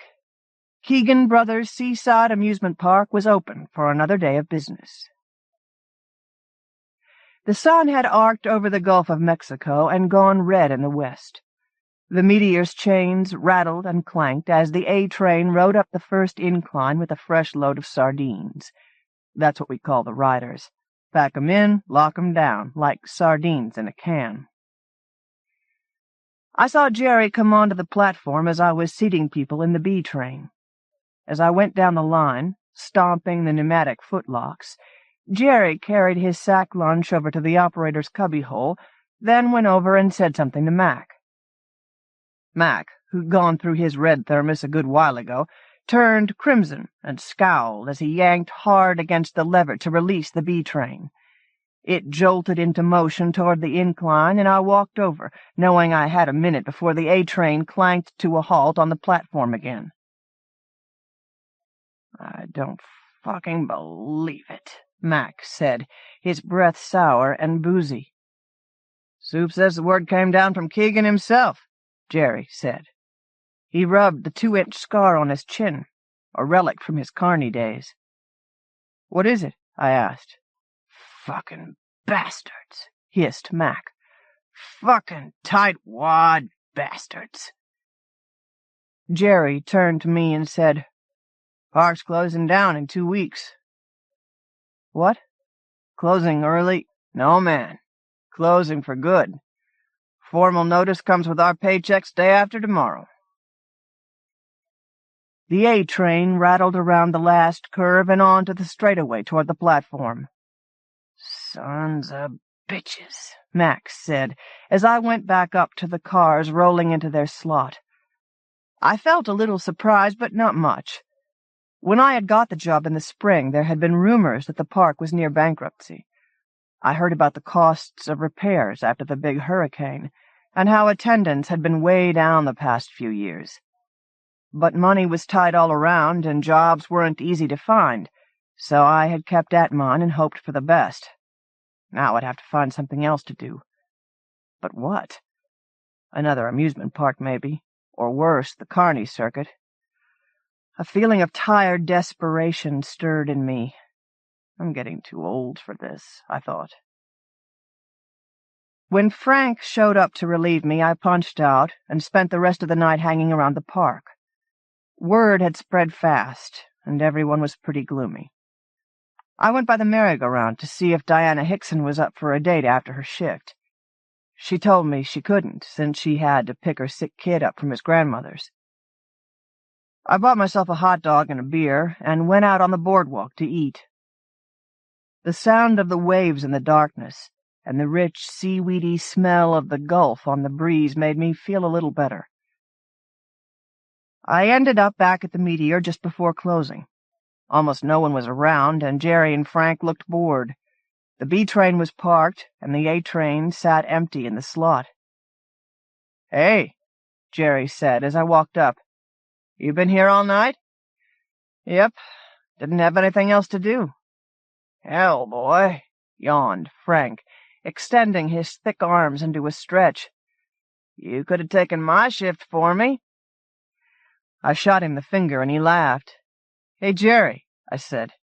"Mac was telling me about this kid named Gil." "I've seen him," Jerry said, rubbing the scar on his chin. "Came up about this time last year. Rode the slats all night." "What is he? I mean, is he really a ghost or something?" It's just a story, man. Don't you know all them old-timers like Mac gotta tell their stories? They want to impress all us young guys, so they dream up their ghosts and their spooks, and how they've all been around firsthand to see a train jump the track way back when," Frank added. "Shit, yeah," laughed Jerry. "They always say that." I nodded. "But you saw this Gil, right?" "Yeah, I saw him. He's just some lonely kid who has a thing for coasters.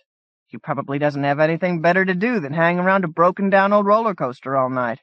You know anybody like that?" He grinned and nudged me. I shrugged, smiling at him. "Yeah, well, I think I'll take a spin and get on home. My dog's probably got all 4 legs crossed by now." "One spin coming up," said Jerry. "You in, Frank?" "Like Flynn," Frank said. Frank and I climbed into the front car of the A train, and Jerry pulled the brake lever, releasing us. The Meteor is best at night, when you get up there on one of the high curves and you can see the lights of the oil rigs out in the Gulf. Then the car just drops out from under you, and you hurtle down into that timber framework with the car screaming beneath you and the wind ripping at your clothes. All the while those boards are groaning and creaking, and you can feel the whole structure shifting beneath you like a living thing. The Meteor hit 60 miles an hour in 2 places, and coaster buffs from all over the country had rated it as one of the South's meanest rides. I first rode it when I was 17, and at the time I never dreamed I'd be working it on its last days. As Frank and I rolled back into the platform, I knew I was going to miss it. "Go again?" Jerry yelled from his position at the levers. "Hell yes!" I called out. I was on night shifts the last week. It was weird, because as soon as word got out that the park was closing, we were busy as hell. Huge crowds every night, even on Monday. Max said that we should have announced we were closing 3 years ago, and kept on announcing it every couple of months, and the crowds would have kept us open for good. The Meteor broke down in a great grinding clash of gears on Saturday night. The supervisor told us it wasn't going to be repaired, not with only 1 day to go. That surprised me. I always figured old man Keegan would have kept the coaster running until the bitter end, but he didn't. So we shut it down and got ready to go home. Mac had already disappeared, grumbling and growling into the crowds, and I was just stepping down off the platform when a boy ducked under the chain across the entrance to the Meteor. I felt a sudden tingle of recognition as he raised his face toward the dead coaster. I don't know how I knew who it was. I just knew. Gil. As he came closer, I saw that he did look 12 or 13. He was an average-looking kid, really. Dark hair with a cowlick, bright, darting eyes, and delicate features. He wore jeans, a Motley Crue t-shirt, and scuffed sneakers. He turned to me and spoke in a soft, solemn voice. "Is it going to be running tomorrow?" Words didn't come at first, so I shook my head. "I've got to ride it," he pleaded. There was genuine urgency in his voice. "I've got to." I took a deep breath. "I'm sorry, Gil." "That's your name, isn't it?" "Yeah," he said, distracted, watching the coaster. He turned back to me. "Is there any way someone could fix it? Is there anyone I can talk to about it?" "I don't think so, Gil. See, we're closing down the park for good after tomorrow." Suddenly he reached out and grasped my shirt in his fists. "Don't you understand?" he shouted, his eyes wide with desperation. "Don't you get it? This is my life we're talking about here." Startled, I pushed him away too roughly. He fell back onto the concrete, and I felt like a shit for shoving a little kid like that. I expected tears. "Jesus fucking Christ!" he spat. Then he looked up at me, and his eyes were no longer wild. They looked tired. "Sorry," he said. "Does your mother know you talk like that?" He stared off into shadows. "My mother has been dead for a long time." "Sorry to hear it." He nodded, then stood and looked past me at the meteor. "Could I just sit in it? That might be enough." "I guess so." I led him up to the platform. We'd left the A train in the slot, so I watched as he went and sat in the front car. He gripped the sides with his hands and closed his eyes. "Please," he said, almost whispering. "Please." After a moment, he opened his eyes and looked at me. "What's wrong with it?" "The gears are jammed up, so the chain won't lift the cars up the incline." "Damn," Gil said. "If it means anything, I think they should have fixed it and kept it running." "It doesn't really matter now," he replied. "Not if they're closing the park." "A couple of the guys told me you rode it a lot every year."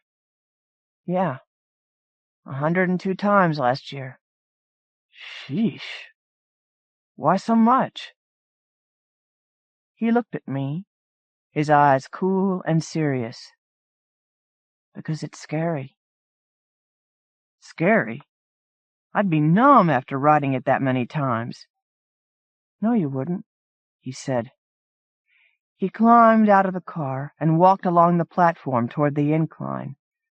He cocked his head at it and lifted his hand as though it were a coaster making the ascent.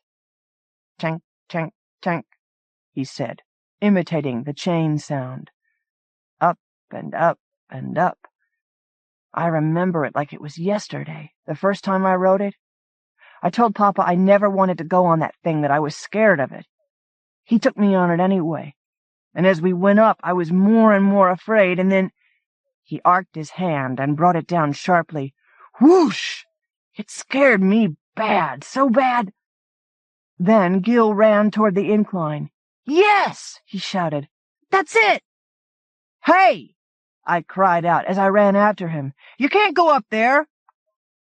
He ignored me and ran ahead, his feet thumping on the walkway next to the track as he climbed. I ran after him as fast as I could, but he had a good lead on me.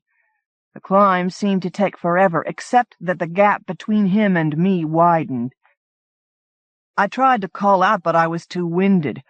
I paused, the muscles in my legs surging, and I saw that he had made the top of the incline, where the wide level loop begins.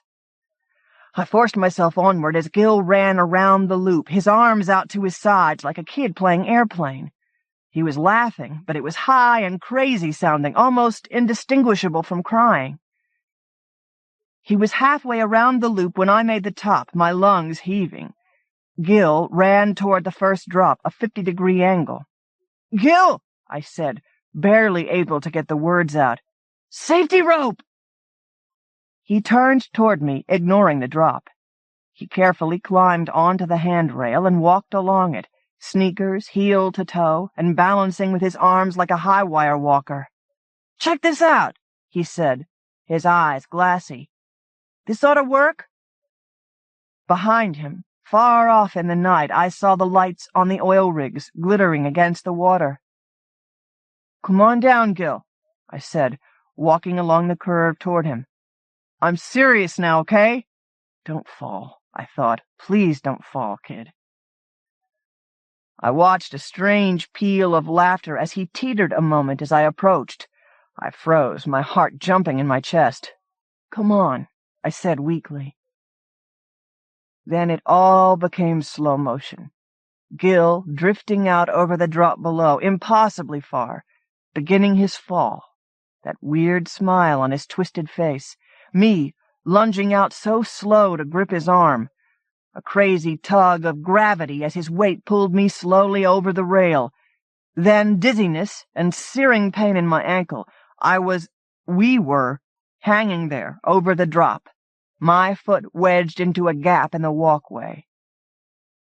Gil looked up at me as he reached out with his free hand and twisted my fingers away, one by one. "If you're scared enough," he said, "you never get—" The last word was lost as he fell. He fell a long time, vanishing into the shadows far below. He never screamed. Hanging there by my ankle, the pain stabbing into my leg like an ice pick, I waited for something to give way, for me to follow Gil down into the darkness. Then I blacked out. "Up, man, come on." As I came to, I saw Jerry's face, pale against the starlit sky. Pain lanced through my ankle, and I felt the solid boards of the walkway beneath my body.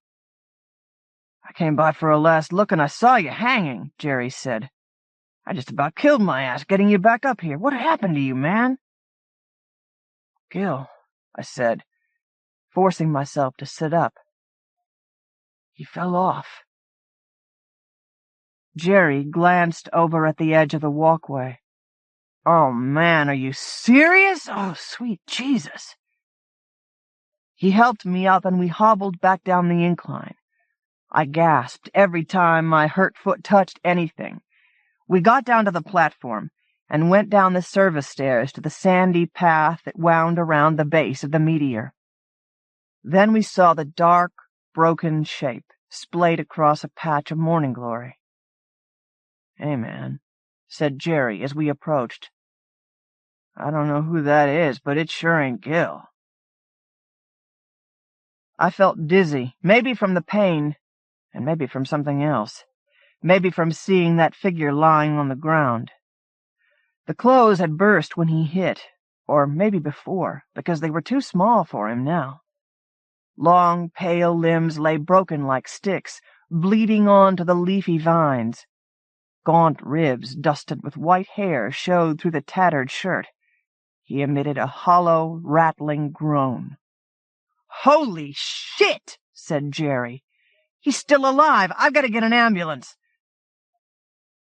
Jerry lowered me to the patch of morning glories, and I yelped in pain. He ran off. Then I heard the voice near me, a raspy sound, like the wind blowing dry leaves. "Didn't work," Gil said. He sucked in a ragged breath, shuddered, and died. I rolled onto my back and stared up past the white latticework at the stars high overhead. It was almost dawn when I finally got home. My dog had peed on the carpet, but I guess he waited as long as he could. With a sigh, I hobbled on my crutches into the bathroom. I stared at my face in the mirror. In the harsh, fluorescent light, it looked pale and haggard. I looked at my hairline and discovered a gray hair there. My first. Hand trembling, I reached up to pluck it out. I had heard of some scary coasters around the country, meaner by far than the meteor. I could find one that would do for me what the meteor did for Gil, couldn't I? I paused, thumb and forefinger gripping the gray strand, prepared for the pinprick on my scalp as I pulled it out. Then I thought of Gil's battered body in that patch of morning glory, and I released my grip on the gray hair. Wait until you see the next one, I thought. Wait a while. Gord and Fnord go to the zoo. Charles von Rospack. Gord! Gord, wake up, damn it! Across the stained and battered table, a mightily thewed warrior lifted his head and groaned, staring at his companion through bloodshot, unfocused eyes. Keep your voice down, Fnord. My brain hurts. What do you want? The head fell back to the table with a thump. The thin-faced, shifty-looking thief stared at the quivering hulk of his partner. Gord, I'm bored. Let's go do something. Gord stirred again. You woke me up to tell me you're bored? He sat up. Swaying, he almost fell off his stool, but grabbed the table to steady himself. Would you rather be bored or dead? Barkeep! Another beer! Gord, it's going to be another week before the Count musters the army and marches us off to attack the Archmage Frelming's castle in the Valley of the Archetypes. Until then, we have nothing to do. A large, bald man scurried up, left a full tankard, and hurried back behind the bar across the room. We can't just sit here drinking for another week. Why the hell not? Seems like a reasonable pastime to me. For one thing, you overgrown dolt, if we sit here for a week doing nothing but drinking and watching you pass out for hours at a time, the readers are all going to flip past us and go read the next story. Who cares? I don't care about those voyeurs anyway. Have you ever seen one? If they were real men, they'd be carrying swords, not reading about them. The hell with them. Gord took a huge swallow and then symbolically belched at the ceiling. For another thing, we only have enough money for one more day of drinking at the rate you're putting it away. After that, we're on the wagon, unless we can find some cash to tide us through until the muster. Well, why didn't you say so? Gord shuddered, and then gulped down the last of his beer. I am not looking forward to meeting Frelming sober. You don't have to.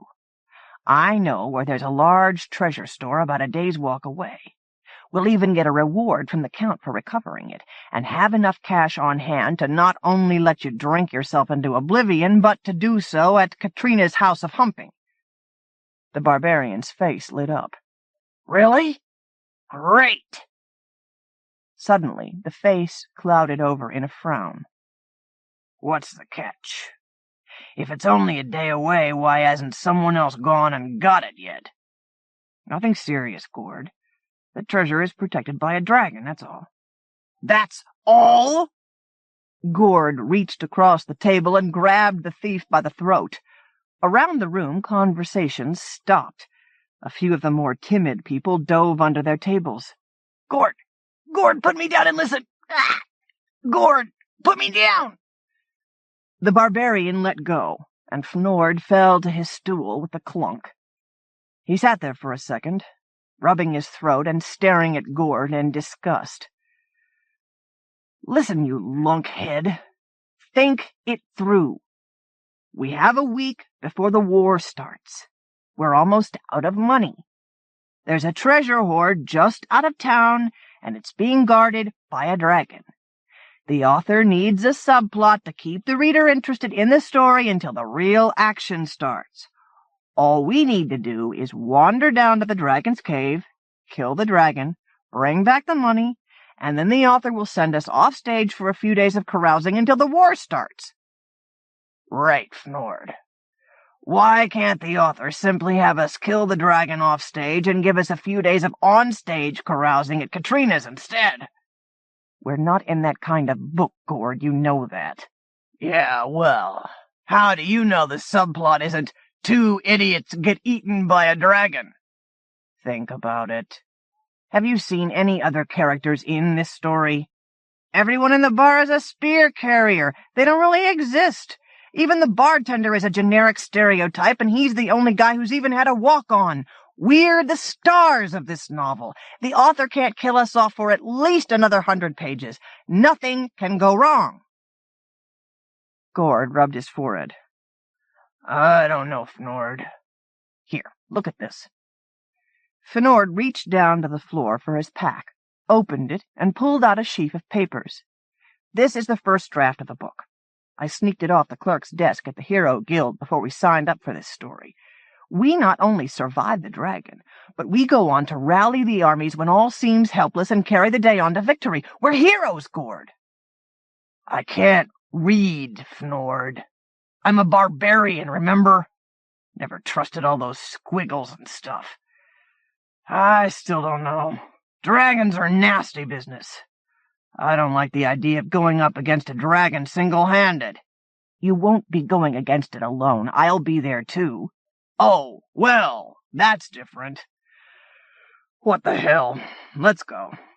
I like the idea of finally being the star of my own story. The next morning, the two adventurers set out. Gord, his furs only slightly matted and his eyes almost focused, bore a huge, gleaming broadsword slung across his back. The thief was in his green-dyed leather armor, and carried a short sword and 2 daggers stuck into scabbards in his belt. Wow, Gord, what a great day! We're heading out on adventure, just like Fafard and the Grey Mouser, or Bing and Bob. Who? Never mind. Just some other famous teams of adventurers. They followed the wagon path out of town, and at a fork took the smaller path that led off in the general direction of Mount Blackheart, a huge black outcrop of obsidian that loomed to the south. It was there, they'd been told, the dragon had his lair. They made the base of the mountain by early afternoon and decided to rest before beginning the climb. While munching on their cheese and stale bread, they saw a huge black shape cross the sky and disappear into the mountain about a third of the way up. See, Gord? There he is! Piece of cake! The barbarian shuddered. You don't suppose we can convince the author to turn the dragon into a rabid wolverine, could we? No, Gord. Has to be a dragon. Come on, let's go. How are we supposed to kill this thing, anyway? Well, here's how the author's written it in the first draft. We climb the mountain to the dragon's cave. He's just returned from feeding on the Count's cattle, so he'll be sleeping. We sneak into the cave without waking him up. I sneak behind the beast to hamstring him, but the dragon wakes up and swipes at me. I'm thrown against the wall and badly injured. It looks like the end for both of us, but in a final desperate move, you make a wonderfully dramatic attack and behead the beast. It dies. You give me the potion of healing I have in my pack, and then we grab as much gold as we can and the head of the dragon and head off for our reward and a few days at Katrina's. Sound reasonable? I don't like this, Fnord. How about I give you the broadsword and you make the dramatic attack? Gord, we can't do that. I'm a thief. You're the barbarian, right? The guild rules say that I have to run around in the background and make sneaky backstab attacks while you scream at the top of your lungs and do berserk things with your sword. You don't want to lose your card, do you? No. Good. So it's settled. Fnord stood up. Let's get climbing. There was a sudden rush of wind and flapping of reptilian wings, and the dragon landed on Gord from above. Gord did the only possible thing. He collapsed in a heap. The dragon turned around and stared at Fnord. He smiled. Ah, fresh meat. And they deliver. How nice. The thief stared at the huge black beast. It picked up the former barbarian in one large claw and poked him with the tip of one wing. They sent this one already marinated. With a sudden movement, the dragon snapped off Gord's head and swallowed it. The dragon dropped the former barbarian to the ground and looked at Fnord. Your turn. You can't do that! You're supposed to be up in your cave asleep so we can kill you! We saw you come back from your cattle hunt! I wasn't hunting. I was at a dragon guild meeting that ran late. I'm lucky I got home in time for your visit. He licked his chops. I'm starved. You can't do this! The author won't allow it. We're the heroes of this book. We can't die. We've got at least another 100 pages and a war to fight. How long has it been since you checked in with the guild? You dimwit. There's been a change. The editor thought you two were boring, so the author cut you out of the book. This isn't a novel anymore. It's a short story. That day the dragon fed well. The next, he returned to the Dragon Guild to apply for a new story. Calliope, Nicole Sudberg. Brooklyn at night is alive enough that you only have to be a little afraid of going out alone. If it's summer vacation and your parents are visiting Europe and all your friends are away, and you don't have a fan, and you're tired of lying naked in a darkened room, sweat-slick and mosquito-bitten and wishing you had a boyfriend, you may as well get up and get dressed and go out to see what you can find. If it is so muggy the weight of your favorite jacket dizzies you, and the heat of the air pressing down denim makes you feel ill, you will still drag the jacket on. Just a tank top and cut-off jeans might make someone think you're inviting something. You drift through neon-lit streets, avoiding the drunks and the men in packs, watching ghosts of yourself in the store windows.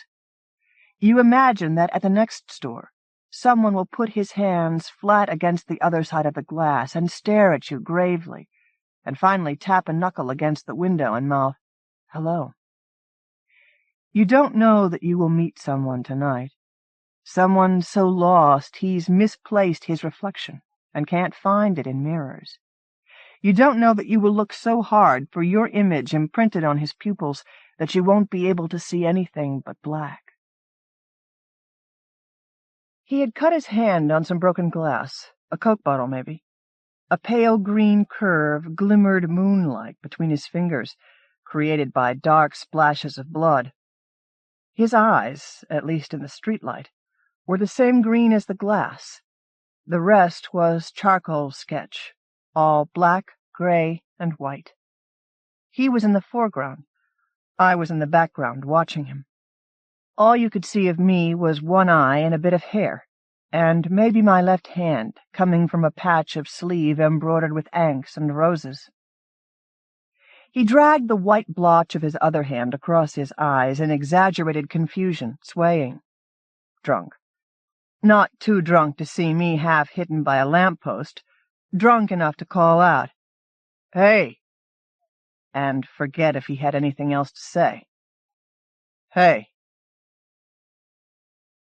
His eyes were the same green as the glass.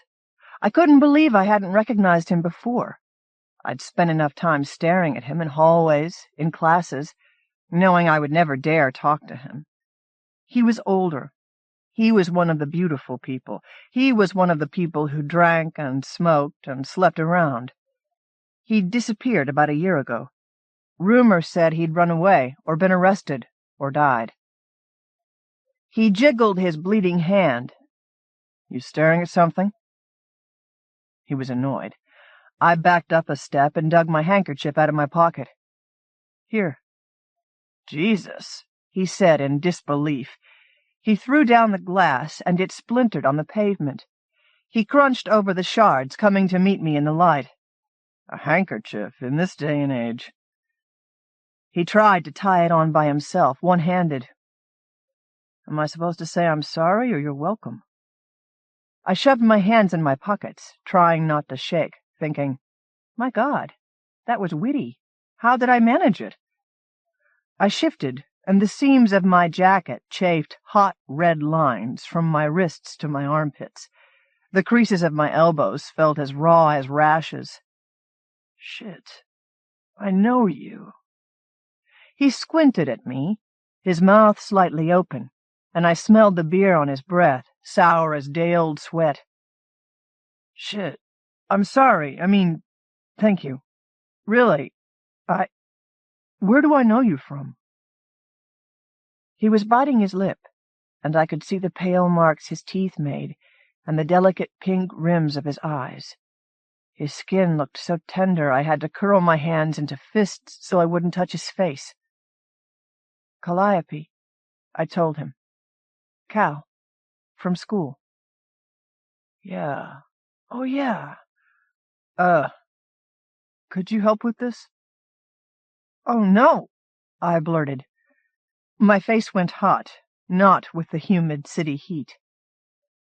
Astonished, eyes and mouth widening in an expression that might become hurt in a second, he looked even more like the shell-shocked bad boys I dreamed about, rough, velvety, dazed. I said quickly, sorry, sure. The slash was as neat as a paper cut, except for the red smudges on either side. Once he flinched, and his cuff brushed the inside of my wrist so lightly I shivered. I muttered, sorry, a second too late for reflex. It's okay, he said, looking elsewhere, looking uninvolved. Despite the leather and the heat, he wasn't sweating. When my fingers touched his skin, I felt like I was smudging glass. I straightened. He was short, my height, or maybe an inch or two taller, and in the instant before I stepped away, his breath cooled my cheek. I had to scrape my teeth over my tongue to stop myself from wanting to kiss him. It looks okay. I wiped my hands on my shorts. Like eyes blinded with an after-image, my fingers retained only the feel of his skin. You should probably put peroxide on it, though. He shook his head, touched my elbow.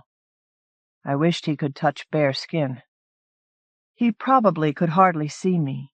Now that I was almost out of the circle of lamplight, the pupils of his eyes were so wide that the thin shell of green looked silver by contrast. Thanks.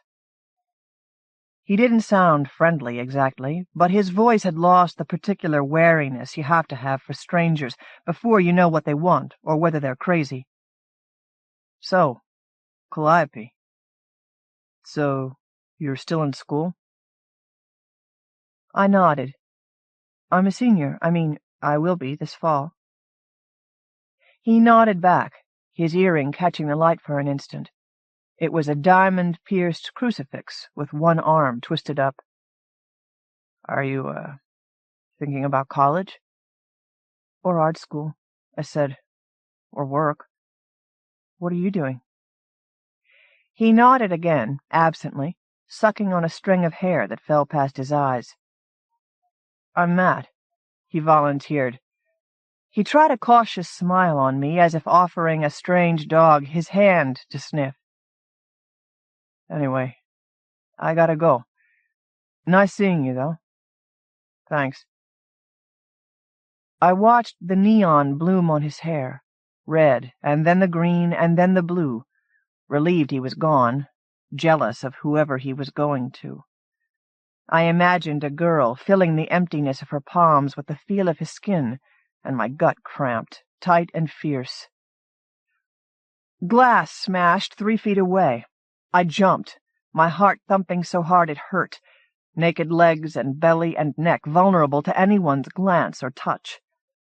Memory filled in the gunning engine, the tossed bottle, the girl sitting in the window and laughing with her arms still flung out, the car now halfway down the block, now past the yellow light. I tugged my jacket closer and tried to calm myself by staring at the safety-lit windows across the street. Naked mannequins with angular bodies posed behind chain links and going-out-of-business signs. Only their faces looked close to human. I tried to imagine someone coming out from behind them, but someone had green eyes and black hair. And the wind kept walking through abandoned newspapers and the lids of metal garbage cans like someone else, someone who had a gun or a knife or just more muscle than I did. I waved goodbye to the mannequins for form's sake and went home. I saw him again the next day at twilight, feeding pigeons in Union Square. He was slumped low on a bench, wearing the same Les Mis t-shirt, the same jeans ripped at the knee, the same leather jacket so loose the sleeves fell half over his hands, but he looked even more punk because he'd gotten an iridescent blue streak in his hair and magenta lipstick smeared half off his mouth. I wasn't sure he was feeding the birds intentionally. His head was tilted back and his eyes were closed, and he was clutching an open bag of popcorn that had spilled onto the stones and the bench around him. Some kernels were nestled in the folds of his jacket and the cuffs of his jeans. I'd been wandering around sketching in the village. New York is a good city to be alone in. Some places you can't stand it. Everyone seems to have a pack, a flock, a herd of people around them. Couples hold hands or friends dash giggling across the street whenever you look up. But New York is a city for loners. It has a rhythm and a beat and a hustle you can't help picking up as you walk, so you're moving halfway between a run and a dance, with the traffic and the wind, and 9 million voices for background music, and 9 million people for partners. At night it's different. You don't know the steps and you move fast, mostly because you're afraid. You remember things you forgot during the day, that you went out to try to forget, that no one's written you all summer, and you don't feel close enough to anyone anymore to write them first, that you haven't called your parents for 2 weeks, and they haven't called you to see what's wrong. You look at the buildings around you, and you wish that you were behind one of those high windows, bright with yellow light. It was almost full dark when I saw him. The sun was down, but the sky was still light enough that colors were distinct. I was sick to my stomach because a bunch of kids had crowded me as I was crossing the street, and one of them had poked my breasts and laughed, "Nice tits." He looked about 12 years old. The pressure of his fingers still burned. In public, I couldn't even touch it myself to try to rub the feel away. I was so glad just to see someone I knew, it gave me the nerve to go up to him. Trying to feel casual, I hitched up my backpack and ran across 14th Street against the light. Cars honked at me, and a man shouted, "Motherfucking suicidal bitch!" I stopped when I hit sidewalk, dizzy with heat and the rush, sticky with sweat. I wished I had a can of soda so I could press the water-beaded metal against my forehead. There weren't even any trees on this edge of the square to cast shade. Only a Manhattanite could consider it a park. A few basketball courts and some lawn, islanded on either side by Park and Broadway, dotted with round, roof-capped subway entrances that looked like wishing wells. His bench looked over the street, and the broad, sweeping circular steps leading down to it, where singers usually set up shop with cheap amps and open guitar cases. He had showered. Close up he smelled of baby shampoo and Old Spice, and something clean and sharp that embarrassed me, because it could only be himself. His lowered eyelashes looked so soft and shadowy, I wanted to brush them with a fingertip to see if they were really there. "Hi," I said. A mosquito bite near my elbow itched, and I scratched healthy skin so I wouldn't scratch it. Coincidence, huh? I tried to tell myself it probably didn't sound as stupid to him as it did to me. It was bad enough that my skin was tight with sunburn and my shirt soaked with sweat, and that my legs weren't shaved half so smooth as his face. It was bad enough that he would be rude and laugh and maybe ask if I'd been following him. I tried to memorize his face, the slumped shoulders, the loose wrists and limp hands, before I had to memorize an expression of contempt to go along with them. When I'd tried to draw him before going to bed, his face had blurred toward the generic in my head. The curves had not caught the hollow of his cheek, the lower edge of his eye. Calliope. He sounded out my name, as if it were a new word he was learning. I read a comic book with a character named Calliope in it once. She was a muse. Epic poetry, I said, stupid with relief. Calliope was the muse of epic poetry. He straightened up, spraying popcorn on me and on the pigeons, who flapped off, startled and complaining. This guy bought her. He didn't know what she was. I mean, he knew she was a muse, but he refused to admit that she was a person, and he kept her for a long time, and he raped her every day for inspiration. He kicked at the closest pigeon. He didn't have a fucking clue. I don't know why my parents named me after her, I said. They don't write poetry or anything. I thought about toeing off my sneakers, but the pavement would burn the soles of my feet. You think I could sit down? Why not? He said, and swept some popcorn off the bench in a magnanimous gesture. I sat, sliding my backpack off my shoulder and shoving myself so close to him our arms touched, or at least my arm touched his leather. I'm sorry I was such a bitch to deal with last night, he said. I was visiting my parents. It's okay. I tried to sound as sophisticated as he did, not bitter, not scared. Sometimes I wish I never had to see mine again. I'd told them not to call. I'd told them I was old enough to be on my own. Yeah, well, now I never have to. He sighed and arched his back, wriggling out of his jacket without using his hands. It's so fucking hot. His t-shirt had its neck and sleeves cut off. It frayed into threads, bright against his skin. I'm not used to this. I stared at him, without premeditation for once. Not used to it? Where have you been all day? I was wandering around. He shrugged, flapped a hand at the air.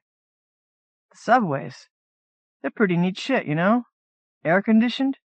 Would you believe? They don't air-condition the fucking schools. Tell me about it. If I had moved my head just a little, I could have rested my cheek against his heart, heard its thump in my ear. I didn't dare look at his face. I crossed my arms, then uncrossed them, because the sweat made them adhere like Band-Aids. I tried to distract myself by thinking of my sketches. Grimy buildings and battered cars in charcoal smears that looked like dirt. But I could feel the pressure of his thigh against mine, the sharp poke of his elbow in my ribs as he tried to slouch more comfortably. I could almost feel the weight of his arm on my thigh, it was so close. He'd scraped it against something somewhere. There was a scratch running along the vein from his wrist to the crook of his elbow. I gave in and touched the scratch, as lightly as I could, just to be touching him. "Hey," I said. "What'd you do?" "Oh," he said. "Oh, well, I was kinda depressed. So." "Oh." I felt sick. I felt stupid. I thought I could feel the surge of blood beneath the thin line of the scar. "Yeah, well." His voice sounded almost drugged. "I decided to wear my favorite t-shirt that day. I don't know why. I mean, I knew I'd have to take it off first. It was cold when I did. I was shivering. It's not that there was anything special about it to make it my favorite. It was just this plain black t-shirt. It was really comfortable, that's all." I could see him doing it, bending over the steaming water to turn off the rust-speckled faucets, pulling off the black t-shirt and dropping it on the blue-tiled floor, straightening up, his skin goose-pimpled with cold. The bathroom was the one in my apartment. I had no idea what his would have looked like. No sound but disturbed water lapping at the sides of the tub. For hours, I just didn't get off at my stop. There just didn't seem to be any point. I didn't want to go home. I didn't want anything at all. "I'm sorry. Matt?" I'd never used his name before. "I'm really, really sorry." He hunched inward, not touching me, not looking away from his shoes. He looked the way he had last night when I was bandaging his hand. The way you'd look when you lowered yourself into water so hot it was almost like happiness, or the way you'd look when you pick up broken glass to see if cutting yourself will hurt, or the way you'd look in the suspended moment when you step past glass doors. Your hand is so sweaty it leaves a print when you push the door open into the lit-up dark of the streets. Do you ever feel— I said it softly, because I was ashamed of it, and because I didn't know if it was good enough, if it would make him feel less alone. Do you ever feel like it's your fault when you don't get something? Like if you wanted it enough, it'd happen? Like if you wanted it enough, you could draw? Or you could fall in love with someone, and someone would love you back? I averted my eyes from his face, his neck, his collarbones ending in knobs as delicate as bird skulls. Beneath the scar, the vein looked like a smear of blue water. It was so faint. It'd be so diluted that on a brush you'd never be able to tell what color it was. "It's so hot," I said finally. "It's just so hot. No one's here, and it feels like everyone I know doesn't really exist. Like even I'm not real." After a moment, he touched the inside of my wrist with the tips of his fingers. "You're here," he said. Beneath the smeared lipstick, the set of his mouth was gentle. "I can feel you." An ambulance went Dopplering up 14th Street in front of us, and the car behind it screeched through a red light. It was full night now. The windows outshone the stars, and the sky was deepest navy blue. City skies are never dark enough to be black. The air was so moist it clogged my lungs, and every breeze brought a whiff of human stink. Somebody across 14th Street cursed me out in Spanish, or maybe he was cursing out someone else, but I thought he was looking at me. I leaned my head against Matt's shoulder, which put a cramp in my arm, but felt good anyway. I remembered that I dreamed overnight that he wanted me. In the dream I'd been so scared I'd stopped wanting him back. I imagined slipping a hand along his inner thigh, feeling the heavy denim, the tense muscle. "I thought about it," he said. "What I'd do if some old guy offered me a muse. She was really skinny. He was starving her. Naked, too. The old guy who sold her had to lend her a trench coat. I guess he must have lent her a pair of shoes, too, so she'd be wearing these thick, ugly leather things, you know, the kind of shoes old men wear. They'd be the wrong fucking size, probably give her blisters or something. Anyway, I'd take her outside, and I'd look at her a while. She was real pretty, except she was so skinny. And after a while I'd have to say, okay, you can go now. You're free. I set you free." And she'd look at me real blank.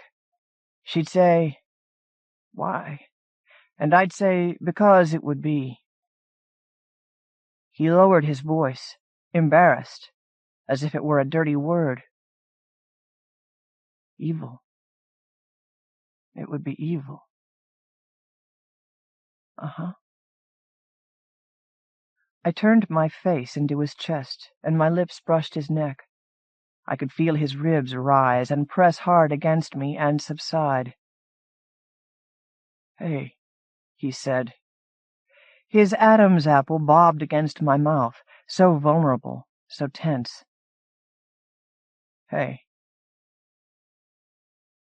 I raised my head. He was looking straight at me, uncomfortably straight, as intent as he had been last night, cradling a piece of broken glass. His face was the color of a flag of surrender. His mouth was a shock of red.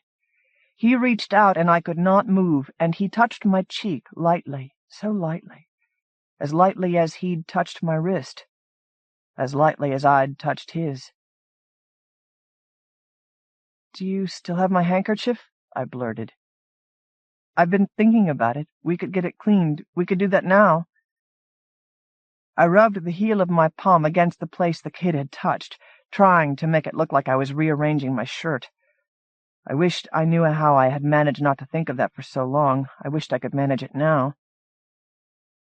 "Yeah, sure," he said, blinking. "We could get it cleaned if that's what you want." He stood up, scrounging for the handkerchief in his front pocket, pulling the tight jeans even tighter across his hips. His shirt was tucked into his jeans so neatly, so crisply. His waist and hips were one narrow sheath. "Why the hell do you carry one, anyway?" My palms felt empty. I filled them with my backpack straps, but the straps were cool, nylon, nothing. I said, "I thought it was an avant-garde kind of thing to do." We had to look for a while before we found a dry cleaner's that would take the handkerchief and charge us less than they would for a shirt. By the time we realized that making that big a deal over $10 was ridiculous, we'd been to 3 different places, and we would have felt stupid giving in. The woman at the counter said they would probably get to it in an hour or 2, so we decided to see a movie. We were the only people there. It was a weeknight, and a movie we'd never heard of, and a theater so ill-kept, popcorn, spilled soda, and the residue of chewing gum made it hard to lift our feet from the floor. The air was so cold after the street that I started sneezing convulsively. He draped his jacket around my shoulders. It smelled like him, and like cigarettes and beer, but his body hadn't warmed it much. The movie had Sting in it, and took place in a city, or at least I thought it was supposed to be a city. It was very pale and very clean. Somewhere in the middle, Sting raped a comatose girl. The camera lingered on a shot of his hand on her naked breast, as if it were beautiful. We weren't touching, unless the jacket counted as a proxy. I listened to the sound of his breathing underneath the soundtrack. Absently, he began toying with a strand of my hair. I went utterly still, so he wouldn't notice what he was doing and stop. He said softly, as though there were someone to hear, "Calliope?" He cupped my cheek and moved my face close to his. The pressure of his tongue and teeth revolted me, but I opened my mouth anyway. His mouth didn't taste the way I'd imagined a mouth would, just wet and kind of sour. I sat rigid, terrified, needing to pee. "What's wrong?" he whispered. His breath was cool on my lips, and I shivered once and again, and couldn't stop. "Listen," I said, starting to get up. "I'll be back. I'll be right back, okay?" "No." He jerked me back into my seat, hurting my wrist. "It's not okay. Calliope, what's wrong?" "I just haven't—" I had to sniff, so my nose wouldn't run, and I was still shivering. "I just haven't ever even kissed anyone before." Christ. I couldn't make out his expression. The only illumination was in the shape of other faces, gigantic and pale on the screen. "I thought you wanted—" It was hard, speaking past the knot in my throat. "I do." I made it come out louder. "I do. I just want to have done it. I just want to have it done." He pressed the heels of his palms against his eyes. I could make out his mouth, tight and unhappy. Is this what desire looks like? I wondered. "Look," he said. "Look. You know what I want, right?" "Sure," I said, scratchily. "No strings, whatever." "No strings, Jesus Christ, Calliope." He grabbed me, and the chair arms separating us banged into my belly hard, and he was standing and dragging me upright. He had his arm around me, I thought for support, until he pushed my head to one side so hard I thought, he's going to break my neck, so hard the muscles pulled into pain, and he put his mouth against the jointure of my neck and shoulder, and for a moment all I felt was the muscle strain, and the soft, dry touch of his lips, and his breath slightly moist on my skin. Then he bit down. I yelped and tried to shove him away, but he was too strong, too heavy. It was like a shot. It hurt and kept hurting, and in just a second, you knew you were going to scream, and my entire body was twisted with trying to get away, and I could smell his hair. He used Johnson's baby shampoo. How could you be hurt by someone who used Johnson's baby shampoo? He let go, and I took a step backward, fast, watching him, and my hip hit the back of the seat in the row in front of us. I held on to the seat. My neck felt sore. My neck felt bruised. Something wet trickled down it, but I couldn't tell whether it was my blood or his spit. He just stood there, his eyes big and dark, his hands open. I could see the scars down his arms, faint and blue in this light, and I could see his palms lined only by heredity, with no cut from yesterday, no new scar. I saw how pale he was, how really pale as the skin of a white woman in a black and white movie. I saw his mouth smeared with something besides lipstick. The lipstick was probably on my neck now. All I could hear was my breathing. There was something wrong with it. No, I said. I was crying. That was what was wrong. No. He rubbed his mouth with the back of his hand like a kid wiping off a milk mustache. He hesitated, then reached for my elbow. I twitched back. Overreaction. He wouldn't have touched my skin. He would have touched leather, his jacket, which still smelled of him, of cigarettes, of beer. "Oh, shit," he said helplessly. "You can't cry. We don't have any tissues. For Christ's sake, just stop it, okay? Are you crazy?" I screamed at him. "Don't fucking cry. Are you fucking crazy?" I shut up and wiped my eyes off on his jacket sleeve. Shit. He dug at the end of one of the scars with his fingernails, the place at his wrist where it was knotty, slightly upraised.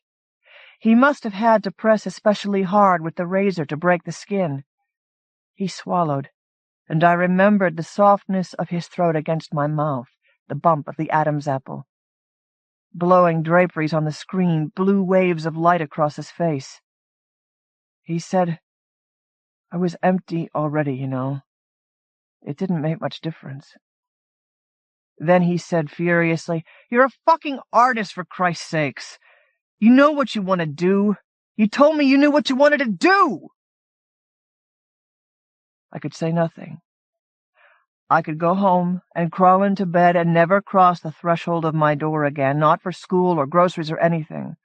I wanted to go home more than I wanted him even, because the sharp lines of his face and the angle of his collarbones and the softness of his hair made me feel like throwing up. But if I went home and played the answering machine, there would be no messages on it.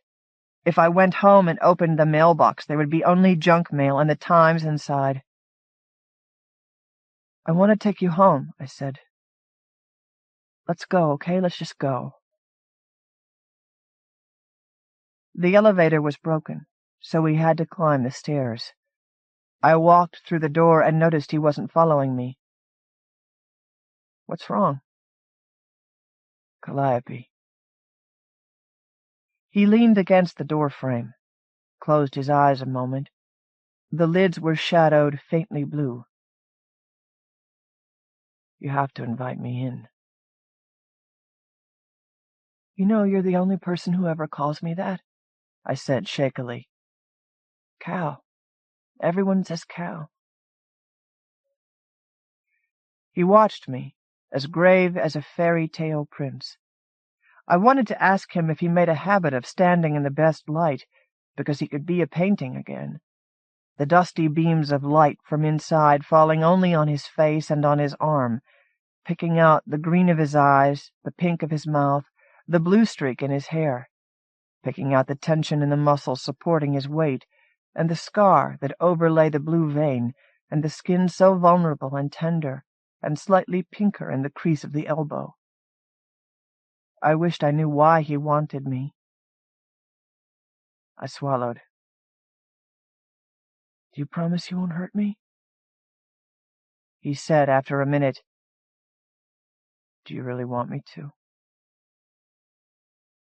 The key's edges were hurting my hand. I thought, if it bleeds, I can't use my handkerchief. We forgot to pick it up. He said, Look, it always hurts the first time. That is what we're here for, isn't it? Yeah, I said. Yeah. I stepped back. Because I had been so numb, I'd wanted to feel anything, even fear, even pain. Because the things you might do and think and feel and be can't enter you unless you invite them in. Because you have to invite them in. Your essential unsung hero, Nancy Kilpatrick. Think about it. If the reel of existence had run out of film, would you be here talking with me now? Face it, you're here, I'm here, and you need me. Look, step into my screening room, where we can have some privacy and you can get a grip, okay? By now you're wondering what movie is playing, right? Hell, you bought the ticket. Charon, rowing the ancient Greeks across the river Styx. That sexy, ethereal babe, the angel of death, seducing you into the arms of oblivion. Old Jibrail greeting everybody at the tomb, at least the Muslims. It cracks me up the way you people insist on a gender for your death images. We're working the lowest common denominator of scripting here. But at least decisions are being made. Gotta admit, though, the concept of Holy Ghost as comforter nearly blew me away. The funniest thing about you people is that you think in metaphor, so you gotta come up with the perfect character for your dissolution saga. It's kind of cute, endearing. And I'm here to tell you it's a good thing it's me you're meeting at the theater door. I speak your language, if you get the picture, and it helps that I'm pretty good with grease paint and special effects. I'll be whoever or whatever. Your own personal miracle man or invincible woman of the netherworld. Your biggest fantasy. Like I said, you need me. Introductions? What's in a name? A guy comes by last week about your age, a lot like you, calls me your essential unsung hero. To be on the safe side, let's just leave it at that, okay? So, what can I do for you, you ask? I mean, that's what everybody who passes this way asks. I think we should start at the beginning. By the time the final credits rolled, you were afraid, alone. You needed help. You made promises you have no intention of keeping. Jeez, you think I'm a sugar? Doesn't take a psychic to figure out you're desperate. Look, basically, I get you out of one place and wham, into another. It's the another you're going ballistic about, right? You should. You don't know the half of it, believe me. Let me race this by you.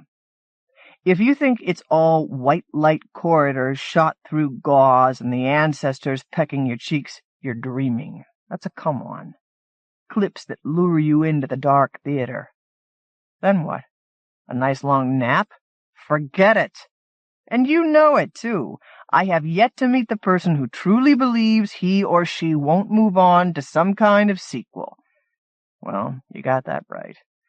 Whether it's heaven, hell, purgatory, or another round on the old karmic wheel you're headed for, there's one thing you gotta remember. The thing you people always forget. You're taking yourself along. What's that? You say you think you're gonna be somebody else? Who? Madonna with wings? Get real!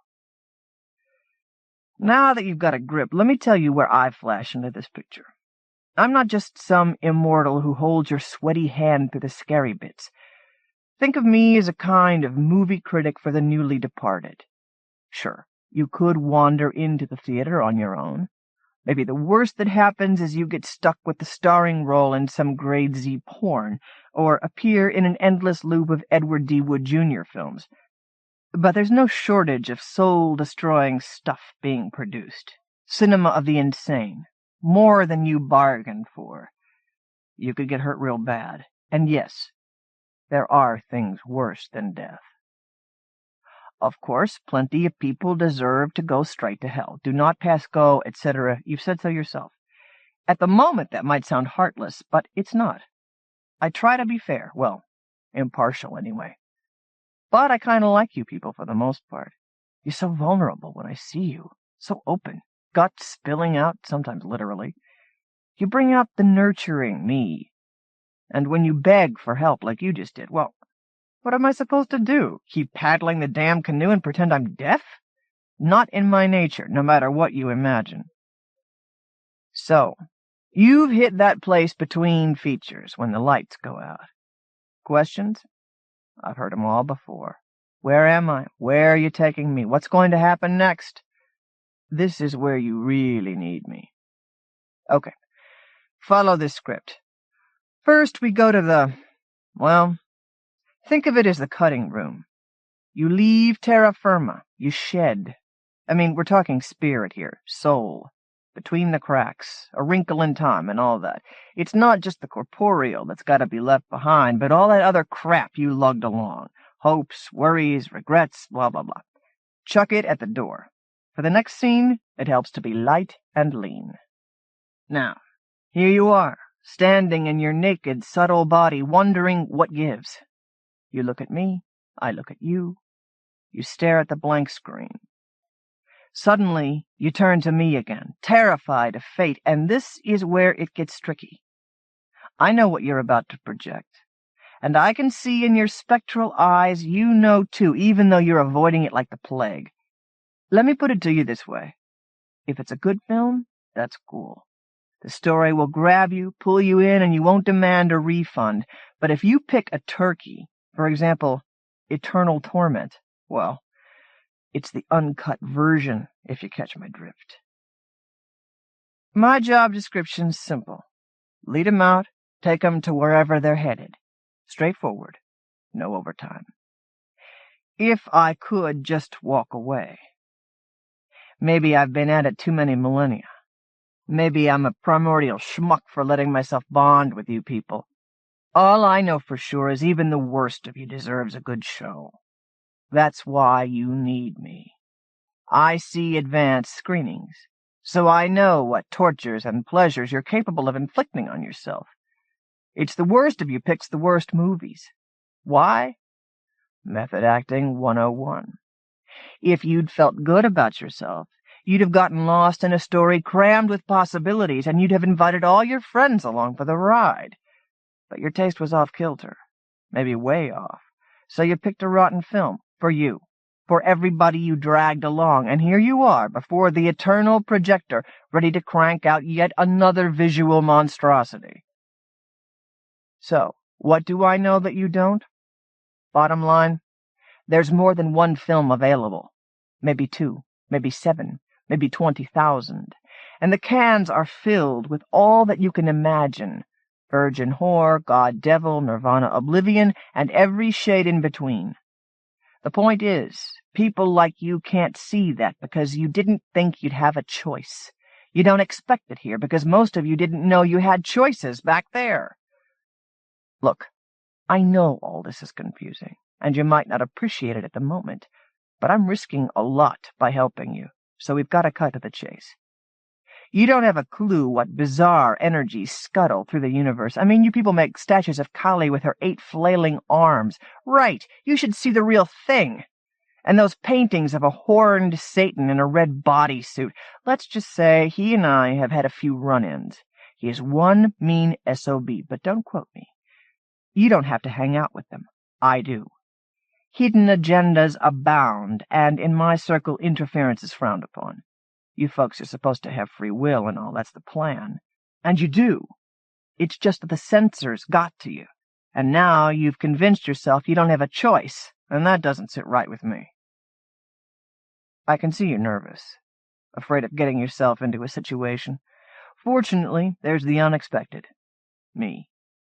Instead of sitting on my thumbs, I'm about to perform a miracle. Think of me as a laserdisc player, technology personified. But instead of entire films, I show nothing but trailers. Not the movies you've seen, the ones you could see, if only you wanted to. All you have to do is gaze into my eyes. Trust me. The rest, my friend, will someday be history. Yours. Well, you look a hell of a lot better than when you arrived.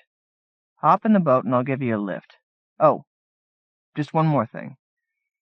If word gets out I'm, helping people, yikes. I don't even want to think about it. Let's just say I've got a lot of concerns here, not the least of which is that all the good jobs are taken. Being bored for eternity sucks. And, to tell the truth, I'd be pretty lonely without people like you to usher through the beyond. You make my day, infinitely speaking. So, next time my name, whatever it is to you, comes up in conversation, keep it simple, stupid. Everything I've said is between you, me, and the cosmic popcorn machine. Trust me, it's better this way. I'll do filmic damage control, but you gotta keep our little secret. If anybody asks, you decide it all by yourself. A hero from where? Saved from the jaws of what? You've been watching too many movies. About the authors. Jeremy Beckett is a university student in Canada, considering engineering physics as a profession. A Montrealer by birth, he has a degree in astronomy from St. Mary's University in Halifax, Nova Scotia. This is his first published short story. Malcolm Beckett is a Canadian who began writing in his 50s and sold 6 stories before he even saw one in print. His son, Jeremy Beckett, and he debut together in this volume. Marvin Bell is a prize-winning poet, author of 10 books of poetry, and the Flannery O'Connor Professor of Letters at the University of Iowa. Among his many awards are the Lamont Prize at the Academy of American Poets, Guggenheim and National Endowment Fellowships, as well as Fulbright appointments to Yugoslavia and Australia. Ruth Berman's poetry has been widely published, from general magazines such as Saturday Review and Birdwatcher's Digest, and literary magazines, Poet Lore and Kansas Quarterly, to science fiction and fantasy magazines, Amazing, Analog, Asimov's. She has also had short stories published in the major SF magazines, as well as articles on fantasy in places such as Children's Literature and Education. She lives in Minneapolis, Minnesota. Claire Parman Brown worked and lived in several countries, and took the Trans-Siberian through the Soviet Union to China. In Taiwan, she made her living as an artist's model. She died tragically in November 1993 in an auto accident in Nepal. Jo Clayton is a novelist, ex-nun, ex-teacher, who currently lives in Portland, Oregon, writing to support herself and 2 cats in something resembling reasonable comfort. Her first published novel was Diadem from the Stars. Brenda D. Crank lives in Dayton, Ohio, where she usually works in the accounting field while writing feverishly into the wee hours of the night. Recently, one of her poems was selected for the papier-mâché anthology, Becoming the Woman I've Always Wanted. A collaboration, Wolfman, was bought by DAW for a werewolf anthology. Christine Crowe was the first woman reader, professor in American terms, at St. Andrews University in Scotland. An international expert on the French poet and thinker Paul Valéry, she is also a poet and the author of the favorite feminist cult novel Miss X or The Wolf Woman. She lives with her mathematician husband in Scotland. Shira Daemon is a reviewer for the New York Review of Science Fiction, and is a working actor-director in New York City. She has appeared in several horror films, and has had fantasy plays for puppets and actors produced at King Richard's Renaissance Fair. Dairy Queen is her second professional fiction sale. Nancy Etchemendy is a novelist. The Watchers of Space, The Crystal City, of young adult fiction, as well as a writer of short stories for adults, which have appeared in genre magazines and anthologies. She lives in Menlo Park, California. Mark A. Garland writes both science fiction novels, Durella, and fantasy, Demon Blade, and has sold over 30 short stories. He lives in Syracuse, New York. Jeanette Ingold, who has published fiction in children's magazines, is a former teacher and newspaper reporter, and divides her time between writing and being an accounting firm administrator. She and her husband, Kurt, have 2 children and live in western Montana. Astrid Julian was born in Westphalia, but was raised and educated in various Canadian cities. She now lives in a suburb of Cleveland, Ohio, where she enjoys water gardening. Her short stories have appeared in genre magazines and anthologies. Nancy Kilpatrick has published horror novels, Near Death, erotic novels under a pseudonym, a short story collection, Sex and the Single Vampire, and over 60 short stories. She won the 1992 Arthur Ellis Award for her story Man-Trap. She lives in Toronto, Canada. Julie Kinney currently lives and works in Madison, Wisconsin. Anna Kirwan-Vogel is a poet and novelist, as well as a freelance editor. Her poetry has appeared in a number of literary journals and anthologies. Her children's novel, The Jewel of Life, from Harcourt Brace. She teaches writing as part of Amherst Writers and Artists. She has 3 children and lives in Northampton, Massachusetts. Tanith Lee has published well over 50 books, including prize-winning novels and short story collections. 4 of her radio scripts have been broadcast over the BBC, and she wrote 2 scripts as well for the UK television series Blake's 7. She lives in Kent, England. Paul Levinson's nonfiction has appeared in such places as Omni, The Village Voice, and Wired, his fiction in genre magazines. He is president of Connected Education Incorporated, an international organization that offers courses for credit via personal computer and modem. He is on the senior faculty of Graduate Media Studies at the New School for Social Research in New York. Linda Mannheim has had work published in Sojourner, Bridges, and Caliban. A translator of Spanish poetry and prose, she has an MFA in creative writing from the University of Massachusetts. Her first 2 books, collections of folklore, will be out from Scholastic in 1995-96. She lives in western Massachusetts.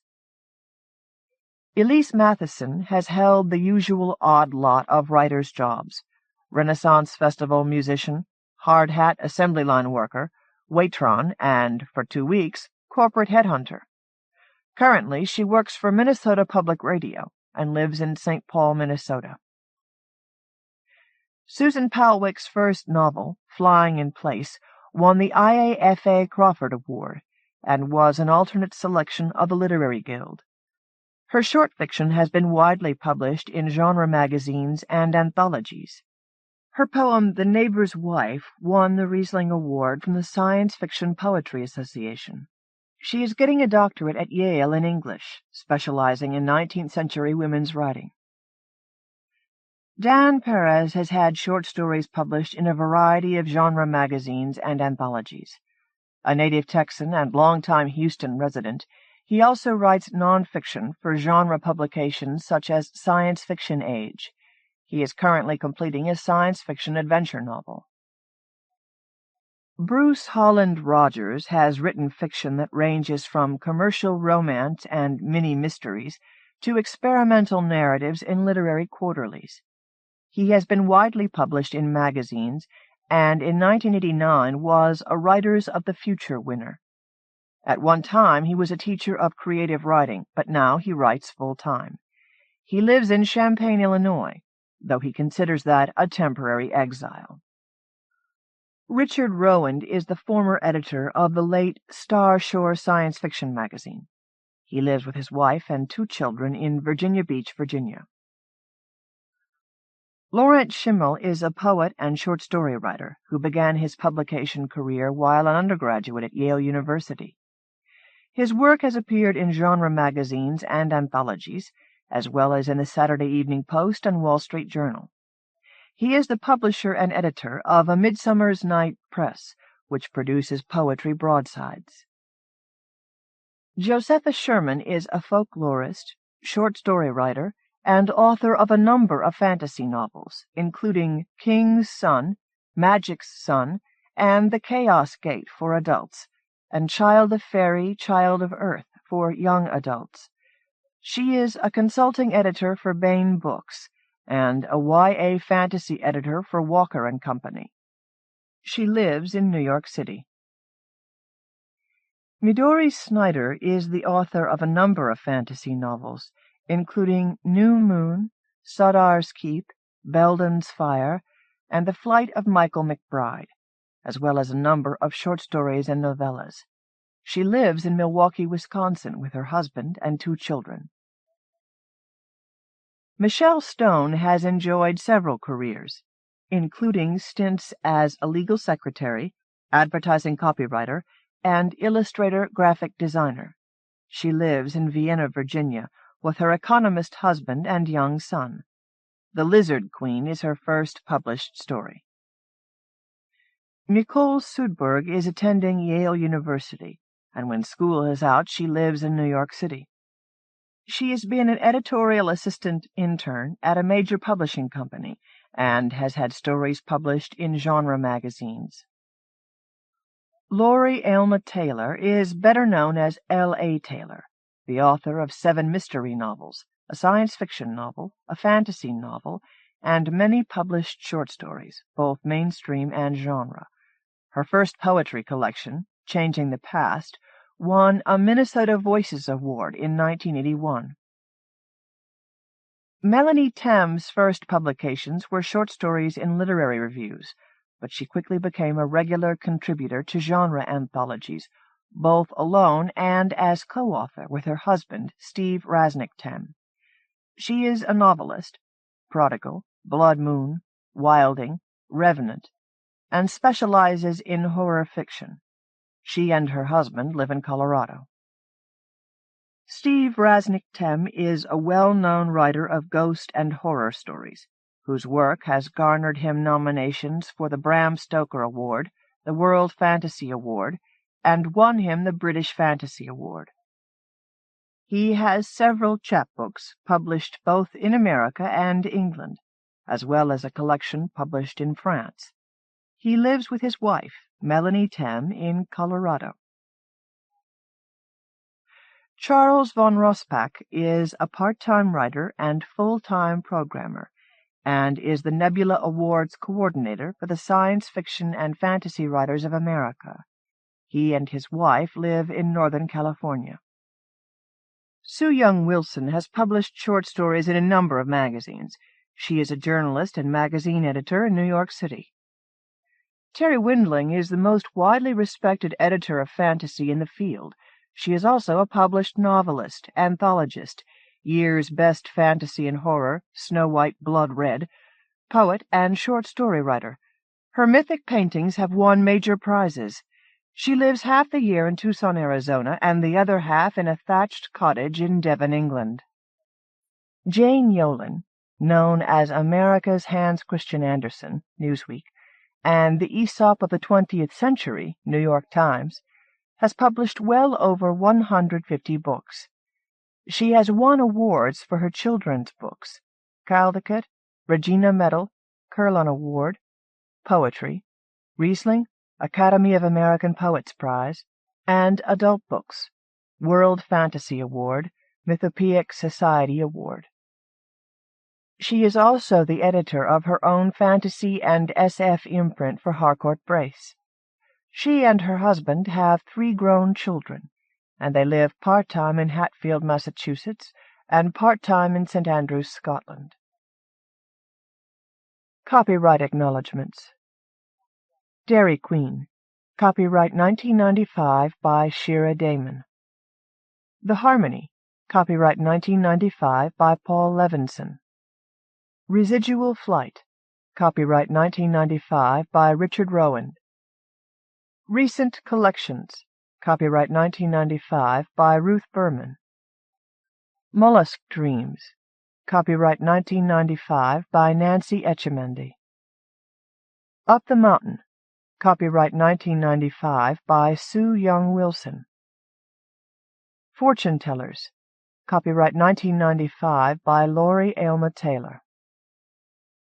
East of the Sun and West of the Moon, copyright 1995 by Claire Parman Brown.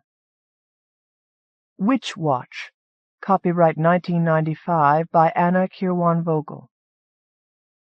The Apple Golem, copyright 1995 by Bruce Holland Rogers. Clay, copyright 1995 by Linda Mannheim. Charon's Wife, copyright 1995 by Julie Kinney. Nvumbi, copyright 1995 by Steve Rasnic Tem and Melanie Tem. Tomorrow Never Knows, copyright 1995 by Mark A. Garland.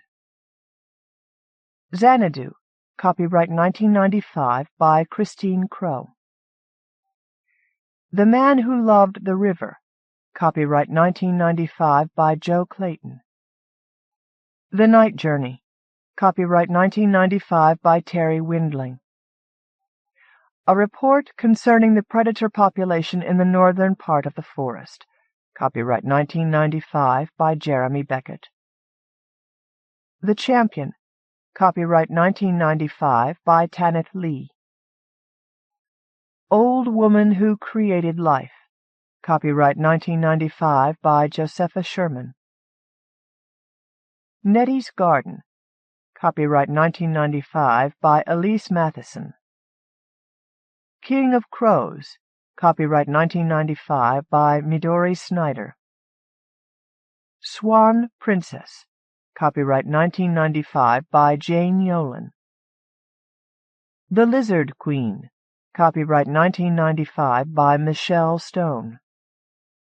Two Poems, copyright 1995 by Brenda D. Crank.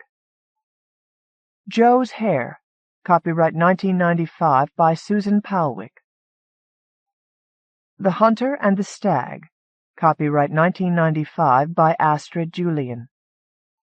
Mothballs, copyright 1995 by Marvin Bell. Armdale Rotary Horse, copyright 1995 by Malcolm Beckett. Word Drift, copyright 1995 by Jeanette Ingold. The Asgard Philharmonic plays Tchaikovsky's 1812 Overture, copyright 1995 by Lawrence Schimmel. Gill, copyright 1995 by Dan Perez. Gord and Fnord Go to the Zoo, copyright 1995 by Charles von Rospach. Calliope, copyright 1995 by Nicole Sudberg. Your Essential Unsung Hero, copyright 1995 by Nancy Kilpatrick. End of Xanadu 3. Edited by Jane Yolen. Read by Carole Jordan Stewart in the studios of the American Printing House for the Blind, Louisville, Kentucky, for the Library of Congress, February 1996. For special distribution as authorized by Act of Congress under Public Law 89-522 with the permission of the copyright holder and the publisher. A Tor book, published by Tom Doherty Associates, Incorporated, 175 Fifth Avenue, New York, New York, 10010. End of book.